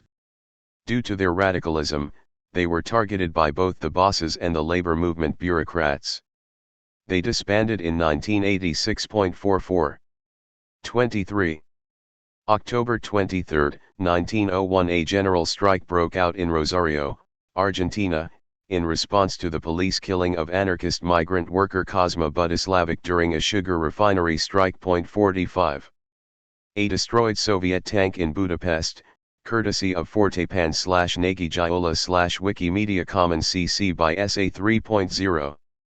October 23, 1956. A nationwide revolt in Hungary saw thousands organize themselves into workers' councils and militias, demanding not a transition to capitalism but rather a socialism controlled by the working class itself. Peter Fryer, a member of the British Communist Party and a journalist for the party newspaper The Daily Worker, wrote in his first dispatch, "After 11 years, the incessant mistakes of the communist leaders, the brutality of the state security police, the widespread bureaucracy and mismanagement, the bungling, the arbitrary methods and the lies have led to total collapse. This was no counter-revolution, organized by fascists and reactionaries. It was the upsurge of a whole people, in which rank-and-file communists took part, against a police dictatorship dressed up as a socialist society, a police dictatorship backed up by Soviet armed might. And I have no hesitation in placing the blame for these terrible events squarely on the shoulders of those who led the Hungarian Communist Party for 11 years. They turned what could have been the outstanding example of people's democracy in Europe into a grisly caricature of socialism. They reared and trained a secret police which tortured all communists as well as non-communists who dared to open their mouths against injustices. It was a secret police which in these last few dreadful days turned its guns on the people whose defenders it was supposed to be." Fryer's article went unpublished, and the rebellion was soon crushed by Russian tanks, leaving around 20,000 Hungarians and 3,500 Russians dead. 46. 24. October 24, 1975. 90% of women in Iceland went on general strike for equality with men. Working women stayed home, and houseworkers refused to cook, clean, and look after children. Today Iceland has the lowest gender inequality in the world, although women still earn only 80% of men's wages, so discrimination and the struggle against it continues. 47. October 24, 2007. Time magazine reported that some 35,000 sex workers were on strike in Bolivia to protest police harassment. The women, organized in the National Organization for the Emancipation of Women in a State of Prostitution, a union for sex workers, also refused mandatory STD testing until police stopped the harassment. 48. 25. October 25, 1983. The Hayes Cottage Hospital in England was occupied by its workers to protest a proposed closure the following week. The workers ran the hospital themselves until the government caved in. The hospital remained open until the 1990s, when it was turned into a private nursing home. 49. October 25, 1983, the U.S. invaded the Caribbean island of Grenada, ostensibly to protect U.S. citizens but really to assert its dominance over the region. 50. 26. October 26, 1977, 8,000 workers at the Swadeshi cotton mills in Kanpur, India, surrounded their factory, locking the bosses inside, because they had not been paid in several weeks. The unions offered no help, so workers beat up the union leaders. They then placed gas cylinders and acid bottles on the roof of the factory and threatened to start blowing things up. After a 54-hour siege, the workers' back wages were paid. 51. October 26, 1983, the Northwood and Pinner Cottage Hospital in England was occupied by its workers to protest against its proposed closure. Beginning the following day, October 27, they collectively ran the hospital themselves, eventually winning their struggle. The hospital remained open for a further 25 years. 52. 27. October 27, 1962, at the height of the Cuban Missile Crisis, second-in-command Vasily Arkhipov of the Soviet submarine B-59 refused to agree with his captain's order to launch nuclear torpedoes against U.S. warships and set off what might well have been a terminal superpower nuclear war. The U.S. had been dropping depth charges near the submarine in an attempt to force it to surface, unaware it was carrying nuclear arms. The Soviet officers, who had lost radio contact with Moscow, concluded that World War III had begun, and two of the officers agreed to blast the warships out of the water. Arkhipov disagreed and, as unanimous consent of the three officers was required for launch, it is thanks to his dissent that we are able to write about it today. 53. Vasily Arkhipov, 1960, courtesy of Wikimedia Commons. October 27, 1970, the Republican administration of President Richard Nixon passed the Comprehensive Drug Abuse Prevention and Control Act, as part of their war on drugs. A Nixon advisor, John Ehrlichman, later admitted in an interview with Dan Baum published in Harper's Magazine. The Nixon campaign in 1968, and the Nixon White House after that, had two enemies, the anti-war left and black people. You understand what I'm saying? We knew we couldn't make it illegal to be either against the war or black, but by getting the public to associate the hippies with marijuana and blacks with heroin, and then criminalizing both heavily, we could disrupt those communities.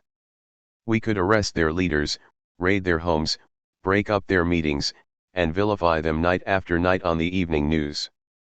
Did we know we were lying about the drugs? Of course we did. 54. 28.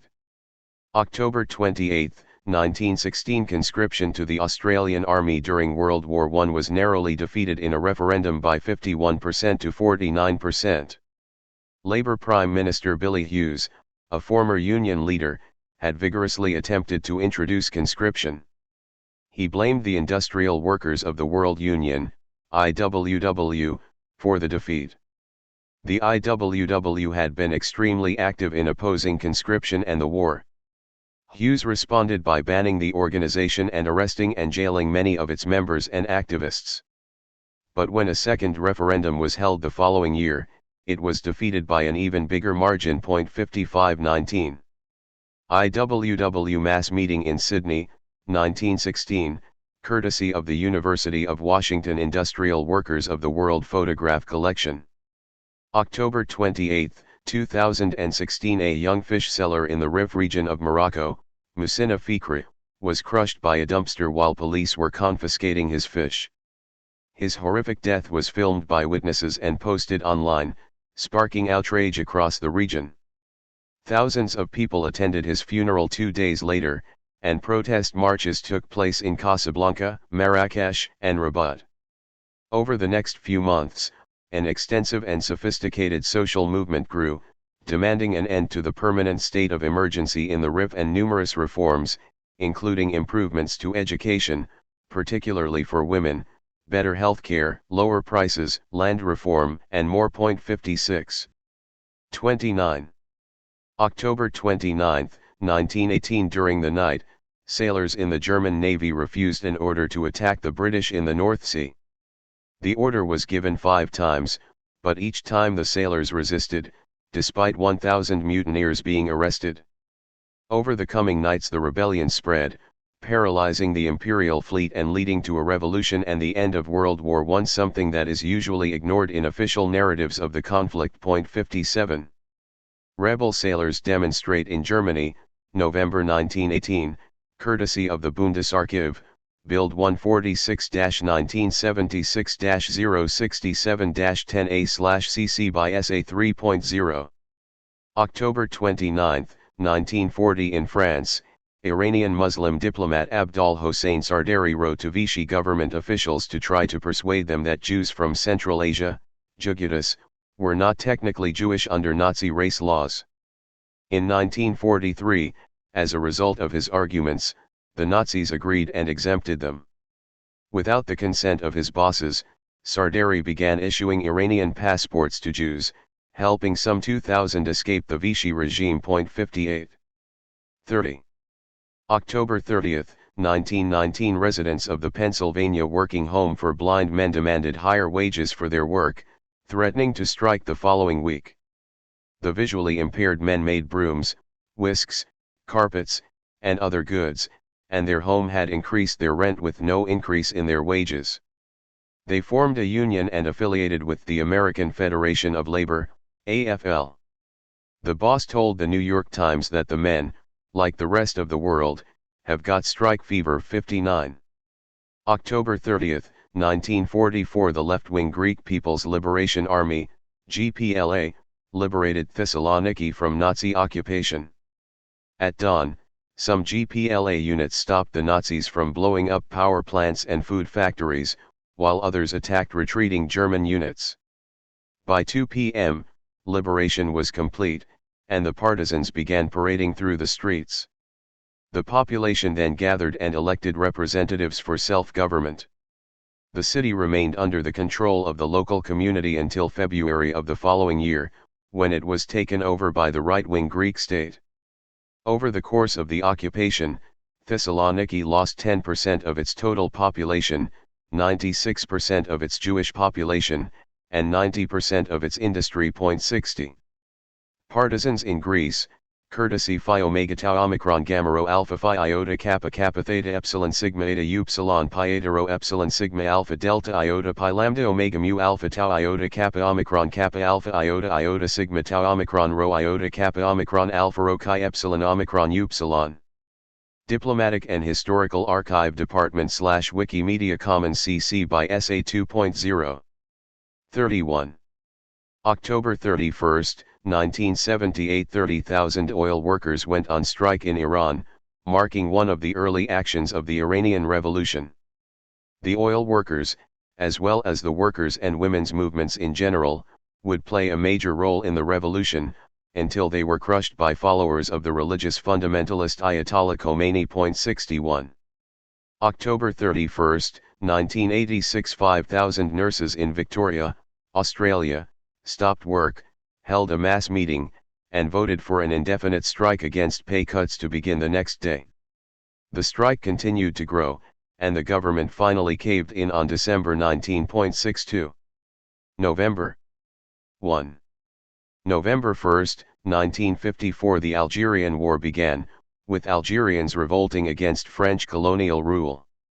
The French military responded to the rebellion with extreme brutality, using widespread torture and killing hundreds of thousands of people, mostly civilians. Later, French paramilitaries joined the conflict, carrying out terrorist attacks and murdering Algerian civilians. Back at home, French police murdered scores of people who demonstrated against French colonialism, mostly French Muslims and French Algerians, as well as several French communists.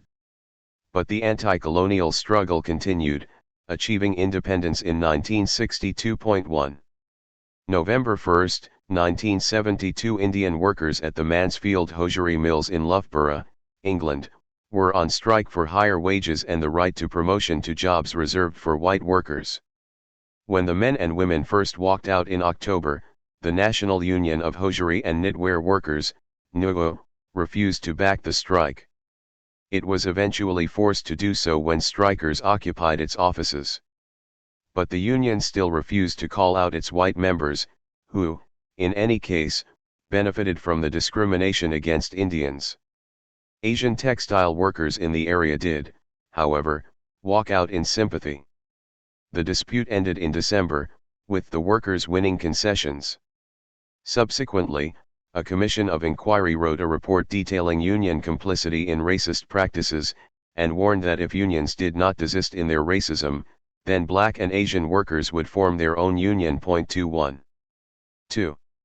November 2, 1912. Dozens of striking timber workers, who had been on trial on charges arising from the Grabo massacre, including riot and murder, were acquitted of all charges. The massacre occurred after timber bosses opened fire on strikers organized in the Brotherhood of Timber Workers, BTW, outside the Grabo mill in Louisiana, causing a shootout that left 4 dead and 50 injured. 4 days after the acquittal, the mill was burned to the ground. The official report determined that the fire was an accident. 3. November 2, 1970. Actor and Vietnam GI resistance supporter Jane Fonda was arrested at the Cleveland airport as she returned from a Vietnam Veterans Against the War, VVAW, event held in Canada and charged with drug smuggling. The following day Fonda was also charged with kicking a police officer, when a famous mugshot was taken of her, with her fist raised in defiance. Both charges were bogus. The drugs were vitamins and both were later dismissed. Fonda is clear that the intention was to discredit her, because of her valuable support for the GI anti-war movement. In addition to being a patron of VVAW, Fonda was a leading organizer of and participant in the Fuck the Army, FTA, tour, an anti-war alternative to the United Service Organizations, USO, shows which are put on to entertain the troops. 4:10-11. 3. November 3, 1970. A regional office of the United Farm Workers Union, UFW, in California was bombed. The UFW, largely made up of Latin and Philippine workers, had been on strike for weeks in a jurisdictional dispute with the Teamsters Union. 5. November 3, 1979. The Greensboro Massacre took place in North Carolina. 5 anti-racists, 4 of them members of the Communist Workers' Party, CWP, at an anti-Ku Klux Klan, KKK, demonstration were killed by members of the KKK and the American Nazi Party, ANP. Police had cooperated with the Nazis, giving them a map of the anti-racists' demonstration route. The killers were later acquitted by all-white juries. 6. 4. November 4, 1910. In France, in a prelude to the Champagne riots of the following year, several grape-growing communes decided to stop paying taxes. Growers were angry at champagne producers driving down prices and importing cheaper grapes from elsewhere in Europe to make their champagne. They wanted the government to legislate that champagne had to be made primarily from grapes from the Champagne region. A few months later, on January 17, simmering discontent erupted into violence when growers in the village of Damery intercepted a wagon load of imported grapes and threw it into the Marne River. Growers then raided the warehouses of a producer they considered fraudulent and raised a red flag at the town hall. Protests, including singing the Internationale, escalated into a full-blown insurrection. The government responded by initiating a 9-month occupation of the area by 40,000 troops, but they also implemented the law the protesters were demanding. 7. November 4, 1913. The East London Federation of Suffragettes, ELFS, which was fighting for women's rights and working-class emancipation, had its first paramilitary assembly and gun drill in Victoria Park, London. The following day, the group formally inaugurated their People's Army, a community militia to resist police repression. Sylvia Pankhurst, a left communist and daughter of famous suffragette Emmeline, was a key organizer of both ELFS and the People's Army. 8. Illustration of the People's Army Drill, by Hester Reeve, hesterreeve.com. 5. November 5, 1843. An enslaved woman named Carlotta led an uprising in Matanzas, Cuba. Brandishing machetes, Carlotta and her co-conspirators summoned other enslaved people with a kettle drum, then killed the cane plantation slave owners before heading to neighboring plantations and farms to free other slaves. The rebellion lasted until the following year, when authorities succeeded in violently repressing it. Carlotta herself was tied to 4 horses and torn apart. The abolition of slavery in Cuba was finally achieved in 1886.9.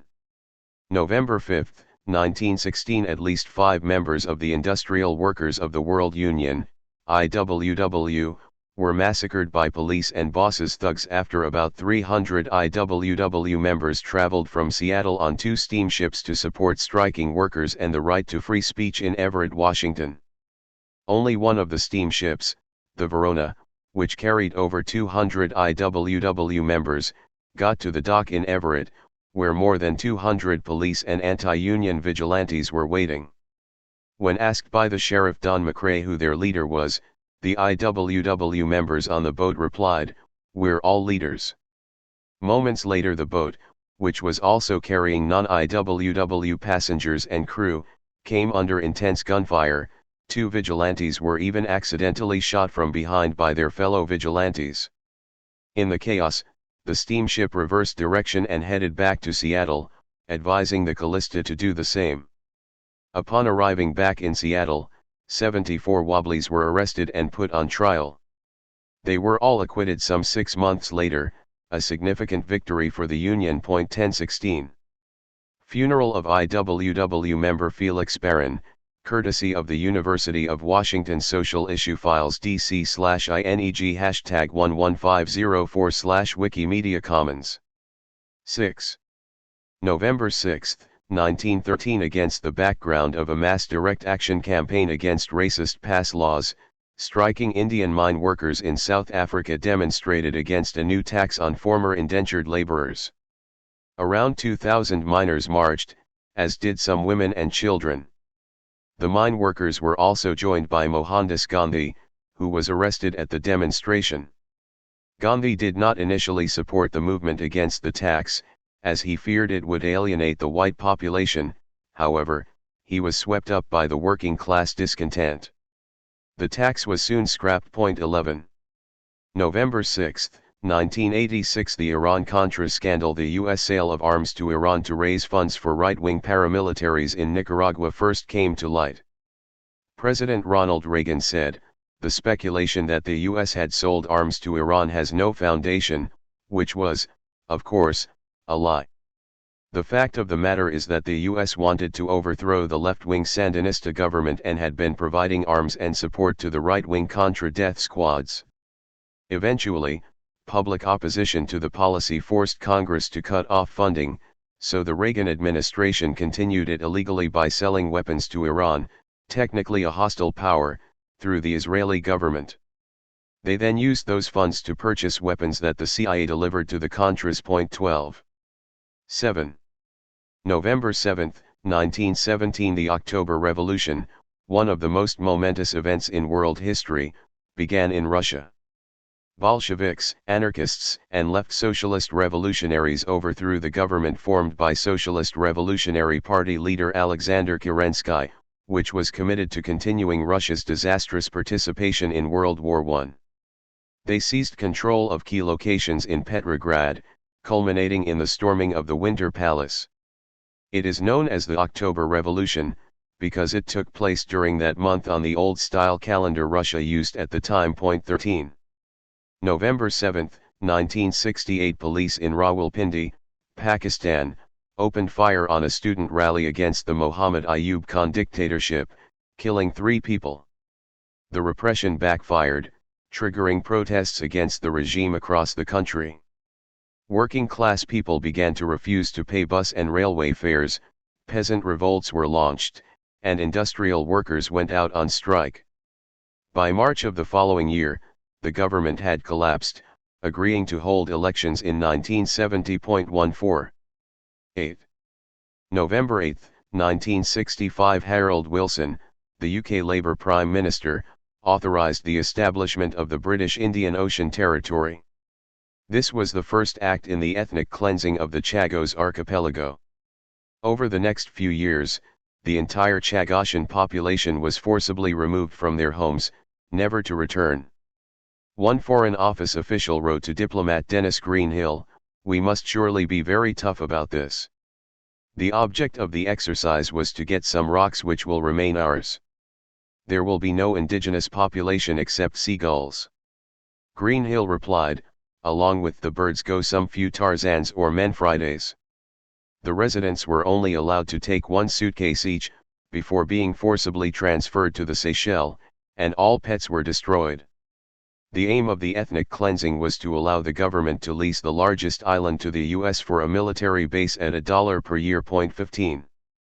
November 8, 2004, nickel smelter workers in New Caledonia went on strike to protest the firing of two co-workers for previous strike activity. The strike lasted 22 days and ended when both workers were rehired.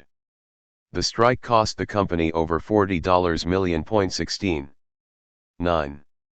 November 9, 1918, as revolution swept the country and the Kaiser abdicated, German workers fought to end World War I. Berlin was gripped by an anti-war general strike, with rebel sailors, soldiers, and workers taking to the streets. The deputy chairman of the Sozialdemokratische Partei Deutschlands, Social Democratic Party, SPD, Philipp Schneiderman, learned that revolutionary socialist Karl Liebknecht, fresh out of prison, planned to declare a socialist republic.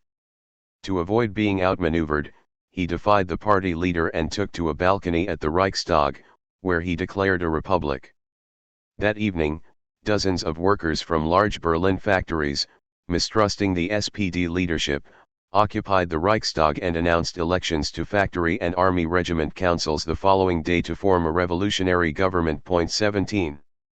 November 9, 1988, Brazilian security forces murdered 3 striking workers and injured dozens.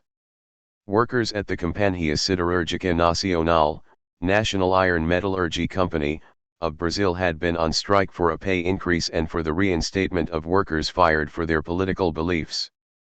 Those killed were Carlos Augusto Barroso, 19, William Fernandez Leita, 22, and Valmer Freitas Monteiro, 27. Despite the repression, the workers continued their sit-in strike for over 2 more weeks. The massacre was orchestrated by the new democratic government after the fall of the military dictatorship. 18. 10. November 10, 1970, Puerto Rican radicals from the Young Lords took over Lincoln Hospital, in New York City's South Bronx. More than 600 people, including clerical workers, nurses, and doctors, joined them in occupying the nurses' residence to publicize the flagrant disregard for human life in New York City hospitals. 19. November 10, 1995, Ken Saro-Wiwa, Ogunai indigenous author, activist, and environmentalist, and 8 other people were hanged by the Nigerian state. Saro-Wiwa advocated for Ogunai rights and helped organize nonviolent resistance to the destruction of indigenous lands by the Royal Dutch Shell Oil Company.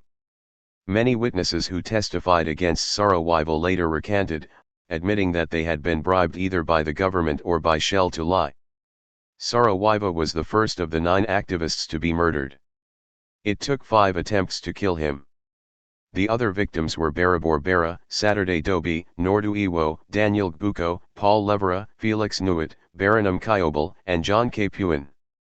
Saro-Wiwa's final words were, "Lord, take my soul, but the struggle continues." 20. Illustration of Ken Saro-Wiwa, Dignidad Rebelda, CC by SA 2.0 https://www.flickr.com/photos/Dignidad Rebelde /30541935515. 11.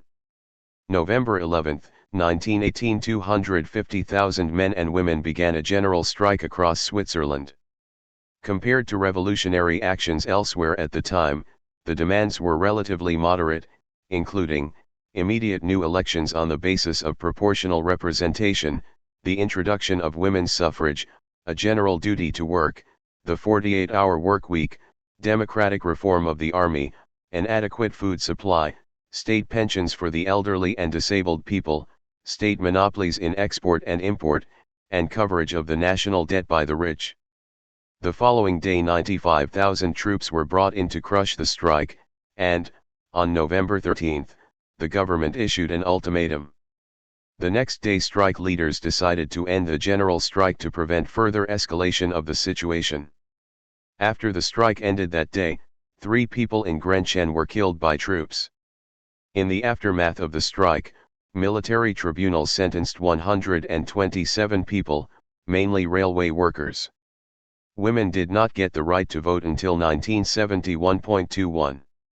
November 11, 1948, Wildcat striking brewery workers in New York City won a month-long walkout demanding the scrapping of excessively short drivers' schedules that did not give them enough time to load and unload their vehicles. A mass meeting of the remaining 3,000 strikers, 5 small breweries having already conceded to the demands, agreed to end their strike at midnight that night and return to work the following day. Bosses were also forced to drop their multimillion-dollar lawsuit against the United Brewery Workers Union, which had, in any case, denounced the walkout and tried first to order and then manipulate the strikers back to work. Edward Hewlett, a union official who tried to address the meeting, was booed so loudly he was forced to surrender the microphone twice, and the New York Times reported that the hostility toward the international union official took on such menacing proportions that 6 uniformed patrolmen rushed out of a side room to protect him. 22:12. November 12, 1977. The first Reclaim the Night marches in the UK took place in Leeds, York, Bristol, Manchester, Newcastle, Brighton, and London. They were called by the Leeds Revolutionary Feminist Group, which was inspired by news of coordinated women-only Take Back the Night marches against sexual harassment held in towns and cities across West Germany on April 30, 1977. This was particularly significant to women in the area, because serial murderer Peter Sutcliffe, dubbed by the press the Yorkshire Ripper, had sexually attacked and murdered 13 women across Yorkshire, including in Leeds, from 1975 to 1980. Women in the area were angry that the police response to these murders seemed slow, and that the press barely reported on them, because it was mainly sex workers who were killed. When a young student was murdered, the press and the police seemed to take more notice. Official police advice was that women not go out at night, effectively putting them under a curfew. This was not a helpful suggestion, especially for women working late shifts or night shifts, or for sex workers, who often had no choice but to go out at night. 23. November 12, 1984. A group of anti-nuclear weapon activists damaged a nuclear missile silo in Missouri, taking a pneumatic drill to the silo. 4, including Helen Woodson, a mother of 11, were arrested and jailed with extremely harsh sentences. Woodson ended up serving 27 years. 24. 13. November 13, 1909. Suffragette Teresa Garnett attacked Home Secretary Winston Churchill with a horsewhip in Bristol, shouting, "Take that in the name of the insulted women of England." Garnett was arrested for assault, but Churchill did not want to appear in court, so he did not press charges. Instead, she was jailed for 1 month for disturbing the peace.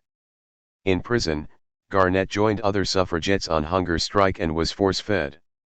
She set fire to her cell in protest and was moved to a solitary confinement punishment cell. 25.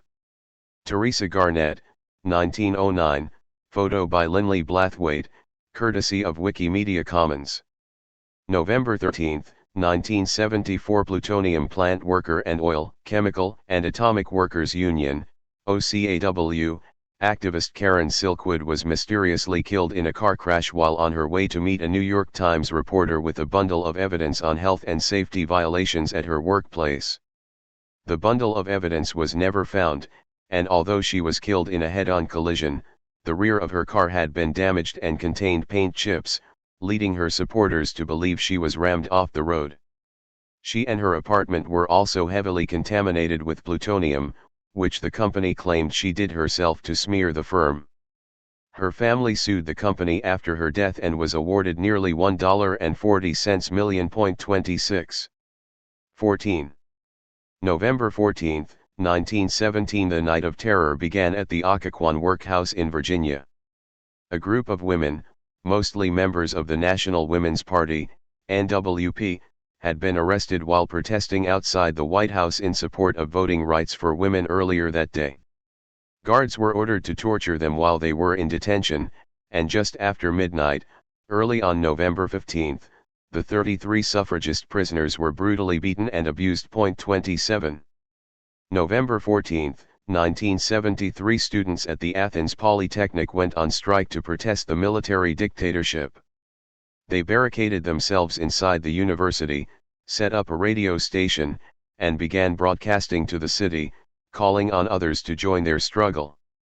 On November 17, in the early hours of the morning, an army tank smashed through the university gates intent upon evicting the students but ended up triggering a wider uprising. The number of people killed in the repression is still debated in Greece, but it was at least 24, with hundreds of others injured. To this day, November 17 is observed as a holiday by the Greek educational system and recognized as the central milestone in the restoration of democracy in 1974. 15. November 15, 1922, between 300 and 1,000 people were massacred by the state during a general strike in Guayaquil, Ecuador. Power company and trolley workers had walked out on strike to protest worsening economic conditions and were joined by every other worker in the city. Strikers and their families assembled for a peaceful rally on November 15. Completely unprovoked, the armed forces and police opened fire on the crowd, killing hundreds. 29. November 15, 2011, in Trinidad, Bolivia, a group of disabled Bolivians began a march to capital La Paz meant to encourage the government to increase support for disabled people and to tackle societal stigma about disability. The march grew to 200, including children, with 1,000 supporters gathering in La Paz. When the march entered La Paz in February 2012, riot police attacked the marchers.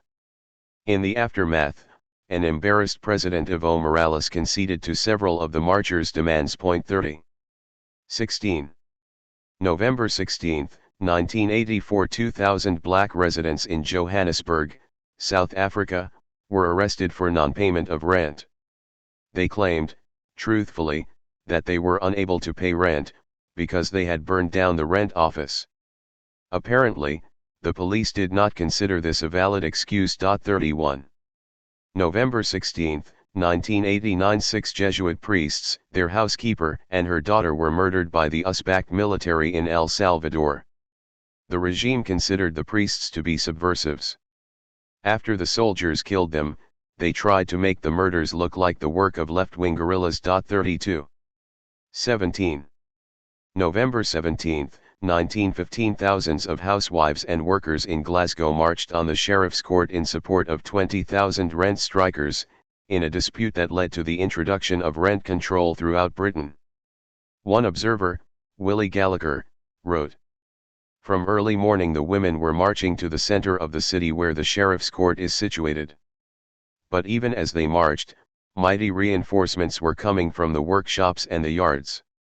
From far away Dalmuir in the west, from Parkhead in the east, from Cathcart in the south and Hyde Park in the north, the dung-harried army of the proletariat invaded the center of the city. 33. November 17, 1983, the Zapatista Army of National Liberation, AZLN, was founded in Chiapas, Mexico, by 6 people, some from the urban north and others from rural indigenous communities in the mountains of Chiapas, Mexico. 11 years later, around 3,000 predominantly indigenous armed AZLN members launched an uprising taking control of a considerable amount of land in the region, freeing prisoners and destroying police and army barracks. In a counterattack by the Mexican army, the guerrillas lost control of many towns and cities and retreated into the Lacandon jungle. Subsequently, the Zapatistas established a number of self-governing autonomous communities, with a total population of over 300,000 people. Other than personal property, private ownership was abolished, with collective ownership of land and collectively owned and run workplaces. Radical, democratic schools, where pupils are not graded, were established, as was a universal health care service, massively improving public health and reducing infant mortality. The communities also have a strong commitment to indigenous, women's, and LGBT+ rights. 34. 18. November 18, 1965. The term sexism was probably coined by Pauline M. Leet during a student-faculty forum at Franklin and Marshall College. Specifically, the word sexism appears in Leet's forum contribution Women and the Undergraduate, and she defines it by comparing it to racism, stating, "When you argue, that since fewer women write good poetry this justifies their total exclusion, you are taking a position analogous to that of the racist. I might call you in this case a sexist. Both the racist and the sexist are acting as if all that has happened had never happened, and both of them are making decisions and coming to conclusions about someone's value by referring to factors which are in both cases irrelevant." 35. November 18, 1967. Korean workers employed by the United States Army in Vietnam rioted to show their dissatisfaction with their food, overturning tables, attacking Americans, and forcing an American project manager to eat some of their food to show him how bad it was. An American civilian shot 3 Koreans, and military police stormed the area, but the Korean workers counterattacked with bulldozers and trucks, which they rammed into trailers and buildings, and hijacked boats. The strike and riots were only suppressed 4 days later. 3614. 19. November 19, 1915. Joe Hill, a Swedish-American Industrial Workers of the World Union, IWW, member and songwriter, was executed by firing squad for the killing of a grocery store owner and his son. Not only did Hill have no motive for the double murder, there was no direct evidence linking him to the crime, which most historians believe he did not commit. His union membership was, however, frequently raised during the trial. Joe Hill, 1915, courtesy of the Library of Congress / Wikimedia Commons. During his lifetime, Hill wrote many songs, including There Is Power in a Union, Casey Jones' The Union Scab, and The Preacher and the Slave, the origin of the expression pie in the sky. In his final letter to IWW leader Big Bill Haywood, he wrote, "Goodbye Bill. I die like a true blue rebel. Don't waste any time in mourning. Organize." 37-6.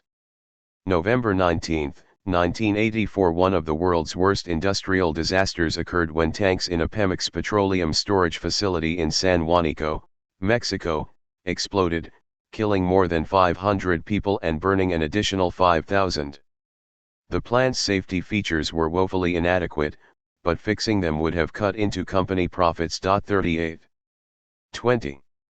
November 20, 1913. Margarita Ortega, a Mexican schoolteacher, sharpshooter, and anarchist, was arrested and imprisoned by the government of Victoriano Huerta. She and her daughter had thrown themselves into organizing and fighting in the Mexican Revolution. After her arrest by government forces, she was tortured but refused to name any of her comrades, shouting, "Cowards! Tear my skin to pieces, break my bones, drink all of my blood, and I will never denounce one of my friends." She was shot 3 days later. 39. November 20, 1969. A group of 78 Native Americans occupied Alcatraz Island, demanding more rights, including a Native American university. The occupiers elected a council, set up a school, and distributed tasks among themselves, voting on all major decisions. They held out until June 1971, when authorities evicted the protesters without agreeing to any of their demands. But the action was reported around the world and helped galvanize a new wave of Native American activism. 40. Sign on occupied Alcatraz Island, courtesy of the National Park Service / Wikimedia Commons. 21. November 21, 1920. Soldiers of the Irish Republican Army, IRA, assassinated 15 suspected British intelligence officers. In retaliation, British colonial police raided Croke Park Stadium, where a Gaelic football match was being played before thousands of spectators, opening fire indiscriminately and killing 14 people, including one of the players. 41. November 21, 1922 Mexican anarchist communist of Zapotec mestizo descent Ricardo Flores Magón died after months of illness and neglect in Leavenworth Prison, in Kansas. He was one of the major thinkers of the Mexican Revolution and the Mexican Revolutionary Movement and a member of the anarchist Partido Liberal Mexicano, Mexican Liberal Party, PAM. He also organized with the Industrial Workers of the World, IWW, and edited the anarchist newspaper Regeneration, which aroused workers against the dictatorship of Porfirio Diaz. While in prison, he described the persecution of the U.S. government. I am caught by the formidable mechanism of a monstrous machine, and my flesh may get ripped open, and my bones crushed, and my moans fill the space and make the very infinite shudder, but the machine will not stop grinding, grinding, grinding. 42. 22. November 22, 1919 The Bogalusa labor massacre took place in Louisiana. African-American worker organizer Sol Dacus was threatened by agents of the Great Southern Lumber Company. White union members, including the American Federation of Labor, AFL, district representative, came to his defense, and 4 people were murdered by racist paramilitaries. 43.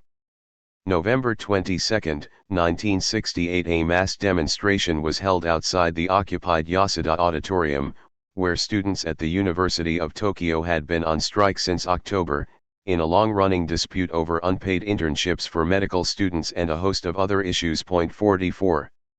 23.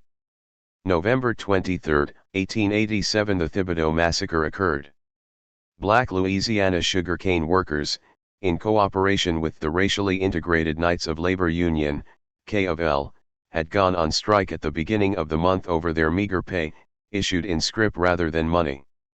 The scrip was redeemable only at the company store, where excessive prices were charged. Plantation owners were angry when the first freeze of the season arrived and damaged crops. After 2 white strike breakers were shot and injured, the Louisiana militia, aided by bands of prominent citizens, shot and killed at least 50 unarmed black sugar workers striking for $1 per day wage and lynched 2 strike leaders. 45. November 23, 1969 Leading Black Panther Fred Hampton spoke at a meeting organized by the Women's International League for Peace and Freedom, WILPF, at the University of Illinois. Among those in attendance was Louise Kuttner, a lawyer and co-founder of Amnesty International. Unknown to Hampton, Kuttner was an informant for the FBI and reported on the meeting to his handler, claiming that Hampton was ranting and raving, claiming that President Nixon was a member of the capitalistic establishment and asserting that Nixon must die. Kuttner said that he was telling the FBI this because of Hampton's possible violation of federal law. Just days later, the FBI had Hampton, aged just 21, killed. 46. 24. November 24, 1995 French workers took part in a massive general strike against welfare and pension reforms. A movement arose in October to oppose measures by the right-wing government of Prime Minister Alain Juppé that aimed to reduce France's budget deficit to the 3% limit set by the Maastricht Treaty on European Union. The most controversial proposals were cuts to public sector pensions and an increase of the minimum retirement age to 60. Some schemes allowed employees to retire at 50 or 55. Huge strikes hit transport, utilities, mining, banking, insurance, and the post office, while clashes with police took place across the country. By December, the government was forced to scrap its pension plans. 47. November 24, 2010 Much of Portugal ground to a halt in the country's first general strike in more than 20 years, opposing austerity cutbacks. Transport, manufacturing, and public services were particularly hard hit. Austerity measures proposed by the governing Socialist Party included a freeze on public sector pay and widespread privatization. 48. 25. November 25, 1941 Three young Austrian boys, members of the Schlurf movement, were arrested by the Gestapo for destroying a Hitler Youth notice board. The Schlurfs were working-class Austrian youths who rejected Nazism, militarism, racism, and the work ethic. They had long hair and listened to jazz and swing music. The boys wore sharp double-breasted suits and the girls, or Schlurf kittens, wore colored dresses with knee-length hemlines. The Nazis campaigned against the Schlurf menace, and many Schlurfs fought Hitler Youth in the streets. After the Allied victory, the new democratic authorities continued to denounce young workers who rejected work discipline and authority as Schlurfs 49-4. November 25, 1963, sisters Patria Mercedes Mirabal Reyes, Minerva Mirabal Reyes, and Antonia Maria Teresa Mirabal Reyes were assassinated for their opposition to the US-backed Dominican dictatorship of Rafael Trujillo. They had started a group called the Agrupación Política 14 de Junio, 14th of June movement, named after the date of a massacre Patria had witnessed. Two of the sisters, Minerva and Maria Teresa, were imprisoned, raped, and tortured on several occasions, and their husbands were also arrested and tortured. However, they persisted in their resistance, and Trujillo decided to put an end to them once and for all. On May 18, 1960, Minerva and Maria Teresa, along with their husbands, were convicted and sentenced to 3 years in prison for undermining the security of the Dominican state. In a strange gesture, on August 9, Minerva and Maria Teresa Mirabal were released by express provision of Trujillo. Their husbands, however, remained in prison. Purportedly a show of mercy, it was, however, part of a plan by which they would be assassinated by the Servicio de Inteligencia Militar secret police. On November 25, the sisters and Rufino de la Cruz, who was driving their jeep, were stopped by Trujillo's henchmen. They were separated and clubbed to death. The bodies were then gathered and put in the jeep, which was run off the mountain road in an attempt to make their deaths look like an accident. In honor of the women, the UN later designated November 25 International Day for the Elimination of Violence Against Women. 26. November 26, 1926, the National British Coal Strike ended in defeat, with miners' delegates advising the remaining strikers to return to work. The strike had begun on May 1 to protest wage cuts, increased work hours, and the elimination of their union from pay negotiations. Striking miners in Tildesley, 1926, courtesy of Wikimedia Commons. The Trades Union Congress, TUC, initially called a general strike in support of the miners, but despite its success they panicked and called it off without gaining any concessions, leaving the miners to struggle on alone. By October, hunger and hardship were forcing a significant number of the strikers to return to work. 51. November 26, 1938, a football team of Basque boys who were refugees from the Spanish Civil War played a friendly match in Pontypridd, Wales. Wales welcomed many working-class children who were fleeing the conflict between workers and peasants and General Francisco Franco's nationalist forces. Tickets to the game were sold to raise funds to support the children. 52. 27. November 27, 1835, James Pratt, a groom, and John Smith, a laborer, were executed by hanging in London for having sex. They were the last men to be formally executed in Britain for homosexuality. 53. November 27, 1868, a detachment of U.S. troops under the command of General George Custer attacked an encampment of sleeping Cheyenne people, who were on a reservation, flying a white flag, and had a guarantee of safety from the commander of the local fort. In the so-called Battle of the Washita, the village was destroyed and 103 Native Americans were massacred, including the peace-seeking chief Black Kettle. 54.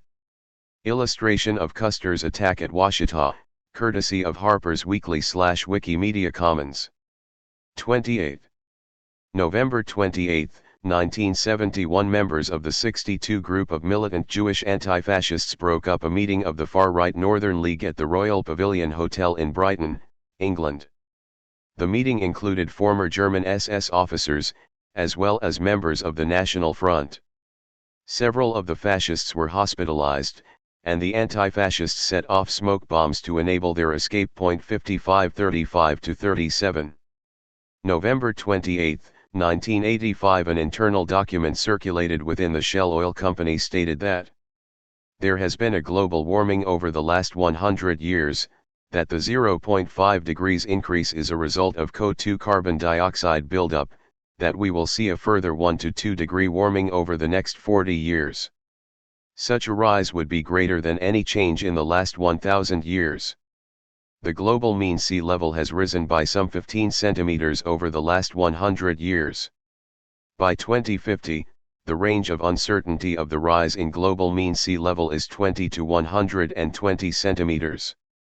It formed part of an extensive confidential 1988 internal company report on the greenhouse effect, which definitively showed that from at least 1981 Shell had been aware of climate change, that it was the result of human behavior, that burning fossil fuels was its primary cause, and that it would have catastrophic effects. Despite this, for decades the company covered up its findings, sponsored fake public studies to try to deny climate change, and fought any government attempts to limit CO2 emissions. 56. 29. November 29, 1830 Captain Swing farm workers fighting for better pay and more jobs attacked a farmer and constable in Ster Provost, Dorset. Some of them were arrested and taken to Shaftesbury, but local Swing sympathizers released the prisoners. Before the night was over, further rioting broke out in 5 other towns. Captain Swing was the fictional rebel leader in whose name workers' demand letters were sent. 57. November 29, 1864 The Sand Creek Massacre took place, with U.S. troops attacking a peaceful gathering of Cheyenne and Arapaho people camping under a U.S. flag. The United States had recognized that the Cheyenne and Arapaho possessed large swathes of land covering parts of present-day Colorado, Nebraska, Wyoming, and Kansas. But after the discovery of gold in the area, settlers invaded the land to mine it, and eventually the government forced the indigenous people to sign a new treaty and give up over 90% of their land. Some chiefs considered the new treaty a betrayal and ignored it, but Black Kettle and his band of Cheyenne and Arapaho wanted peace above all and signed. They first moved to Fort Leon, then relocated to Big Sandy Creek, both times at the direction of government. Despite doing everything they were told, even flying a U.S. flag and a white surrender flag above their designated U.S. camp, up to 900 troops attacked them while the warriors were out hunting. The soldiers butchered 170 or more unarmed people, mostly women and children, torturing them, then scalping and mutilating the victims and cutting out women's genitals and attaching them to their hats. Between 9 and 24 of the attackers were killed. Robert Bent reported in the New York Tribune that he saw one squaw lying on the bank, whose leg had been broken. A soldier came up to her with a drawn saber. She raised her arm to protect herself. He struck, breaking her arm. She rolled over, and raised her other arm. He struck, breaking that, and then left her without killing her. I saw one squaw cut open, with an unborn child lying by her side. Meanwhile, a local newspaper praised the brilliant feat of arms and stated the soldiers had covered themselves with glory. 58.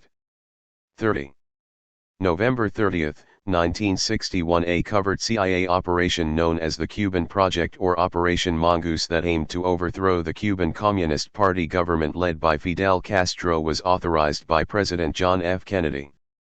As a result, the CIA orchestrated multiple terrorist attacks in Cuba, including against railways, oil and food storage, a power plant, a sawmill, and other targets.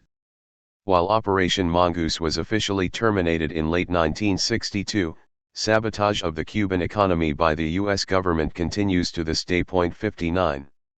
November 30, 1966 Barbados declared independence from Britain. In 1625, following the Spanish eradication of the native population of Barbados, the British laid claim to the island. After sugarcane was introduced in 1640, tens of thousands of enslaved people of African descent were brought into work on the plantations, and they soon became a large majority of the population. Rebellions of the enslaved people forced the eventual abolition of slavery. However, British rule remained. In the 20th century, waves of working-class unrest that colonial authorities struggled to crush swept the country. 60. December 1. December 1, 1919 during a strike by dock workers in Trinidad and Tobago, strikers attacked working warehouses, ran off the scabs, and marched on the city, forcing working enterprises to close. Public sector workers, coal carriers, and Indian rural laborers walked out on strike as well, leading to an effective general strike. Britain, the colonial power, responded by sending troops and rounding up dozens of strikers, eventually imprisoning 82 and deporting 4 key organizers. The government also introduced strict new laws to stop strikes and protests. But the dockers were successful in winning a 25% pay increase, with workers in other enterprises also gaining concessions. 1. December 1, 1955 Rosa Parks, a black civil rights activist, was arrested in Montgomery, Alabama, for refusing a bus driver's order to give up her seat in the colored section for a white passenger, because the white section was full. Contrary to the popular myth that Parks was simply a woman who was tired at the end of the workday and refused to stand up, she was actually an activist dedicated to fighting segregation, had attended direct action training, and had undertaken fundraising work to support other black women who had been arrested for refusing to vacate their seats for white people. Parks later declared, "The only tired I was tired of giving in." Anti-racist organizations decided to take on her case and organize a widespread bus boycott across the city that became a key struggle in the civil rights movement. 2. Rosa Parks arrested during the bus boycott, courtesy of Wikimedia Commons. 2. December 2, 1984 Catholic nuns from the U.S. were kidnapped, raped, and murdered by government-backed and US-trained right-wing death squads during the civil war in El Salvador. This war raged on for some 20 years and involved brutal violence against workers and peasants' organizations, as well as left-wing religious groups. 3. December 2, 1984 The world's worst industrial disaster took place in Bhopal, India, when the Union Carbide chemical plant leaked poisonous gases that affected 5 million people, killing, blinding, and disabling tens of thousands. The crumbling plant had no health and safety measures. The chief executive responsible, Warren Anderson, went unpunished, and of the $470 million compensation paid to the Indian government, only a small fraction made its way to the victims and their families, an average of $500 each. Those exposed continue to die prematurely today, and children continue to be born with disproportionately high incidences of birth defects, cancers, and chronic illnesses. 4. 3. December 3, 1944 British trained and equipped Greek police, alongside Nazi collaborators, fired on an anti-Nazi demonstration in Athens, killing 28 people, while US and British troops watched. Previously, British forces had attempted to disperse the crowd and shot tracer ammunition over the heads of demonstrators, to no avail. The rationale behind the move was to weaken the anti-Nazi partisans, who had been allied with Britain for the previous 3 years, as British Prime Minister Winston Churchill felt they had been overly influenced by communists. 5. December 3, 1946 142 American Federation of Labor, AFL, union branches down tools in support of a strike of 400 women employees, resulting in over 100,000 walking out, in what would become known as the Oakland General Strike.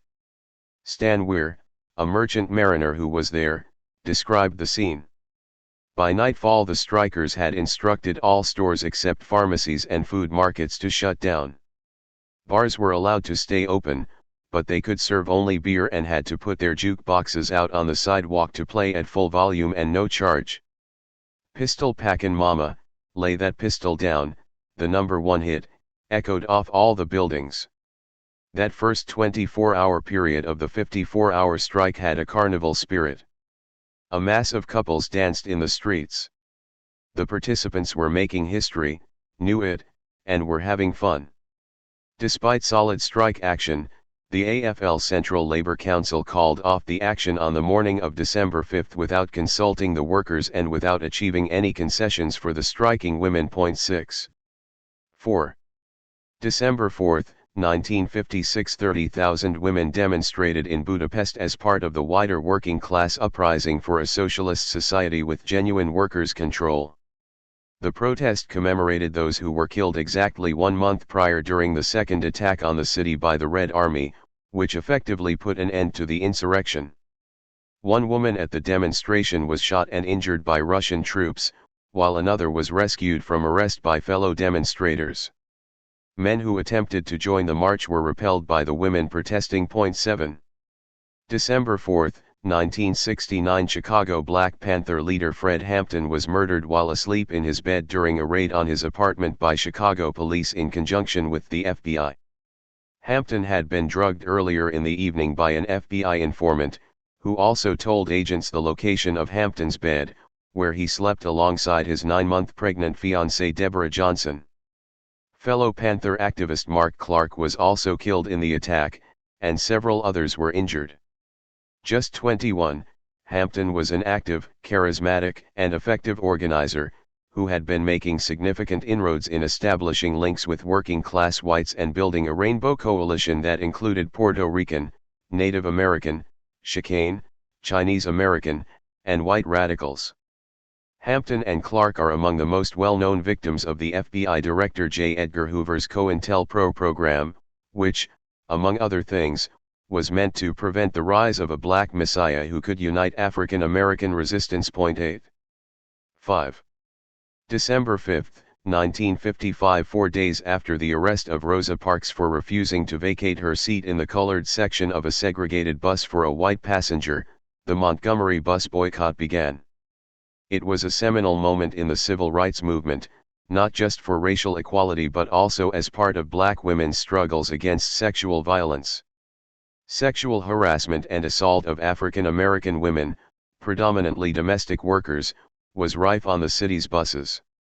In the lead-up to the boycott, dozens of women had lodged complaints about nasty, sexualized insults, inappropriate touching, and physical abuse by drivers. 9. December 5, 2008 workers at the Republic Windows and Doors manufacturer in Chicago began a sit-down strike against layoffs without compensation. The strike was one of the first to occur in the fallout of the 2008 financial crisis and won widespread support. The strike ended with compensation and all staff keeping their jobs. 10. 6. December 6, 1918 Black soldiers in the British West Indies Regiment stationed in Taranto, Italy, mutinied against appalling racist treatment and attacked their officers. Though violently suppressed, many of the mutineers later returned home to the Caribbean and joined worker and anti-colonial unrest. 11. December 6, 1989 14 women, most of whom were training in engineering fields, were murdered in a mass shooting at the École Polytechnique in Montreal. The 25-year-old shooter specifically targeted women, claiming he was fighting feminism, and killed himself after shooting 28 people, only 4 of them men. Those killed were Genevieve Bergeron, Hélène Colgan, Nathalie Croteau, Barbara Daignault, Anne-Marie Edward, Maud Haviernik, Maryse Lagunière, Maryse Leclerc, Anne-Marie Lemay, Sonia Pelletier, Michelle Richard, Annie St. Arnault, Annie Turcotte, and Barbara Klichnik-Wittejwis. The day is commemorated annually across Canada as the National Day of Remembrance and Action on Violence Against Women. 12. 7. December 7, 1959 Oil workers on the island of Fiji went on strike. The strike by the Wholesale and Retail Workers General Union, RUGU, was notable for being the first strike to unite several ethnic groups of workers, mainly Fijian and Indian. The strike threatened both the British colonial government and the traditional Fijian chiefs, who collaborated in opposition to the strike. 13. December 7, 2006 3,000 women working at the Misra Spinning and Weaving Complex in El Mahala El Kubra, Egypt, left their workstations in protest against non-payment of a bonus. They marched through the plant chanting, "Where are the men? Here are the women," shaming the men into joining the strike. While thousands of workers gathered in a nearby square, 70 workers remained in the factory, occupying it to prevent production being restarted. They resisted eviction by riot police and remained inside, until, on the fourth day, the government conceded defeat and agreed both to pay the bonus and to commit to not privatizing the plant. The strike triggered a wave of walkouts across the country. 14. 8. December 8, 1949, a conference of dock workers in France agreed to prevent all cargo destined for Indochina from being transported from multiple ports during the colonial war in the region. France had been at war with the anti-colonial movement in Vietnam since 1946, a conflict that had spread to the neighboring French protectorates of Cambodia and Laos. The Mediterranean coastal ports of Marseille, Sète, Nice, Port de Bouc, Port St. Louis, Port Vendres, and Toulon were all blocked. The move followed a refusal of dockers the previous month to load two ships headed for Indochina, the Montbéliard and the Cap Touraine. 15. December 8, 2008, 2 days after police killed 15-year-old Alexis Grigoropoulos, protests across Greece escalated into a full-blown revolt. The rebellion was so militant and extensive that it resulted in the jailing of the officers responsible for the killing. One commentator noted, "The anarchists themselves were surprised by the level of violence coming from many parts of society. They felt anxious. These were the people who before were very active and very violent, and now they felt surprised and even a little anxious about society. They felt that society had surpassed them." 16. 9. December 9, 1959, the British government circulated a secret memo as part of Operation Legacy, a plan to destroy official records of the British Empire's crimes in its colonies. The memo ordered the burning of files, although subsequently the government also allowed for documents to be packed in weighted crates and dumped in very deep and current-free water at maximum practicable distance from the coast. Operation Legacy proved highly successful, and Britain's appalling colonial legacy is not at all well known in the UK. 17. December 9, 1987, the uprising of Palestinians against Israeli occupation that became known as the First Intifada began. Palestinians took part in a general strike, refused to pay Israeli taxes, boycotted Israeli institutions, and rioted, in disturbances that would last into the early 1990s. 18. 10. December 10, 1924, the first gay rights organization in the U.S., the Society for Human Rights, was founded in Chicago by postal worker and former soldier Henry Gerber. A few months later, police arrested several leading members, including Gerber, and the group ceased to exist. 19. December 10, 1984, a group called Lesbians and Gays Support the Minors, LGSM, put on a benefit show called Pits and Perverts at Camden's Electric Ballroom, featuring pop group Bronski Beat, to support minors, who had been on strike for several months against mass pit closures. The gig raised over £5,000, approximately $6,700, for strikers in South Wales. LGSM members in the Online Miners Welfare Hall, courtesy of LGSM. LGSM had been set up following the London Pride demonstration the previous summer and began raising desperately needed money for mining communities, as the government was essentially attempting to starve striking coal miners back to work. The organization played a crucial role in Britain in bringing together the workers and LGBT+ movements and in garnering support from the trade union movement for LGBT+ rights. 2027-29. 11. December 11, 1981, a death squad backed by the administration of U.S. President Ronald Reagan massacred about 1,000 people in El Mozote, El Salvador. Prior to being killed, many of the victims, half of them children, were tortured, and girls as young as 10 were raped by the US-trained soldiers. The death squad was fighting against a left-wing insurgency, but the villagers of El Mozote had remained largely neutral. 21. December 11, 1983, 3 weeks after cruise missiles arrived at Greenham military base in the UK, 50,000 women protested by encircling the base, holding mirrors, symbolically reflecting the military's image back on itself. Toward the end of the day, women began tearing down large sections of the fence around the facility, and police made hundreds of arrests. 22. 12. December 12, 1948. The Batang Kali massacre took place in Malaya, with British troops massacring 24 unarmed villagers, as part of the campaign against a communist insurgency in the British imperial colony. None of the murderers were charged with any offences. 23. December 12, 1969. After months of workers' and students' strikes, a bomb exploded at a bank in central Milan, killing 16 people and wounding 88.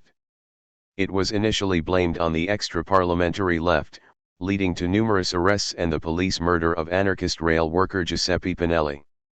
It was later discovered that the bombing had been carried out by the far right in concert with the state, as part of what would become known as the Strategia della Tensione, strategy of tension, counterinsurgency campaign. 3 fascists were eventually jailed in 2001. 24. 13. December 13, 1905. Radical farmhand Sándor Szasmadia and some friends set up the Union of Rural Workers in Hungary. It grew rapidly, and in less than 2 years it had 75,000 members in 625 groups. Having reached this level of strength, day laborers and farm domestics went on strike. The government tried to crush the strike by arresting 4,000 people, imposing huge fines on strikers, and eventually banning the union. 25. December 13, 1971. 6,000 indigenous Ovambo workers in what is now Namibia went on strike and began a boycott of food from work kitchens in opposition to an exploitative apartheid forced contract work system.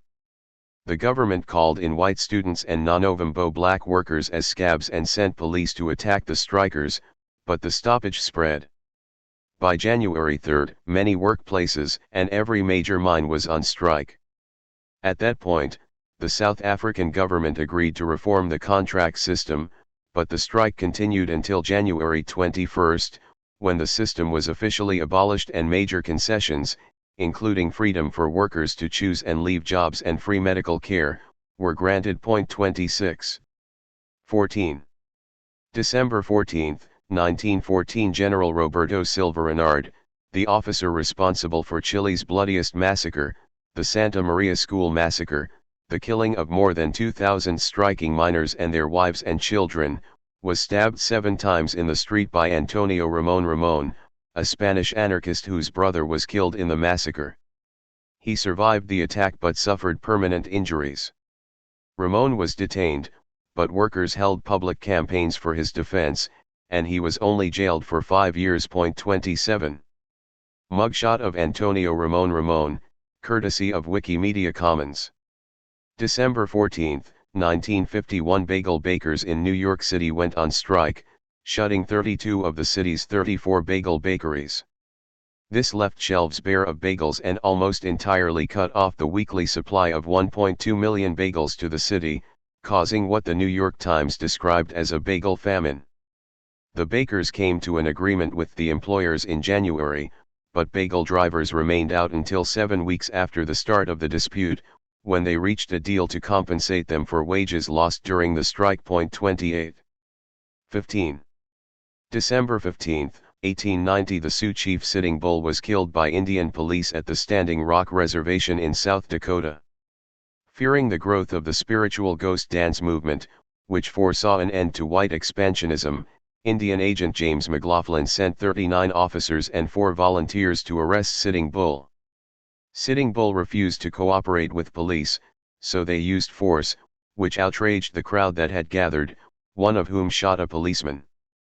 Police retaliated by shooting Sitting Bull in the chest and head, killing him.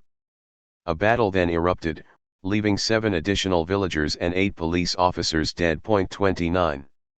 Sitting Bull, c. 1883, photographed by David F. Berry, courtesy of Wikimedia Commons. December 15, 1912. The Federación Obrera Regional del Perú, Regional Workers' Federation of Peru, FORP, held its second assembly, at which it adopted the demand for a maximum 8-hour workday. The union had been formed in October and was subsequently joined by numerous other unions, including electricians, textile workers, and day laborers unions, as well as anarchist workers groups. 30. 16. December 16, 1871 in France, teacher and revolutionary Louise Michel was put on trial following the crushing of the Paris Commune, a 3-month period earlier in the year when workers and soldiers had controlled the city. She was charged with trying to overthrow the government, encouraging citizens to arm themselves, and possession and use of weapons, among other offenses. Exiled to New Caledonia, she spent 4 months in a cage on a prison ship. She became a national hero and was granted amnesty in 1880. When a man tried to assassinate her, Michel defended him in court, claiming he was misled by an evil society. 31. December 16, 1910 The Houndsditch murders took place in London's East End. 3 policemen were shot dead and 2 others seriously injured by a gang of Latvian revolutionaries who had bungled a jewelry store burglary. Investigators focused on the anarchist club in Jubilee Street, and Italian anarchist Enrico Malatesta was wrongly implicated. The events were the prelude to the famous siege of Sydney Street, in which hundreds of police and soldiers battled the radicals. A Latvian revolutionary named Peter the Painter eluded capture and became an East End working-class anti-hero. 32.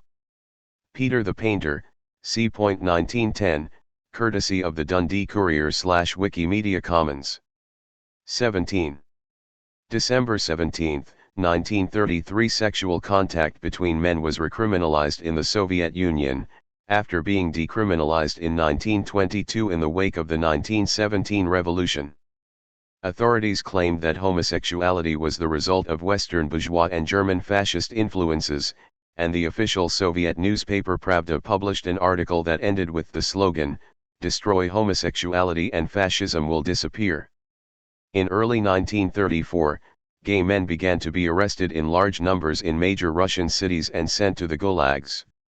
One of those imprisoned under the law, Valery Klimuev, wrote about the treatment they received. "There were about 10 occasions when gays were murdered before my eyes. One was beaten to death in a prison in Sverdlovsk. There were 100 men in our cell, 3 or 4 raped him every day and then chucked him under the bunks. It was bestial, a nightmare. Once 10 of them raped him and then jumped on his head. I nearly went mad there, my hair turned gray. That's how people lose their sanity, many never recover even after they leave." While lesbianism was never prohibited, and some stereotypically masculine lesbians were valued in the military, many lesbians still suffered persecution, including termination of studies or jobs, bullying, threats to strip them of custody of their children, and being committed to psychiatric facilities. 33. December 17, 1970 In an attempt to crush protests against price rises, the government ordered soldiers to fire on dock workers in Gdynia, Poland. Dozens were killed and then buried during the night to try to prevent rioting. However, the repression was unsuccessful, and strikes, workplace occupations, and riots swept the country, forcing the government to back down shortly afterward. 34. 18. December 18, 2010 Following the self-immolation of street vendor Mohamed Bouazizi, protesters took to the streets in Tunisia, eventually toppling the dictator Zine El Abidine Ben Ali and sparking what later became known as the Arab Spring. 35. December 18, 2012 Armed forces in Sierra Leone shot several striking miners, killing 2 of them. The miners had walked out to protest non-payment of bonuses and racism and for better working conditions at the foreign-owned diamond mine.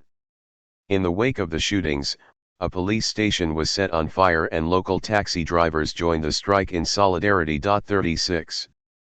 19. December 19, 1996 Following a massive non-payment campaign, Ireland's Minister for the Environment announced that additional charges for water introduced in Dublin in 1994 would be scrapped. Working-class residents organised themselves in local groups federated together to resist the charges, with over 50% of residents not paying. Local authorities attempted to force people to pay by taking residents to court and by shutting off people's water. However, the campaign resisted cut-offs and fought in the courts as well, eventually forcing the government to back down. 37. December 19, 2001 Workers and the unemployed in Argentina reacted to an economic crisis with a wave of often violent demonstrations, street blockades, and workplace takeovers. The slogan of the movement was "Que se vayan todos." They all must go, in reference to politicians and the government. 39 people died in the repressive government response, but finally President Fernando de la Rúa resigned. 20. December 20, 1960 Municipal workers across Belgium came out on official strike against a new law that reduced workers' purchasing power. While the other unions discussed what to do, an unparalleled wildcat strike movement swept the country. The result was a general strike that lasted until January 21.39. Damage after the Koza riot, photo by Larry Gray, courtesy of Wikimedia Commons. December 20, 1970 The Koza riot took place in Okinawa, Japan, when, after nightfall, 5,000 residents clashed with hundreds of American military police as they protested against the continuing U.S. occupation. Locals injured dozens of U.S. troops, burned cars, and destroyed several buildings in the Kadena Air Base. 40. 21. December 21, 1848 Escaped enslaved people Ellen and William Craft boarded a steamship in Savannah, Georgia, heading to Philadelphia, arriving on Christmas morning. Ellen, who was light-skinned, disguised herself as a white male slave owner, wearing a top hat and cravat, with William as her slave. Ellen and William Craft, courtesy of the Liberator newspaper / Wikimedia Commons. After the passing of the Fugitive Slave Act of 1850, escaped slaves in the North had to be returned to the South, so the Crafts fled to England, where they lived for 19 years, having 5 children and getting involved in the abolitionist movement and struggles for women's suffrage, before returning to the U.S. after the Civil War. 41. December 21, 1907 The Santa Maria School Massacre, possibly the worst massacre of striking workers in history, took place, with the Chilean army killing over 2,000 people, striking nitrate miners and their wives and children, who were camped at a school in Santa Maria, Iquique. An anarchist later attempted to assassinate the military officer responsible. 42. 22. December 22, 1988 Brazilian rubber worker activist, environmentalist, and indigenous rights advocate Chico Mendes was assassinated by a rancher.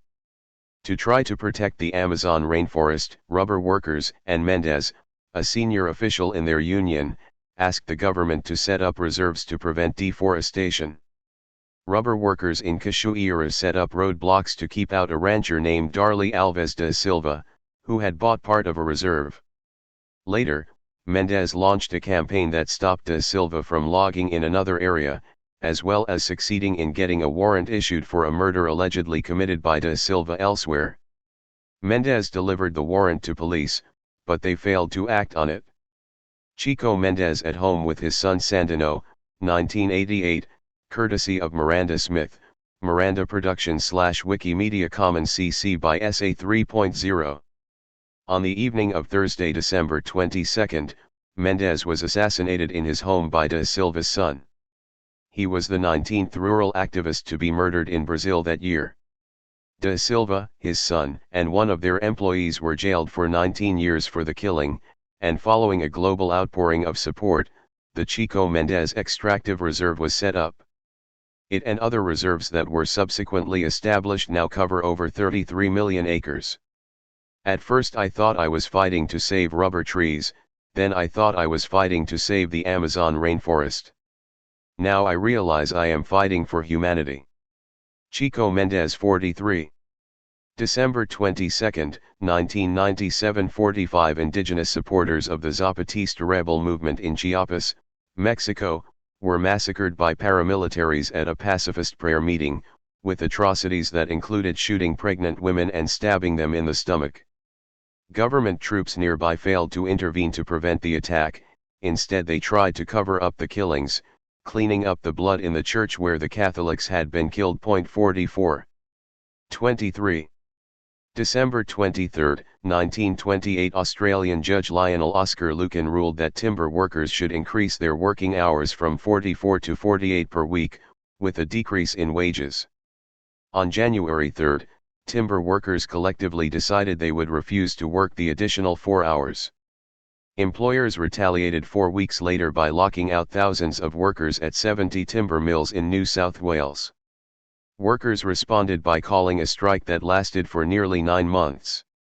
Employers tried to appeal to the wives of strikers to get them to exert pressure on their husbands. The Industrial Peace Association organized a meeting and called on women to attend and register their protest against the cruel wrong which is being done to helpless children by the policy of strikes. At the meeting, speakers were drowned out by women singing "Solidarity Forever." The meeting ended after a young woman climbed on her chair and declared, "We don't scab on our men, and we don't want to." Eventually, facing increasing police and government repression, the strike was called off in defeat, with the hope that a Labour government would be elected and would reverse the decision. Labour did win a landslide victory, but most strikers fired during the dispute were not reinstated following the return to work. 45. December 23, 2013. After an unfavorable job review from a manager, Citibank worker Lennon Ray Brown downed 90% of the bank's networks by erasing configuration files. He said he did it so that management could see what the guys on the floor are capable of doing when they keep getting mistreated. Citibank reported him to police, and he was jailed for 21 months. 46. 24. December 24, 1913. A tragedy known as the Italian Hall disaster, or the 1913 massacre, occurred in Calumet, Michigan. The wives of copper miners who had been on strike since July organized a Christmas party at the Italian Hall. Exactly what happened next is disputed, but by the end of the night 73 people, 59 of them miners' children, were dead, crushed to death in the stairway as they tried to flee the crowded building. 8 of the eyewitnesses who testified in front of a House of Representatives subcommittee reported that a man wearing a Citizens Alliance button yelled "Fire," leading to a crush on the stairs. Some people believe that the doors were held shut. The Citizens Alliance was an anti-union vigilante organization that worked with employers to break strikes. 47. December 24, 1983. It was announced that the pop group The Flying Pickets, made up of actors who had supported the miners' strikes in 1972 and 1974, had the UK Christmas #1 single with their a cappella cover of Yazoo's, known as Yaz in the US, song Only You. Flying pickets were groups of strikers who traveled around the country to picket out other workers in solidarity, a tactic that had helped bring down the Conservative government in 1974. The band, who were militant socialists, later got into conflict with their record label for picketing the Drax power station during the 1984 miners' strike, and some stores refused to sell their records. 48. 25. December 25, 1522, 1831, and 1837. On Christmas Day in 1522, a Muslim-led revolt occurred on the sugar plantation of Christopher Columbus's son Diego, in Santo Domingo, in present-day Dominican Republic. Armed with the machetes they used to cut cane, the rebels, including enslaved West Africans, succeeded in killing a number of colonial settlers before the insurrection was quelled. Of the 15 bodies recovered, 9 were Europeans. Many of the insurgents managed to escape to the mountains, where they formed independent communities among the Taino people. On the same date just over 3 centuries later, in 1831, enslaved people in Jamaica went on strike to demand emancipation. They launched an armed revolt that eventually forced the British Empire to outlaw slavery in the region.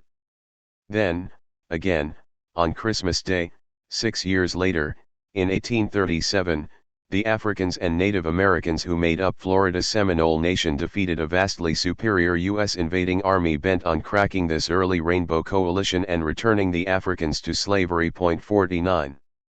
December 25, 1914. 100,000 troops on the Western Front during World War I called an unofficial truce, refusing to fight one another.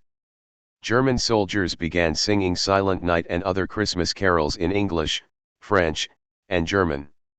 They were joined by British soldiers. Then they slowly emerged from the trenches and met in no man's land, exchanging gifts and in some places playing football. 5038. British and German troops fraternizing during the truce, courtesy of the Imperial War Museum/Wikimedia Commons. 26. December 26, 1862. The largest mass execution in U.S. history took place during the US-Dakota War of 1862, when 38 Dakota people were hanged. Some of the trials of the Native Americans lasted less than 5 minutes, and President Abraham Lincoln personally reviewed the trial paperwork and approved the death penalties. 51. December 26, 1904. Metal workers went out on strike in Baku, in what is now Azerbaijan, with numerous demands, including an 8-hour workday, pay increases, and Sundays off. Within 5 days most enterprises in the city were shut down, including the crucial oil industry, with regular protests and clashes with security forces. In contrast to an unsuccessful strike the previous year, this time workers held out until January 12, when the first collective agreement in the history of the Russian Empire was signed. In particular, the workers achieved a 9-hour workday, with 4 paid days off each month, a pay increase, and better living and working conditions. 52. 27. December 27, 1797. The crew of the Royal Navy ship the Marie Antoinette murdered their officers and took the ship into a French port in the Caribbean. It was part of a wave of mutinies in the British fleet caused by poor working conditions and a growing sense of working-class consciousness among sailors. 53. December 27, 1923. Japanese revolutionary, Daisuke Nanba, attempted to assassinate the crown prince to avenge the deaths of his comrades Kodoka Shosui, Asuji Sakushi, and Ito no at the hands of the state. He was unsuccessful and was arrested, sentenced to death, and executed 2 days later. 54. Namba Daisuke, 1923, courtesy of Wikimedia Commons. 28. December 28, 1907. 10,000 households in New York City went on rent strike against rent price hikes. The action was sparked by 16-year-old textile worker Pauline Newman, who enlisted 400 other young women factory workers to help persuade families to join.